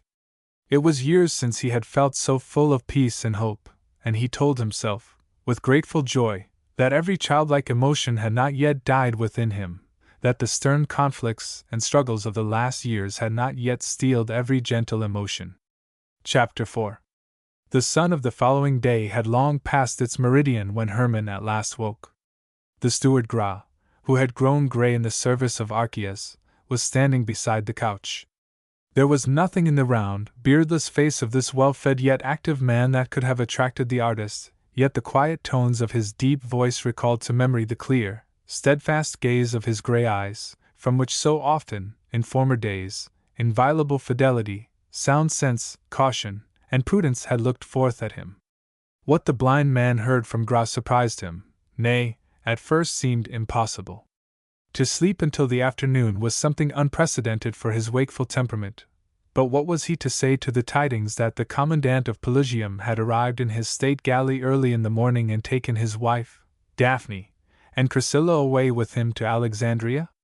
Yet it sounded credible enough when the Bithynian further informed him that the ladies had left messages of remembrance for him, and said that Archias's ship, upon which he was, would be at his disposal for any length of time he might desire. Gra was commissioned to attend him. The lady thy one especially desired him to heed her counsel. While the steward was communicating this startling news as calmly as if everything was a matter of course, the events of the preceding night came back to Hermann's memory with perfect distinctness, and again the fear assailed him that the rescued Demeter was the work of Myrtilus, and not his own. So the first question he addressed to Gra concerned the Tennis goldsmith, and it was a keen disappointment to Hermann when he learned that the earliest time he could expect to see him would be the following day. The skillful artisan had been engaged for weeks upon the gold ornaments on the new doors of the Holy of Holies in the temple of Ammon at Tanis. Urgent business had called him home from the neighboring city just before the night of the attack, but yesterday evening he had returned to Tanis, where his wife said he would have only 2 days' work to do. This answer, however, by no means appeased Hermann's impatience. He commanded that a special messenger should be sent to summon the goldsmith, and the Bithynian received the order with a slight shake of his round head. What new trouble had befallen the usually alert young artist that he received this unexpected change in his situation as apathetically as a horse which is led from one stall to another, and instead of questioning him, thought only of hastening his interview with the goldsmith? If his mistress, who had left him full of anxiety from the fear that her departure would deeply agitate the blind man, should learn how indifferently he had received it, he, Gra, certainly would not betray it. Eternal gods, these artists! He knew them. Their work was dearer to their hearts than their own lives, love, or friendship. During breakfast, of which the steward was obliged to remind him, Hermann pondered over his fate. But how could he attain any degree of clearness of vision until he secured accurate information concerning the statue of Demeter? Like a dark cloud, which sweeps over the starry sky and prevents the astronomer from seeing the planets which he desires to observe, the fear that Proclus's praise had been bestowed upon the work of Myrtilus stood between him and every goal of his thought. Only the fact that he still remained blind, and not even the faintest glimmer of light pierced the surrounding darkness, while the sun continued its course with glowing radiance, and that, blinded and beggared, he must despise himself if he sought to win Daphne, was certain. No reflection could alter it. Again the peace of mind which he thought he had regained during slumber was destroyed.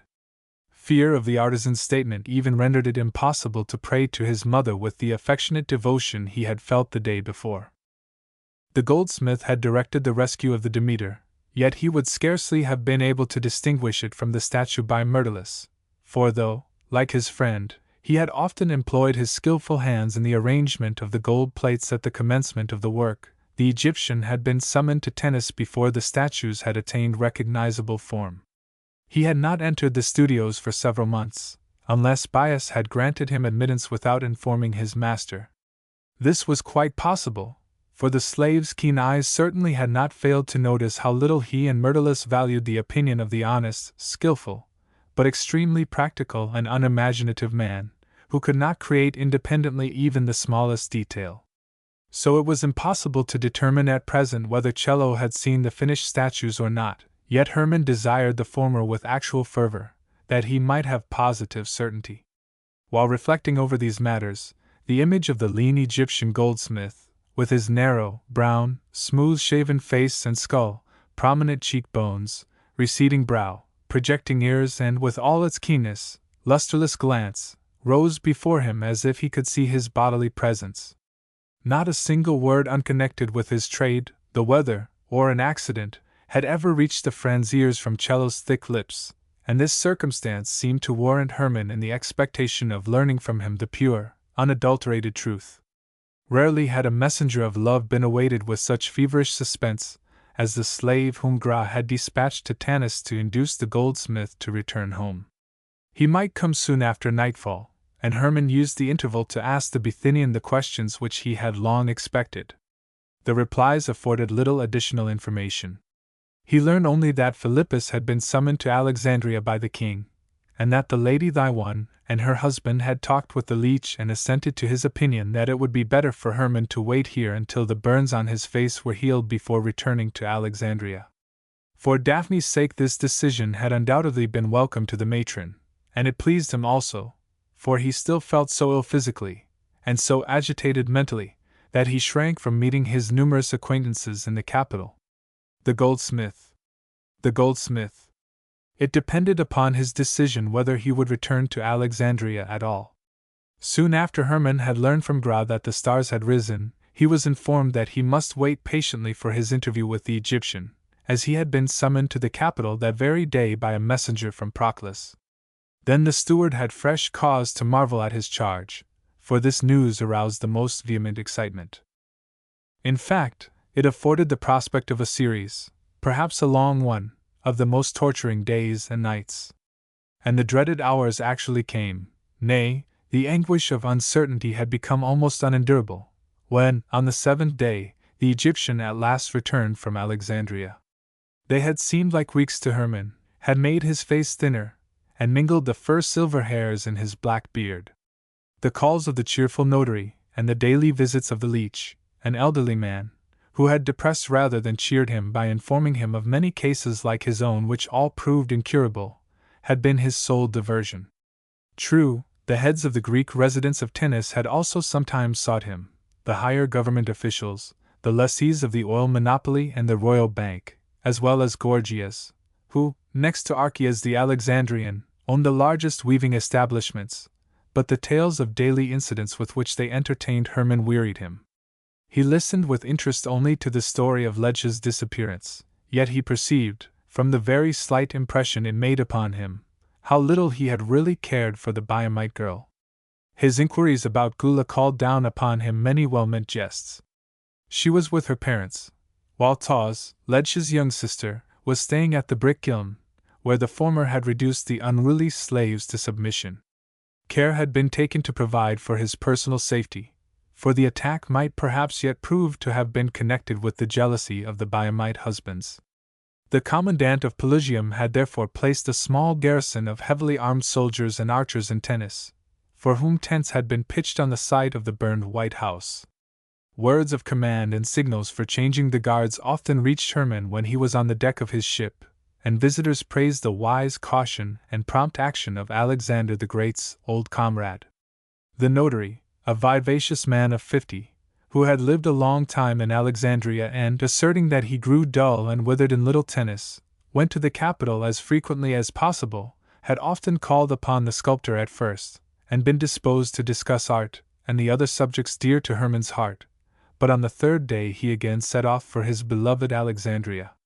When saying farewell, he had been unusually merry, and asked Hermann to send him away with good wishes and offer sacrifices for the success of his business, since he hoped to bring a valuable gift on his return from the journey.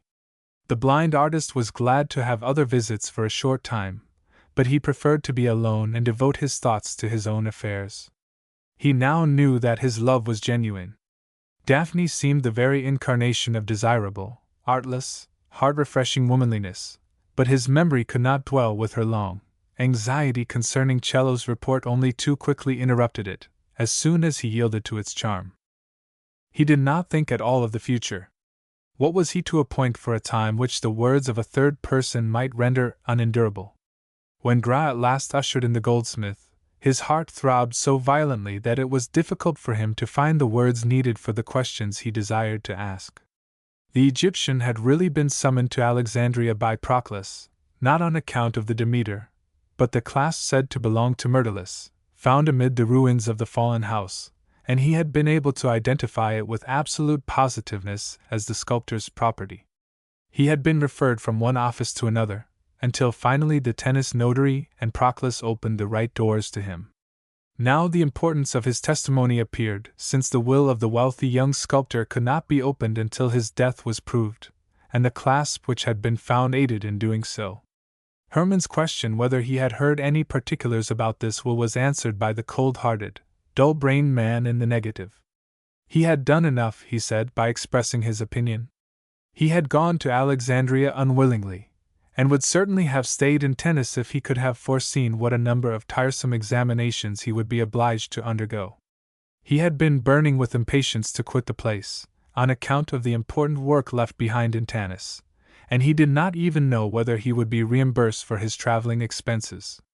During this preliminary conversation, Hermann gained the composure he needed. He began by ascertaining whether Cello remembered the interior arrangement of the burned White House, and it soon appeared that he recollected it accurately.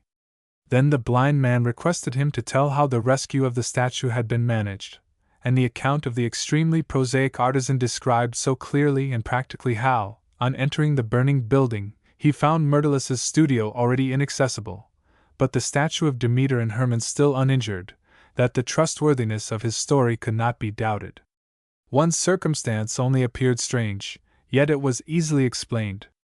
Instead of standing on the pedestal, the Demeter was beside it, and even the slow-witted goldsmith inferred from this fact that the robbers had intended to steal it and placed it on the floor for that purpose, but were prevented from accomplishing their design by the interference of Hermann and the people from Tennis. After the Egyptian, in reply to the artist's inquiry concerning what other works of art and implements he had seen in the studio, had answered that nothing else could be distinguished on account of the smoke, he congratulated the sculptor on his last work. People were already making a great stir about the new Demeter. It had been discussed not only in the workshop of his brother, who, like himself, followed their father's calling, but also in the offices, at the harbor, in the barber's rooms and the cookshops, and he, too, must admit that, for a Greek goddess, that always lacked genuine, earnest dignity, it really was a pretty bit of work. Lastly, the Egyptian asked to whom he should apply for payment for the remainder of his labor.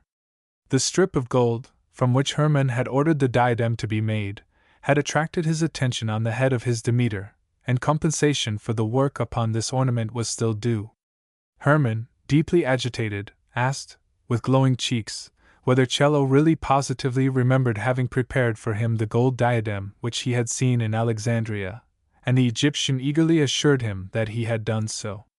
Hitherto he had found the sculptors honest men, and Hermann would not withhold the payment for his well-earned toil. The artist strenuously denied such an intention, but when, in his desire to have the most absolute assurance, he again asked questions about the diadem, the Egyptian thought that the blind sculptor doubted the justice of his demand, and wrathfully insisted upon his claim, until Gram managed to whisper, undetected by Hermann, that he would have the money ready for him. This satisfied the angry man.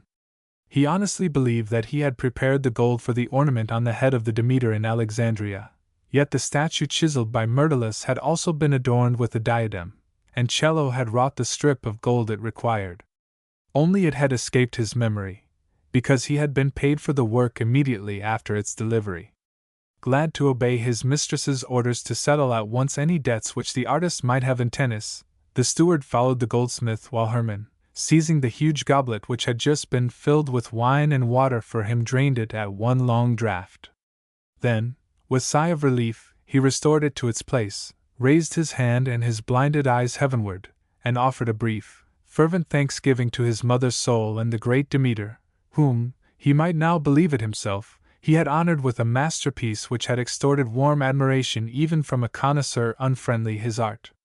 When Gra returned, he said, with a grin of satisfaction, that the goldsmith was like all the rest of his countrymen. The artist did not owe him another dram. The never-to-be-forgotten Myrtilus had paid for the work ordered by Hermann also. Then, for the first time since he had been led on board the ship, a gay laugh rang fro the blind man's lips, rising in deep, pure, joyous tones from his relieved breast.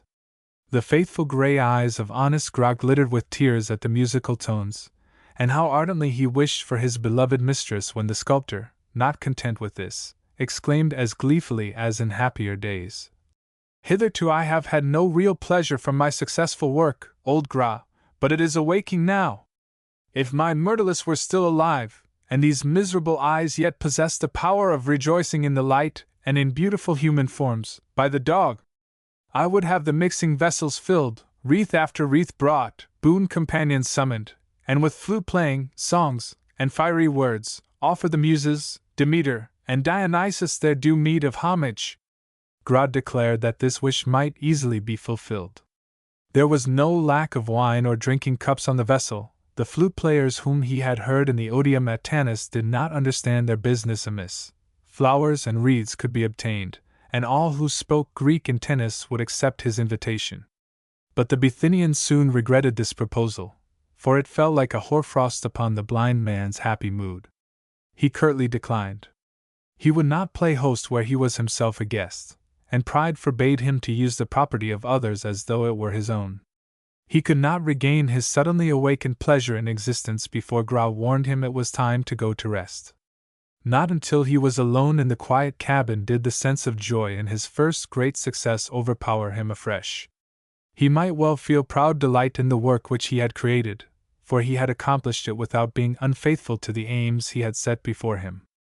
It had been taken from his own studio, and the skillful old artisan had recognized his preliminary work upon the diadem which he, Hermann, had afterward adorned with ornaments himself. But, alas! This first must at the same time be his last great success, and he was condemned to live on in darkness. Although abundant recognition awaited him in Alexandria, his quickly gained renown would soon be forgotten, and he would remain a beggared blind man. But it was now allowable for him to think secretly of possessing Daphne. Perhaps she would wait for him and reject other suitors until he learned in the capital whether he might not hope to recover his lost sight. He was at least secure against external want. The generous Archias would hardly withhold from him the prize he had intended for the successful statue, although the second had been destroyed. The great merchant would do everything for his fame-crowned nephew, and he, Hermann, was conscious that had his uncle been in his situation he would have divided his last obol with him. Refusal of his assistance would have been an insult to his paternal friend and guardian. Lastly, he might hope that Archias would take him to the most skillful leeches in Alexandria and, if they succeeded in restoring his lost power of vision, then yet it seemed so presumptuous to lull himself in this hope that he forbade himself the pleasure of indulging it. Amid these consoling reflections, Hermann fell asleep, and awoke fresher and more cheerful than he had been for some time. He had to spend 2 whole weeks more in Tanis, for the burns healed slowly, and an anxious fear kept him away from Alexandria. There the woman he loved would again meet him, and, though he could assure thy one that Nemesis had turned her wheel away from him, he would have been permitted to treat Daphne only with cool reserve, while every fibre of his being urged him to confess his love and clasp her in his arms.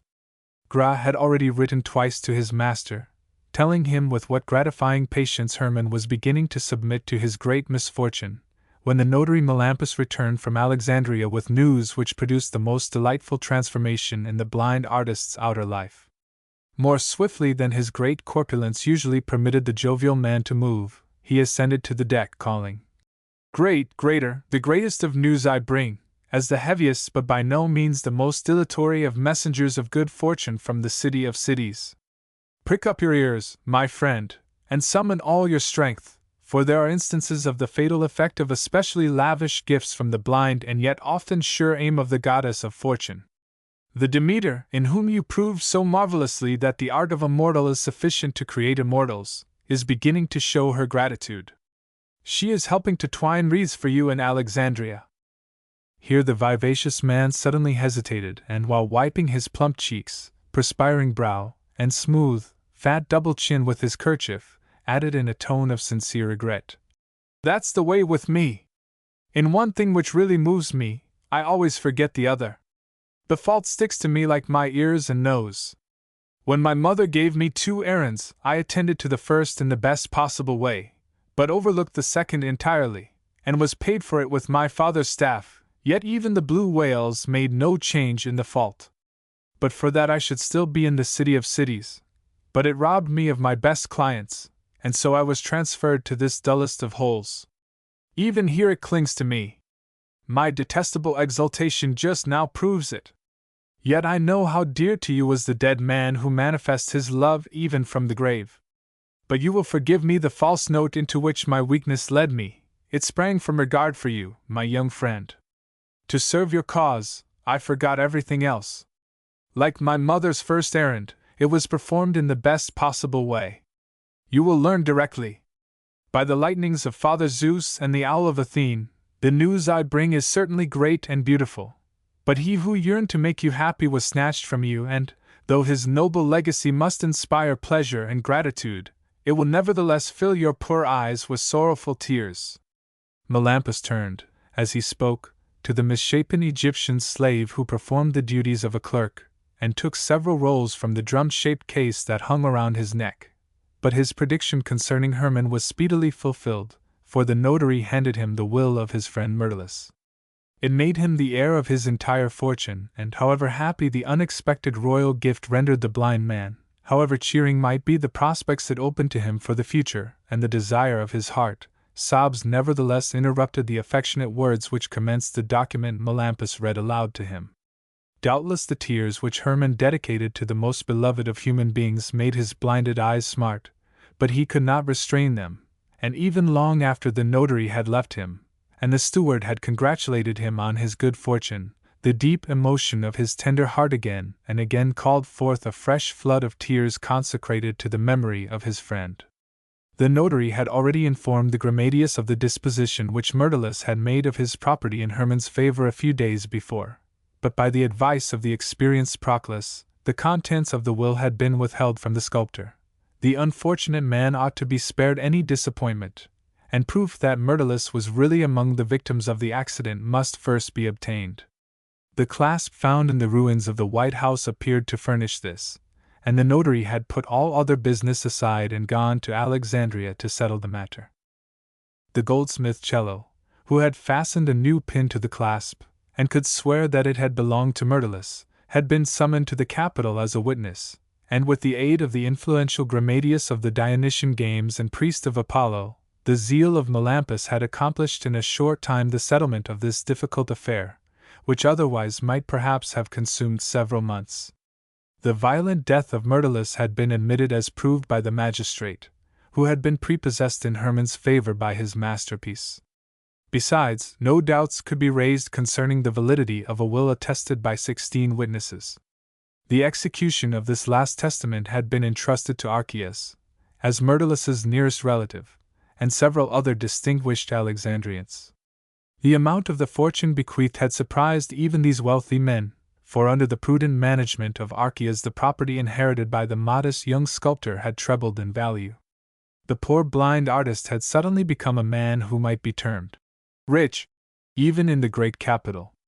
Again the steward shook his head. This vast, unexpected inheritance did not seem to make half so deep an impression upon the eccentric blind man as the news received a short time ago that his trivial debt to the goldsmith Cello was already settled. But Hermann must have dearly loved the friend to whom he owed this great change of fortune, and grief for him had cast joy in his immense new wealth completely into the shade. This conjecture was confirmed on the following morning, for the blind man had himself led to the Greek necropolis to offer sacrifices to the gods of the nether world and to think of his friend. When, soon after noon, the lessee of the royal bank appeared on the ship to offer him as many drachmae or talents as he might need for present use, he asked for a considerable sum to purchase a larger death-offering for his murdered friend. The next morning he went with the architect of the province to the scene of the conflagration, and had him mark the spot of ground on which he desired to erect to his Myrtilus a monument to be made in Alexandria. At sunset, leaning on the steward's arm, he went to the temple of Nemesis, where he prayed and commissioned the priest to offer a costly sacrifice to the goddess in his name.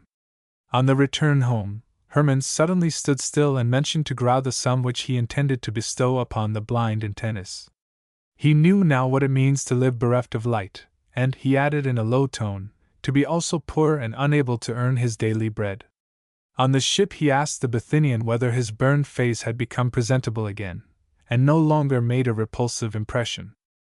This Gra could truthfully assure him. Then the artist's features brightened, and the Bithynian heard genuine cheerfulness ring in the tones of his voice as he exclaimed, "Then, old Gra, we will set out for Alexandria as soon as the ship is ready to sail. Back to life, to the society of men of my own stamp, to reap the praise earned by my own creations, and to the only divine maiden among mortals, to Daphne." "The day after tomorrow!" exclaimed the steward in joyous excitement, and soon after the carrier dove was flying toward the house of Archias, bearing the letter which stated the hour when his fame-crowned blind nephew would enter the great harbor of Alexandria. The evening of the next day but one the Proserpina was bearing Hermann away from the city of weavers toward home. As the evening breeze fanned his brow, his thoughts dwelt sadly on his Myrtilus. Hitherto it had always seemed as if he was bound, and must commit some atrocious deed to use the seething power condemned to inaction. But as the galley left the Tanitic branch of the Nile behind, and the blind man inhaled the cool air upon the calm sea, his heart swelled, and for the first time he became fully aware that, though the light of the sun would probably never shine for him again, and therefore the joy of creating, the rapture of once more testing his fettered strength, would probably be forever denied him, other stars might perhaps illumine his path. And he was going, in a position of brilliant independence, toward his native city, fame, and eternal God's love. Daphne had conquered, and he gave only a passing thought to Ledsia and the hapless weaver Arachne. Chapter 5. At the third hour after sunrise, a distinguished assemblage of people gathered at the landing place east of the Temple of Poseidon in the great harbor of Alexandria. Its members belonged to the upper classes, for many had come in carriages and litters, and numerous pedestrians were accompanied by slaves bearing in delicately woven baskets and cornucopias a laurel wreath, a papyrus crown, or bright-hued flowers. The most aristocratic among the gentlemen had gathered on the western side of the great sanctuary, between the cella and the long row of Doric columns which supported the roof of the marble temple. The Macedonian council of the city was already represented by several of its members. Among their number was Archias, Daphne's father, a man of middle height and comfortable portliness, from whose well-formed, beardless face looked forth a pair of shrewd eyes, and whose quick movements revealed the slight irritability of his temperament. Several members of the council and wealthy merchants surrounded him, while the Gramadius Proclus first talked animatedly with other government officials and representatives of the priesthood, and then with Archias. The head of the museum, who bore the title of High Priest, had also appeared there with several members of this famous center of the intellectual life of the capital. They shared the shade of this part of the temple with distinguished masters of sculpture and painting, architecture and poetry, and conversed together with the graceful animation of Greeks endowed with great intellectual gifts. Among them mingled, distinguishable neither by costume nor language, a number of prominent patrons of art in the great Jewish community. Their principal, the Alabarch, was talking eagerly with the philosopher Hegesias and the Rhodian leech Chrysippus, Queen Arsinoe's favorite, whom at Althea's instigation she had sent with Proclus to receive the returning traveler. Sometimes all gazed toward the mouth of the harbor, where the expected ship must soon pass the recently completed masterpiece of Sostratus, the towering lighthouse, still shining in its marble purity. Soon many Alexandrians also crowded the large platform in front of the Temple of Poseidon, and the very wide marble staircase leading from it to the landing place. Beneath the bronze statues of the Dioscuri, at the right and left of the topmost step, had also gathered the magnificent figures of the Phoebe and the younger men from the wrestling school of Timagetes, with garlands on their curling locks, as well as many younger artists and pupils of the older masters. The statues of the gods and goddesses of the sea and their lofty pedestals, standing at the sides of the staircase, cast upon the marble steps, gleaming in the radiance of the morning sun, narrow shadows, which attracted the male and female chorus singers, who, also wearing beautiful garlands, had come to greet the expected arrival with solemn chants. Several actors were just coming from rehearsal in the theater of Dionysus, east of the Temple of Poseidon, of which, like all the stages in the city, Proclus was chief manager. A pretty dancing girl, who hung on the arm of the youngest, extended her hand with a graceful gesture toward the staircase, and asked, Whom can they be expecting there? Probably some huge new animal for the museum which has been caught somewhere for the king, for yonder stiff wearer of a laurel crown, who throws his head back as though he would like to eat the Olympians and take the king for a luncheon into the bargain, is Straton, the denier of the gods, and the little man with the bullet head is the grammarian Zoilus. Of course, replied her companion. But there, too, is Apollodorus, the alabarch of the Jews, and the heavy money-bag Archias. Why, look at them! Cried the younger mime. It's far better worthwhile to stretch your neck for those farther in front. They are genuine friends of the Muses, the poets Theocritus and Zenodotus. The great Athene, Apollo, and all his 9 Pierides have sent their envoys, said the older actor pathetically. For there, too, are the sculptors Euphranor and Chares, and the godlike builder of the lighthouse, Sostratus in person. A handsome man, cried the girl flute player. But vain, I tell you, vain. Self-conscious, you ought to say, corrected her companion. Certainly, added the older actor, patting his smooth cheeks and chin with a rose he held in his hand. Who can defend himself against the highest merit, self-knowledge? But the person who is to have this reception, by the staff of Dionysus. If modesty flies away from him like the bird from a girl, it ought just look there. The tall, broad-shouldered fellow yonder is Chrysippus, the right hand of Arsinoe, as our Gramadius Proclus is her left. So probably some prince is expected. The gentlemen of the museum and the great artists yonder would not stir a foot, far less lose so precious a morning hour, for any mere wearer of a crown or scepter, protested the other actor. It must be that the king or the queen command it, interrupted the older player. Only Arsinoe is represented here. Or do you see any envoy of Ptolemy? Perhaps they will yet arrive. If there were ambassadors of the great Roman Senate. Or, added the dancer, envoys from King Antiochus. But goose that I am, then they would not be received here, but in the royal harbor at the Lochias. See if I don't prove to be right. Divine honors are to be paid to some newly attracted hero of the intellect. But just follow my finger. There, yonder, it comes floating along at the left of the island of Antiridas. That may be his galley. Magnificent! Wonderfully beautiful! Brilliant! Like a swan! No, like a swimming peacock! And the silver embroidery on the blue sails! It glitters and sparkles like stars in the azure sky. Meanwhile the elder actor, shading his eyes with his hand, had been gazing at the harbor, where, amid the innumerable vessels, the expected one, whose sails were just being reefed, was steered by a skillful hand. Now he interrupted the blonde beauty with the exclamation, "It is Archias's Proserpina! I know it well." Then, in a declamatory tone, he continued, I, too, was permitted on the deck of the glittering vessel, lightly rocked by the crimson waves, to reach my welcome goal, as the guest of peerless Archias, I mean. The most magnificent festival in his villa! There was a little performance there in which Mentor and I allowed ourselves to be persuaded to take part.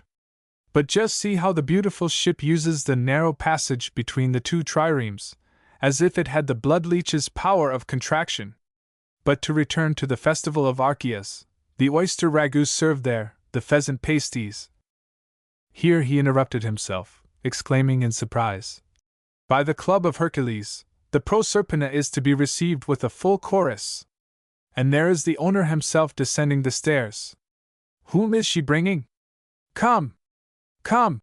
Cried the dancing girl to her companion, dragging him after her. I shall die of curiosity. The singing and shouting of many voices greeted the actors as they approached the platform of the Temple of Poseidon. When from this spot the dancer fixed her eyes upon the landing place, she suddenly dropped her companion's arm, exclaiming, It is the handsome blind sculptor, Hermann, the heir of the wealthy Myrtilus. Do you learn this now for the first time, you jealous Thucytes? Hail, hail, divine Hermann! Hail, noble victim of the ungrateful Olympians!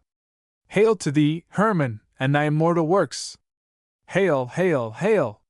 Meanwhile she waved her handkerchief with frenzied eagerness, as if she could thus force the blind man to see her, and a group of actors whom Proclus, the Gramadius of the Dionysian arts, had sent here to receive Hermann worthily, followed her example.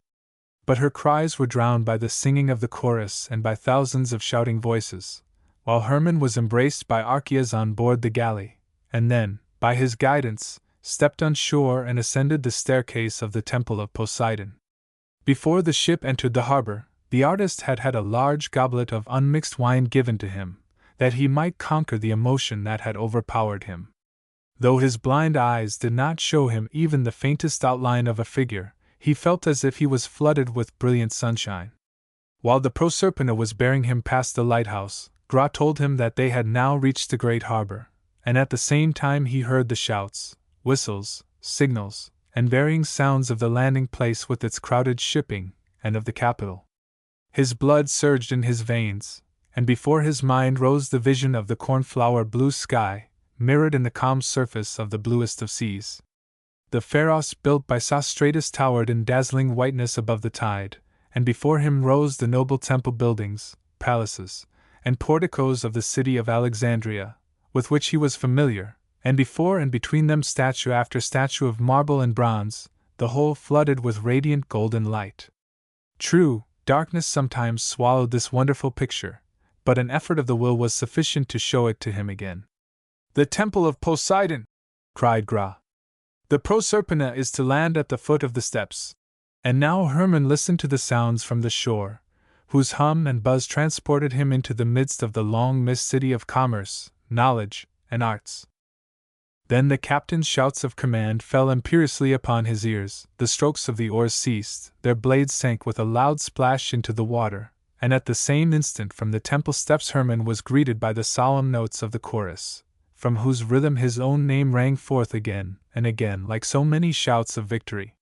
He thought his heart would fairly burst through his arched chest, and the passionate violence of its throbbing did not lessen when Gra exclaimed, "Half Alexandria has assembled to greet you!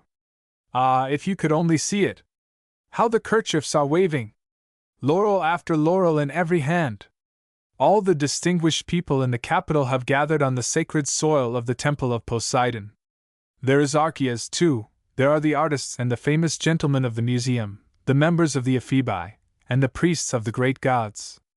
Hermann listened with his hand pressed on his breast, and while doing so the power of his imagination showed the vast, harmoniously noble structure of the many-pillared Temple of Poseidon, surrounded by as many thousands as there were in reality hundreds. From all parts of the sanctuary, even from the tops of the roofs, he beheld laurel branches and kerchiefs waving and tossing, and reeds flung on the ground before him. If this picture was correct, the whole city was greeting him, headed by the men whom he honored as great and meritorious, and in front of them all Daphne, with drooping head, full of feminine grace and heart-winning goodness. While the chorus continued their song, and the welcoming shouts grew louder, the brilliant picture faded away, but in return he felt friendly arms clasp him. First Archias, then Proclus, and after him a succession of fellow artists, the greatest of all, drew him into a warm embrace. Finally he felt himself led away, placed his feet as his uncle Archias whispered directions, and as they gropingly obeyed them ascended the temple steps and stood in utter darkness upon the platform listening to the speeches which so many had prepared. All the distinguished men in the city expressed their sympathy, their pity, their admiration, their hopes, or sent assurances of them to him. The Rhodian Chrysippus, dispatched by the queen, delivered the wreath which the monarch bestowed, and informed Hermann, with her greetings, that Arsinoe deemed his Demeter worthy of the laurel. The most famous masters of his art, the great scholars from the museum, the whole priesthood of Demeter, which included Daphne, the servants of Apollo, his dear Ephebi, the comrades of his physical exercises, all whom he honored, admired, loved, loaded him with praises and good wishes, as well as the assurance of their pride in numbering him among them. No form, no color from the visible world, penetrated the darkness surrounding him, not even the image of the woman he loved. Only his ears enabled him to receive the praises, honors, congratulations lavished here, and though he sometimes thought he had received enough, he again listened willingly and intently when a new speaker addressed him in warm words of eulogy. What share compassion for his unprecedentedly sorrowful fate had in this extravagantly laudatory and cordial greeting, he did not ask. he only felt with a throbbing heart that he now stood upon a summit which he had scarcely ventured to hope ever to attain. His dreams of outward success which had not been realized, because he deemed it treason to his art to deviate from the course which he believed right and best adapted to it, he now, without having yielded to the demands of the old school, heard praised as his well-earned possessions. He felt as if he breathed the lighter, purer air of the realms of the blessed, and the laurel crown which the Queen's envoy pressed upon his brow, the wreaths which his fellow artists presented to him by hands no less distinguished than those of the great sculptor Protogenes, and Nicias, the most admired artist after the death of Apelles, seemed, like the wings on the hat and shoes of Hermes, messenger of the gods, to raise him out of himself and into the air. Darkness surrounded him, yet a bright dazzling light issued from his soul and illuminated his whole being with the warm golden radiance of the sun. Not even the faintest shadow dimmed it until Sotiles, his fellow student at Rhodes, who sustained him with ardent earnestness in the struggle to prefer truth to beauty, greeted him. He welcomed him, and wished that he might recover his lost sight as warmly as his predecessors. He praised the Demeter too, but added that this was not the place to say what he missed in her. Yet that she did lack it awakened in him an emotion of pain, for this, Hermann's last work, apparently gave the followers of the ancients a right to number him in their ranks. His cautious expression of regret must refer to the head of his Demeter. Yet surely it was not his fault that Daphne's features bore the impress of that gentle, winning kindness which he himself and Sotiles, imitating him, had often condemned as weak and characterless. The correctness of his belief was instantly proved to him by the address of gray-haired, highly praised Euphranor, who spoke of the Demeter's countenance with warm admiration. And how ardently the poets Theocritus and Zenodotus extolled his work to the skies! Amid so much laudation, one faint word of dissatisfaction vanished like a drop of blood that falls into a clear stream. The welcome concluded with a final chant by the chorus, and continued to echo in Hermann's ears as he entered his uncle's chariot and drove away with him, crowned with laurel and intoxicated as if by fiery wine. Oh, if he could only have seen his fellow citizens who so eagerly expressed their goodwill, their sympathy, their admiration! But the black and colored mist before his eyes revealed no human figure, not even that of the woman he loved, who, he now learned for the first time from her father, had appeared among the priestesses of Demeter to greet him. Doubtless he was gladdened by the sound of her voice, the clasp of her hand, the faint fragrance of violets exhaling from her fair hair, which he had often remembered with so much pleasure when alone in Tennis. But the time to devote himself to her fully and completely had not yet come, for what manifold and powerful impressions, how much that was elevating, delightful, and entertaining awaited him immediately. The Queen's envoy had expressed his mistress's desire to receive the creator of the Demeter. The Ephebi and his fellow artists had invited him to a festival which they desired to give in his honor, and on the way Archias informed him that many of his wealthy friends in the Macedonian council expected that he, the honored hero of the day, would adorn with his presence a banquet in their houses. What a rich, brilliant life awaited him in spite of his blindness! When he entered his uncle's magnificent city home, and not only all the servants and clients of the family, but also a select party of ladies and gentlemen greeted him with flowers and hundreds of other tokens of affection and appreciation, he gave himself up without reserve to this novel excess of fame and admiration. Notwithstanding his blindness, he felt, after the burns on his face had healed, thoroughly well, as strong as a giant, nay, more vigorous and capable of enjoyment than ever. What prevented him from reveling to the full in the superabundant gifts which fate, recently so cruel, now suddenly cast into his lap with lavish kindness? Yet many flattering and pleasant things as he had experienced that day, he was far from feeling satiety. On entering the hall of the men in his uncle's dwelling, the names of famous men and proud beauties had been repeated to him. Formerly they had taken little notice of him, yet now even the most renowned received him like an Olympian victor. What did all these vain women really care for him? Yet their favor was part of the triumph whose celebration he must permit today. His heart held but one being for whom it yearned, and with whom thus far he had been able only to exchange a few tender greetings.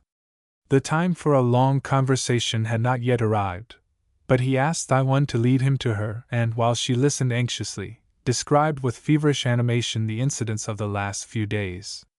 But he soon lowered his voice to assure her that he had not ceased to think of her even for a single hour, and the feeling of happiness which, in spite of his misfortune, had filled and lent wings to his soul, was not least due to the knowledge of being near her again.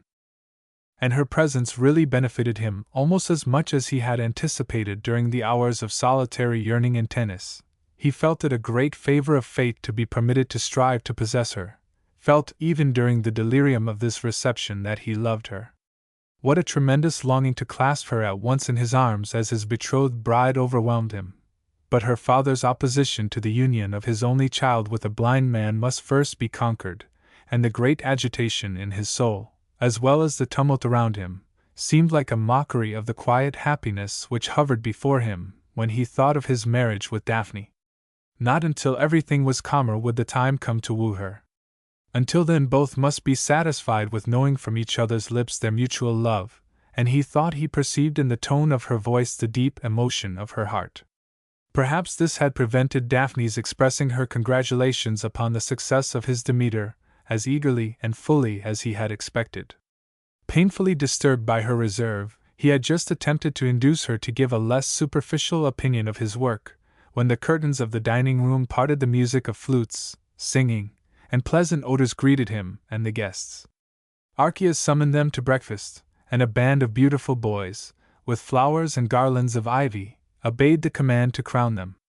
Then that one approached the newly united pair and, after exchanging a few words with Daphne, whispered in an agitated voice to the blind sculptor, over whose breast the brown-locked young slave was just twining a garland of roses. Poverty no longer stands between you and the object of your love. Is it Nemesis who even now still seals your lips? Hermann stretched out his hand to draw her nearer to him and murmur softly that her counsel had aided him to break the power of the terrible goddess, but he grasped the empty air.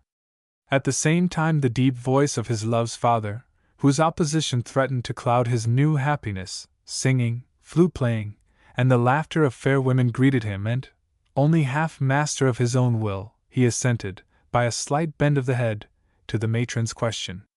A light shiver ran through his frame with the speed of lightning, and the Epicurean's maxim that fear and cold are companions darted through his brain. But what should he fear? He had endured severe trials, it is true, for the sake of remaining faithful to truth in art and life, but who probably ever reached the age of manhood without once deviating from it? Besides, he was surely aware that, had he been obliged to answer thy one in words, he would not have been guilty of the falsehood. His reply had consisted of a slight motion of the head, and it negatived nothing. It was merely intended to defer for a short time the thing he most desired. Yet the rash answer weighed heavily on his mind, but it could no longer be recalled that day, and was believed, for thy one whispered, "We shall succeed in reconciling the terrible being." Again the light tremor ran through him, but it lasted only an instant, for Chrysilla, the representative of the dead mistress of the house, whose duty it was to assign the guests their places, called to Hermann, "The beautiful Glycera does you the honor of choosing you for a neighbor." And, before the sentence was finished, Archias himself seized his arm and led him to the cushions at the side of the much-courted beauty. The guests began the banquet in a very joyous mood. Greek gaiety, and the quick intellect and keen wit of the Alexandrians, combined with the choicest viands of the luxurious capital, where the wines and dainties of all the countries of the Mediterranean found sellers and buyers, and the cook's vocation was developed into a fine art, to spice this banquet with 100 charms for the mind and senses. Today the principal place in this distinguished circle of famous men, great and wealthy nobles, beautiful and aristocratic women, was awarded to the blind sculptor. He was pledged by every one who had admired his Demeter, who compassionated his sad fate, or who desired to be agreeable to him, or his host. Every kind remark about his person, his blindness, and his masterpiece was repeated to him, and, after the wine and the effort to attract Daphne's attention and shine in the presence of his beautiful neighbor had heated and winged his thoughts, he found an apt reply to each noteworthy word. When the dessert was finally eaten, and after sunset, in the brilliant light of the lamps and candles, greater attention was paid to the mixing vessels, all remained silent to listen to his fervid speech. Glycera had asked him, at the beginning of the banquet, to tell her about the attack in Tennis. Now he yielded to her wish that he should repeat the captivating tale to the others, and the spirits of the wine helped him to perform the task with such animation that his hearers listened to his description in breathless suspense, and many eyes rested on the handsome face of the great blind artist as if spellbound. When he paused, loud applause rewarded him, and as it reached him from every part of the spacious room, his deep, resonant voice put him in communication even with the more distant guests, and he might have been taken for the symposiarch or director of the banquet. This conspicuous position of the fated artist did not please every one, and a rhetorician, famed for his sharp tongue, whispered to his neighbor, one of Hermann's older fellow artists. "What his eyes have lost seems to benefit his tongue," the sculptor answered. "At any rate, the impetuous young artist might succeed better in proving himself, by its assistance, a good entertainer, than in creating more mediocre masterpieces like the Demeter." Similar remarks were made on other cushions, but when the philosopher Hygeias asked the famous sculptor Euphranor what he thought of Hermann's Demeter, the kindly old man answered, "I should laud this noble work as a memorable event, even if it did not mark the end, as well as the beginning, of its highly gifted creator's new career." Nothing of this kind was uttered near Hermann. Everything that reached him expressed delight, admiration, sympathy, and hope. At dessert, the beautiful Glycera divided her apple, whispering as she gave him one half, "Let the fruit tell you what the eyes can no longer reveal, you poor and yet so abundantly rich darling of the gods." He murmured in reply that his happiness would awake the envy of the immortals if, in addition, he were permitted to feast upon the sight of her beauty. Had he been able to see himself, Hermann, who, as a genuine Greek, was accustomed to moderate his feelings in intercourse with others, would have endeavored to express the emotions of joy which filled his heart with more reserve, and to excel his companions at the festival less recklessly. His enthusiastic delight carried many away with him. Others, especially Daphne, were filled with anxious forebodings by his conduct, and others still with grave displeasure. Among the latter was the famous leech Erasistratus, who shared Archias's cushions, and had been solicited by the latter to try to restore his blind nephew's sight. But the kindly physician, who gladly aided even the poorest sufferer, curtly and positively refused to devote his time and skill to a blind man who, under the severest of visitations, lulled himself so contentedly in happiness, he considered unjust to others who desired recovery more ardently. "When the intoxication of this unbridled strength passes away, and is followed by a different mood," remarked the merchant, "we will talk of this matter again." And the confident tone of his deep voice gave the simple sentence such significance that the learned leech held out his hand, saying, "Only where deep, earnest longing for recovery fills the sufferer's mind will the gods aid the physician. We will wait for the change which you predict, Archias." The guests did not disperse until late, and the best satisfied of all was the grammateus Proclus, who had taken advantage of the rich merchant's happy mood, and his own warm intercession in behalf of his nephew's work, to persuade Archias to advance Queen Arsinoe a large sum of money for an enterprise whose object he still carefully concealed. The highly honored blind artist spent the night under his uncle's roof. Chapter 6. Hermann rose from his couch the next morning alert, and ready for new pleasures. He had scarcely left the bath when envoys from the Ephebi and the younger artists invited him to the festivities which they had arranged in his honor. He joyously accepted, and also promised messengers from many of Archias's friends, who wished to have the famous blind sculptor among their guests, to be present at their banquets. He still felt as if he were intoxicated, and found neither disposition nor time for quiet reflection. His great strength, fettered as it were by his loss of sight, now also began to stir. Fate itself withheld him from the labor which he loved, yet in return it offered him a wealth of varying pleasure, whose stimulating power he had learned the day before. He still relished the draught from the beaker of homage proffered by his fellow citizens. Nay, it seemed as if it could not lose its sweetness for a long time. He joined the ladies before noon, and his newly awakened feeling of joy beamed upon them scarcely less radiantly than yesterday. Though that one might wonder that a man pursued by Nemesis could allow himself to be borne along so thoughtlessly by the stream of pleasure, Daphne certainly did not grudge him the festal season which, when it had passed, could never return to the blind artist. When it was over, he would yearn for the quiet happiness at her side, which gazed at him like the calm eyes of the woman he loved. With her he would cast anchor for the remainder of his life, but first must come the period when he enjoyed the compensation now awarded to him for such severe sufferings. His heart was full of joy as he greeted Daphne and the Lady Thyone, whom he found with her, but his warm description of the happy emotion which had overpowered him at the abundant honors lavished upon him was interrupted by Archias. In his usual quick, brisk manner, he asked whether Hermann wished to occupy the beautiful villa with the magnificent garden on Lake Mariotis, inherited from Myrtilus, which could scarcely be reached in a vehicle from the Brucheium in less than an hour, or the house situated in the center of the city, and Hermann promptly decided in favor of the latter. His uncle, and probably the ladies also, had expected the contrary. Their silence showed this plainly enough, and Hermann therefore added in a tone of explanation that later the villa would perhaps suit his condition better, but now he thought it would be a mistake to retire to the quiet which half the city was conspiring to disturb. No one contradicted him, and he left the women's apartment with a slight feeling of vexation, which, however, was soon jested away by the gay friends who sought him. When he removed to the city house the next day, he had not yet found time for a serious talk with Daphne. His uncle, who had managed the estate of Myrtilus, and wished to give Hermann an account of his inheritance, was refused by the blind artist, who assured him that he knew Archias had greatly increased rather than diminished his property, and thanked him sincerely and warmly. In the convenient and spacious city house the young sculptor very soon thought he had good reason to be satisfied with his choice. Most of his friends were busy artists, and what loss of time every visit to the remote villa would have imposed upon them, what haste he himself would have been obliged to use to reach home from the bath, where he often spent many hours, from the wrestling school, from the meetings of fashionable people in the Paneum Gardens, and at sunset by the seashore on the Royal Highway in the Brucheium. All these places were very far from the villa.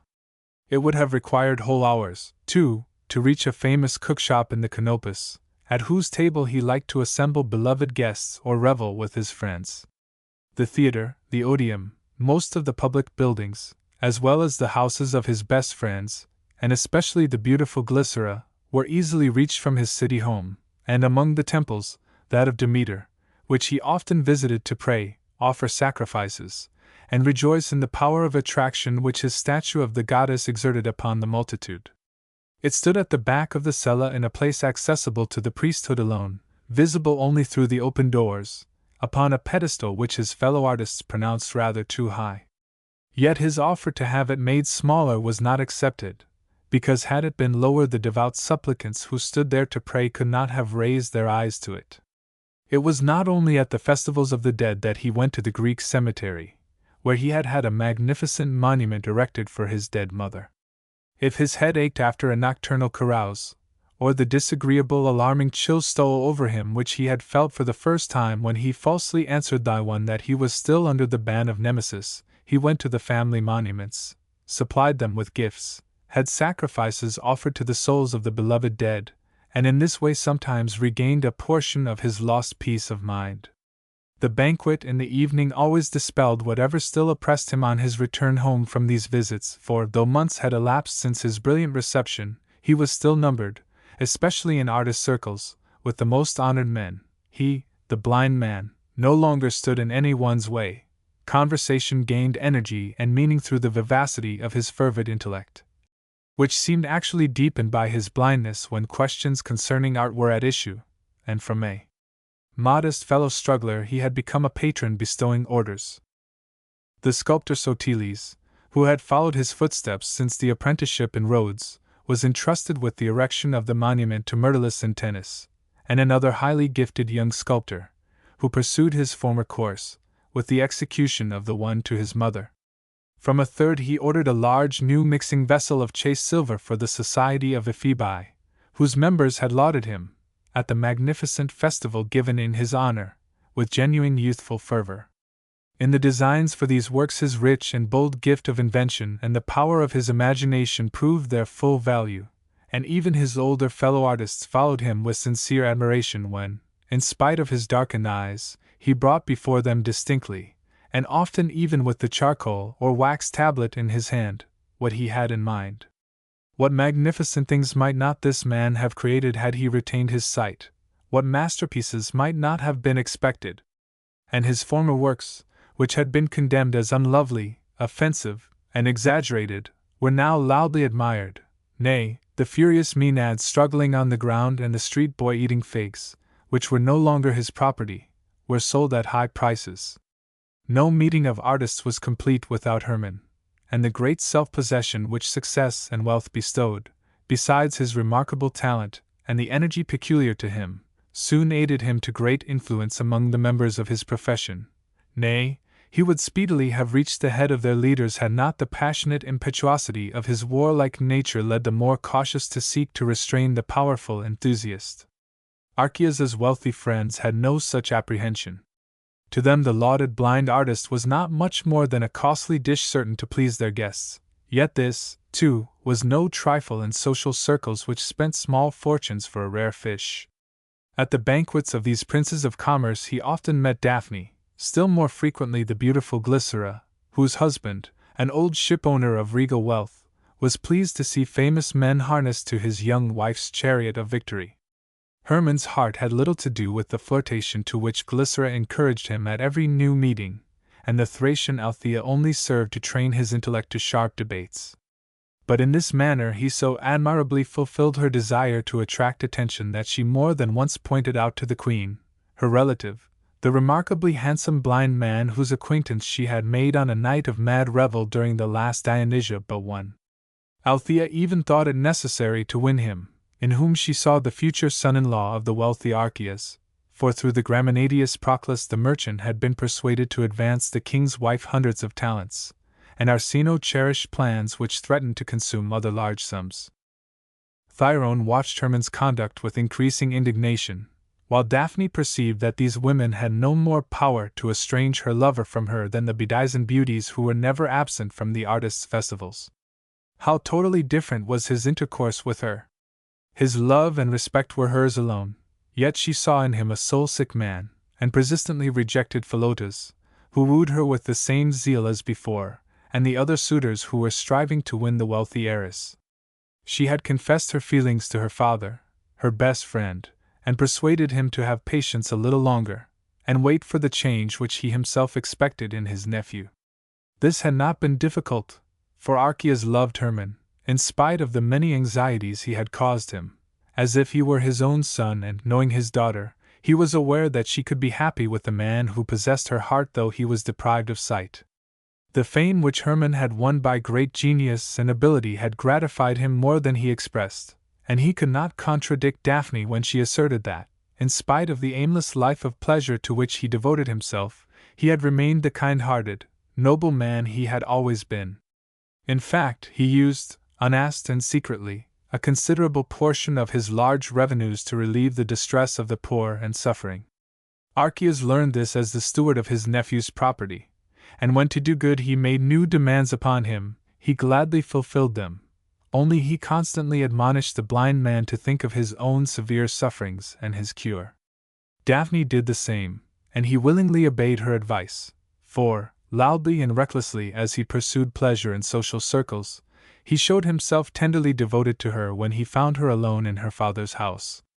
Then, as in better days, he opened his heart to her naturally and modestly, and, though he refrained from vows of love, he showed her that he did not cease to seek with her, and her alone, what his noisy pleasures denied.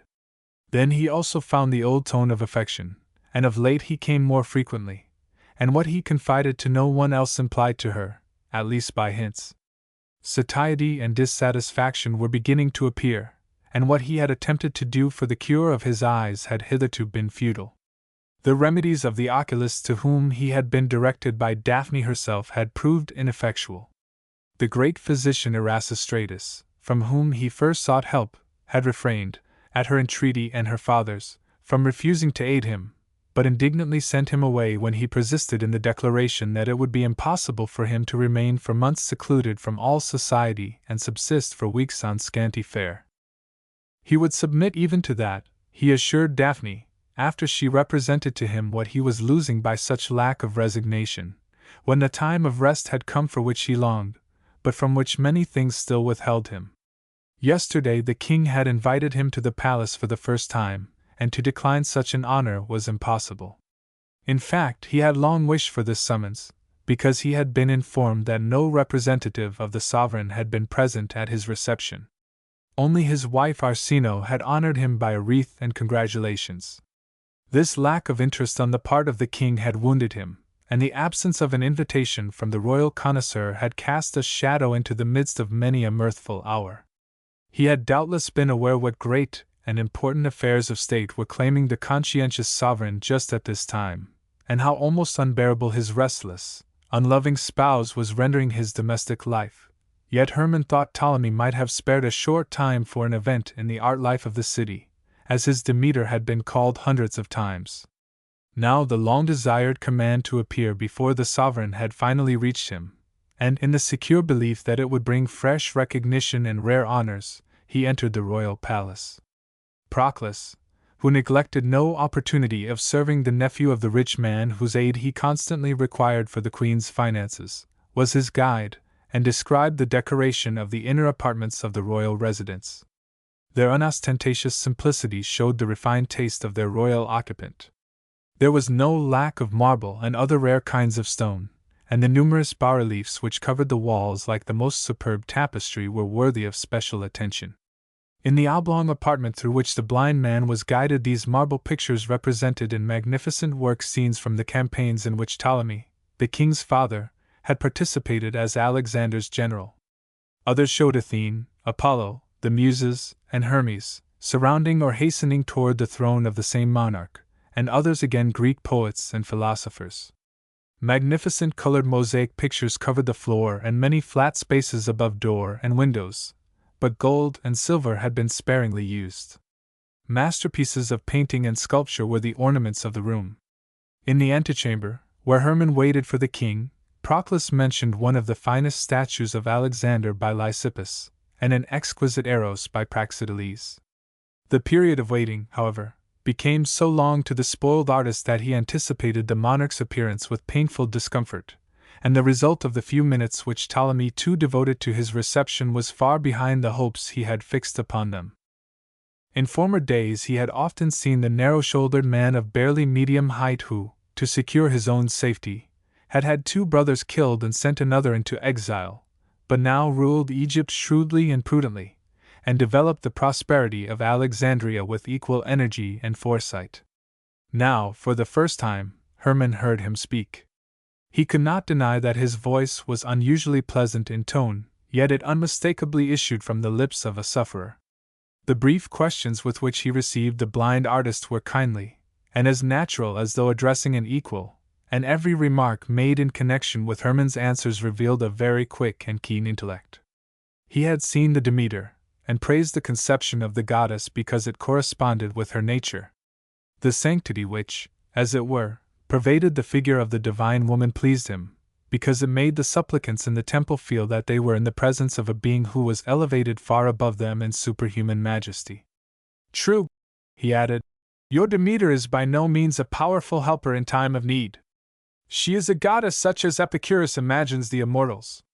Without interfering with human destiny, she stands above it in sublime grandeur and typical dignity. You belong, if I see correctly, to the Epicureans? No, replied Hermann. Like my lord and king, I, too, number myself among the pupils of the wise Straton. Indeed? Asked Ptolemy in a drawling tone, at the same time casting a glance of astonishment at the blind man's powerful figure and well-formed, intellectual face. Then he went on eagerly. I shall scarcely be wrong in the inference that you, the creator of the fig-eater, had experienced a far-reaching mental change before your unfortunate loss of sight?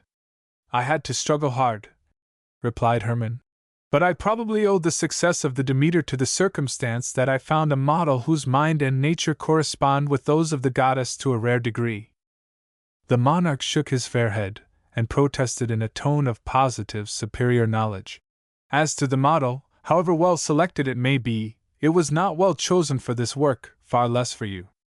I have watched your battle against beauty in behalf of truth, and rejoiced, though I often saw you and your little band of young disciples shoot beyond the mark. You brought something new, whose foundation seemed to me sound, and on which further additions might be erected. When the excrescences fell off, I thought, this Hermann, his shadow Sotiles, and the others who follow him will perhaps open new paths to the declining art which is constantly going back to former days. Our time will become the point of departure of a new art. But for that very reason, let me confess it, I regret to see you fall back from your bold advance. You now claim for your work that it cleaves strictly to nature, because the model is taken from life itself.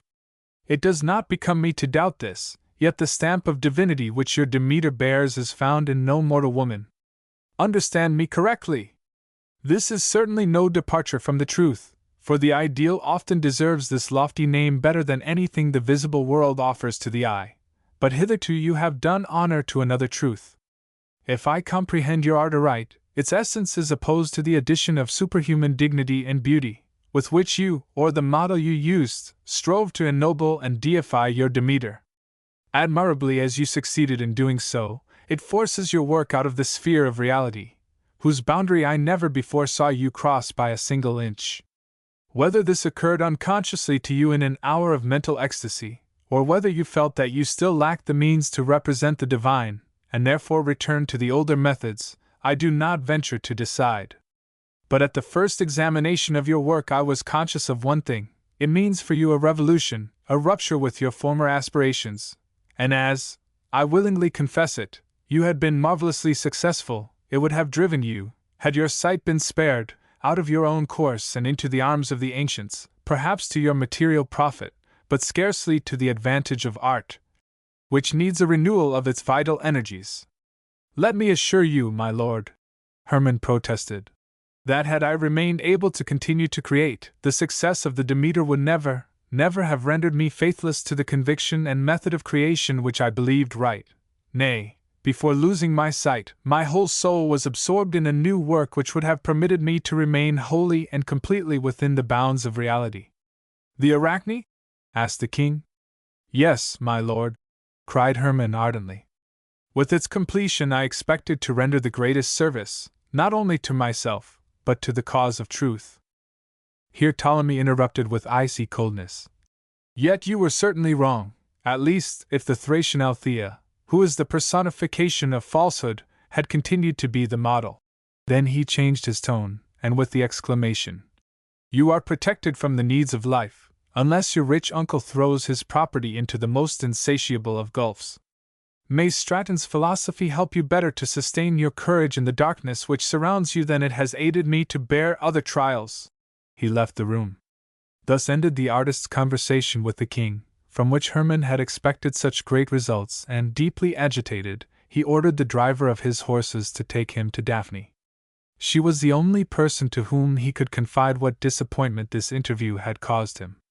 Others had previously reproached him, as the king had just done, with having, in the Demeter, become faithless to his artistic past. How false and foolish this was! Many a remark from the critics would have been better suited to Myrtilus's work than to his.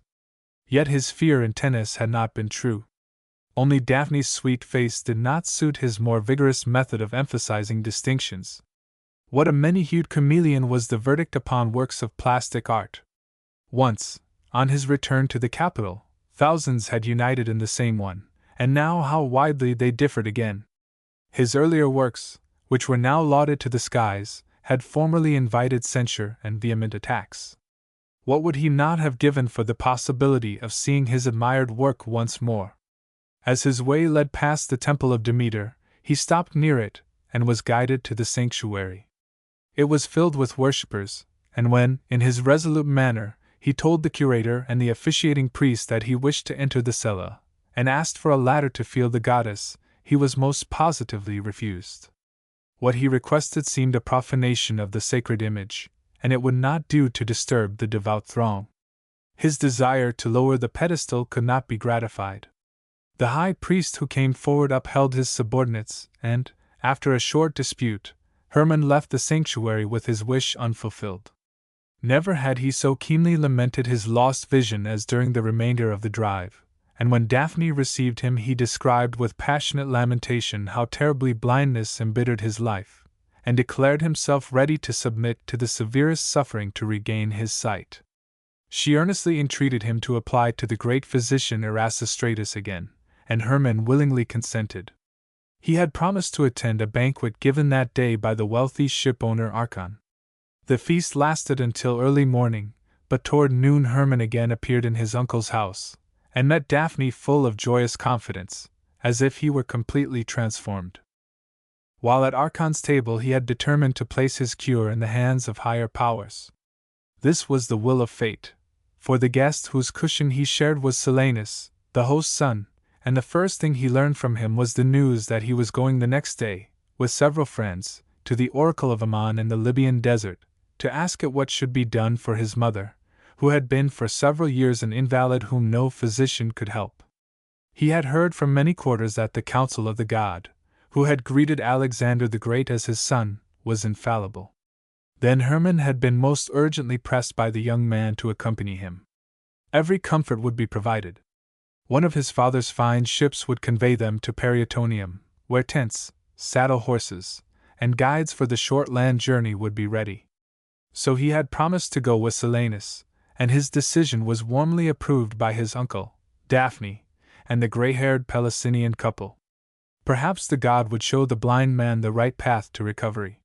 He would always be able to call the skill of the Alexandrian leeches to his aid. Soon after Hermann went on board Arachne's splendidly equipped vessel and, instead of a tiresome journey, began a new and riotous period of festivity.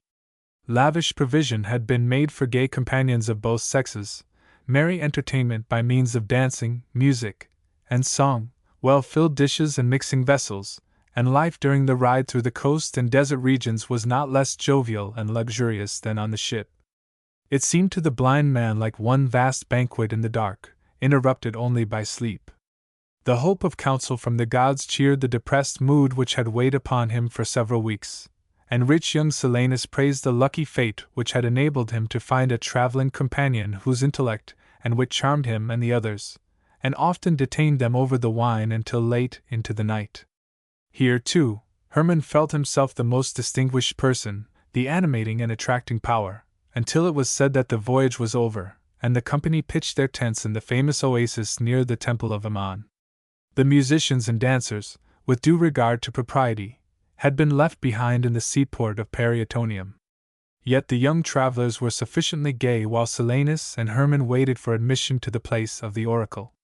A week after their arrival it was opened to them, yet the words repeated to them by the priest satisfied neither Hermann nor Arachne's son, for the oracle advised the latter to bring his mother herself to the oasis by the land road if she earnestly desired recovery, while to Hermann was shouted the ambiguous saying: could Silenus's mother, who was unable to move, endure the desert journey?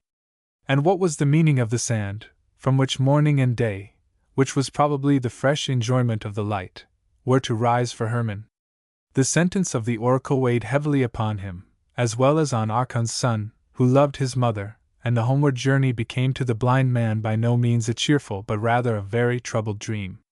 Thoughtful, very disturbed, dissatisfied with himself, and resolved to turn his back upon the dreary life of pleasure which for so long a time had allowed him no rest, and now disgusted him, he kept aloof from his traveling companions, and rejoiced when, at Alexandria, he was led ashore in the harbor of Eunostus. Chapter 7. Hermann entered his house with drooping head.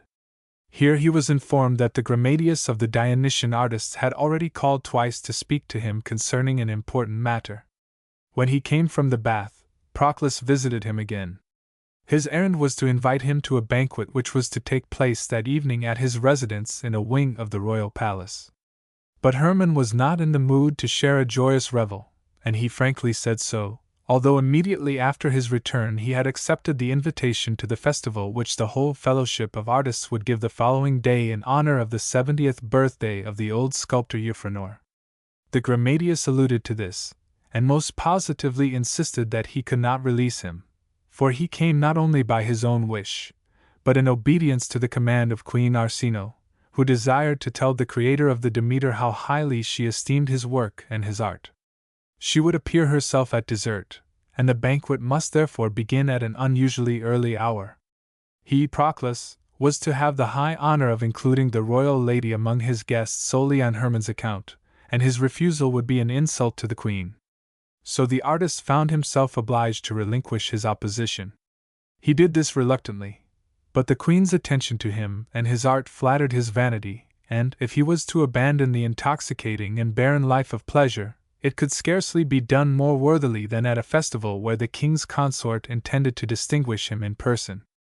The banquet was to begin in a few hours, yet he could not let the day pass without seeing Daphne and telling her the words of the oracle. He longed, with ardent yearning, for the sound of her voice, and still more to unburden his sorely troubled soul to her. Oh, if only his Myrtilus still walked among the living! How totally different, in spite of his lost vision, would his life have been! Daphne was now the only one whom he could put in his place. Since his return from the oracle, the fear that the rescued Demeter might yet be the work of Myrtilus had again mastered him. However loudly outward circumstances might oppose this, he now felt, with a certainty which surprised him, that this work was not his own.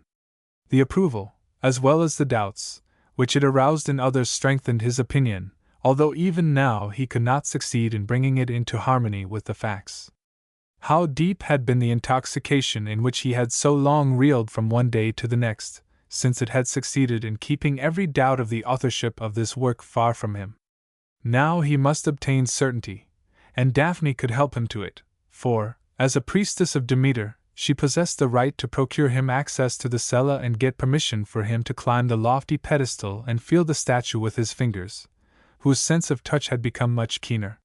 He would frankly inform her of his fear, and her truthful nature would find the doubt that gnawed his heart as unendurable as he himself.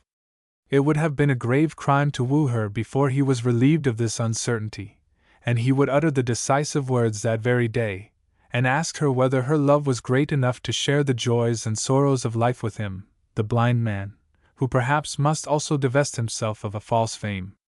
Time pressed. He called at Archias's house with a wreath on his head and in festal robes. But Daphne was in the temple, whither old Philippus and Naiwan had gone, and his uncle was attending a late session of the council. He would have liked to follow Daphne to the sanctuary, but the late hour forbade it, and he therefore only charged Gra to tell his young mistress that he was going to Proclus's banquet, and would return early the next morning to discuss a most important subject with her. Then he went directly to the neighboring palace. The queen might have appeared already, and it would not do to keep her waiting. He was aware that she lived at variance with her husband, but how could he have suspected that she cherished the more than bold design of hurling the sovereign from his throne and seizing the Egyptian crown herself? Proclus and Althea were among the conspirators who supported Arsinoe, and the queen thought it would be an easy matter to win over to her cause and herself the handsome sculptor, whom she remembered at the last Dionysia. The wealthy blind artist, so highly esteemed among the members of his profession, might become valuable to the conspiracy, for she knew what enthusiastic devotion the Alexandrian artists felt for the king, and everything depended upon forming a party in her own favor among them. This task was to fall to Hermann, and also another, still more important one, for he, his nephew and future son-in-law, if any one, could persuade the wealthy Archias to lend the plot his valuable aid. Hitherto the merchant had been induced, it is true, to advance large sums of money to the queen, but the loyal devotion which he showed to her royal husband had rendered it impossible to give him even a hint of the conspiracy. Althea, however, declared that the blind man's marriage to Daphne was only a question of time, and Proclus added that the easily excited nephew would show himself more pliant than the uncle if Arsinoe exerted upon him the irresistible charm of her personality. When Hermann entered the residence of the Gramadius in the palace, the guests had already assembled. The queen was not to appear until after the feast, when the mixing jars were filled. The place by Hermann's side, which Althea had chosen for herself, would then be given up to Arsinoe. The sovereign was as unaccustomed to the society of a blind artist as Hermann was to that of a queen, and both eagerly anticipated the approaching meeting. Yet it was difficult for Hermann to turn a bright face toward his companion. The sources of anxiety and grief which had previously burdened his mind would not vanish, even under the roof of the royal palace. Althea's presence reminded him of Tennis, Ledsia, and Nemesis, who for so long a time seemed to have suspended her persecution, but since he had returned from the abode of the oracle was again asserting the old right to him.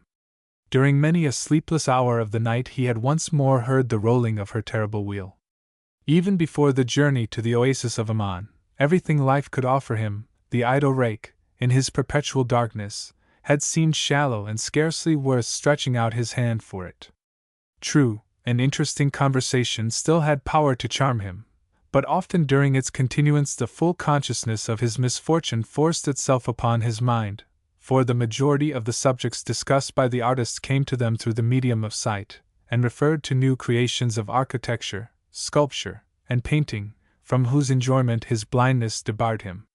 When returning home from a banquet, if his way lay through the city, he was reminded of the superb buildings, marble terraces and fountains, statues and porticos, which had formerly satiated his eyes with delight, and must now be illumined with a brilliant radiance by the morning sunbeams, though a hostile fate shut them out from his eyes, starving and thirsting for beautiful forms.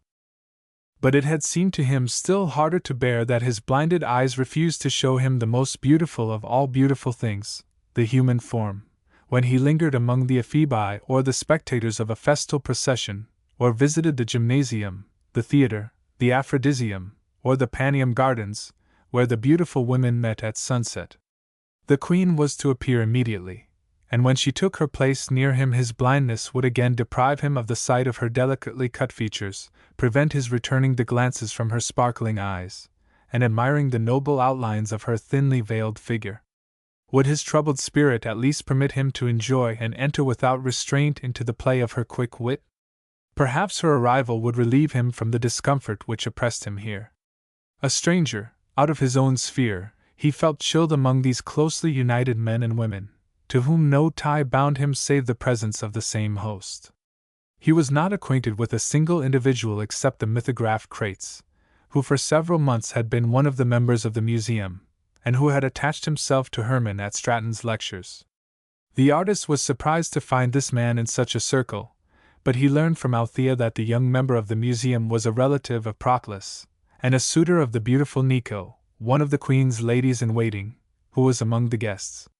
Crates had really been invited in order to win him over to the queen's cause, but charming fair-haired Nico had been commissioned by the conspirators to persuade him to sing Arsinoe's praises among his professional associates. The rest of the men present stood in close connection with Arsinoe, and were fellow conspirators against her husband's throne and life. The ladies whom Proclus had invited were all confidants of Arsinoe, the wives and daughters of his other guests. All were members of the highest class of society, and their manners showed the entire freedom from restraint that existed in the queen's immediate circle. Althea profited by the advantage of being Hermann's only acquaintance here. So, when he took his place on the cushion at her side, she greeted him familiarly and cordially, as she had treated him for a long time, wherever they met, and in a low voice told him, sometimes in a kindly tone, sometimes with biting sarcasm, the names and characters of the other guests. The most aristocratic was Amyntas, who stood highest of all in the queen's favor because he had good reason to hate the other Arsinoe, the sister of the king. His son had been this royal dame's first husband, and she had deserted him to marry Lysimachus, the aged king of Thrace. The Rhodian Chrysippus, her leech and trusted counselor, also possessed great influence over the queen. "The noble lady," whispered Althea, "needs the faithful devotion of every well-disposed subject, for perhaps you have already learned how cruelly the king embitters the life of the mother of his 3 children. Many a caprice can be forgiven the suffering Ptolemy, who recently expressed a wish that he could change places with the common workmen whom he saw eating their meal with a good appetite, and who is now tortured by the gout. Yet he watches the hapless woman with the jealousy of a tiger, though he himself is openly faithless to her. What is the queen to him, since the widow of Lysimachus returned from Thrace, no, from Cassandria, Ephesus, and sacred Samothrace, or whatever other places there are which would no longer tolerate the murderess? The king's sister, the object of his love? cried Hermann incredulously. She must be 40 years old now. Very true, Althea assented. But we are in Egypt, where marriages between brothers and sisters are pleasing to gods and men, and besides, we make our own moral laws here. Her age! We women are only as old as we look, and the leeches and tiring women of this beauty of 40 practice arts which give her the appearance of 25, yet perhaps the king values her intellect more than her person, and the wisdom of 100 serpents is certainly united in this woman's head. She will make our poor queen suffer unless real friends guard her from the worst. The 3 most trustworthy ones are here, Amintas, the leech Chrysippus, and the admirable Proclus. Let us hope that you will make this 3-leaved clover the luck-promising 4-leaved one. Your uncle, too, has often with praiseworthy generosity helped Arsino in many an embarrassment. Only make the acquaintance of this beautiful royal lady, and the last drop of your blood will not seem too precious to shed for her. Besides, Proclus told me so in confidence, you have little favor to expect from the king. How long he kept you waiting for the first word concerning a work which justly transported the whole city with delight. When he did finally summon you, he said things which must have wounded you. That is going too far, replied Hermann. Then he kept back his real opinion, Althea protested. Had I not made it a rule to maintain absolute silence concerning everything I hear in conversation from those with whom I am closely associated? Here she was interrupted by Chrysippus, who asked if Althea had told her neighbor about his Rhodian eye salve. He winked at her and made a significant gesture as he spoke, and then informed the blind artist how graciously Arsino had remembered him when she heard of the remedy by whose aid many a wonderful cure of blind eyes had been made in Rhodes. The royal lady had inquired about him and his sufferings with almost sisterly interest, and Althea eagerly confirmed the statement. Hermann listened to the pair in silence. He had not been able to see them, it is true, yet he had perceived their design as if the loss of sight had sharpened his mental vision.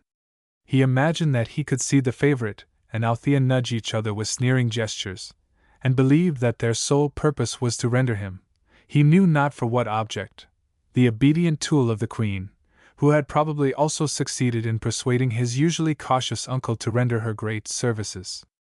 The remembrance of Arsino's undignified conduct at the Dionysia, and the shameful stories of her which he had heard returned to his mind. At the same time he saw Daphne rise before him in her aristocratic dignity and kindly goodness, and a smile of satisfaction hovered around his lips as he said to himself, "The spider Althea again! But in spite of my blindness, I will be caught neither in her net nor in the queen's. They are the last to bar the way which leads to Daphne and real happiness." The Rhodian was just beginning to praise Arsino also as a special friend and connoisseur of the sculptor's art when Crates, Hermann's fellow student, asked the blind artist, in behalf of his beautiful companion, why his Demeter was placed upon a pedestal which, to others as well as himself, seemed too high for the size of the statue. Hermann replied that he had heard several make this criticism, but the priests of the goddess refused to take it into account. Here he hesitated, for, like a blow from an invisible hand, the thought darted through his mind that perhaps, on the morrow, he would see himself compelled before the whole world to cast aside the crown of fame which he owed to the statue on the lofty pedestal. He did not have even the remotest idea of continuing to deck himself with false renown if his dread was realized, yet he doubtless imagined how this whole aristocratic circle, with the queen, Althea, and Proclus at its head, would turn with reckless haste from the hapless man who had led them into such a shameful error. Yet what mattered it, even if these miserable people considered themselves deceived and pointed the finger of scorn at him? Better people would thereby be robbed of the right to accuse him of faithlessness to himself.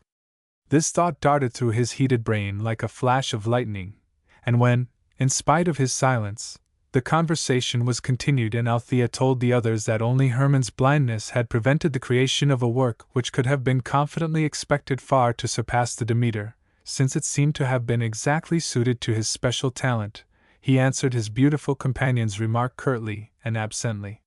She perceived this with annoyance and perplexity. A woman who yearns for the regard of all men, and makes love a toy, easily lessens the demands she imposes upon individuals.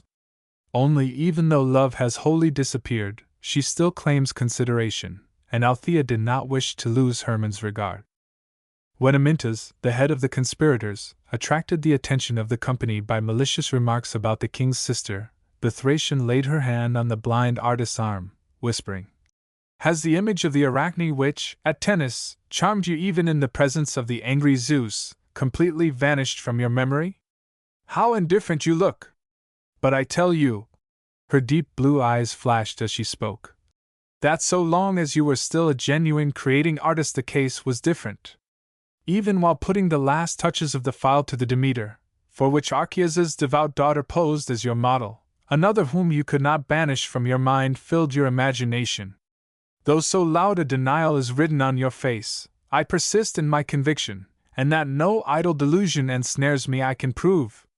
Hermann raised his sightless eyes to her inquiringly, but she went on with eager positiveness. "Or if you did not think of the weaver while carving the goddess, how did you happen to engrave a spider on the ribbon twined around the ears of grain in Demeter's hand? Not the smallest detail of a work produced by the hand of a valued friend escapes my notice, and I perceived it before the Demeter came to the temple and the lofty pedestal. Now I would scarcely be able to discover it in the dusky cella, yet at that time I took pleasure in the sight of the ugly insect, not only because it is cleverly done, but because it reminded me of something." Here she lowered her voice still more. "That pleased me, though probably it would seem less flattering to the daughter of Archias, who perhaps is better suited to act as guide to the blind. How bewildered you look! Eternal gods! Many things are forgotten after long months have passed, but it will be easy for me to sharpen your memory. At the time Hermann had just finished the Demeter, the spider called to me, he scratched me on the gold. But at that very time, yes, my handsome friend, I can reckon accurately, you had met me, Althea, in tennis. I had brought the Spider-Woman before your eyes. Was it really nothing but foolish vanity that led me to the conviction that you were thinking of me also when you engraved on the ribbon the despised spider for which, however, I always felt a certain regard, with the delicate web beneath its slender legs?" Hitherto Hermann had listened to every word in silence, laboring for breath. He was transported as if by magic to the hour of his return from Pelusium. He saw himself enter Myrtilus's studio, and watch his friend scratch something, he did not know what, upon the ribbon which fastened the bunch of golden grain. It was, nay, it could have been nothing else, that very spider. The honored work was not his, but his dead friend's. How the exchange had occurred he could not now understand, but to disbelieve that it had taken place would have been madness or self-deception. Now he also understood the doubts of Sotiles and the king. Not he, Myrtilus, and he alone, was the creator of the much-lauded Demeter. This conviction raised 100-pound weight from his soul. What was applause? What was recognition? What were fame and laurel wreaths? He desired clearness and truth for himself and all the world, and, as if frantic, he suddenly sprang from his cushions, shouting to the startled guests, "I myself and this whole great city were deceived! The Demeter is not mine, not the work of Hermann. The dead Myrtilus created it." Then pressing his hand to his brow, he called his student friend to his side, and, as the scholar anxiously laid his arm on his shoulder, whispered, "Away, away from here! Only let me get out of doors into the open air." Crates, bewildered and prepared for the worst, obeyed his wish, but Althea and the other guests left behind felt more and more impressed by the suddenly awakened conviction that the hapless blind man had now also become the victim of madness. Chapter 8. Without a word of explanation, Hermann dragged his guide along in breathless haste. No one stopped them. The atrium, usually swarming with guards, servants, and officials until a far later hour, was completely deserted when the blind man hurried through it with his friend. The door leading into the outer air stood open, but Hermann, leaning on the scholar's arm, had scarcely crossed the threshold and entered the little courtyard encircled with ornamental plants, which separated this portion of the palace from the street, when both were surrounded by a band of armed Macedonian soldiers, whose commander exclaimed, "In the name of the king! Not a sound, if you value your lives!" Incensed, and believing that there was some mistake, Hermann announced himself as a sculptor and Crates as a member of the museum, but this statement did not produce the slightest effect upon the warrior. Nay, When the friends answered the officer's inquiry whether they were coming from Proclus's banquet in the affirmative, he curtly commanded them to be put in chains. To offer resistance would have been madness, for even Hermann perceived, by the loud clanking of weapons around them, the greatly superior power of the enemy, and they were acting by the orders of the king. "To the prison near the place of execution!" cried the officer, and now not only the mythograph, but Hermann also was startled. This dungeon opened only to those sentenced to death. Was he to be led to the executioner's block? A cold shudder ran through his frame, but the next moment he threw back his waving locks, and his chest heaved with a long breath. What pleasure had life to offer him, the blind man, who was already dead to his art? Ought he not to greet this sudden end as a boon from the immortals? Did it not spare him a humiliation as great and painful as could be imagined? He had already taken care that the false renown should not follow him to the grave, and Myrtilus should have his just due, and he would do whatever else lay in his power to further this object. Wherever the beloved dead might be, he desired to go there also. Whatever might await him, he desired no better fate.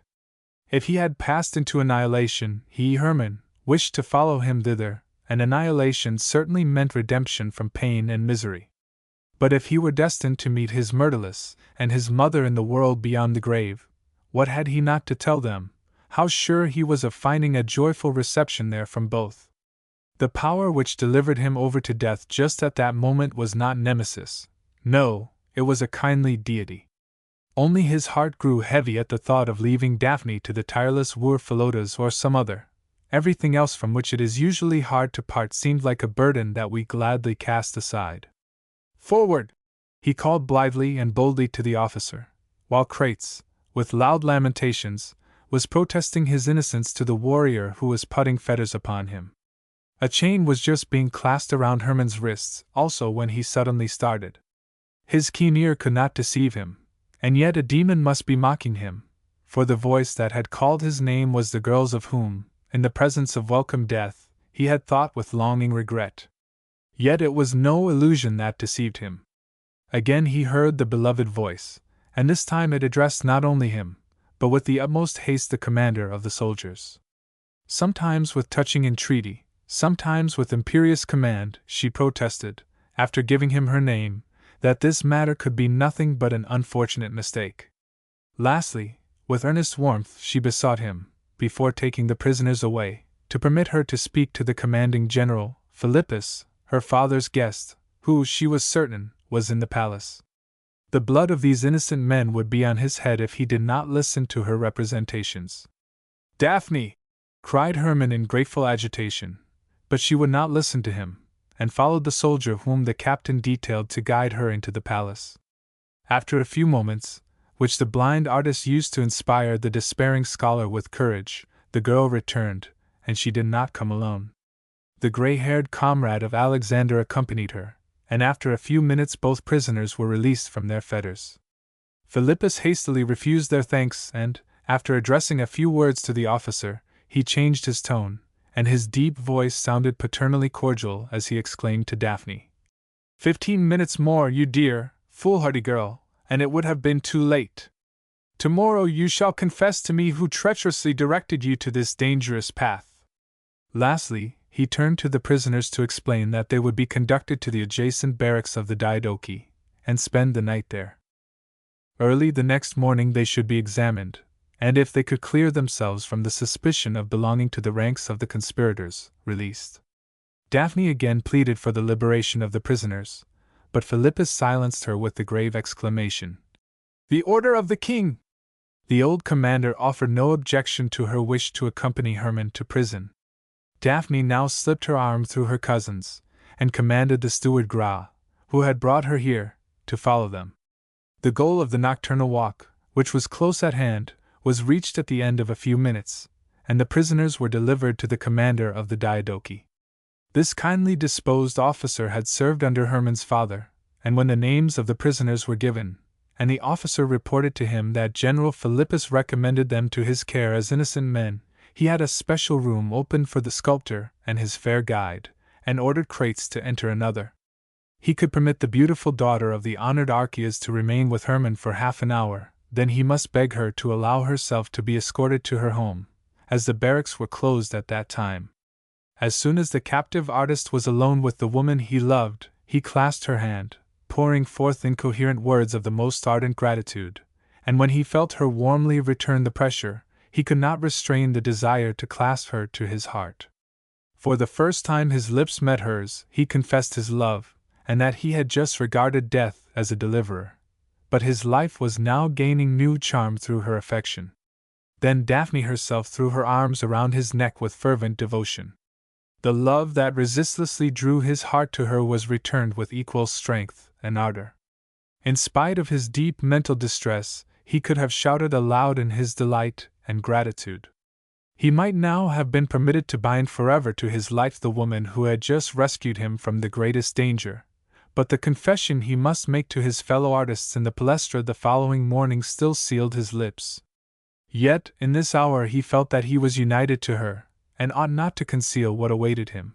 So, obeying a strong impulse, he exclaimed, "You know that I love you! Words cannot express the strength of my devotion, but for that very reason I must do what duty commands before I ask the question, will you join your fate to mine? I love you and have loved you always!" Daphne exclaimed tenderly. "What more is needed?" But Hermann, with drooping head, murmured, "Tomorrow I shall no longer be what I am now. Wait until I have done what duty enjoins. When that is accomplished, you shall ask yourself what worth the blind artist still possesses who bartered spurious fame for mockery and disgrace in order not to become a hypocrite." Then Daphne raised her face to his, asking, "So the Demeter is the work of Myrtilus?" "Certainly," he answered firmly. "It is the work of Myrtilus." "Oh, my poor, deceived love!" cried Daphne, strongly agitated, in a tone of the deepest sorrow. "What a terrible ordeal again awaits you! It must indeed distress me, and yet do not misunderstand me. It seems nevertheless as if I ought to rejoice, for you and your art have not spoken to me even a single moment from this much-lauded work. And therefore," he interrupted with passionate delight, "therefore alone you withheld the enthusiastic praise with which the others intoxicated me? And I, fool, blinded also in mind, could be vexed with you for it. But only wait! Soon tomorrow even, there will be no one in Alexandria who can accuse me of deserting my own honest aspiration, and if the gods will only restore my sight and the ability to use my hands as a sculptor, then, girl, then—" Here he was interrupted by a loud knocking at the door. The time allowed had expired.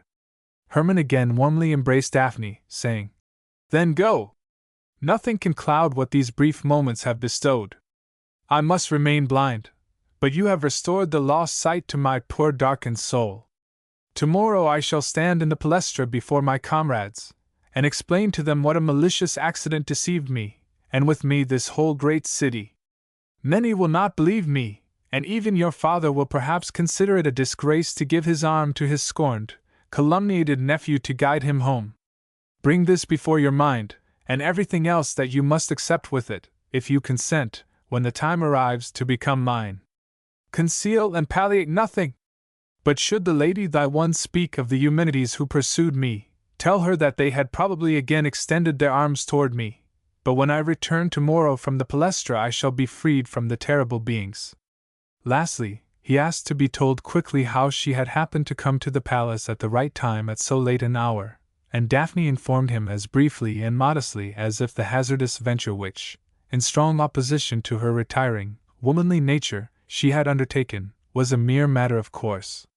When thy one in her presence heard from Grau that Hermann intended to go to Proclus's banquet, she started up in horror, exclaiming, "Then the unfortunate man is lost!" Her husband, who had long trusted even the gravest secrets to his discreet old wife, had informed her of the terrible office the king had confided to him. All the male guests of Proclus were to be executed. The women, the queen at their head, would be sent into exile. Then Daphne, on her knees, besought the matron to tell her what threatened Hermann, and succeeded in persuading her to speak. The terrified girl, accompanied by Grau, went first to her lover's house and, when she did not find him there, hastened to the king's palace. If Hermann could have seen her with her fluttering hair, disheveled by the night breeze, and cheeks blanched by excitement and terror, if he had been told how she struggled with one who tried to detain her and lock her up before she left her father's house, he would have perceived with still prouder joy, had that been possible, what he possessed in the devoted love of this true woman. Grateful and moved by joyous hopes, he informed Daphne of the words of the oracle, which had imprinted themselves upon his memory. She, too, quickly retained them, and murmured softly, "Noise and dazzling radiance are hostile to the purer light. Morning and day will rise quietly from the starving sand." What could the verse mean except that the blind man would regain the power to behold the light of clay amid the sands of the silent desert? Perhaps it would be well for him to leave Alexandria now, and she described how much benefit she had received while hunting from the silence of the wilderness, when she had left the noise of the city behind her. But before she had quite finished, the knocking at the door was repeated. The lovers took leave of each other with one last kiss, and the final words of the departing girl echoed consolingly in the blind man's heart. "The more they take from you, the more closely I will cling to you." Hermann spent the latter portion of the night rejoicing in the consciousness of a great happiness, yet also troubled by the difficult task which he could not escape. When the marketplace was filling, gray-haired Philippus visited him. He desired before the examination, for which every preparation had been made, to understand personally the relation of his dead comrade's son to the defeated conspiracy, and he soon perceived that Hermann's presence at the banquet was due solely to an unlucky accident, or in consequence of the Queen's desire to win him over to her plot. Yet he was forced to advise the blind sculptor to leave Alexandria. The suspicion that he had been associated with the conspirators was the more difficult to refute, because his uncle Archias had imprudently allowed himself to be persuaded by Proclus and Arsino to lend the Queen large sums, which had undoubtedly been used to promote her abominable plans. Philippus also informed him that he had just come from Archias, whom he had earnestly urged to fly as quickly as possible from the persecution which was inevitable, for, secure as Hermann's uncle felt in his innocence, the receipts for the large sums loaned by him, which had just been found in Proclus's possession, would bear witness against him. Envy and ill will would also have a share in this affair, and the usually benevolent king knew no mercy where crime against his own person was concerned. So Archias intended to leave the city on one of his own ships that very day. Daphne, of course, would accompany him. The prisoner listened in surprise and anxiety. His uncle driven from his secure possessions to distant lands, Daphne taken from him, he knew not whither nor for how long a time, after he had just been assured of her great love. He himself on the way to expose himself to the malice and mockery of the whole city. His heart contracted painfully, and his solicitude about his uncle's fate increased when Philippus informed him that the conspirators had been arrested at the banquet, and, headed by Amyntas, the Rhodian, Chrysippus, and Proclus, had perished by the executioner's sword at sunrise. The Queen, Althea, and the other ladies were already on the way to Coptos, in Upper Egypt, whither the king had exiled them. Ptolemy had entrusted the execution of this severe punishment to Alexander's former comrade as the most trustworthy and discreet of his subjects, but rejected, with angry curtness, Philippus's attempt to uphold the innocence of his friend Archias. The old man's conversation with Hermann was interrupted by the functionaries who subjected him and Crates to the examination. It lasted a long time, and referred to every incident in the artist's life since his return to Alexandria. The result was favorable, and the prisoner was dismissed from confinement with the learned companion of his fate. When, accompanied by Philippus, Hermann reached his house, it was so late that the artist's festival in honor of the sculptor Euphranor, who entered his 70th year of life that day, must have already commenced. On the way the blind man told the general what a severe trial awaited him, and the latter approved his course and, on bidding him farewell, with sincere emotion urged Hermann to take courage. After hastily strengthening himself with a few mouthfuls of food and a draught of wine, his slave Patran, who understood writing, wished to put on the full laurel wreath, but Hermann was seized with a painful sense of dissatisfaction, and angrily waved it back. Without a single green leaf on his head, he walked, leaning on the Egyptian's arm, into the palestra, which was diagonally opposite to his house. Doubtless he longed to hasten at once to Daphne, but he felt that he could not take leave of her until he had first cast off, as his heart and mind dictated, the terrible burden which oppressed his soul. Besides, he knew that the object of his love would not part from him without granting him one last word. On the way his heart throbbed almost to bursting. Even Daphne's image, and what threatened her father, and her with him, receded far into the background. He could think only of his design, and how he was to execute it. Yet ought he not to have the laurel wreath put on, in order, after removing it, to bestow it on the genius of Myrtilus? Yet no! Did he still possess the right to award this noble branch to any one? He was appearing before his companions only to give truth its just due. It was repulsive to endow this explanation of an unfortunate error with a captivating aspect by any theatrical adornment. To be honest, even for the porter, was a simple requirement of duty, and no praiseworthy merit. The guide forced a path for him through carriages, litters, and whole throngs of slaves and common people, who had assembled before the neighboring palæstra. The doorkeepers admitted the blind man, who was well known here, without delay, but he called to the slave, "Quick, Patran, and not among the spectators, in the center of the arena!"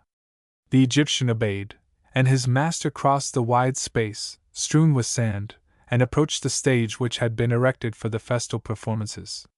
Even had his eyes retained the power of sight, his blood was coursing so wildly through his veins that he might perhaps have been unable to distinguish the statues around him and the thousands of spectators, who, crowded closely together, richly garlanded, their cheeks glowing with enthusiasm, surrounded the arena. "Hermann!" shouted his friend Sotiles in joyful surprise in the midst of this painful walk. "Hermann!" resounded here, there, and everywhere as, leaning on his friend's arm, he stepped upon the stage, and the acclamations grew louder and louder as Sotiles fulfilled the sculptor's request and led him to the front of the platform. Obeying a sign from the director of the festival, the chorus, which had just sung a hymn to the Muses, was silent. Now the sculptor began to speak, and noisy applause thundered around him as he concluded the well-chosen words of homage with which he offered cordial congratulations to the estimable Euphranor, to whom the festival was given. But the shouts soon ceased, for the audience had heard his modest entreaty to be permitted to say a few words, concerning a personal matter, to those who were his professional colleagues, as well as to the others who had honored him with their interest, and only too loudly, with undeserved applause. The more closely what he had to say concerned himself, the briefer he would make his story. And in fact, he did not long claim the attention of his hearers. Clearly and curtly he stated how it had been possible to mistake Myrtilus's work for his, how the Tennis goldsmith had dispelled his first suspicion, and how vainly he had besought the priests of Demeter to be permitted to feel his statue. Then, without entering into details, he informed them that, through an accident, he had now reached the firm conviction that he had long worn wreaths which belonged to another. But though the latter could not rise from the grave, he still owed it to truth, to whose service he had dedicated his art from the beginning, and to the simple honesty, dear alike to the peasant and the artist, to divest himself of the fame to which he was not entitled.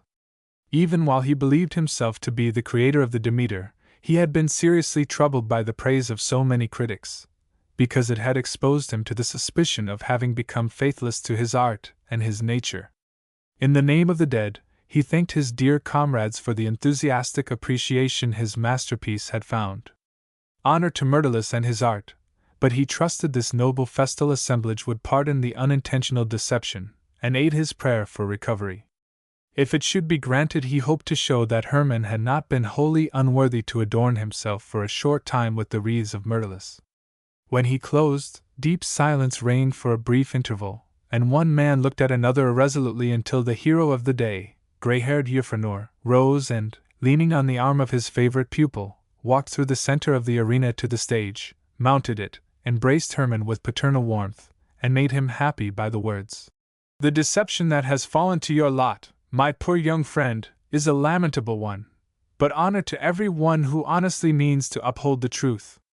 We will beseech the immortals with prayers and sacrifices to restore sight to your artist eyes. If I am permitted, my dear young comrade, to see you continue to create, it will be a source of joy to me and all of us. Yet the Muses, even though unasked, lead into the eternal realm of beauty the elect who consecrates his art to truth with the right earnestness. The embrace with which the venerable hero of the festival seemed to absolve Hermann was greeted with loud applause, but the kind words which Euphranor, in the weak voice of age, had addressed to the blind man had been unintelligible to the large circle of guests. When he again descended to the arena, new plaudits rose, but soon hisses and other signs of disapproval blended with them, which increased in strength and number when a well-known critic, who had written a learned treatise concerning the relation of the Demeter to Hermann's earlier works, expressed his annoyance in a loud whistle.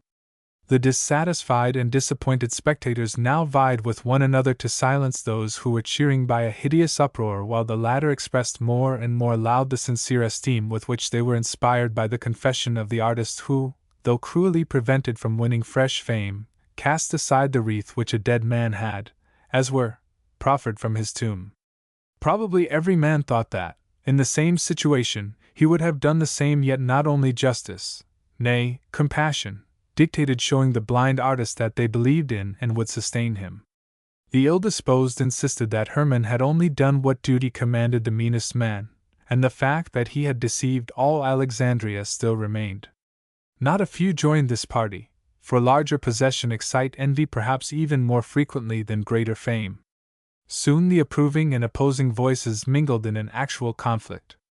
But before the famous sculptor Chars, the great and venerable artist Nicias, and several younger friends of Hermann quelled this unpleasant disturbance of the beautiful festival, the blind man, leaning on the arm of his fellow artist Sotiles, had left the palestra. At the exit he parted from his friend, who had been made happy by the ability to absolve his more distinguished leader from the reproach of having become faithless to their common purpose, and who intended to intercede further in his behalf in the palestra. Hermann no longer needed him, for, besides his slave Patran, he found the steward Gra, who, by his master's order, guided the blind man to Archias's closed harmamaxa, which was waiting outside the building. Chapter 9. The sculptor's head was burning feverishly when he entered the vehicle. He had never imagined that the consequences of his explanation would be so terrible. During the drive, by no means a long one, to the great harbor, he strove to collect his thoughts. Groaning aloud, he covered his ears with his hands to shut out the shouts and hisses from the palestra, which in reality were no longer audible. True, he would not need to expose himself to this uproar a second time, yet if he remained in Alexandria the witticisms, mockery, and jibes of the whole city, though in a gentler form, would echo hundreds of times around him. He must leave the city. He would have preferred to go on board the staunch Takia and be borne far away with his uncle and Daphne, but he was obliged to deny himself the fulfillment of this desire. He must now think solely of regaining his sight. Obedient to the oracle, he would go to the desert where from the starving sand, the radiant daylight was to rise anew for him. There he would, at any rate, be permitted to recover the clearness of perception and feeling which he had lost in the delirium of the dissolute life of pleasure that he had led in the past. Pythagoras had already forbidden the folly of spoiling the present by remorse, and he, too, did not do this. It would have been repugnant to his genuinely Greek nature. Instead of looking backward with peevish regret, his purpose was to look with blithe confidence toward the future, and to do his best to render it better and more fruitful than the months of revel which lay behind him. He could no longer imagine a life worth living without Daphne, and the thought that if his uncle were robbed of his wealth he would become her support cheered his heart. If the oracle did not fulfill its promise, he would again appeal to medical skill, and submit even to the most severe suffering which might be imposed upon him. The drive to the great harbor was soon over, but the boat which lay waiting for him had a considerable distance to traverse, for the Takia was no longer at the landing place, but was tacking outside the Pharos, in order, if the warrant of arrest were issued, not to be stopped at the channel dominated by the lighthouse. He found the slender trireme pervaded by a restless stir. His uncle had long been expecting him with burning impatience. He knew, through Philippus, what duty still detained the deceived artist, but he learned, at the same time, that his own imprisonment had been determined, and it would be advisable for him to leave the city behind him as quickly as possible. Yet neither Daphne nor he was willing to depart without saying farewell to Hermann. But the danger was increasing every moment, and warm as was the parting, the last clasp of the hand and kiss swiftly followed the first words of greeting. So the blind artist learned only that Archias was going to the island of Lesbos, his mother's home, and that he had promised his daughter to give Hermann time to recover his sight. The property bequeathed to him by Myrtilus had been placed by the merchant in the royal bank, and he had also protected himself against any chance of poverty. Hermann was to send news of his health to Lesbos from time to time if a safe opportunity offered, and, when Daphne knew where he was to be found, she could let him have tidings. Of course, for the present great caution must be exercised in order not to betray the abode of the fugitives. Hermann, too, ought to evade the pursuit of the incensed king as quickly as possible. Not only Daphne's eyes, but her father's also, overflowed with tears at this parting, and Hermann perceived more plainly than ever that he was as dear to his uncle as though he were his own son. The low words which the artist exchanged with the woman whose love, even during the period of separation, would shed light and warmth upon his darkened life, were deeply impressed upon the souls of both. For the present, faithful Grau was to remain in charge of his master's house in Alexandria. Leaning on his arm, the blind man left the tequila, which, as soon as both had entered the boat, was urged forward by powerful strokes of the oars. The Bithynian informed Hermann that kerchiefs were waving him a farewell from the trireme, that the sails had been unfurled, and the wind was driving the swift vessel before it like a swallow.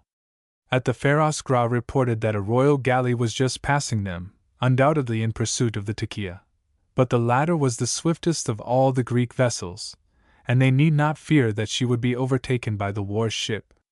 With a sore heart and the desolate feeling of being now utterly alone, Hermann again landed and ordered that his uncle's Harmomaxis should convey him to the necropolis. He desired to seek peace at his mother's grave, and to take leave of these beloved tombs.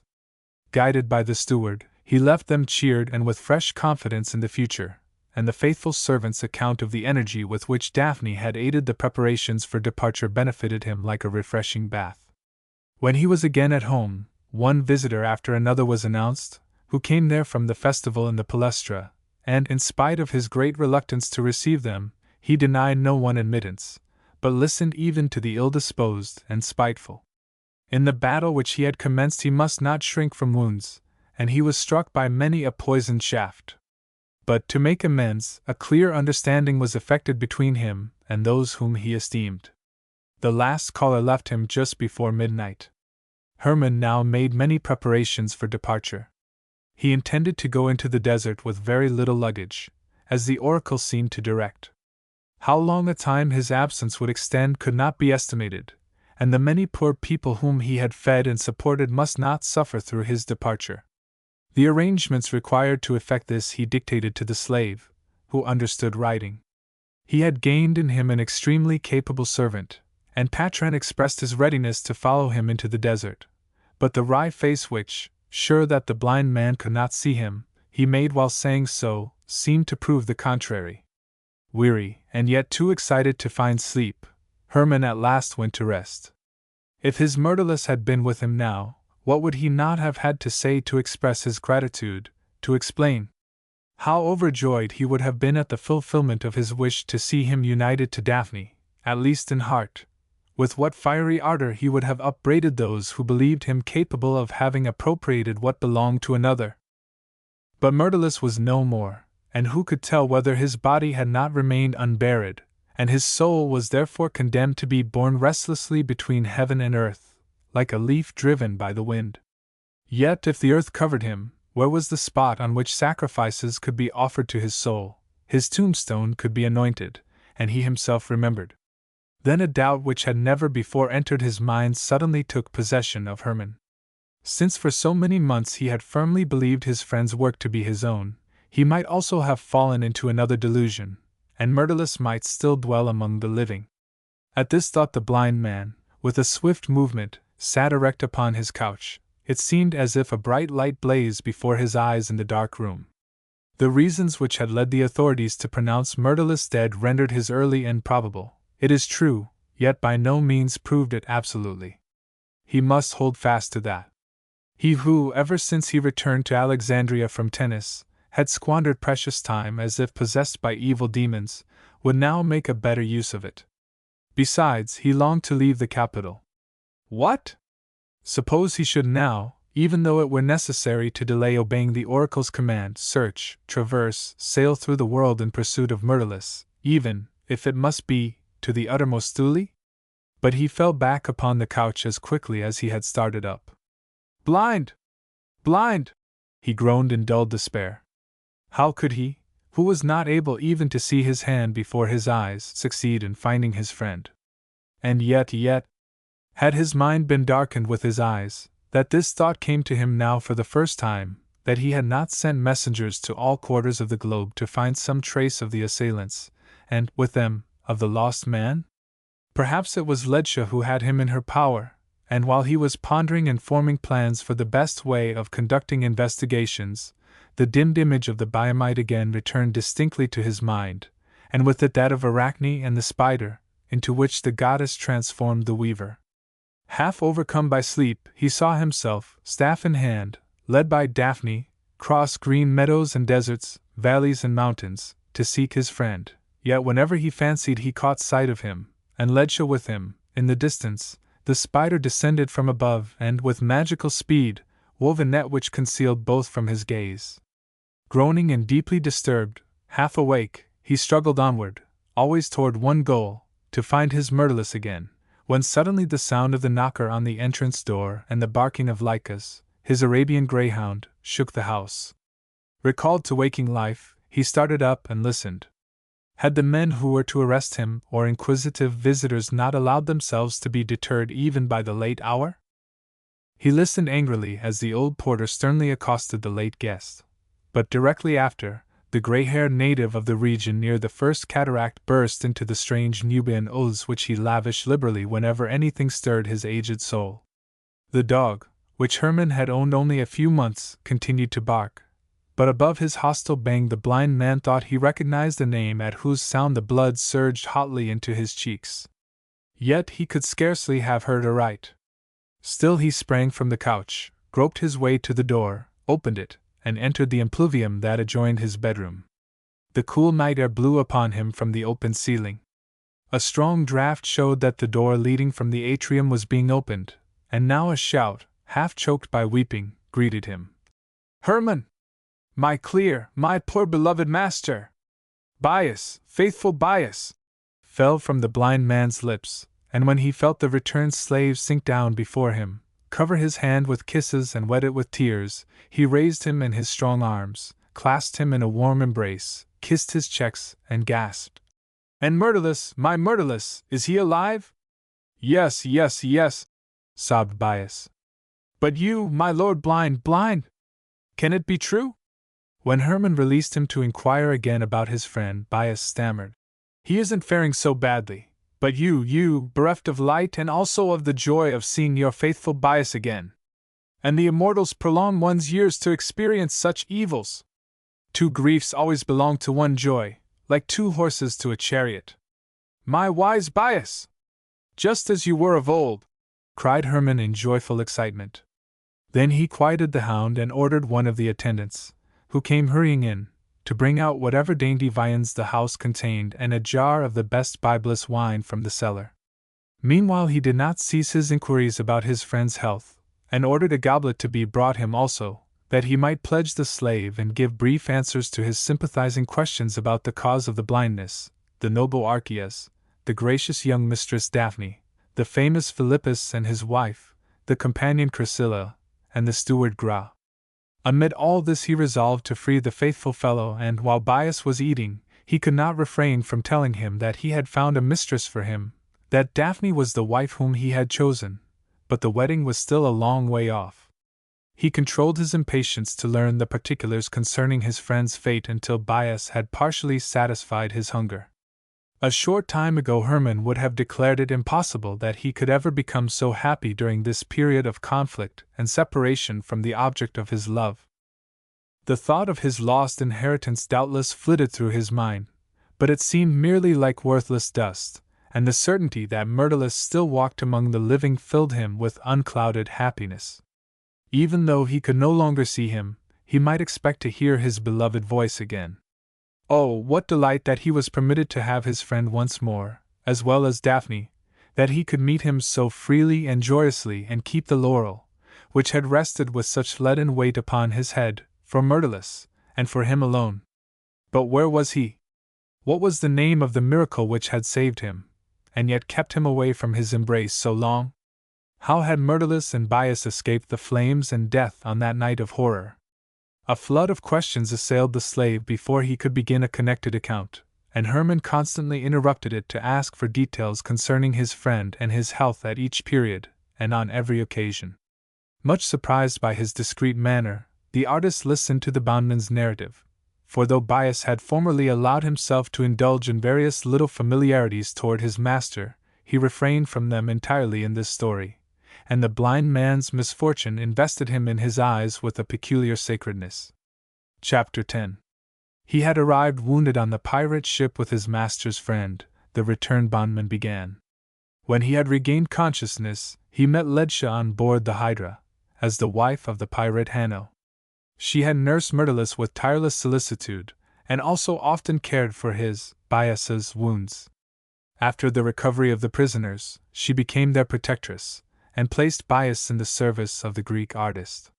They, the Gaul Letarius, and one of the sculptor's slaves, were the only ones who had been brought on board the Hydra alive from the attack in Tennis, but the latter soon succumbed to his wounds.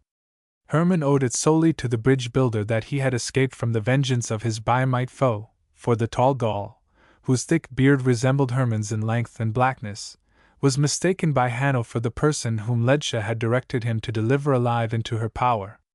The pirate had surrendered the wrong captive to the woman he loved and, as Bias declared, to his serious disadvantage, for, though Hanno and the Biamite girl were husband and wife, no one could help perceiving the cold dislike with which Ledscha rebuffed the giant who read her every wish in her eyes. Finally, the captain of the pirate ship, a silent man by nature, often did not open his lips for days except to give orders to the crew. Frequently he even refused to be relieved from duty, and remained all night at the helm. Only when, at his own risk, or with the vessels of his father and brother, he attacked merchant ships or defended himself against a war galley, did he wake to vigorous life and rush with gallant recklessness into battle. A single man on the Hydra was little inferior to him in strength and daring, the Gaul Letarius. He had been enrolled among the pirates, and when Hanno was wounded in an engagement with a Syrian war galley, was elected his representative. During this time Ledscha faithfully performed her duty as her young husband's nurse, but afterward treated him as coldly as before. Yet she devoted herself eagerly to the ship and the crew, and the fierce, lawless fellows cheerfully submitted to the sensible arrangements of their captain's beautiful, energetic wife. At this period Bias had often met Ledscha engaged in secret conversation with the Gaul, yet if any tender emotion really attracted her toward any one other than her husband, Myrtilus would have been suspected rather than the black-bearded bridge builder, for she not only showed the sculptor the kindest consideration, but often entered into conversation with him, and even persuaded him, when the sea was calm, or the Hydra lay at anchor in one of the hidden bays known to the pirates, to practice his art, and at last to make a bust of her. She had succeeded in getting him clay, wax, and tools for the purpose. After asking which goddess had ill-treated the weaver Arachne, she commanded him to make a head of Athene, adorned with the helmet, modeled from her own.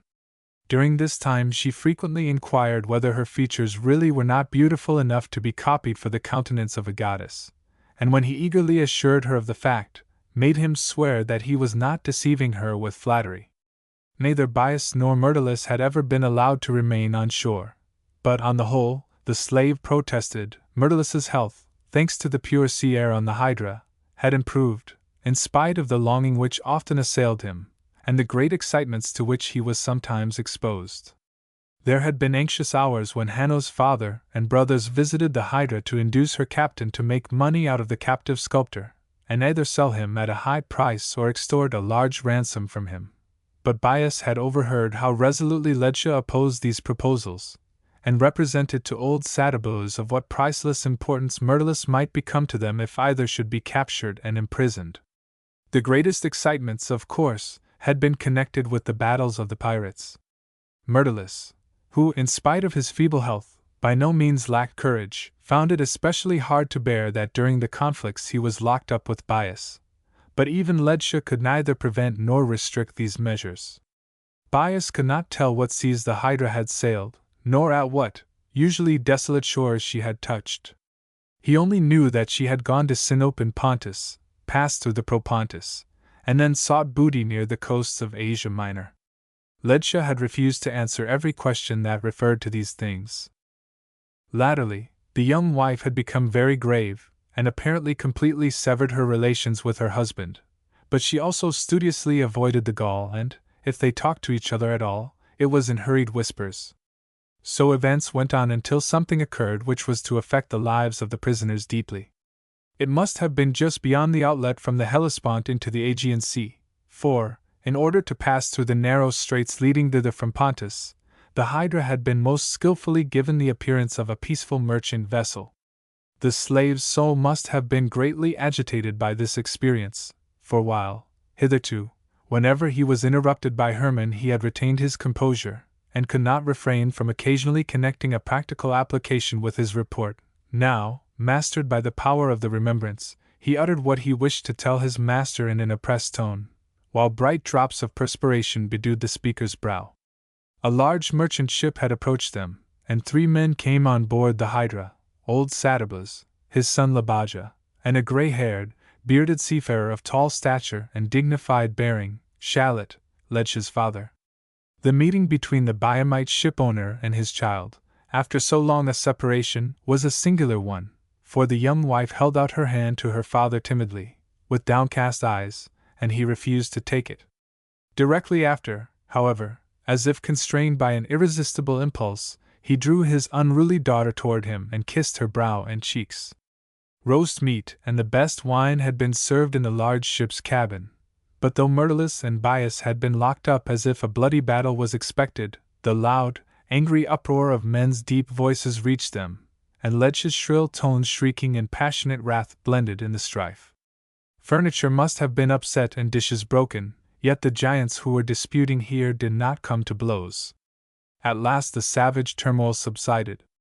When Bias and his master were again released, Ledscha was standing, in the dusk of evening, at the foot of the mainmast, pressing her brow against the wood as if she needed some support to save herself from falling. She checked Myrtilus's words with an imperious, "Let me alone!"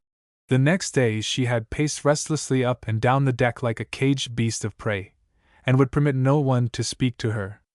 At noon Hanno was about to get into a boat to go to her father's ship, and she insisted upon accompanying him.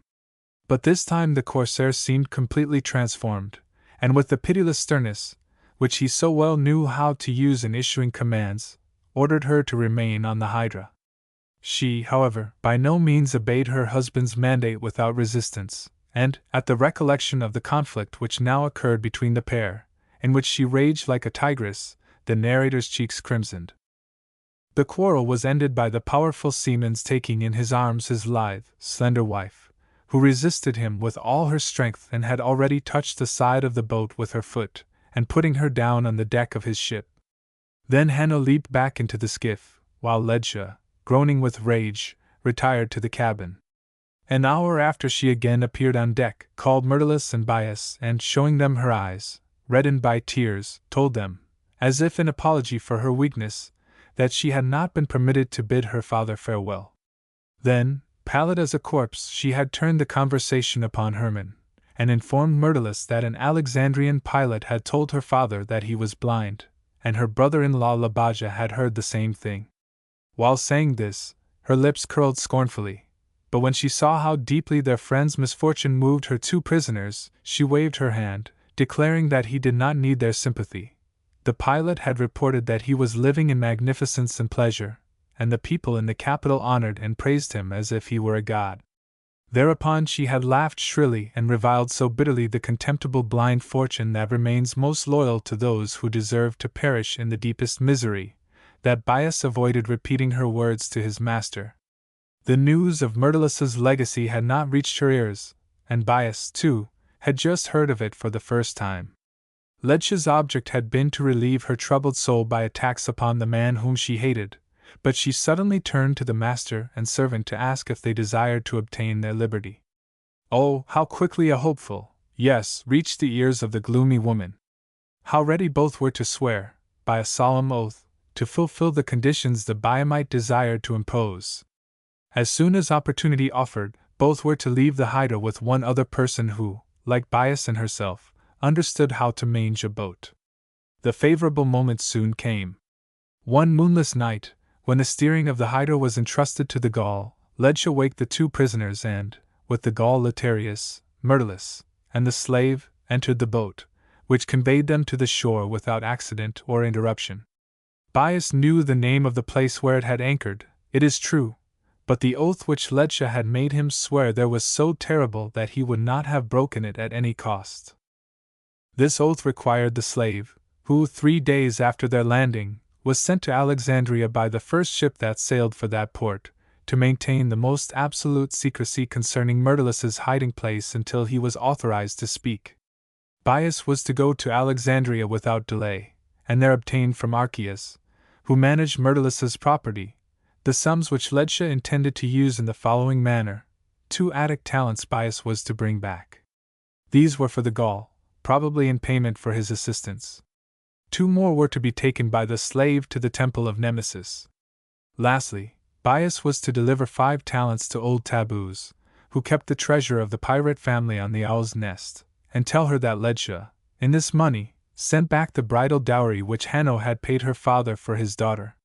With this she released herself from the husband who inspired her with feelings very unlike love. Hermann asked to have this commission repeated, and received the directions Myrtilus had given to the slave. The blind man's hope that they must also include greetings and news from his friend's hand was destroyed by Bias, whom Myrtilus, in the leisure hours on the Hydra, had taught to read. This was not so difficult a task for the slave, who longed for knowledge, and had already tried it before. But with writing, on the other hand, he could make no headway. He was too old, and his hand had become too clumsy to acquire this difficult art. In reply to Hermann's anxious question whether his friend needed anything in his present abode, the slave reported that he was at liberty to move about at will, and was not even obliged to share Ledsia's lodgings. He lacked nothing, for the Biamite, besides some gold, had left with him also gems and pearls of such great value that they would suffice to support him several years.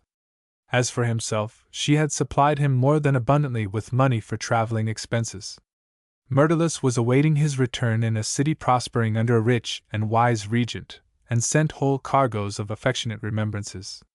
The sculptor, too, was firmly resolved to keep the oath imposed upon him. As soon as he, Bias, had performed the commission entrusted to him, he and Myrtilus would be released from their vow, and Hermann would learn his friend's residence. Chapter 11. No morning brightened Hermann's night of darkness.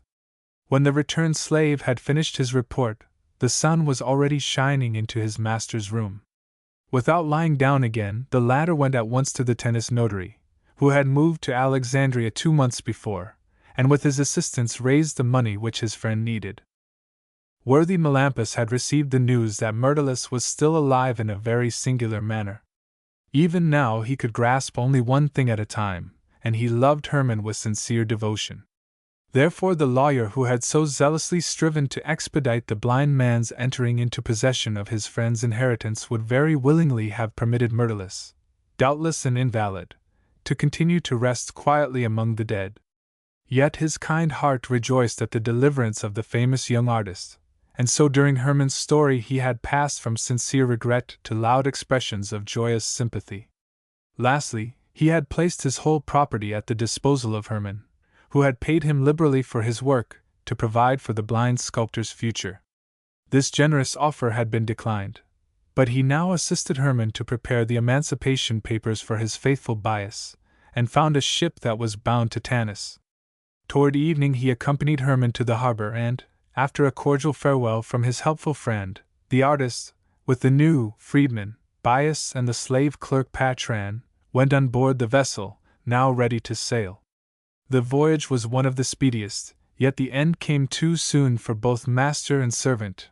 Hermann had not yet heard enough of the friend beyond his reach, and Bias was far from having related everything he desired to tell about Myrtilus and Ledsia, yet he was now permitted to express every opinion that entered his mind, and this had occupied a great deal of time.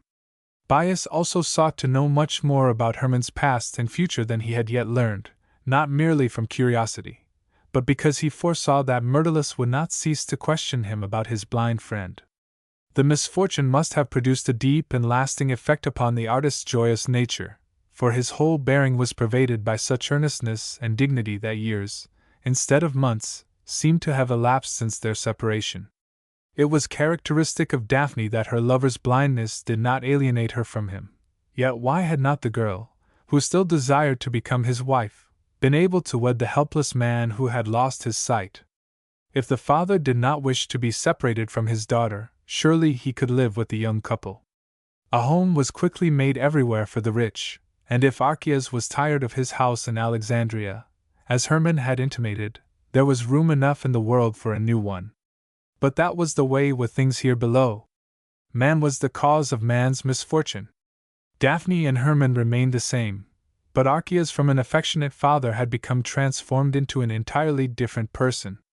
If the former had been allowed to follow their inclinations, they would now be united and happy, while, because a third person so willed, they must go their way solitary and wretched. He expressed this view to his master, and insisted upon his opinion until Hermann confided to him what had driven Archias from Alexandria. Patran, Bias's successor, was by no means satisfactory to him. Had Hermann retained his sight, he certainly would not have purchased him, in spite of his skill as a scribe, for the Egyptian had a bad face. Oh, if only he could have been permitted to stay with his benefactor instead of this sullen man! How carefully he would have removed the stones from his darkened pathway! During the voyage he was obliged to undergo severe struggles to keep the oath of secrecy imposed upon him, but perjury threatened him with the most horrible tortures, not to mention the sorceress Taboos, whom he was to meet. So Myrtilus's abode remained unknown to Hermann. Bias approved his master's intention of going into the desert. He had often seen the oracle of Ammon tested, and he himself had experienced the healthfulness of the desert air. Besides, it made him proud to see that Hermann was disposed to follow his suggestion of pitching his tent in a spot which he designated. This was at the end of the arm of the sea at Clysma. Several trees grew there beside small springs, and a peaceful family of Amalekites raised vegetables in their little garden, situated on higher ground, watered by the desert wells. When a boy, before the doom of slavery had been pronounced upon him and his father, his mother, by the priest's advice, took him there to recover from the severe attack of fever which he could not shake off amid the damp papyrus plantations surrounding his parents' house. In the dry, pure air of the desert he recovered, and he would guide Hermann there before returning to Myrtilus. From Tanis they reached Tennis in a few hours, and found shelter in the home of the superintendent of Archias's weaving establishments, whose hospitality Myrtilus and Hermann had enjoyed before their installation in the White House, now burned to the ground. The Alexandrian bills of exchange were paid in gold by the lessee of the royal bank, who was a good friend of Hermann. Toward evening, both rode to the Owl's Nest, taking the 5 talents with which the runaway wife intended to purchase freedom from her husband. As the men approached the central door of the pirate's house, a middle-aged Biamite woman appeared and rudely ordered them to leave the island. Taboos was weak, and refused to see visitors. But she was mistaken, for when Bias, in the dialect of his tribe, shouted loudly that messengers from the wife of her grandson Hanno had arrived, there was a movement at the back of the room, and broken sentences, gasped with difficulty, expressed the old dame's wish to receive the strangers. On a sheep's wool couch, over which was spread a wolfskin, the last gift of her son Satabus, lay the sorceress, who raised herself as Hermann passed through the door. After his greeting, she pointed to her deaf ear and begged him to speak louder. At the same time, she gazed into his eyes with a keen, penetrating glance, and interrupted him by the question: "The Greek sculptor whose studio was burned over his head? And blind? Blind still?" "In both eyes," Bias answered for his master. "And you, fellow?" the old dame asked, then, recollecting herself, stopped the reply on the servant's lips with the hasty remark: "You are the Blackbeard's slave, a Biamite? Oh, I remember perfectly. You disappeared with the burning house." Then she gazed intently and thoughtfully from one to the other, and at last, pointing to Bias, muttered in a whisper: You alone come from Hanno and Ledscha, and were with them on the Hydra? Very well. What news have you for the old woman from the young couple? The freedman began to relate what brought him to the owl's nest, and the gray-haired crone listened eagerly until he said that Ledscha lived unhappily with her husband, and therefore had left him. She sent back to her, as the head of Hanno's family, the bridal dowry with which Hanno had bought her from her father as his wife. Then Tabbuz struggled into a little more erect posture and asked, "What does this mean? 5 talents, and gold, not silver talents? And she sends the money to me? To me? And she ran away from her husband? But no, no! Once more, you are a Biamite, repeated in our own language, and loudly. This year is the better one." Bias obeyed, and the old dame listened to the end without interrupting him.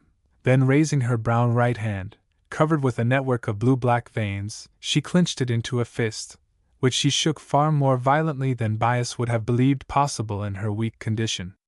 At the same time she pressed her lips so tightly together that her toothless mouth deepened into a hole, and her dim eyes shone with a keen, menacing light. For some time she found no reply, though strange, rattling, gasping sounds escaped her heaving breast. At last she succeeded in uttering words, and shrieked shrilly, This, away with the golden trash!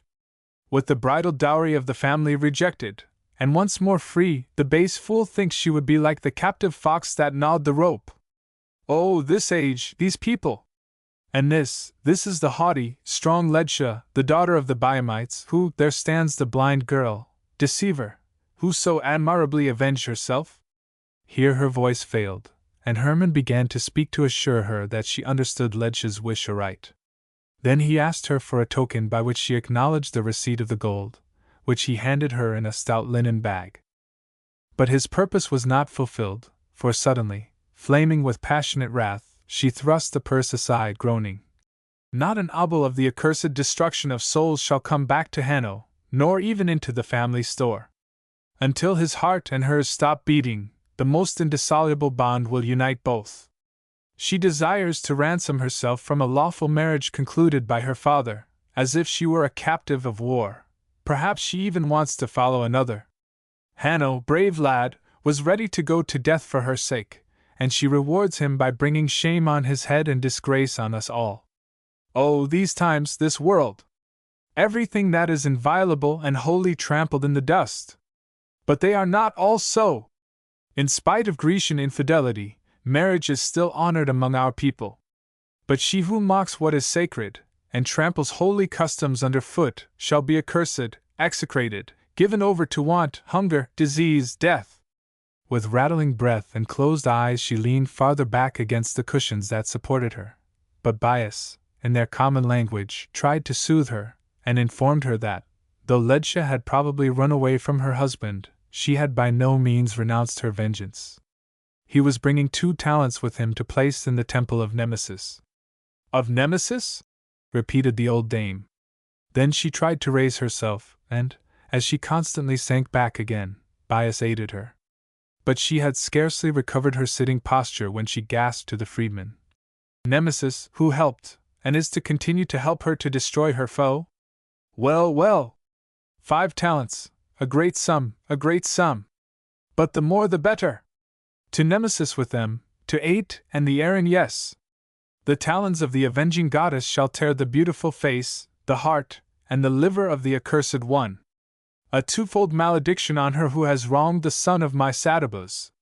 While speaking, her head nodded swiftly up and down, and when at last she bowed it wearily, her visitors heard her murmur the names of Satabus and Hanno, sometimes tenderly, sometimes mournfully. Finally she asked whether any one else was concerned in Ledscha's flight, and when she learned that a Gallic bridge builder accompanied the fugitive wife, she again started up as if frantic, exclaiming, "Yes, to Nemesis with the gold. We neither need nor want it, and Satabus, my son, he will bless me for renunciation." Here exhaustion again silenced her.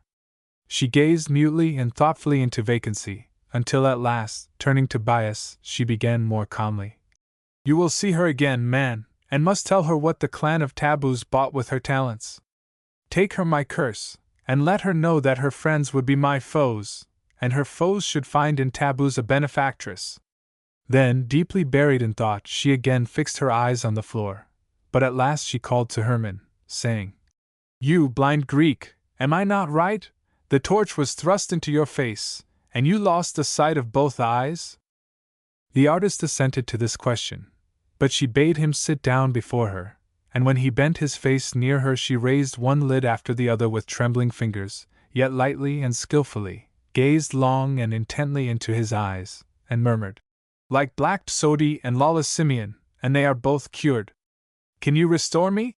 Hermann now asked in great excitement. "Answer me honestly, you experienced woman! Give me back my sight, and demand whatever gold and valuables I still possess." "Keep them," Taboos contemptuously interrupted. "Not for gold or goods will I restore you the best gift man can lose. I will cure you because you are the person to whom the infamous wretch most ardently wished the sorest trouble. When she hoped to destroy you, she perceived in this deed the happiness which had been promised to her on a night when the full moon was shining. Today, this very night, the disk between Astarte's horns rounds again, and presently, wait a little while, presently you shall have what the light restores you." Then she called the Biamite woman, ordered her to bring the medicine chest, and took from it one vessel after another. The box she was seeking was among the last, and while handing it to Bias, she muttered, "Oh, yes, certainly, it does one good to destroy a foe, but no less to make her foe happy." Turning to the freedman, she went on in a louder tone, "You, slave, shall inform Hanno's wife that old Taboos gave the sculptor, whose blindness she caused, the remedy which restored the sight of Black Psody, whom she knew." Here she paused, gazed upward, and murmured almost unintelligibly, "Satabus Hanno! If this is the last act of the old mother, it will give ye pleasure." Then she told Hermann to kneel again, and ordered the slave to hold the lamp which her nurse Tasia had just lighted at the hearth fire. "The last," she said, looking into the box. "But it will be enough. The odor of the herb in the salve is as strong as if it had been prepared yesterday." She laid the first bandage on Hermann's eyes with her own weak fingers, at the same time muttering an incantation, but it did not seem to satisfy her.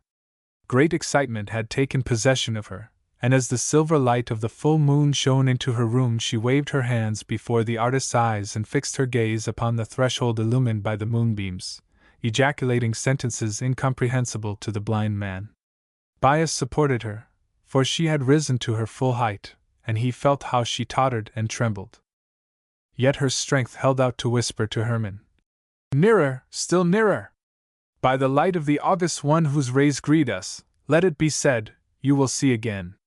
Await your recovery patiently in a quiet place in the pure air, not in the city. Refrain from everything with which the Greeks intoxicate themselves. Shun wine, and whatever heats the blood. Recovery is coming, I see it drawing near. You will see again as surely as I now curse the woman who abandoned the husband to whom she vowed fidelity. She rejoiced over your blindness, and she will gnash her teeth with rage and grief when she hears that it was Taboos who brought light into the darkness that surrounds you." With these words she pushed off the freedman's supporting arms and sank back upon the couch. Again Hermann tried to thank her, but she would not permit it, and said in an almost inaudible tone, "I really did not give the salve to do you good, the last act of all." Finally she murmured a few words of direction for its use, and added that he must keep the sunlight from his blind eyes by bandages and shades, as if it were a cruel foe. When she paused, and Bias asked her another question, she pointed to the door, exclaiming as loudly as her weakness permitted, "Go, I tell you, go!" Hermann obeyed and left her, accompanied by the freedman, who carried the box of salves so full of precious promise. The next morning Bias delivered to the astonished priest of Nemesis the large gifts intended for the avenging goddess. Before Hermann entered the boat with him and his Egyptian slave, the freedman told his master that Gula was again living in perfect harmony with the husband who had cast her off, and Taz, Ledge's younger sister, was the wife of the young Biamite who, she had feared, would give up his wooing on account of her visit to Hermann's studio. After a long voyage through the canal which had been dug a short time before, connecting the Mediterranean with the Red Sea, the three men reached Clysma. Opposite to it, on the eastern shore of the narrow northern point of the Erythraean Sea, Red Sea, lay the goal of their journey, and thither Bias led his blind master, followed by the slave, on shore. Chapter 12. It was long since Hermann had felt so free and light-hearted as during this voyage. He firmly believed in his recovery. A few days before he had escaped death in the royal palace as if by a miracle, and he owed his deliverance to the woman he loved. In the temple of Nemesis at Tennis, the conviction that the goddess had ceased to persecute him took possession of his mind. True, his blind eyes had been unable to see her menacing statue, but not even the slightest thrill of horror had seized him in its presence.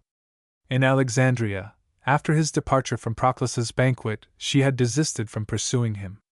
Else how would she have permitted him to escape uninjured when he was already standing upon the verge of an abyss, and a wave of her hand would have sufficed to hurl him into the death-dealing gulf?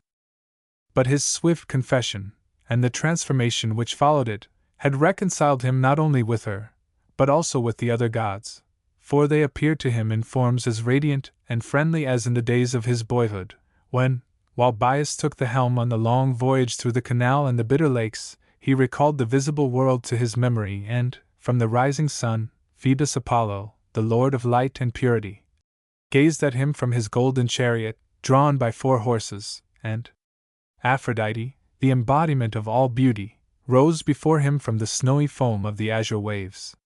Demeter, in the form of Daphne, appeared, dispensing prosperity, above the swaying golden waves of the ripening grain fields and bestowing peace beside the domestic hearth. The whole world once more seemed peopled with deities, and he felt their rule in his own breast.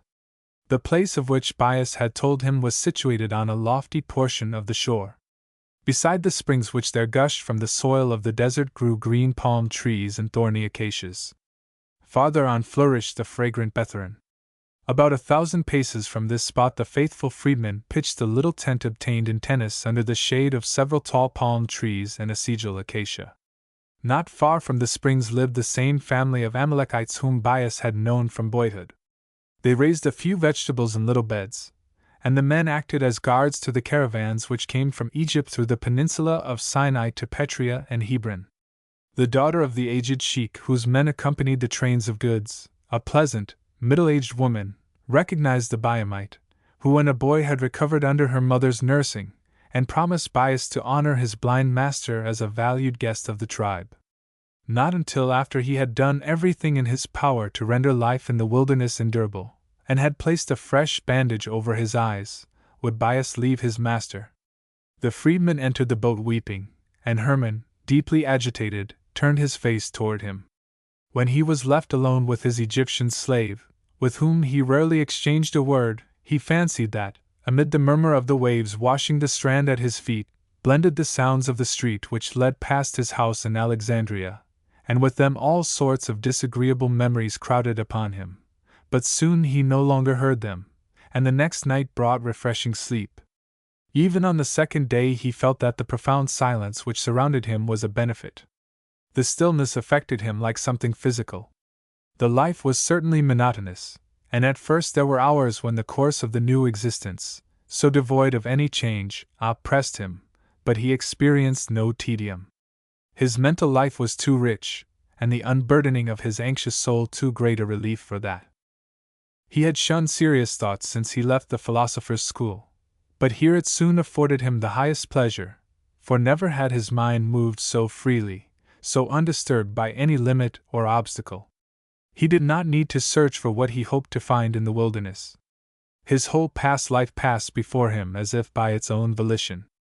All that he had ever experienced, learned, thought, felt, rose before his mind with wonderful distinctness, and when he overlooked all his mental possessions, as if from a high watchtower in the bright sunshine, he began to consider how he had used the details and how he could continue to do so. Whatever he had seen incorrectly forced itself resistlessly upon him, yet here also the Greek nature, deeply implanted in his soul, guarded him, and it was easy for him to avoid self-torturing remorse. He only desired to utilize for improvement what he recognized as false. When in this delicious silence he listened to the contradictory demands of his intellect and his senses, It often seemed as though he was present at a discussion between two guests who were exchanging their opinions concerning the subject that occupied his mind. Here he first learned to deepen sound intellectual power and listen to the demands of the heart, or to repulse and condemn them. Ah, yes, he was still blind, but never had he observed and recognized human life and its stage, down to the minutest detail, which his eyes refused to show him, so keenly as during these clays.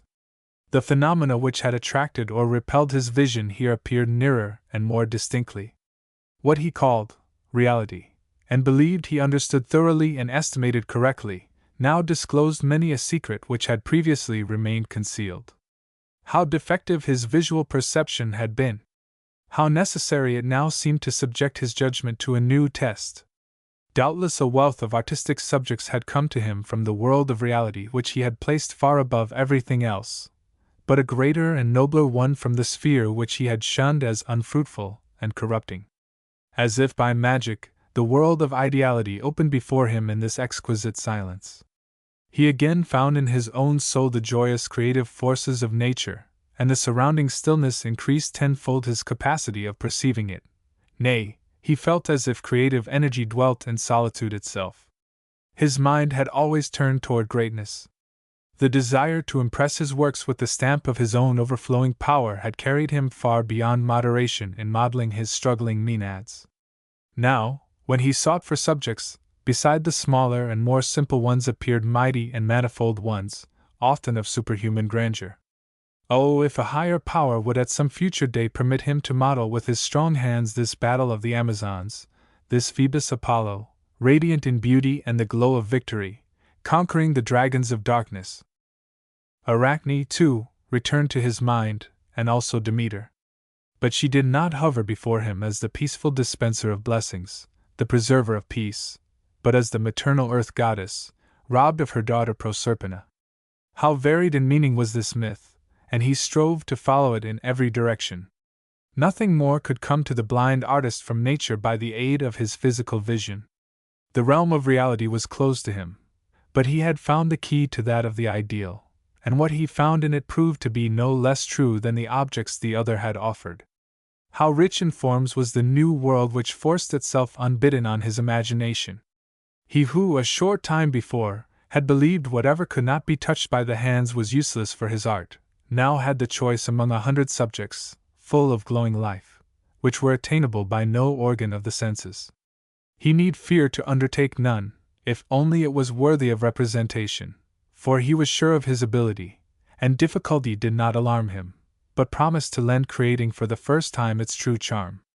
And besides, without the interest of animated conversation, without festal scenes where, with garlanded head and intoxicating pleasure soaring upward from the dust of earth, existence had seemed to him shallow and not worth the trouble it imposed upon mortals, solitude now offered him hours as happy as he had ever experienced while reveling with gay companions. At first many things had disturbed them, especially the dissatisfied, almost gloomy disposition of his Egyptian slave, who, born in the city and accustomed to its life, found it unbearable to stay in the desert with the strange blind master, who lived like a porter, and ordered him to prepare his wretched fare with the hands skilled in the use of the pen. But this living disturber of the peace was not to annoy the recluse long. Scarcely a fortnight after Bias's departure, the slave Patran, who had cost so extravagant a sum, vanished one morning with the sculptor's money and silver cup. This rascally trick of a servant whom he had treated with almost brotherly kindness wounded Hermann, but he soon regarded the morose fellow's disappearance as a benefit. When for the first time he drank water from an earthen jug, instead of a silver goblet, he thought of Diogenes, who cast his cup aside when he saw a boy raise water to his lips in his hand, yet with whom the great Macedonian conqueror of the world would have changed places, if he had not been Alexander. The active, merry son of Bias's Amalekite friend gladly rendered him the help and guidance for which he had been reluctant to ask his ill-tempered slave, and he soon became accustomed to the simple fare of the nomads. Bread and milk, fruits and vegetables from his neighbor's little garden, satisfied him, and when the wine he had drunk was used, he contented himself, obedient to old Taboos's advice, with pure water. As he still had several gold coins on his person, and wore 2 costly rings on his finger, he doubtless thought of sending to Klizma for meat, poultry, and wine, but he had refrained from doing so through the advice of the Amalekite woman, who anointed his eyes with Tammuz's salve and protected them by a shade of fresh leaves from the dazzling rays of the desert Sunday. She, like the sorceress on the owl's nest, warned him against all viands that inflamed the blood, and he willingly allowed her to take away what she and her gray-haired father, the experienced head of the tribe, pronounced detrimental to his recovery. At first the beggar's fare seemed repulsive, but he soon felt that it was benefiting him after the riotous life of the last few months. One day, when the Amalekite took off his bandage, he thought he saw a faint glimmer of light, and how his heart exulted at this faint foretaste of the pleasure of sight. In an instant hope sprang up with fresh power in his excitable soul, and his lost cheerfulness returned to him like a butterfly to the newly opened flower. The image of his beloved Daphne rose before him in sunny radiance, and he saw himself in his studio in the service of his art. He had always been fond of children, and the little ones in the Amalekite family quickly discovered this, and crowded around their blind friend, who played all sorts of games with them, and in spite of the bandaged eyes, over which spread a broad shade of green leaves, could make whistles with his skillful artist hands from the reeds and willow branches they brought. He saw before him the object to which his heart still clung as distinctly as if he need only stretch out his hand to draw it nearer, and perhaps, surely and certainly, the Amalekite said, the time would come when he would behold it also with his bodily eyes. If the longing should be fulfilled, if his eyes were again permitted to convey to him what formerly filled his soul with delight. Yes, beauty was entitled to a higher place than truth, and if it again unfolded itself to his gaze, how gladly and gratefully he would pay homage to it with his art. The hope that he might enjoy it once more now grew stronger, for the glimmer of light became brighter, and one day, when his skillful nurse again took the bandage from his milk-white pupils, he saw something long appear, as if through a mist. It was only the thorny acacia tree at his tent, but the sight of the most beautiful of beautiful things never filled him with more joyful gratitude. Then he ordered the less valuable of his 2 rings to be sold to offer a sacrifice to health-bestowing Isis, who had a little temple in Klizma. How fervently he now prayed also to the great Apollo, the foe of darkness and the lord of everything light and pure. How yearningly he besought Aphrodite to bless him again with the enjoyment of eternal beauty, and Eros to heal the wound which his arrow had inflicted upon his heart and Daphne's, and bring them together after so much distress and need. When, after the lapse of another week, the bandage was again removed, his inmost soul rejoiced, for his eyes showed him the rippling emerald-green surface of the Red Sea, and the outlines of the palms, the tents, the Amalekite woman, her boy, and her 2 long-eared goats. How ardently he thanked the gracious deities who, in spite of Straton's precepts, were no mere figments of human imagination, and, as if he had become a child again, poured forth his overflowing heart with mute gratitude to his mother's soul. The artist's nature, yearning to create, began to stir within more ceaselessly than ever before. Already he saw clay and wax assuming forms beneath his skillful hands.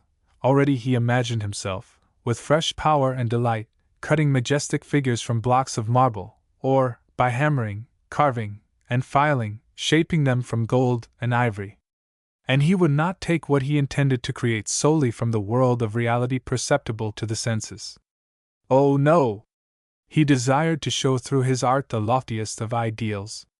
How could he still shrink from using the liberty which he had formerly rejected, the liberty of drawing from his own inner consciousness what he needed in order to bestow upon the ideal images he longed to create the grandeur, strength, and sublimity in which he beheld them rise before his purified soul? Yet, with all this, he must remain faithful to truth, copy from nature what he desired to represent. Every finger, every lock of hair, must correspond with reality to the minutest detail, and yet the whole must be pervaded and penetrated, as the blood flows through the body, by the thought that filled his mind and soul. A reflected image of the ideal and of his own mood, faithful to truth, free, and yet obedient to the demands of moderation. In this sentence Hermann summed up the result of his solitary meditations upon art and works of art. Since he had found the gods again, he perceived that the Muse had confided to him a sacerdotal office. he intended to perform its duties, and not only attract and please the beholder's eyes through his works, but elevate his heart and mind, as beauty, truth, grandeur, and eternity uplifted his own soul.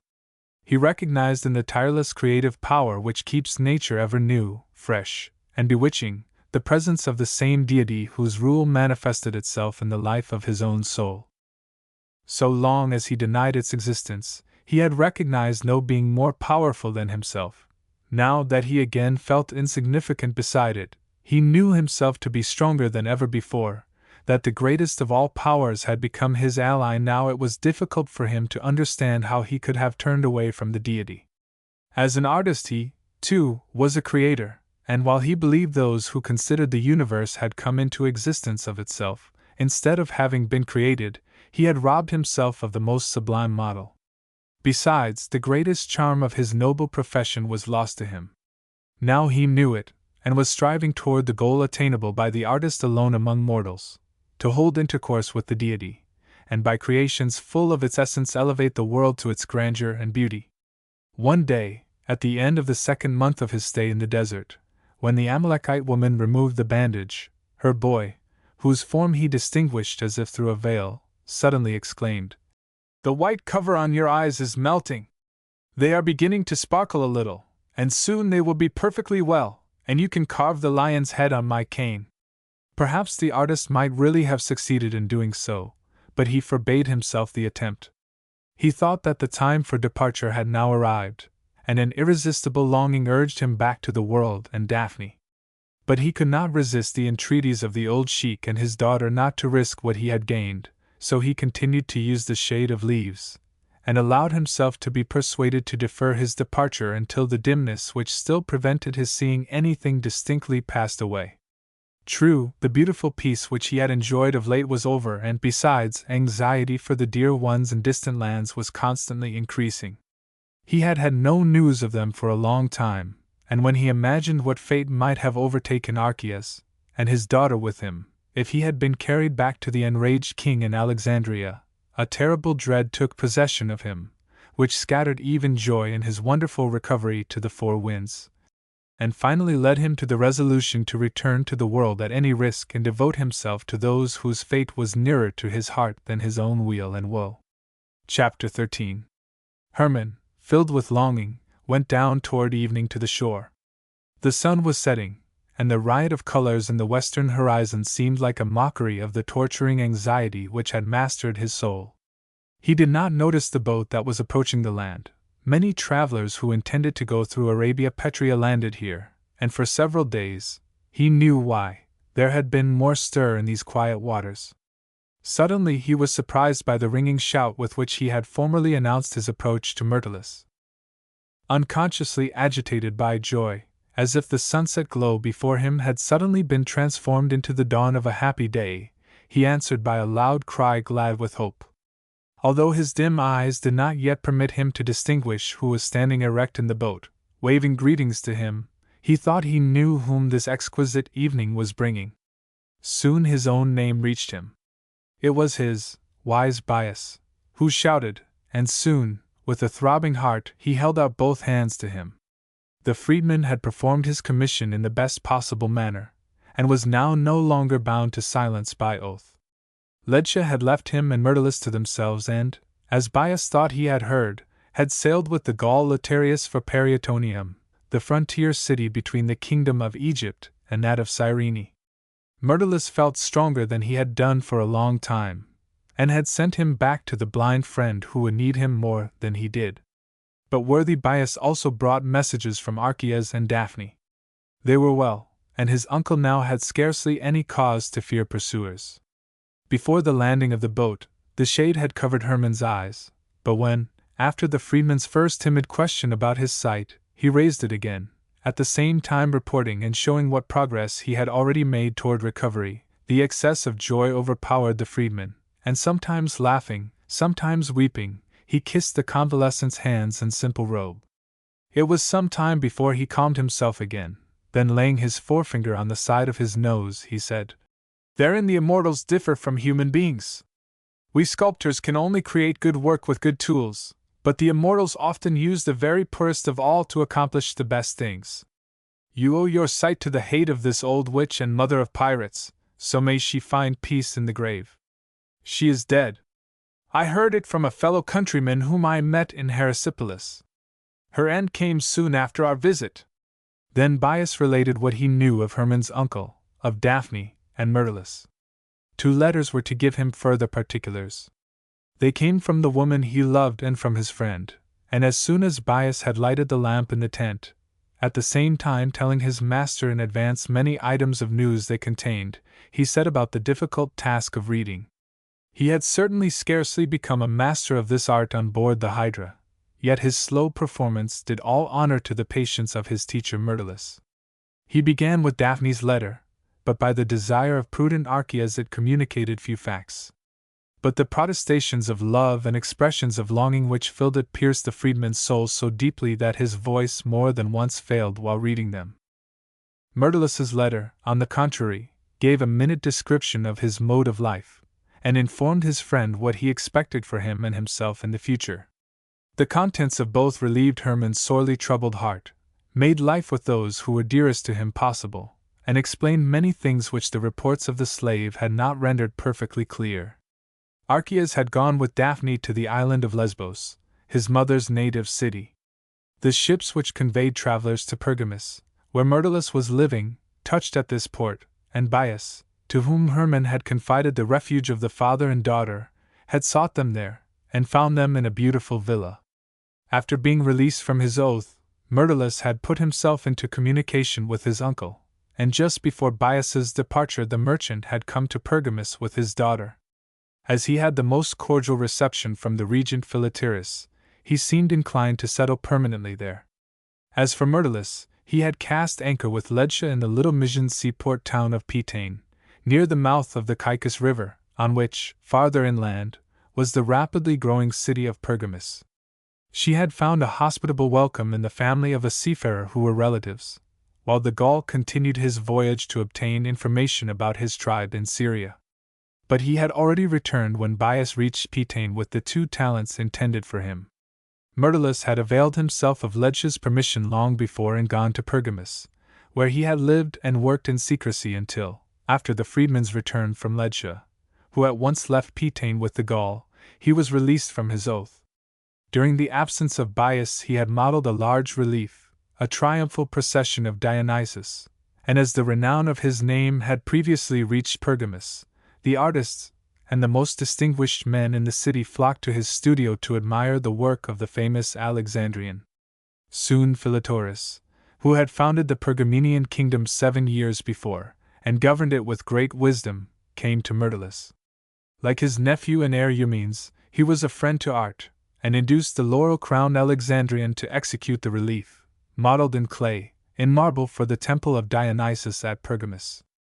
The heir to the throne of Philetaerus, who was now advancing in years, was especially friendly to Myrtilus, and did everything in his power to bind him to Pergamus. He succeeded, for in the beautiful house, located in an extremely healthful site, which Eumenes had assigned for a residence and studio to the Alexandrian artist, whose work he most ardently admired, and whom he regarded as the most welcome of guests, Myrtilus felt better physically than he had for years. Besides, he thought that, for many reasons, his friend would be less willing to settle in Alexandria, and that the presence of his uncle and Daphne would attract him to Pergamus. Moreover, Hermann surely knew that if he came to him as a blind man he would find a brother. If he came restored to sight, he would also find a brother, and likewise a fellow artist with whom he could live and work. Myrtilus had told the heir to the throne of Pergamus of his richly gifted blind relative, and of the peculiarity of his art, and Eumenes eagerly endeavored to induce his beloved guest to persuade his friend to remove to his capital, where there was no lack of distinguished leeches. If Hermann remained blind, he would honor him; if he recovered his sight, he would give him large commissions. How deeply these letters moved the heart of the recovering man! What prospects they opened for his future life, for love, friendship, and not least for his art! If he could see, if he could only see again! This exclamation blended with everything he thought, felt, and uttered. Even in sleep it haunted him. To regain the clearness of vision he needed for his work, he would willingly have submitted to the severest tortures. In Alexandria alone lived the great leeches who could complete the work which the salve of an ignorant old woman had begun. Thither he must go, though it cost him liberty and life. The most famous surgeon of the museum at the capital had refused his aid under other circumstances. Perhaps he would relent if Philippus, a friend of Erasistratus, smoothed the way for him, and the old hero was now living very near. The ships, whose number on the sea at his feet was constantly increasing, were attracted hither by the presence of the Egyptian king and queen on the isthmus which connects Asia and Africa. The priest of Apollo at Clysma, and other distinguished Greeks whom he met there, had told him the day before yesterday, and on 2 former visits to the place, what was going on in the world, and informed him how great an honor awaited the eastern frontier in these days. The appearance of their majesties in person must not only mean the founding of a city, the reception of a victorious naval commander, and the consecration of a restored temple, but also have still deeper causes. During the last few years, severe physical suffering had brought the unfortunate second king of the house of Ptolemy to this place to seek the aid of the ancient Egyptian gods, and besides the philosophy, busy himself with the mystic teachings and magic arts of their priesthood. Only a short period of life seemed allotted to the invalid ruler, and the service of the time-honored god of the dead, to whom he had erected one of the most magnificent temples in the world at Alexandria, to which Egyptians and Hellenes repaired with equal devotion, opened hopes for the life after death which seemed to him worthy of examination. For this reason also he desired to secure the favor of the Egyptian priesthood. For this purpose, for the execution of his wise and beneficent arrangements, as well as for the gratification of his expensive tastes, large sums of money were required. Therefore he devoted himself with especial zeal to enlarging the resources of his country, already so rich by nature. In all these things he had found an admirable assistant in his sister Arsinoe. As the daughter of the father and mother to whom he himself owed existence, he could claim for her unassailable legitimacy the same recognition from the priesthood, and the same submission from the people rendered to his own person, whom the religion of the country commanded them to revere as the representative of the sun god. As marriages between brothers and sisters had been customary from ancient times, and were sanctioned by religion and myth, he had married the second Arsinoe, his sister, immediately after the banishment of the first queen of this name. After the union with her, he called himself Philadelphus, brotherly love, and honored his sister and wife with the same name. True, this led the sarcastic Alexandrians to utter many a biting, more or less witty jest, but he never had cause to regret his choice, in spite of her 40 years, and more than one bloody deed which before her marriage to him she had committed as Queen of Thrace and as a widow. The second Arsinoe was always a pattern of regally aristocratic, dignified bearing and haughty womanly beauty. Though the first Philadelphus could expect no descendants from her, he had provided for securing them through her, for he had induced her to adopt the first Arsinoe's 3 children, who had been taken from their exiled mother. Arsinoe was now accompanying her royal husband Philadelphus to the eastern frontier. There the latter expected to name the city to be newly founded Arsinoe, for her, and to show his esteem for the priesthood, to consecrate in person the new temple of Tum in the city of Pithom, near Hierapolis. Lastly, the monarch had been endeavoring to form new connections with the coast countries of eastern Africa, and open them to Egyptian commerce. Admiral Eumedes, the oldest son of Philippus and Naiwan, had succeeded in doing this most admirably, for the distinguished commander had not only founded on the Ethiopian shore of the Red Sea a city which he named for the king, Ptolemy, but also won over the princes and tribes of that region to Egypt. He was now returning from Ethiopia with a wealth of treasures. After the brilliant festivals, the invalid king, with his new wife, was to give himself up to complete rest for a month in the healthful air of the desert region which surrounded Pithom, far from the tumult of the capital and the exhausting duties of government. The magnificent shows which were to be expected, and the presence of the royal pair, had attracted thousands of spectators on foot or horseback, and by water, and the morning after Bias's return the sea near Clysma was swarming with vessels of all kinds and sizes. It was more than probable that Philippus, the father, and Naiwan, the mother of the famous returning Admiral Eumedes, would not fail to be present at his reception on his native soil, and therefore Hermann wished to seek out his dear old friends in Hierapolis, where the greeting was to take place, and obtain their advice. The boat on which the freedman had come was at the disposal of his master and himself. Before Hermann entered it, he took leave, with an agitated heart and open hand, of his Amalekite friends, and, in spite of the mist which still obscured everything he beheld, he perceived how reluctantly the simple dwellers in the wilderness saw him depart. When the master and servant entered the boat, in spite of the sturdy sailors who manned it, it proved even more difficult than they had feared to make any progress, for the whole narrow end of the arm of the sea, which here extended between Egypt and Arabia Petrea, was covered with war galleys and transports, boats and skiffs. The two most magnificent state galleys from Hierapolis were coming here, bearing the ambassadors who, in the king's name, were to receive the fleet and its commander. Other large and small, richly equipped, or unpretending ships and boats were filled with curious spectators. What a gay, animated scene! What brilliant, varied, strange, hitherto unseen objects were gathered here, vessels of every form and size, sails white, brown, and black, and on the state galleys and boats purple, blue, and every color, adorned with more or less costly embroidery. What rising and falling of swiftly or slowly moving oars! From Alexandria! Cried Bias, pointing to a state galley which the king was sending to the commander of the southern fleet. And there, remarked Hermann, proud of his regained power of distinguishing one thing from another, and letting his eyes rest on one of the returning transports, on whose deck stood 6 huge African elephants, whose trumpeting mingled with the roaring of the lions and tigers on the huge freight vessels, and the exulting shouts of the men and women in the ships and boats. After the king's heart! Exclaimed Bias. He probably never received at one time before so large an accession to his collection of rare animals. What is the transport with the huge lotus flower on the prow probably bringing? Oh, and the monkeys and parrots over yonder!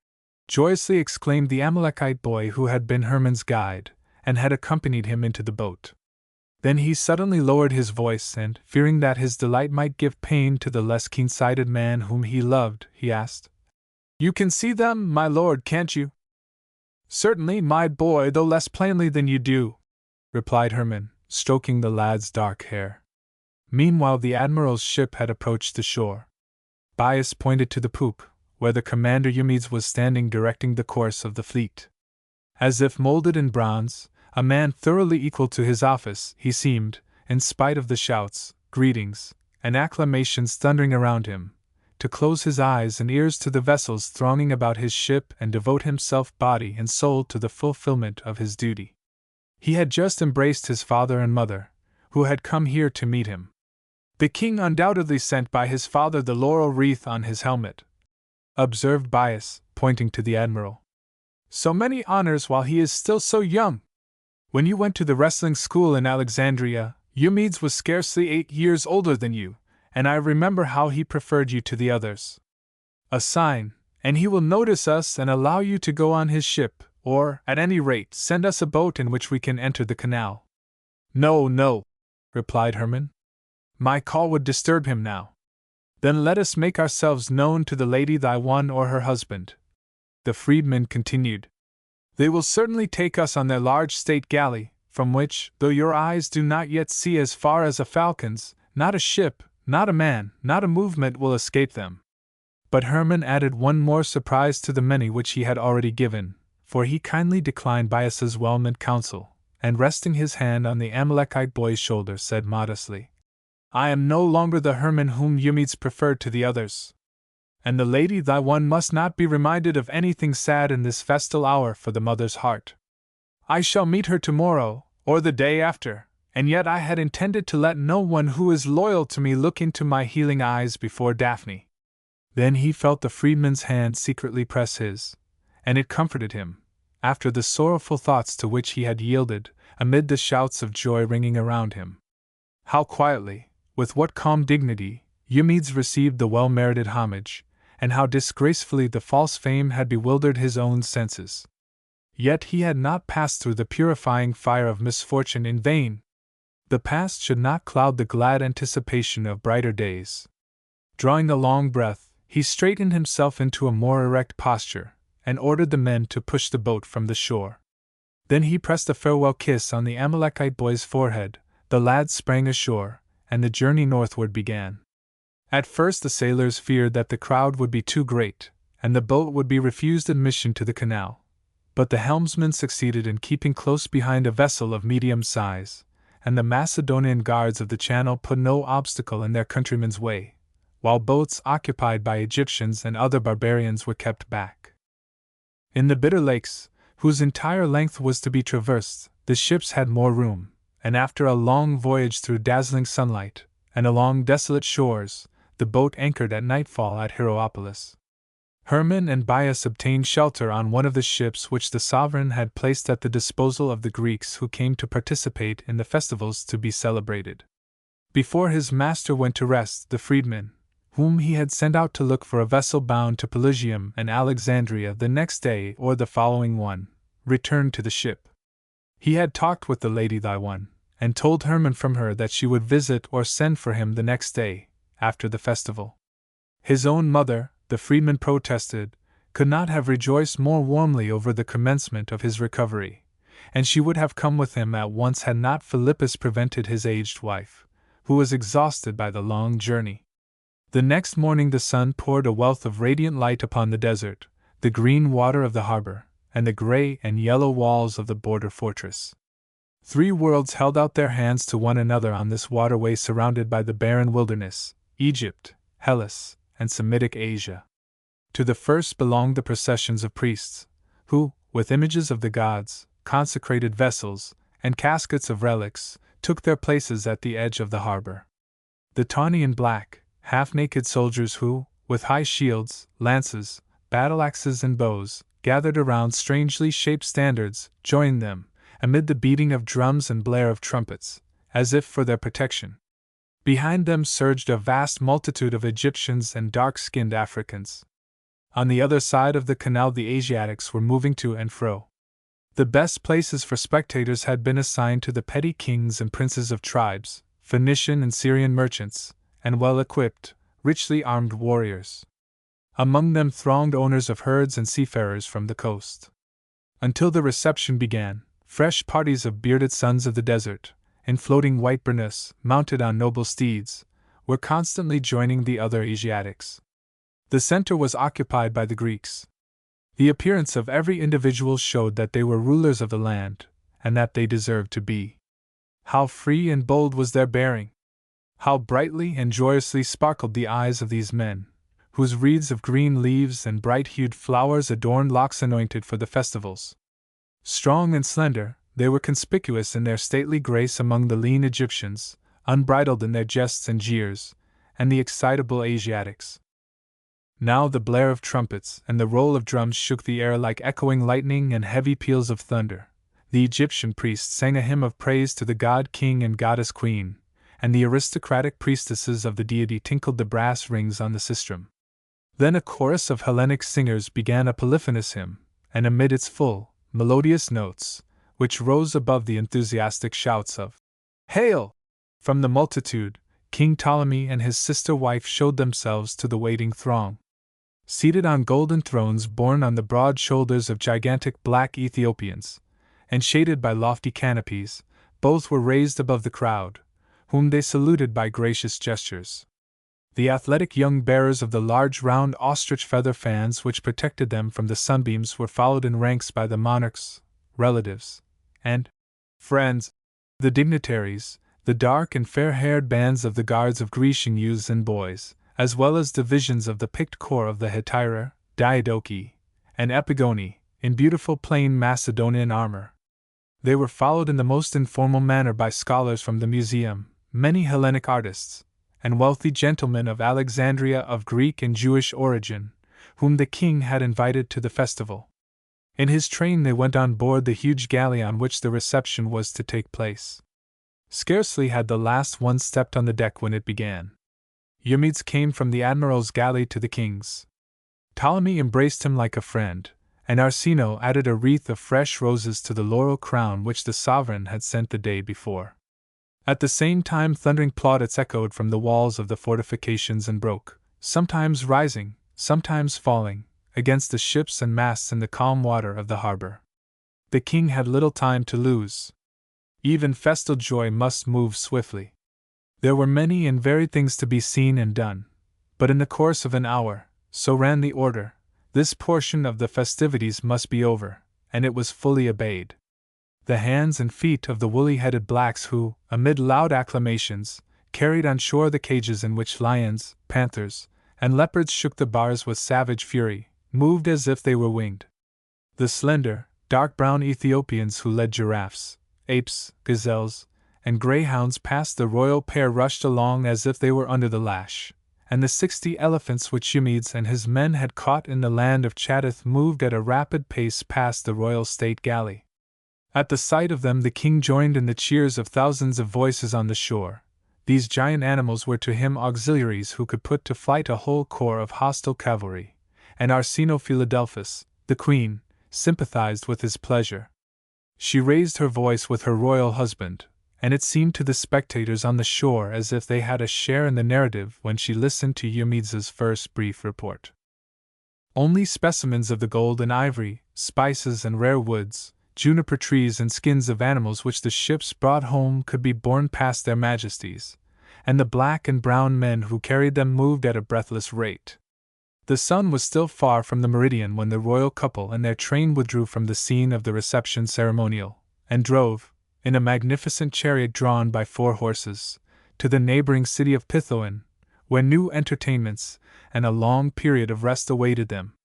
Hermann had seen, as if through a veil of white mists, the objects that aroused the enthusiasm of the throng, and so, he said to himself, it had been during the whole course of his life.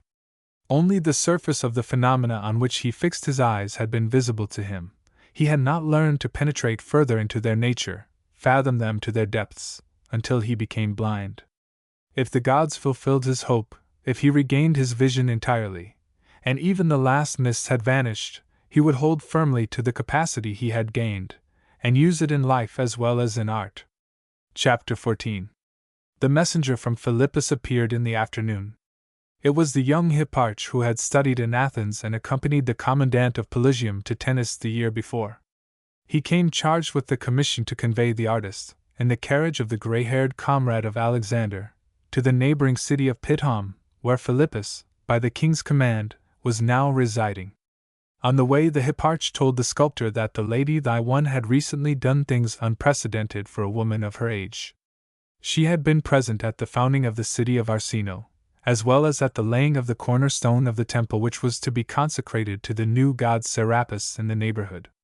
The day before she had welcomed her returning son before the entry of the fleet into the canal, and today had remained from the beginning to the end of his reception by the king, without being unduly wearied.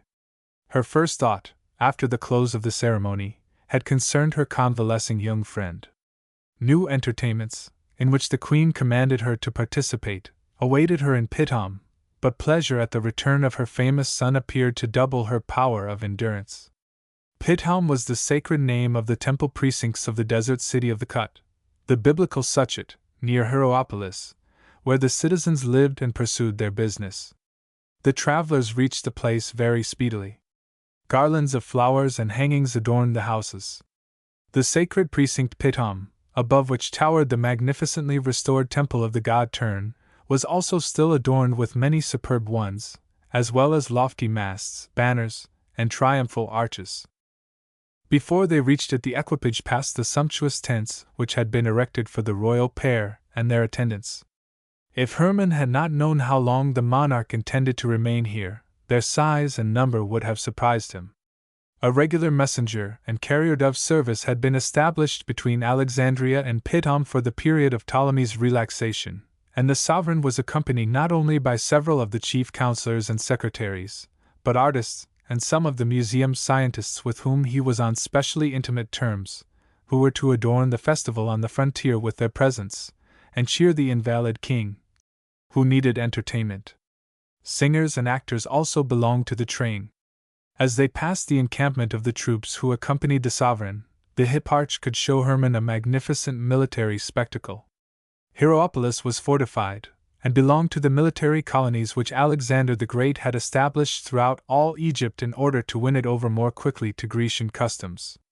A Hellenic phalanx and Libyan mercenaries formed the garrison there, but at Pithom the king had gathered the flower of his troops around him, and this circumstance showed how little serious consideration the cautious ruler, who usually carefully regarded every detail, gave to the war with Cyrene, in which he took no personal part.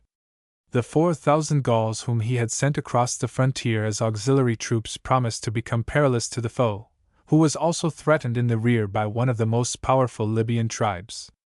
Therefore, the artist was assured by his military companion, Philadelphus could let the campaign take its course, and permit himself the brief period of rest in this strangely chosen place, which the leeches had advised.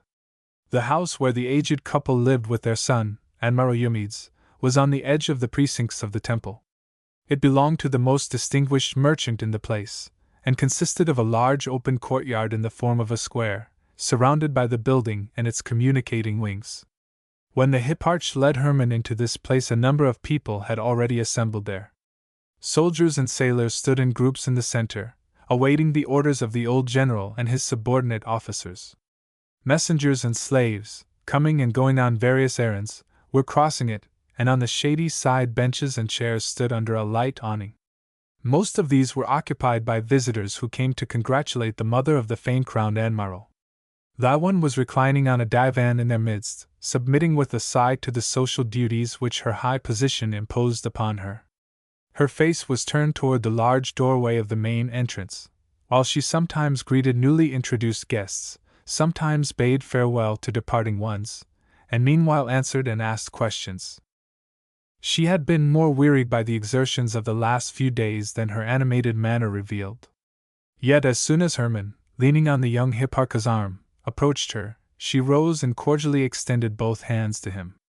True, the recovering man was still unable to see her features distinctly, but he felt the maternal kindness with which she received him, and what his eyes could not distinguish his ears taught him in her warm greetings.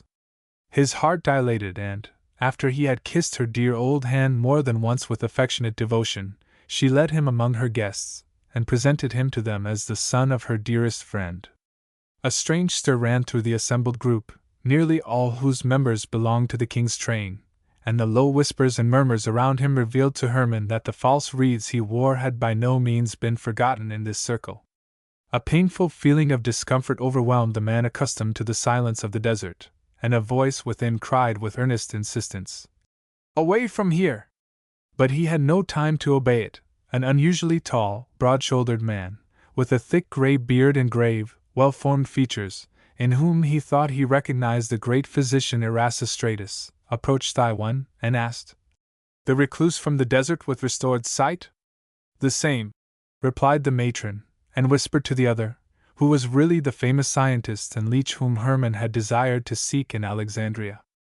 "Exhaustion will soon overcome me, and how many important matters I had to discuss with you and the poor fellow yonder." The physician laid his hand on the matron's temples, and raising his voice, said in a tone of grave anxiety, "Exhaustion! It would be better for you, honored lady, to keep your bed." "Surely and certainly," the wife of the chief huntsman instantly assented. "We have already taxed your strength far too long, my noble friend." This welcome confession produced a wonderful effect upon the other visitors, and very soon the last one had vanished from the space under the awning and the courtyard. Not a single person had vouchsafed Hermann a greeting, for the artist, divested of the highest esteem, had been involved in the ugly suspicion of having driven his uncle from Alexandria, and the monarch was said to have spoken unfavorably of him. When the last one had left the courtyard, the leech exchanged a quick glance of understanding, which also included Hermann, with Thyone, and the majordomo received orders to admit no more visitors, while Erasistratus exclaimed gaily, "It is one of the physician's principal duties to keep all harmful things, including living ones, from his patient." Then he turned to Hermann and had already begun to question him about his health, when the majordomo announced another visitor. "A very distinguished gentleman, apparently," he said hastily. "Herophilus of Chalcedon, who would not be denied admittance." Again the eyes of Erasistratus and the matron met, and the former hastened toward his professional colleague. The two physicians stopped in the middle of the courtyard and talked eagerly together, while the one, with cordial interest, asked Hermann to tell her what she had already partially learned through the freedman Bias. Finally Erasistratus persuaded the matron, who seemed to have forgotten her previous exhaustion, to share the consultation, but the convalescent's heart throbbed faster as he watched the famous leeches. If these two men took charge of his case, the most ardent desire of his soul might be fulfilled, and that one was certainly trying to induce them to undertake his treatment. What else would have drawn her away from him before she had said even one word about Daphne? The sculptor saw, as if through a cloud of dust, the three consulting together in the center of the courtyard, away from the soldiers and messengers. Hermann had only seen Erasistratus indistinctly, but before his eyes were blinded he had met him beside the sickbed of Myrtilus, and no one who had once beheld it could forget the manly bearded face, with the grave, thoughtful eyes, whose gaze deliberately sought their goal. The other also belonged to the great men in the realm of intellect. Hermann knew him well, for he had listened eagerly in the museum to the lectures of the famous Herophilus, and his image also had stamped itself upon his soul. Even at that time the long, smooth hair of the famous investigator had turned gray. From the oval of his closely shaven, well-formed face, with the long, thin, slightly hooked nose, a pair of sparkling eyes had gazed with penetrating keenness at the listeners. Hermann had imagined Aristotle like him, while the bust of Pythagoras, with which he was familiar, resembled Erasistratus. The convalescent could scarcely expect anything more than beneficial advice from Herophilus, for this tireless investigator rarely rendered assistance to the sick in the city, because the lion's share of his time and strength were devoted to difficult researches. The king favored these by placing at his disposal the criminals sentenced to death. In his work of dissection he had found that the human brain was the seat of the soul, and the nerves originated in it. Erasistratus, on the contrary, devoted himself to a large medical practice, though science owed him no less important discoveries. The circle of artists had heard what he taught concerning the blood in the veins and the air bubbles in the arteries, how he explained the process of breathing, and what he had found in the investigation of the beating of the heart. But he performed his most wonderful work with the knife in his hand as a surgeon. He had opened the body of one of Archias's slaves, who had been nursed by Daphne, and cured him after all other physicians had given him up. When this man's voice reached Hermann, he repeated to himself the words of refusal with which the great physician had formerly declined to devote his time and skill to him. Perhaps he was right then, and how differently he treated him today. The one had informed the famous scientist of everything which she knew from Hermann, and had learned of the last period of his life through Bias. She now listened with eager interest, sometimes completing Hermann's acknowledgments by an explanatory or propitiating word, as the leeches subjected him to a rigid examination, but the latter felt that his statements were not to serve curiosity, but an honest desire to aid him. So he spoke to them with absolute frankness. When the examination was over, Erasistratus exclaimed to his professional colleague, "This old woman! Precisely as I would have prescribed. She ordered the strictest diet with the treatment. She rejected every strong internal remedy, and forbade him wine, much meat, and all kinds of seasoning. Our patient was directed to live on milk and the same simple gifts of nature which I would have ordered for him. The herb juice in the clever sorceress's salve proved the best remedy. The incantations could do no harm. On the contrary, they often produce a wonderful effect on the mind, and from it proceed further." Here Erasistratus asked to have a description of the troubles which still affected Hermann's vision, and the passionate eagerness with which the leeches gazed into his eyes strengthened the artist's budding hope. Never had he wished more ardently that Daphne was back at his side. He also listened with keen attention when the scientists finally discussed in low tones what they had perceived, and caught the words, "White scar on the cornea, glaucoma," and "operation." He also heard Herophilus declare that an injury of the cornea by the flame of the torch was the cause of the blindness. In the work which led him to the discovery of the retina in the eye he had devoted himself sedulously to the organs of sight. This case seemed as if it had been created for his friend's keen knife. What expectations this assurance aroused in the half-cured man, who felt as if the goal was already gained, when, shortly after, Erasistratus, the greatest physician of his time, offered to make the attempt in Alexandria to remove, by a few little incisions, what still dimmed his impaired vision. Hermann, deeply agitated, thanked the leech, and when that one perceived what was passing in his mind, she ventured to ask the question whether it would not be feasible to perform the beneficent work here, and if possible, the next day, and the surgeon was ready to fulfill the wish of the matron and the sufferer speedily. He would bring the necessary instruments with him. It only depended upon whether a suitable room could be found in the crowded city, and not one believed that such a one could not be lacking in the great building at her disposal.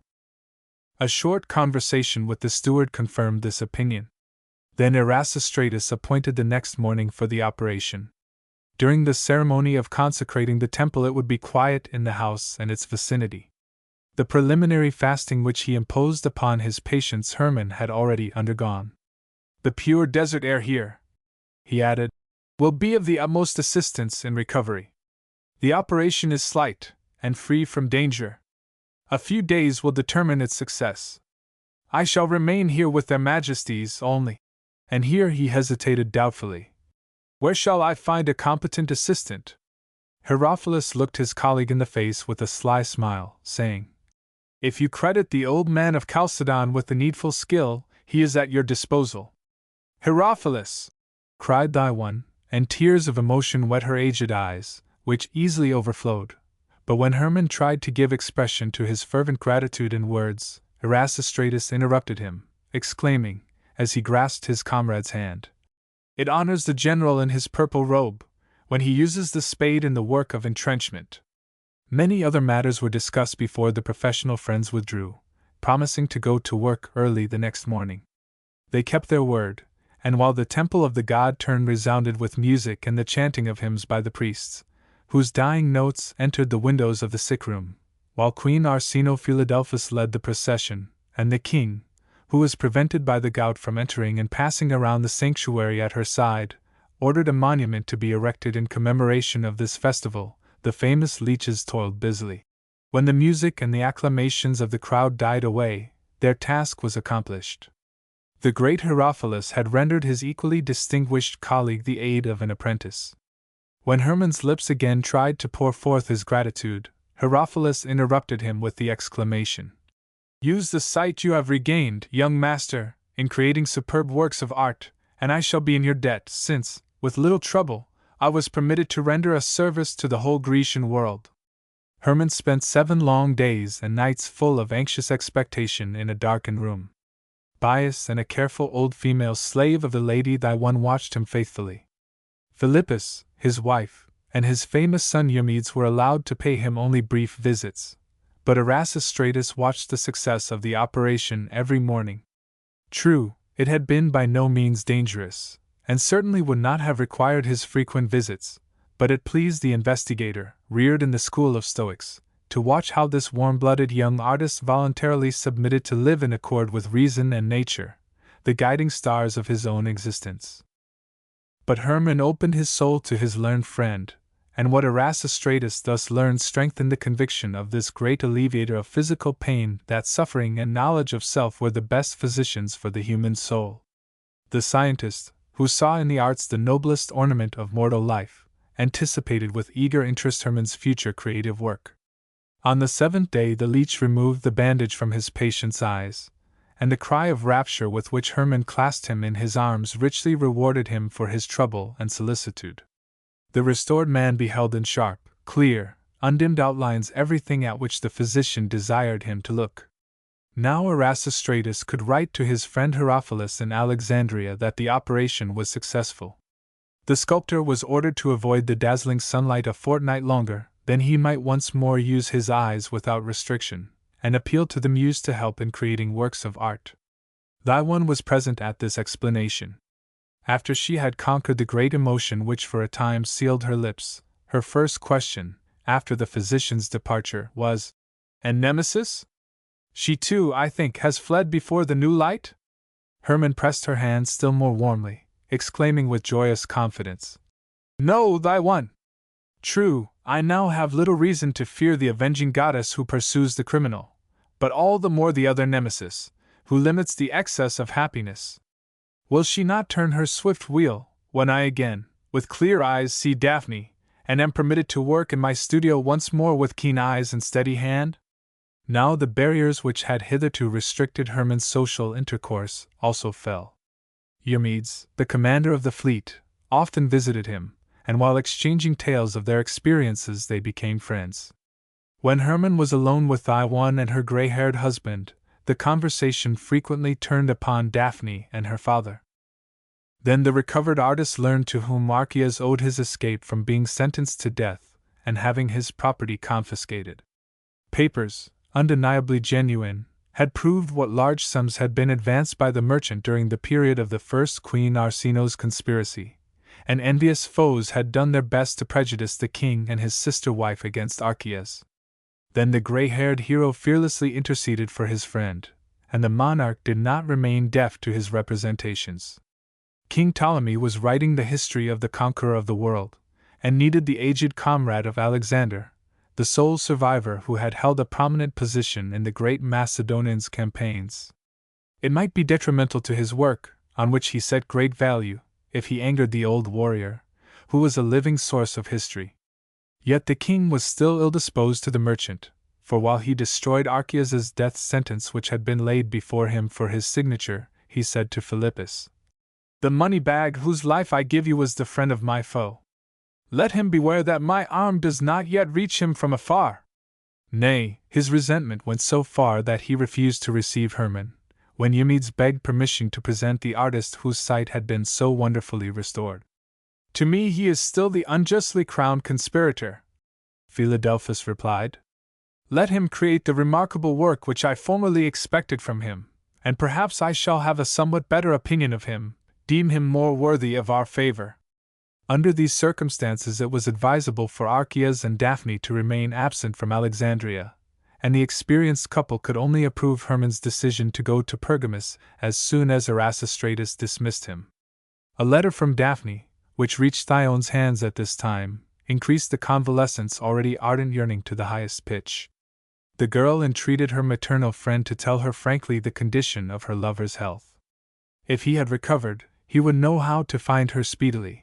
If the blindness was incurable, she would come herself to help him bear the burden of his darkened existence. Chrysilla would accompany her, but she could leave her father alone in Pergamus a few months without anxiety, for he had a second son there in his nephew Myrtilus, and had found a kind friend in Philetaerus, the ruler of the country. From this time Hermann daily urged Erasistratus to grant him entire liberty, but the leech steadfastly refused, though he knew whither his young friend longed to go. Not until the beginning of the 4th week after the operation did he himself lead Hermann into the full sunlight, and when the recovered artist came out of the house he raised his hands in mute prayer, gushing from the inmost depths of his heart. The king was to return to Alexandria in a few days, and at the same time Philippus and Iwan were going back to Pelusium. Hermann wished to accompany them there, and sail thence on a ship bound for Pergamus. With Eumedes he visited the unfamiliar scenes around him, and his newly restored gift of sight presented to him here many things that formerly he would scarcely have noticed, but which now filled him with grateful joy. Gratitude, intense gratitude, had taken possession of his whole being. This feeling mastered him completely, and seemed to be fostered and strengthened by every breath, every heart throb, every glance into his own soul and the future. Besides, many beauties, nay, even many marvels, presented themselves to his restored eyes. The whole wealth of the magic of beauty, intellect, and pleasure in life, characteristic of the Greek nature, appeared to have followed King Ptolemy and Queen Arsinoe Philadelphus hither. Gardens had been created on the arid, sandy soil, whose gray and yellow surface extended in every direction, the water on the shore of the canal which united Pithom with the Nile not sufficing to render it possible to make even a narrow strip of arable land. Fresh water flowed from beautiful fountains adorned with rich carvings, and the pure fluid filled large porphyry and marble basins. Statues, single and in groups, stood forth in harmonious arrangement against green masses of leafage, and Grecian temples, halls, and even a theater, rapidly constructed in the noblest forms from light material, invited the people to devotion, to the enjoyment of the most exquisite music, and to witness the perfect performance of many a tragedy and comedy. Statues surrounded the hurriedly erected palestra where the Ephebi every morning practiced their nude, anointed bodies in racing, wrestling, and throwing the discus. What a delight it was to Hermann to feast his eyes upon these spectacles! What a stimulus to the artist, so long absorbed in his own thoughts, who had so recently returned from the wilderness to the world of active life, when he was permitted, in Erasistratus's tent, to listen to the great scholars who had accompanied the king to the desert. Only the regret that Daphne was not present to share his pleasure clouded Hermann's enjoyment, when Eumedes related to his parents, himself, and a few chosen friends the adventures encountered, and the experiences gathered in distant Ethiopia, on land and water, in battle and the chase, as investigator and commander. The utmost degree of variety had entered into the simplicity of the monotonous desert, the most refined abundance for the intellect and the need of beauty appeared amid its barrenness. The poet Callimachus had just arrived with a new chorus of singers. Tablets by Antipholus and Nicias had come to beautify the last days of the residence in the desert, when doves, the birds of Aphrodite, flew with the speed of lightning into Pithom, but instead of bringing a new message of love and announcing the approach of fresh pleasure, they bore terrible tidings which put joy to flight and stifled mirthfulness. The unbridled greed of rude barbarians had chosen Alexandria for its goal, and startled the royal pair and their chosen companions from the sea of pleasure where they would probably have remained for weeks. The 4,000 Gauls who had been obtained to fight against Cyrene were in the act of rushing rapaciously upon the richest city in the world. The most terrible danger hung like a black cloud over the capital founded by Alexander, whose growth had been so rapid. True, General Severus asserted that he was strong enough, with the troops at his disposal, to defeat the formidable hordes. But a second dove, sent by the Apotropos who had remained in Alexandria, alluded to serious disaster which it would scarcely be possible to avert. The doves now flew swiftly to and fro, but before the third arrived, Eumedes, the commander of the fleet just from Ethiopia, was already on the way to Alexandria with all the troops assembled on the frontier. The king and queen, with the corps of pages and the corps of youths, entered the boats waiting for them to return, drawn by teams of 4 swift horses, to Memphis, to await within the impregnable fortress of the White Castle the restoration of security in the capital. The Greeks prized the most valiant fearlessness so highly that no shadow could be suffered to rest upon the kings, and therefore the monarch's hurried departure was made in a way which permitted no thought of flight, and merely resembled impatient yearning for new festivals and the earnest desire to fulfill grave duties in another portion of the kingdom. Many of the companions of the royal pair, among them Erasistratus, accompanied them. Hermann bade him farewell with a troubled heart, and the leech, too, parted with regret from the artist to whom, a year before, he had refused his aid. Chapter 15. Hermann went, with Philippus and Iwan, on board the ship which was to convey them through the new canal to Pelusium, where the old commandant had to plan all sorts of measures. In the border fortress the artist was again obliged to exercise patience, for no ship bound to Pergamus or Lesbos could be found in the harbor. Philippus had as much work as he could do, but all his arrangements were made when carrier doves announced that the surprise intended by the Gauls had been completely thwarted, and his son Eumedes was empowered to punish them. The admiral would take his fleet to the Sebennytic mouth of the Nile. Another dove came from King Ptolemy, and summoned the old general at once to the capital. Philippus resolved to set off without delay and, as the way led past that mouth of the Nile, met his son on the voyage. Hermann must accompany him and his wife to Alexandria, whence, without entering the city, he could sail for Pergamus. Ships bound to all the ports in the Mediterranean were always in one of the harbors of the capital. A galley ready to weigh anchor was constantly at the disposal of the commandant of the fortress, and the next noon the noble pair, with Hermann and his faithful Bias, went on board the Galatea. The weather was dull, and grey clouds were sweeping across the sky over the swift vessel, which hugged the coast, and unless the wind shifted, would reach the narrow tongue of land pierced by the Sebennytic mouth of the Nile before sunrise. Though the general and his wife went to rest early, Hermann could not endure the close air of the cabin. Wrapped in his cloak he went on deck.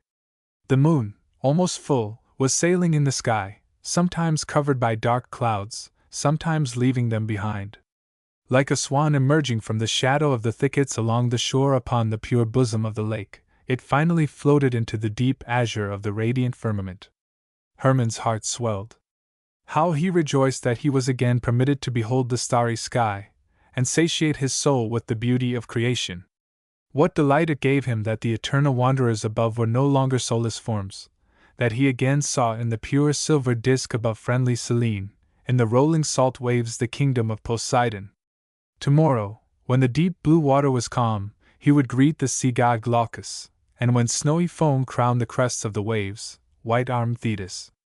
The wind was no longer an empty sound to him. No, it, too, came from a deity. All nature had regained a new, divine life. Doubtless he felt much nearer to his childhood than before, but he was infinitely less distant from the eternal divinity. And all the forms, so full of meaning, which appeared to him from nature, and from every powerful emotion of his own soul, were waiting to be represented by his art in the noblest of forms, those of human beings. There were few with whose nature he had not become familiar in the darkness and solitude that once surrounded him.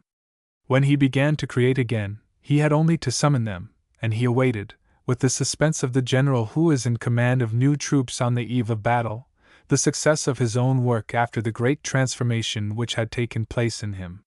What a stress and tumult! He had controlled it since the first hour when he regained his full vision. He would fain have transformed the moon into the sun, the ship into the studio, and begun to model. He knew, too, what he desired to create. He would model an Apollo trampling underfoot the slain dragon of darkness. He would succeed in this work now. And as he looked up and saw Selene just emerging again from the black cloud island, the thought entered his mind that it was a moonlight night like this when all the unspeakably terrible misfortune occurred, which was now past. Yet neither the calm wanderer above nor a resentful woman had exposed him to the persecution of Nemesis. In the stillness of the desert he had perceived what had brought all this terrible suffering upon him, but he would not repeat it to himself now, for he felt within his soul the power to remain faithful to his best self in the future. With clear eyes he gazed keenly and blithely at the new life. Nothing, least of all, futile self-torturing regret for faults committed, should cloud the fair morning dawning anew for him, which summoned him to active work, to gratitude and love. Uttering a sigh of relief, he paced the deck, now brilliantly illuminated by silvery light, with long strides. The moon above his head reminded him of Ledsia. He was no longer angry with her. The means by which she had intended to destroy him had been transformed into a benefit, and while in the desert he had perceived how often man finally blesses, as the highest gain, what he at first regarded as the most cruel affliction. How distinctly the image of the Biamite again stood before his agitated soul! Had he not loved her once? Or how had it happened that, though his heart was Daphne's, and hers alone, he had felt wounded and insulted when his Bias, who was leaning over the railing of the deck yonder, gazing at the glittering waves, had informed him that Ledsia had been accompanied in her flight from her unloved husband by the Gaul whose life he, Hermann, had saved? Was this due to jealousy or merely wounded vanity at being supplanted in a heart which he firmly believed belonged, though only in bitter hate, solely to him? She certainly had not forgotten him, and while the remembrance of her blended with the yearning for Daphne which never left him, he sat down and gazed out into the darkness till his head drooped on his breast. Then a dream showed the Biamite to the slumbering man, yet no longer in the guise of a woman, but as the spider Arachne. She increased before his eyes to an enormous size and alighted upon the pharos erected by Sostratus. Uninjured by the flames of the lighthouse, above which she hovered, she wove a net of endlessly long gray threads over the whole city of Alexandria, with its temples, palaces, and halls, harbors and ships, until Daphne suddenly appeared with a light step and quietly cut one after the other. Suddenly a shrill whistle aroused him. It was the signal of the flute player to relieve the rowers. A faint yellow line was now tinging the eastern horizon of the gray, cloudy sky. At his left extended the flat, dull brown coastline, which seemed to be lower than the turbid waves of the restless sea. The cold morning wind was blowing light mists over the absolutely barren shore. Not a tree, not a bush, not a human dwelling was to be seen in this dreary wilderness. Wherever the eye turned, there was nothing but sand and water, which united at the edge of the land. Long lines of surf poured over the arid desert, and, as if repelled by the desolation of this strand, returned to the wide sea whence they came. The shrill screams of the seagulls behind the ship, and the hoarse, hungry croaking of the ravens on the shore blended with the roaring of the waves. Hermann shuddered at this scene. Shivering, he wrapped his cloak closer around him, yet he did not go to the protecting cabin, but followed the Nork, who pointed out to him the numerous vessels which, in a wide curve, surrounded the place where the Sebennytic arm of the Nile pierced the tongue of land to empty into the sea. The experienced seaman did not know what ships were doing there, but it was hardly anything good, for ravens in a countless multitude were to be seen on the shore and all moved toward the left. Philippus's appearance on deck interrupted the Nork. He anxiously showed the birds to the old hero also, and the latter's only reply was, "Watch the helm and sails!" Yonder squadron, Philippus said to the artist, was a part of his son's fleet. What brought it there was a mystery to him too. After the early meal, the galley of Eumedes approached his father's trireme. 2 other galleys, not much inferior in size, were behind, and probably 50 smaller vessels were moving about the mouth of the Nile and the whole dreary tongue of land. All belonged to the royal war fleet, and the deck of every one was crowded with armed soldiers. On one a forest of lances bristled in the murky air, and upon its southward side a row of archers, each man holding his bow in his hand, stood shoulder to shoulder. At what mark were their arrows to be aimed? The men on board the Galatea saw it distinctly, for the shore was swarming with human figures, here standing crowded closely together, like horses attacked by a pack of wolves, yonder running, singly or in groups, toward the sea or into the land. Dark spots on the light sand marked the places where others had thrown themselves on the ground, or, kneeling, stretched out their arms as if in defense. Who were the people who populated this usually uninhabited, inhospitable place so densely and in so strange a manner? This could not be distinguished from the Galatea with the naked eye, but Philippus thought that they were the Gauls whose punishment had been entrusted to his son, and it soon proved that the old general was right. For just as the Galatea was approaching the shore, a band of 20 or 30 men plunged into the sea. They were Gauls. The light complexions and fair and red bristling hair showed this. Philippus knew them, and Hermann remembered the hordes of men who had rushed past him on the ride to Tennis. But the watchers were allowed only a short time for observation.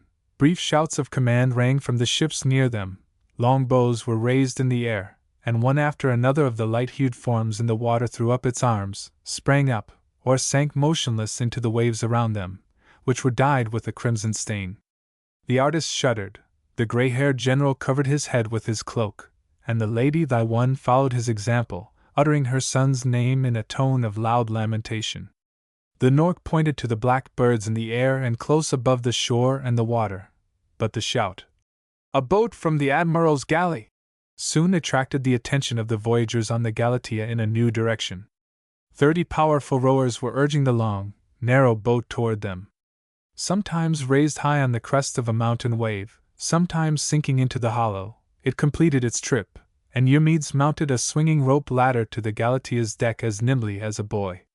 Here the young commander of the fleet hastened toward his parents. His mother sobbed aloud at his anything but cheerful greeting. Philippus said mournfully, "I have heard nothing yet, but I know all." "Father," replied the admiral, and raising the helmet from his head, covered with brown curls, he added mournfully, "First as to these men here. It will teach you to understand the other terrible things. Your uncle Archias's house was destroyed, yonder men were the criminals." "In the capital!" Philippus exclaimed furiously, and Hermann cried in no less vehement excitement, "How did my uncle get the ill will of these monsters?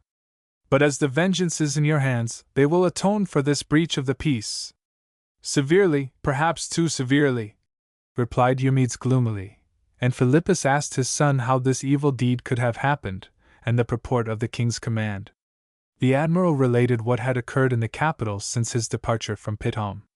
The 4,000 Gauls who had been sent by King Antiochus to the Egyptian army as auxiliary troops against Cyrene refused, before reaching Paraetonium, on the western frontier of the Egyptian kingdom, to obey their Greek commanders. As they tried to force them to continue their march, the barbarians left them bound in the road. They spared their lives, but rushed with loud shouts of exultation toward Alexandria, which was close at hand. They had learned that the city was almost stripped of troops, and the most savage instinct urged them toward the wealthy capital. Without encountering any resistance, they broke through the necropolis into Alexandria, crossed the Draco Canal, and marched past the unfinished temple of Serapis through the Rhocotis. At the Canopic Way they turned eastward and rushed through this main artery of traffic till, in the Brucheium, they hastened in a northerly direction toward the sea. South of the Theatre of Dionysus they halted. One division turned toward the marketplace, another toward the royal palaces. Until they reached the Brucheium, the hordes, so eager for booty, had refrained from plunder and pillage. Their whole strength was to be reserved, as the examination proved, for the attack upon the royal palaces. Several people who were thoroughly familiar with Alexandria had acted as guides. The instigator of the mutiny was said to be a Gallic captain who had taken part in the surprise of Delphi, but, having ventured to punish disobedient soldiers, he was killed. A bridge builder from the ranks, and his wife, who was not of Gallic blood, had taken his place. This woman, a resolute and obstinate but rarely beautiful creature, when the division that was to attack the royal palaces was marching past the house which Hermann had occupied as the heir of Myrtilus, pressed forward herself across the threshold, to order the mutineers who followed her to destroy and steal whatever came in their way. The bridge builder went to the marketplace, and in pillaging the wealthy merchants' houses began with Archias's. Meanwhile it was set on fire and, with the large warehouses adjoining it, was burned to the foundation walls. But the robbers were to obtain no permanent success, either in the marketplace or in Myrtilus's house, which was diagonally opposite to the Palestra, for General Satyrus, at the first tidings of their approach, had collected all the troops at his disposal and the crews of several war galleys, and imprisoned the division in the marketplace as though in a mouse-trap. The bands to which the woman belonged were forced by the cavalry into the Palestra and the neighboring Monder, and kept there until Eumedes brought reinforcements, and compelled the Gauls to surrender. The king sent from Memphis the order to take the vanquished men to the tongue of land where they now were, and could easily be imprisoned between the sea and the Sebennytic inland lake. They were guilty of death to the last man, and starvation was to perform the executioner's office upon them. He, Eumedes, the admiral concluded, was in the king's service, and must do what his commander-in-chief ordered. Duty, sighed Philippus. Yet what a punishment! He held out his hand to his son as he spoke, but the lady thy one shook her head mournfully, saying, There are 4,000 over yonder, and the philosopher and historian on the throne, the admirable art critic who bestows upon his capital and Egypt all the gifts of peace, who understands how to guard and develop it better than any one else, yet what influence the gloomy powers exert upon him. Here she hesitated, and went on in a low whisper. The blood of 2 brothers stains his hand and his conscience. The oldest, to whom the throne would have belonged, he exiled. And our friend, Demetrius Phalereus, his father's noble counselor. Because you, Philippus, interceded for him, though you were in a position of command, because Ptolemy knows your ability, you were sent to distant Pelusium, and there we should be still. Guard your tongue, wife! Interrupted the old general in a tone of grave rebuke. The vipers on the crowns of Upper and Lower Egypt symbolize the king's swift power over life and death. To the Egyptians the Philadelphi, Ptolemy and Arsinoe, are gods, and what cause have we to reproach them except that they use their omnipotence? And, mother, Eumedes eagerly added, do not the royal pair on the throne merely follow the example of far greater ones among the immortal gods? When the very Gauls who are devoted to death yonder, greedy for booty, attacked Delphi 4 years ago, it was the august brother and sister, Apollo and Artemis, who sent them to Hades with their arrows, while Zeus hurled his thunderbolts at them and ordered heavy boulders to fall upon them from the shaken mountains. Many of the men over there fled from destruction at Delphi. Unconverted, they added new crimes to the old ones, but now retribution will overtake them. The worse the crime, the more bloody the vengeance. Even the last must die, as my sovereign commands, only I shall determine the mode of death according to my own judgment, and at the same time, mother, feel sure of your approval. Instead of lingering starvation, I shall use swift arrows. Now you know what you were obliged to learn. It would be wise, mother, for you to leave this abode of misery. Duty summons me to my ship." He held out his hand to his parents and Hermann as he spoke, but the latter clasped it firmly, exclaiming in a tone of passionate emotion, "What is the name of the woman to whom, though she is not of their race, the lawless barbarians yielded?" "Ledscha," replied the admiral. Hermann started as if stung by a scorpion and asked, "Where is she?" "On my ship," was the reply, "if she has not yet been taken ashore with the others." "To be killed with the pitiable band there?" cried the one angrily, looking her son reproachfully in the face. "No, mother," replied Eumedes.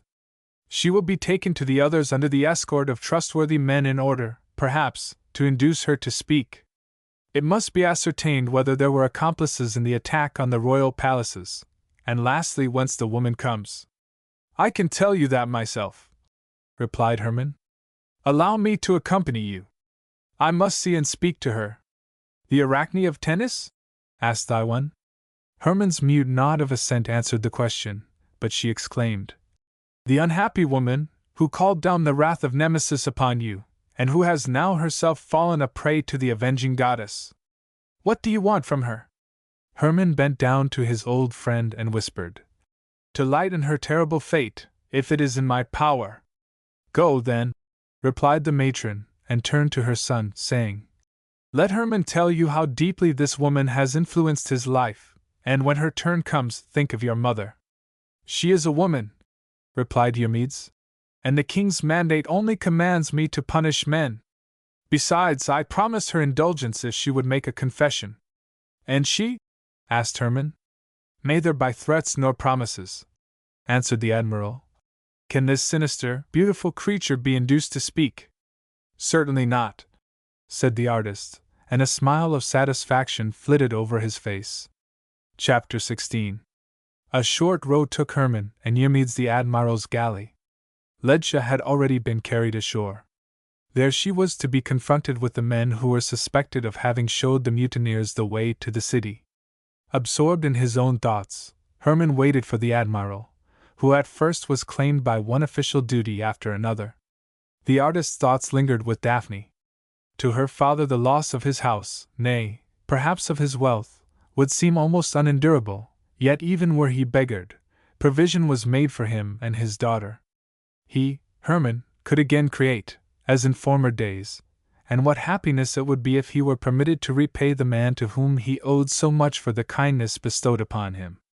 He longed to give to the woman he loved again and again, and it would have seemed to him a favor of fortune if the flames had consumed even the last dram of her wealthy father.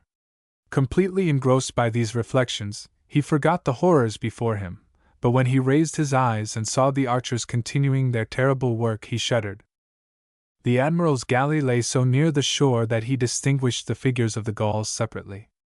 Some, obeying the instinct of self-preservation, fled from the places which could be reached by the arrows of the archers on the ships, but others pressed toward the shafts. A frightful, heart-rending spectacle, yet how rich in food for the long-darkened eyes of the artist. Two brothers of unusual height, who, nude like all their comrades in death, offered their broad, beautifully arched chests to the arrows, would not leave his memory. It was a terrible sight, yet grand and worthy of being wrested from oblivion by art, and it impressed itself firmly on his mind. After noon, Eumedes could at last devote himself to his young friend. Although the wind drove showers of fine rain before it, the admiral remained on deck with the sculptor. What cared they for the inclement weather, while one was recalling to mind and telling his friend how the hate of an offended woman had unchained the gloomy spirits of revenge upon him, the other, who had defied death on land water, listened to his story, sometimes in surprise, sometimes with silent horror. After the examination to which she had been subjected, Eumedes had believed Ledscha to be as Hermann described her. He found nothing petty in this beautiful, passionate creature who avenged the injustice inflicted upon her as fate took vengeance, who, with unsparing energy, anticipated the nemesis to whom she appealed, compelled men's obedience, and instead of enriching herself cast away the talents extorted to bring down fresh ruin upon the man who had transformed her love to hate. While the friends consulted together with lowered voices, their conjecture became conviction that it was the Biamite's inextinguishable hate which had led her to the Gauls and induced her to share the attack upon the capital.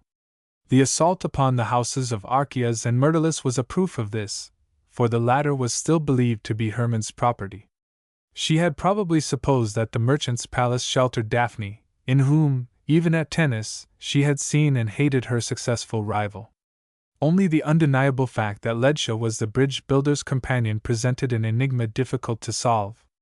The freedman Bias had remained on Philippus's galley, and could not now be appealed to for a confirmation of his assertions, but Hermon distinctly remembered his statement that Ledscha had allowed the Gaul, after he had received the money intended for him, to take her from Pitane to Africa.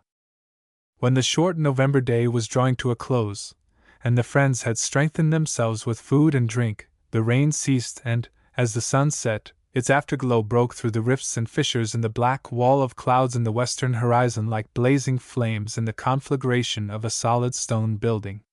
Yet the glow vanished swiftly enough. The darkness of night spread over the sea and the arid strip of land in the south, but the greedy croaking of the ravens and vultures echoed more and more loudly from the upper air. From time to time the outbursts of rage and agony of despairing men, and horrible jeering laughter, drowned the voices of the flocks of birds and the roaring of the tempestuous sea. Sometimes, too, a sharp word of command, or a signal heard for a long distance, pierced through the awful sounds. Here and there, and at last everywhere on the squadron, which surrounded the tongue of land in a shallow curve, dim lights began to appear on the masts and prows of the ships, but darkness brooded over the coast. Only in the 3 fortified guardhouses, which had been hastily erected here, the feeble light of a lantern illumined the gloom. Twinkling lights also appeared in the night heavens between the swiftly flying clouds. One star after another began to adorn the blue islands in the cloudy firmament, and at last the full moon burst through the heavy banks of dark clouds, and shone in pure brilliancy above their heads, like a huge silver vessel in the black catafalque of a giant. At the end of the first hour after sunset, Eumedes ordered the boat to be manned. Armed as if for battle, he prepared for the road to the scene of misery, and requested Hermon to buckle a coat of mail under his chlamys and put on the sword he gave him. True, a division of reliable Macedonian warriors was to accompany them, and Ledscha was in a well-guarded place, yet it might perhaps be necessary to defend themselves against an outburst of despair among the condemned prisoners. On the short trip, the crests of the tossing waves sometimes shone with a flickering light, while elsewhere long shadows spread like dark sails over the sea. The flat coast on which both men soon stepped was brightly illumined by the moonbeams, and the forms of the doomed men stood forth, like the black figures on the red background of a vase, upon the yellowish-brown sand on which they were standing, running, walking, or lying. At the western end of the tongue of land a sandhill had been surrounded by a wall and moat, guarded by heavily armed soldiers and several archers. The level ground below had been made secure against any attack, and on the right side was a roof supported by pillars. The officials entrusted with the examination of the ringleaders had remained during the day in this hastily erected open hut. The latter, bound to posts, awaited their sentence. The only woman among them was Ledscha, who crouched, unfettered, on the ground behind the enclosure, which consisted of short stakes fastened by a rope. Without presenting any serious obstacle, it merely indicated how far the prisoners might venture to go. Whoever crossed it must expect to be struck down by an arrow from the wall. This earthwork, it is true, menaced those held captive here, but they also owed it a debt of gratitude, for it shut from their eyes the horrible incidents on the sandy plain between the sea and the inland lake. This spot was now made as light as day by the rays of the full moon which floated in the pure azure sky far above the black cloud mountains, like a white lotus flower on clear waters, and poured floods of silvery radiance upon the earth. Eumedes commanded the Macedonians who formed his escort to remain at the fortress on the dune, and pointing out Ledscha by a wave of the hand, he whispered to Hermon, "By the girdle of Aphrodite! She is terribly beautiful! For whom is the Medea probably brewing in imagination the poisoned draught?" Then he gave the sculptor permission to promise her immunity from punishment if she would consent at least to explain the Gaul's connection with the royal palaces. But Hermann strenuously refused to undertake this or a similar commission to Ledja. Eumedes had expected the denial, and merely expressed to his friend his desire to speak to the Biamite after his interview was over. However refractory she might be, his mother's intercession should benefit her. Hermann might assure her that he, the commander, meant to deal leniently. He pressed the artist's hand as he spoke, and walked rapidly away to ascertain the condition of affairs in the other guardhouses.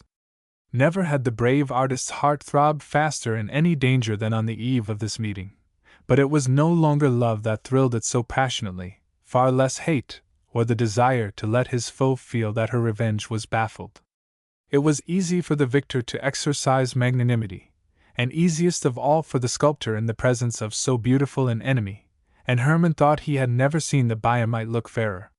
How exquisitely rounded was the oval, how delicately cut the profile of her face, how large were the widely separated, sparkling eyes, above which, even in the pale moonlight, the thick black brows were visible, united under the forehead as if for a dark deed to be performed in common.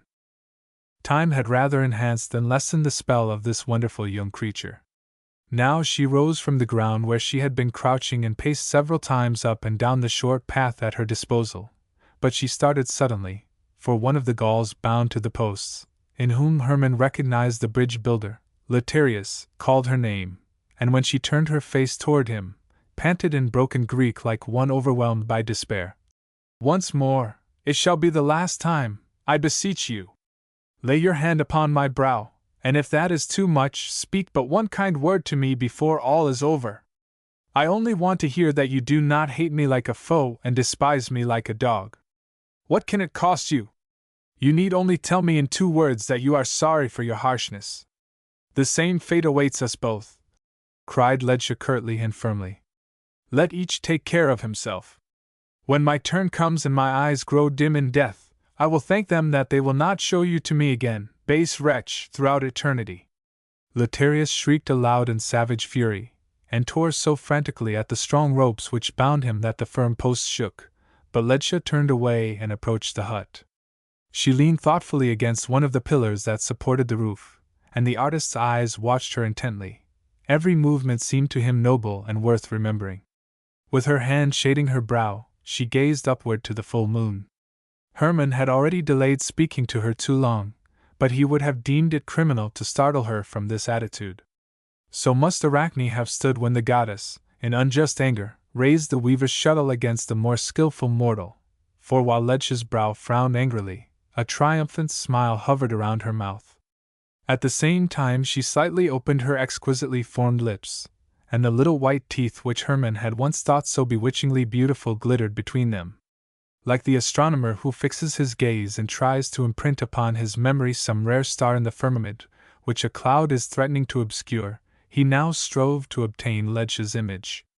He would and could model her in this attitude, exactly as she stood there, without her veil, which had been torn from her during the hand-to-hand conflict when she was captured, with her thick, half-loosened tresses falling over her left shoulder, nav, even with the slightly hooked nose, which was opposed to the old rule of art that permitted only the straight bridge of the nose to be given to beautiful women.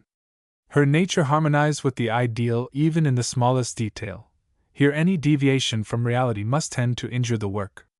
She remained motionless for minutes in the same attitude, as if she knew that she was posing to an artist, but Hermann gazed at her as if spellbound till the fettered Gaul again called her name.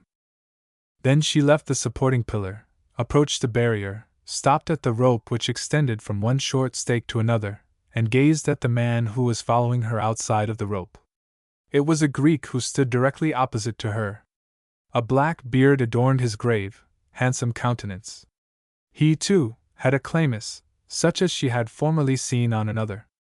Only the short sword, which he wore suspended at his right side in the Hellenic fashion, would not suit that other, but suddenly a rush of hot blood crimsoned her face.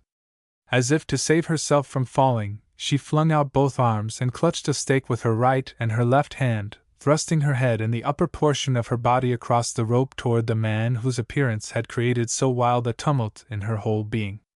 At last she called Hermann's name in such keen suspense that it fell upon his ear like a shrill cry. Ledja, he answered warmly, extending both hands to her in sincere sympathy. But she did not heed the movement, and her tone of calm self-satisfaction surprised him as she answered. So you seek me in misfortune? Even the blind man knows how to find me here. I would far rather have met you again in the greatest happiness, he interrupted gently. But I am no longer blind. The immortals again permit me, as in former days, to feast my eyes upon your marvelous beauty. A shrill laugh cut short his words, and the "not blind," which fell again and again from her lips, sounded more like laughter than speech. There are tears of grief and of joy, and the laugh which is an accompaniment of pleasure is also heard on the narrow boundary between suffering and despair. It pierced the artist's heart more deeply than the most savage outburst of fury, and when Ledja gasped, "Not blind! Cured! Rich and possessed of sight, perfect sight!" he understood her fully for the first time, and could account for the smile of satisfaction which had just surprised him on her lips. He gazed at her, absolutely unable to utter a word, but she went on speaking, while a low, sinister laugh mingled with her tones. "So this is avenging justice. It allows us women to be trampled underfoot, and holds its hands in its lap. My vengeance! How I have lauded Nemesis! How exquisitely my retaliation seemed to have succeeded! And now? It was mere delusion and deception. He who was blind sees. He who was to perish in misery is permitted, with a sword at his side, to gloat over our destruction. Listen, if the good news has not already reached you. I, too, am condemned to death. But what do I care for myself? Even less than those to whom we pray and offer sacrifices for the betrayed woman. Now I am learning to know them. Thus Nemesis thanks me for the lavish gifts I have bestowed upon her? Just before my end she throws you, the rewarded traitor, into my way. I must submit to have the hated foe, whose blinding was the sole pleasure in my ruined life, look me in the face with insolent joy." Hermann's quick blood boiled. With fierce resentment he grasped her hand, which lay on the rope, pressed it violently in his strong clasp, and exclaimed, "Stop, mad woman, that I may not be forced to think of you as a poisonous serpent and repulsive spider." Ledja had vainly endeavored to withdraw her hand while he was speaking. Now he himself released it, but she looked up at him in bewilderment, as if seeking aid, and said sadly, "Once, you know that yourself, I was different, even as long as I supposed my vengeance had succeeded. But now, the false goddess has baffled every means with which I sought to punish you, who averted the sorest ill treatment from my head. And I was even defrauded of the revenge which it was my right, nay, my duty, to exercise." She finished the sentence with drooping head, as if utterly crushed, and this time she did not laugh, but Hermann felt his wrath transformed to sympathy, and he asked warmly and kindly if she would let nothing appease her, not even if he begged her forgiveness for the wrong he had done her, and promised to obtain her life, nay, also her liberty. Ledja shook her head gently, and gravely answered, "What is left me without hate? What are the things which others deem best and highest to a miserable wretch like me?" Here Hermann pointed to the bridge builder, bound to the post, saying, "Yonder man led you away from the husband whom you had wedded, and from him you received compensation for the love you had lost." "From him?" she cried furiously, and raising her voice in a tone of the most intense loathing. "Ask yonder scoundrel himself. Because I needed a guide, I permitted him to take me away from my unloved husband and from the Hydra. Because he would help me to shatter the new and undeserved good fortune which you, yes you, do you hear, enjoyed, I remained with him among the Gauls. More than one Alexandrian brought me the news that you were reveling in gold and wealth, and the wretch promised to make you and your uncle beggars if the surprise succeeded. He did this, though he knew that it was you who took him up from the road and saved his life. For nothing good and noble dwells in his knavish soul. He yearned for me, and still more ardently for the Alexandrian's gold. Worse than the wolf that licked the hand of the man who bandaged its wounds, he would have shown his teeth to the preserver of his life. I have learned this, and if he dies here of starvation and thirst he will receive only what he deserves. He knows, too, what I think of him. The greedy beast of prey was not permitted even to touch my hand. Just ask him. There he is. Let him tell you how I listened to his vows of love. Before I would have permitted yonder wretch to recall to life what you crushed in this heart. Here Letarius interrupted her with a flood of savage, scarcely intelligible curses, but very soon one of the guards, who came out of the hut, stopped him with a lash. When the Gaul, howling under the blows, was silenced, Hermann asked, "So your mad thirst for vengeance also caused this suicidal attack?" "No," she answered simply. "But when they determined upon the assault, and had killed their leader, Belgius, yonder monster stole to their head. So it happened, I myself do not know how, that they also obeyed me, and I took advantage of it, and induced them to begin with your house and Archias's. When they had captured the royal palaces, they intended to assail the temple of Demeter also." "Then you thought that even the terrible affliction of blindness would not suffice to punish the man you hated?" asked Hermann. "No," she answered firmly.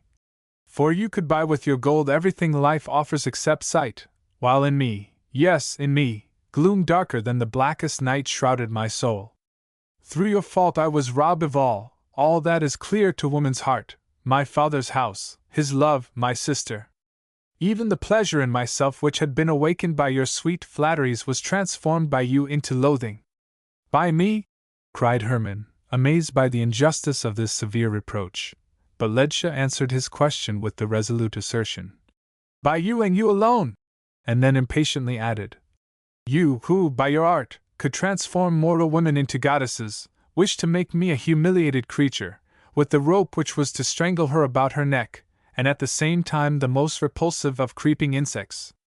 The hideous, gray, 8-legged spider, I exclaimed to myself, when I raised my arms and saw my shadow on the sunlit ground. The spider, I thought, when I shook the distaff to draw threads from the flax in leisure hours. Your image, I said, when I saw spiders hanging in dusty corners, and catching flies and gnats. All these things made me a horror to myself. And at the same time to know that the Demeter, on whom you bestowed the features of the daughter of Archias, was kindling the whole great city of Alexandria with enthusiasm, and drawing countless worshippers to her sanctuary. She an object of adoration to thousands, I, the much-praised beauty, a horror to myself. This is what fed my desire for vengeance with fresh food by day and night. This urged me to remain with yonder wretch, for he had promised, after pillaging the royal palaces, to shatter your Demeter, the image of the daughter of Archias, which they lauded and which brought you fame and honor. It was to be done before my eyes, into fragments." "Mad woman!" Hermann again broke forth indignantly, and hastily told her how she had been misinformed.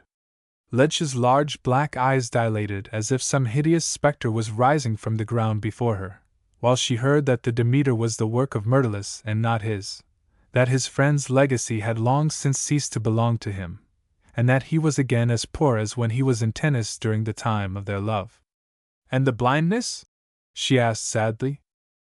"It transformed life for me into one long night, illumined by no single ray of light," was the reply.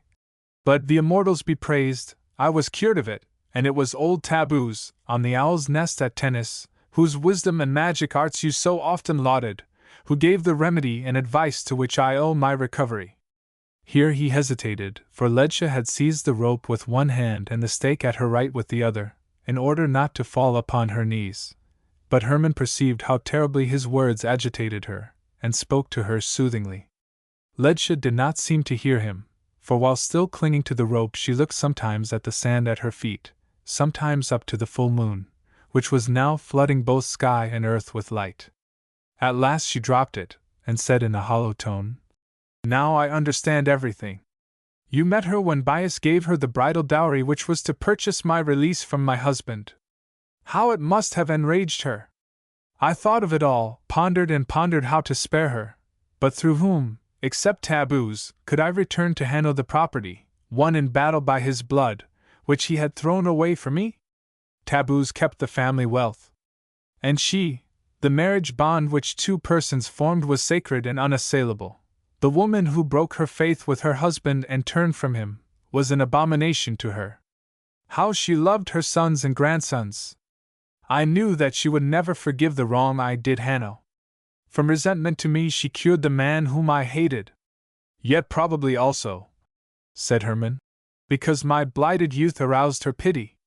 Perhaps so, replied Ledja hesitatingly, gazing thoughtfully into vacancy.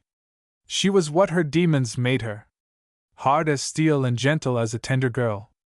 I have experienced it. Oh, that she should die with rancor against me in her faithful old heart. She could be so kind, even when I confessed that you had won my love, she still held me dear. But there are many great and small demons, and most of them were probably subject to her. Taboos must have learned through them how deeply I offended her son Satabus, and how greatly his son Hanno's life was darkened through me. That is why she thwarted my vengeance, and her spirits aided her. Thus all these things happened. I suspected it when I heard that she had succumbed to death, which I hear, had held back from her with severe toil through many a sleepless night. Oh, these demons!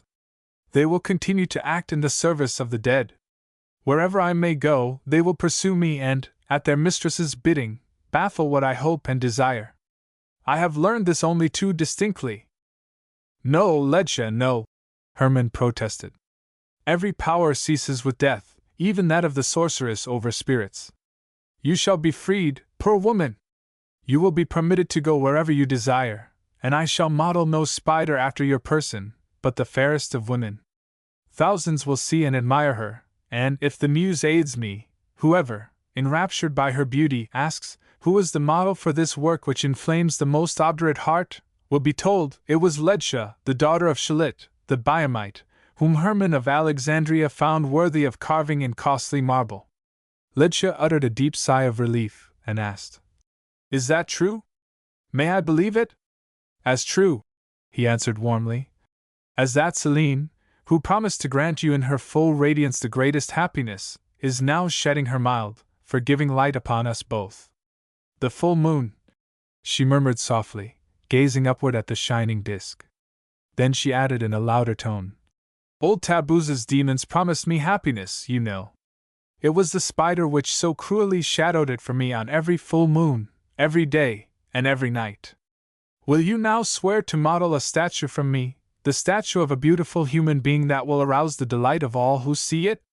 Delight, do you hear? Not loathing. I ask again, will you? I will, and I shall succeed, he said earnestly, holding out his hand across the rope. She clasped it, looked up to the full moon again, and whispered, This time, I will believe it. You will keep your promise better than when you were in tennis. And I will cease to wish you evil, and I will tell you why. Bend your ear nearer, that I may confess it openly. Hermann willingly obeyed the request, but she leaned her head against his, and he felt her labored breathing and the warm tears that coursed silently down her cheeks as she said, in a low whisper, Because the moon is full, and will yet bring me what the demons promised, and because, though strong, I am still a woman. Happiness! How long ago I ceased to expect it, but now yes, it is what I now feel. I am happy, and yet cannot tell why. My love, oh yes! It was more ardent than the burning hate. Now you know it too, Hermann. And I shall be free, you say? And taboos, how she lauded rest, eternal rest. Oh dearest, this sorely tortured heart, too, you cannot even imagine how weary I am. Here she was silent, but the man into whose face she was gazing with loving devotion felt a sudden movement at his side as she uttered the exclamation. He did not notice it, for the sweet tone of her voice was penetrating the inmost depths of his heart. It sounded as though she was speaking from the happiest of dreams. Ledja! He exclaimed warmly, extending his arm toward her, but she had already stepped back from his side, and he now perceived the terrible object. She had snatched his sword from its sheath, and as, seized by sudden terror, he gazed at her, he saw the shining blade glitter in the moonlight and suddenly vanish. In an instant he swung his agile body over the rope and rushed to her. But she had already sunk to her knees, and while he clasped her in his arms to support her, he heard her call his own name tenderly, then murmur it in a lower tone, and the words, full moon, and happiness, escape her lips. Then she was silent, and her beautiful head dropped on her breast like a flower broken by a tempest. Chapter 17. It was best so for her and for us, said Eumedes, after gazing long at Ledge's touchingly beautiful, still, dead face. Then he ordered her to be buried at once and shouted to the guards. Everything must be over on this strip of land early tomorrow morning. Let all who bear arms begin at once. Selene will light the men brightly enough for the work. The terrible order given in mercy was fulfilled, and hunger and thirst were robbed of their numerous prey. When the new day dawned, the friends were still on deck, engaged in grave conversation. The cloudless sky now arched in radiant light above the azure sea. White seagulls came flying from the right across the ship, and sportive dolphins gamboled around her keel. The flutes of the musicians, marking time for the rowers, echoed gaily up from the hold, and, obedient to quick words of command, the seamen were spreading the sails. The voyage began with a favorable wind. As Hermann looked back for the last time, the flat, desolate tongue of land appeared like a line of gray mist in the southeastern horizon, but over it hovered, like a gloomy thundercloud, the flocks of vultures and ravens, whose numbers were constantly increasing. Their greedy screaming could still be heard, though but faintly, yet the eye could no longer distinguish anything in the fast vanishing abode of horror, save the hovering whirl of dark spots, ravens and vultures, vultures and ravens. Whatever human life had moved there yesterday, now rested from bloody greed for booty, after victory and defeat, mortal terror, fury, and despair. Eumedes pointed out the quiet grave by the sea to his parents, saying, "The king's command is fulfilled. Not even the one man who is usually spared to carry the news remains out of the 4,000. I thank you," exclaimed Alexander's gray-haired comrade, shaking his son's right hand, but that one laid her hand on Hermann's arm, saving. "Where the birds are darkening the air behind us lies buried what incensed Nemesis against you. You must leave the soil of Egypt. True, it is said that to live in foreign lands, far from the beloved home, darkens the existence. Yet Pergamus, too, is Grecian soil, and there I see the two noblest of stars illumine your path with their pure light, art and love." And his old friend's premonition was fulfilled. The story of Arachne is ended. It closed on the Nile. Hermann's new life began in Pergamus. As Daphne's husband, under the same roof with the wonderfully invigorated Myrtilus, his uncle Archias, and faithful Bias, Hermann found in the new home what had hovered before the blind man as the fairest goal of existence in art, love, and friendship. He did not long miss the gay, varied life of Alexandria, because he found a rich compensation for it, and because Pergamus, too, was a rapidly growing city, whose artistic decoration was inferior to no other in Greece. Of the numerous works which Hermann completed in the service of the first three art-loving rulers of the new Pergamenian kingdom, Philetaerus, Eumenes, and Attalus, nothing was preserved except the head of a Gaul. This noble masterpiece proves how faithful Hermann remained to truth, which he had early chosen for the guiding star of his art. It is the modest remnant of the group in which Hermann perpetuated in marble the two Gallic brothers whom he saw before his last meeting with Ledge, as they offered their breasts to the fatal shafts. One had gazed defiantly at the arrows of the conquerors. The other, whose head has been preserved, feeling the inevitable approach of death, anticipates, with sorrowful emotion, the end so close at hand. Philetaerus had sent this touching work to King Ptolemy to thank him for the severity with which he had chastised the daring of the barbarians, who had not spared his kingdom also. The Gaul's head was again found on Egyptian soil. Hermann also took other subjects in Pergamus from the domain of real life, though, in most of his work, he crossed the limits which he had formerly imposed upon himself. But one barrier, often as he rushed forward to its outermost verge, he never dared to pass: moderation, the noblest demand, to which his liberty-loving race subjected themselves willingly in life as well as in art. The whole infinite, limitless world of the ideal had opened itself to the blind man.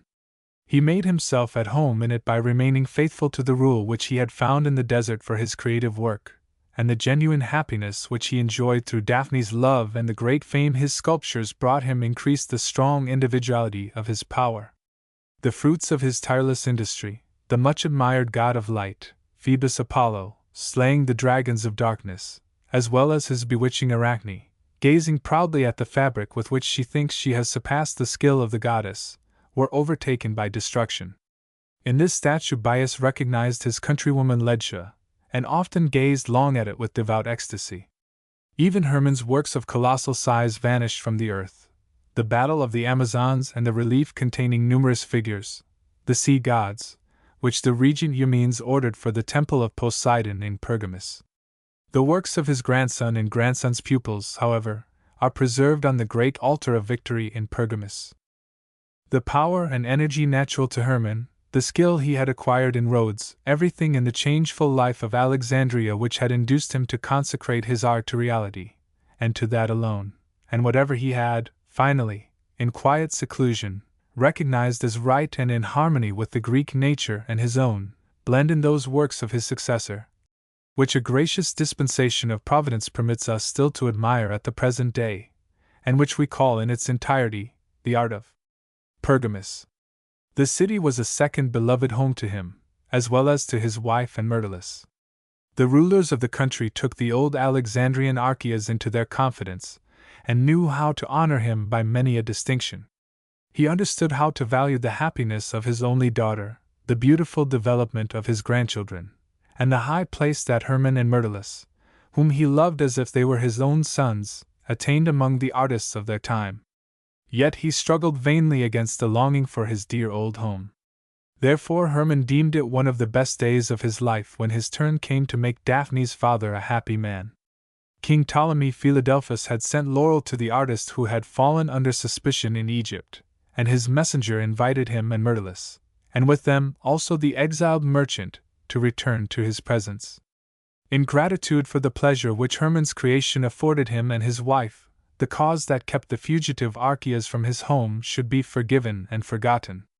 The gray-haired son of the capital returned with the Bithynian Grot to his beloved Alexandria, as if his lost youth was again restored.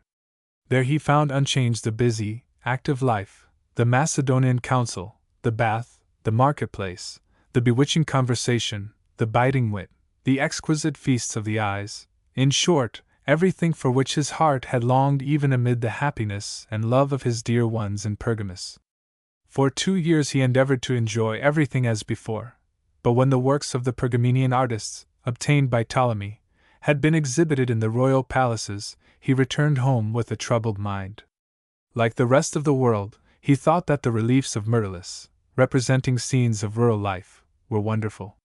The capture of Proserpina, a life-size marble group by his son-in-law Hermann, seemed to him no less perfect, but it exerted a peculiar influence upon his paternal heart, for, in the Demeter, he recognized Daphne, in the Proserpina her oldest daughter Arachne, who bore the name of Hermann's mother and resembled her in womanly charm.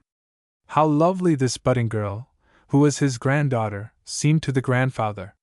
How graceful, in spite of the womanly dignity peculiar to her, was the mother, encircling her imperiled child with her protecting arm! No work of sculpture had ever produced such an effect upon the old patron of art. Gra heard him, in his bedroom, murmur the names Daphne and Arachne, and therefore it did not surprise him when, the next morning, he received the command to prepare everything for the return to Pergamus. It pleased the Bithynian, for he cared more for Daphne, Hermann, and their children than all the pleasures of the capital. A few weeks later Archias found himself again in Pergamus with his family, and he never left it, though he reached extreme old age, and was even permitted to gaze in wondering admiration at the first attempts of the oldest son of Hermann and Daphne, and to hear them praised by others. This grandson of the Alexandrian Archias afterward became the master who taught the generation of artists who created the Pergamenian works, in examining which the question forced itself upon the narrator of this story: how do these sculptures possess the qualities which distinguish them so strongly from the other statues of later Hellenic antiquity? Did the great weaver imagination err when she blended them, through the mighty wrestler Hermann, with the tendency of Alexandrian science and art, which we see appearing again among us children of a period so much later? Science, which is now once more pursuing similar paths, ought and will follow them further, but Hermann's words remain applicable to the present clay. We will remain loyal servants of the truth, yet it alone does not hold the key to the holy of holies of art. To him for whom Apollo, The pure among the gods, and the Muses, friends of beauty, do not open it at the same time with truth, its gates will remain closed, no matter how strongly and persistently he shakes them.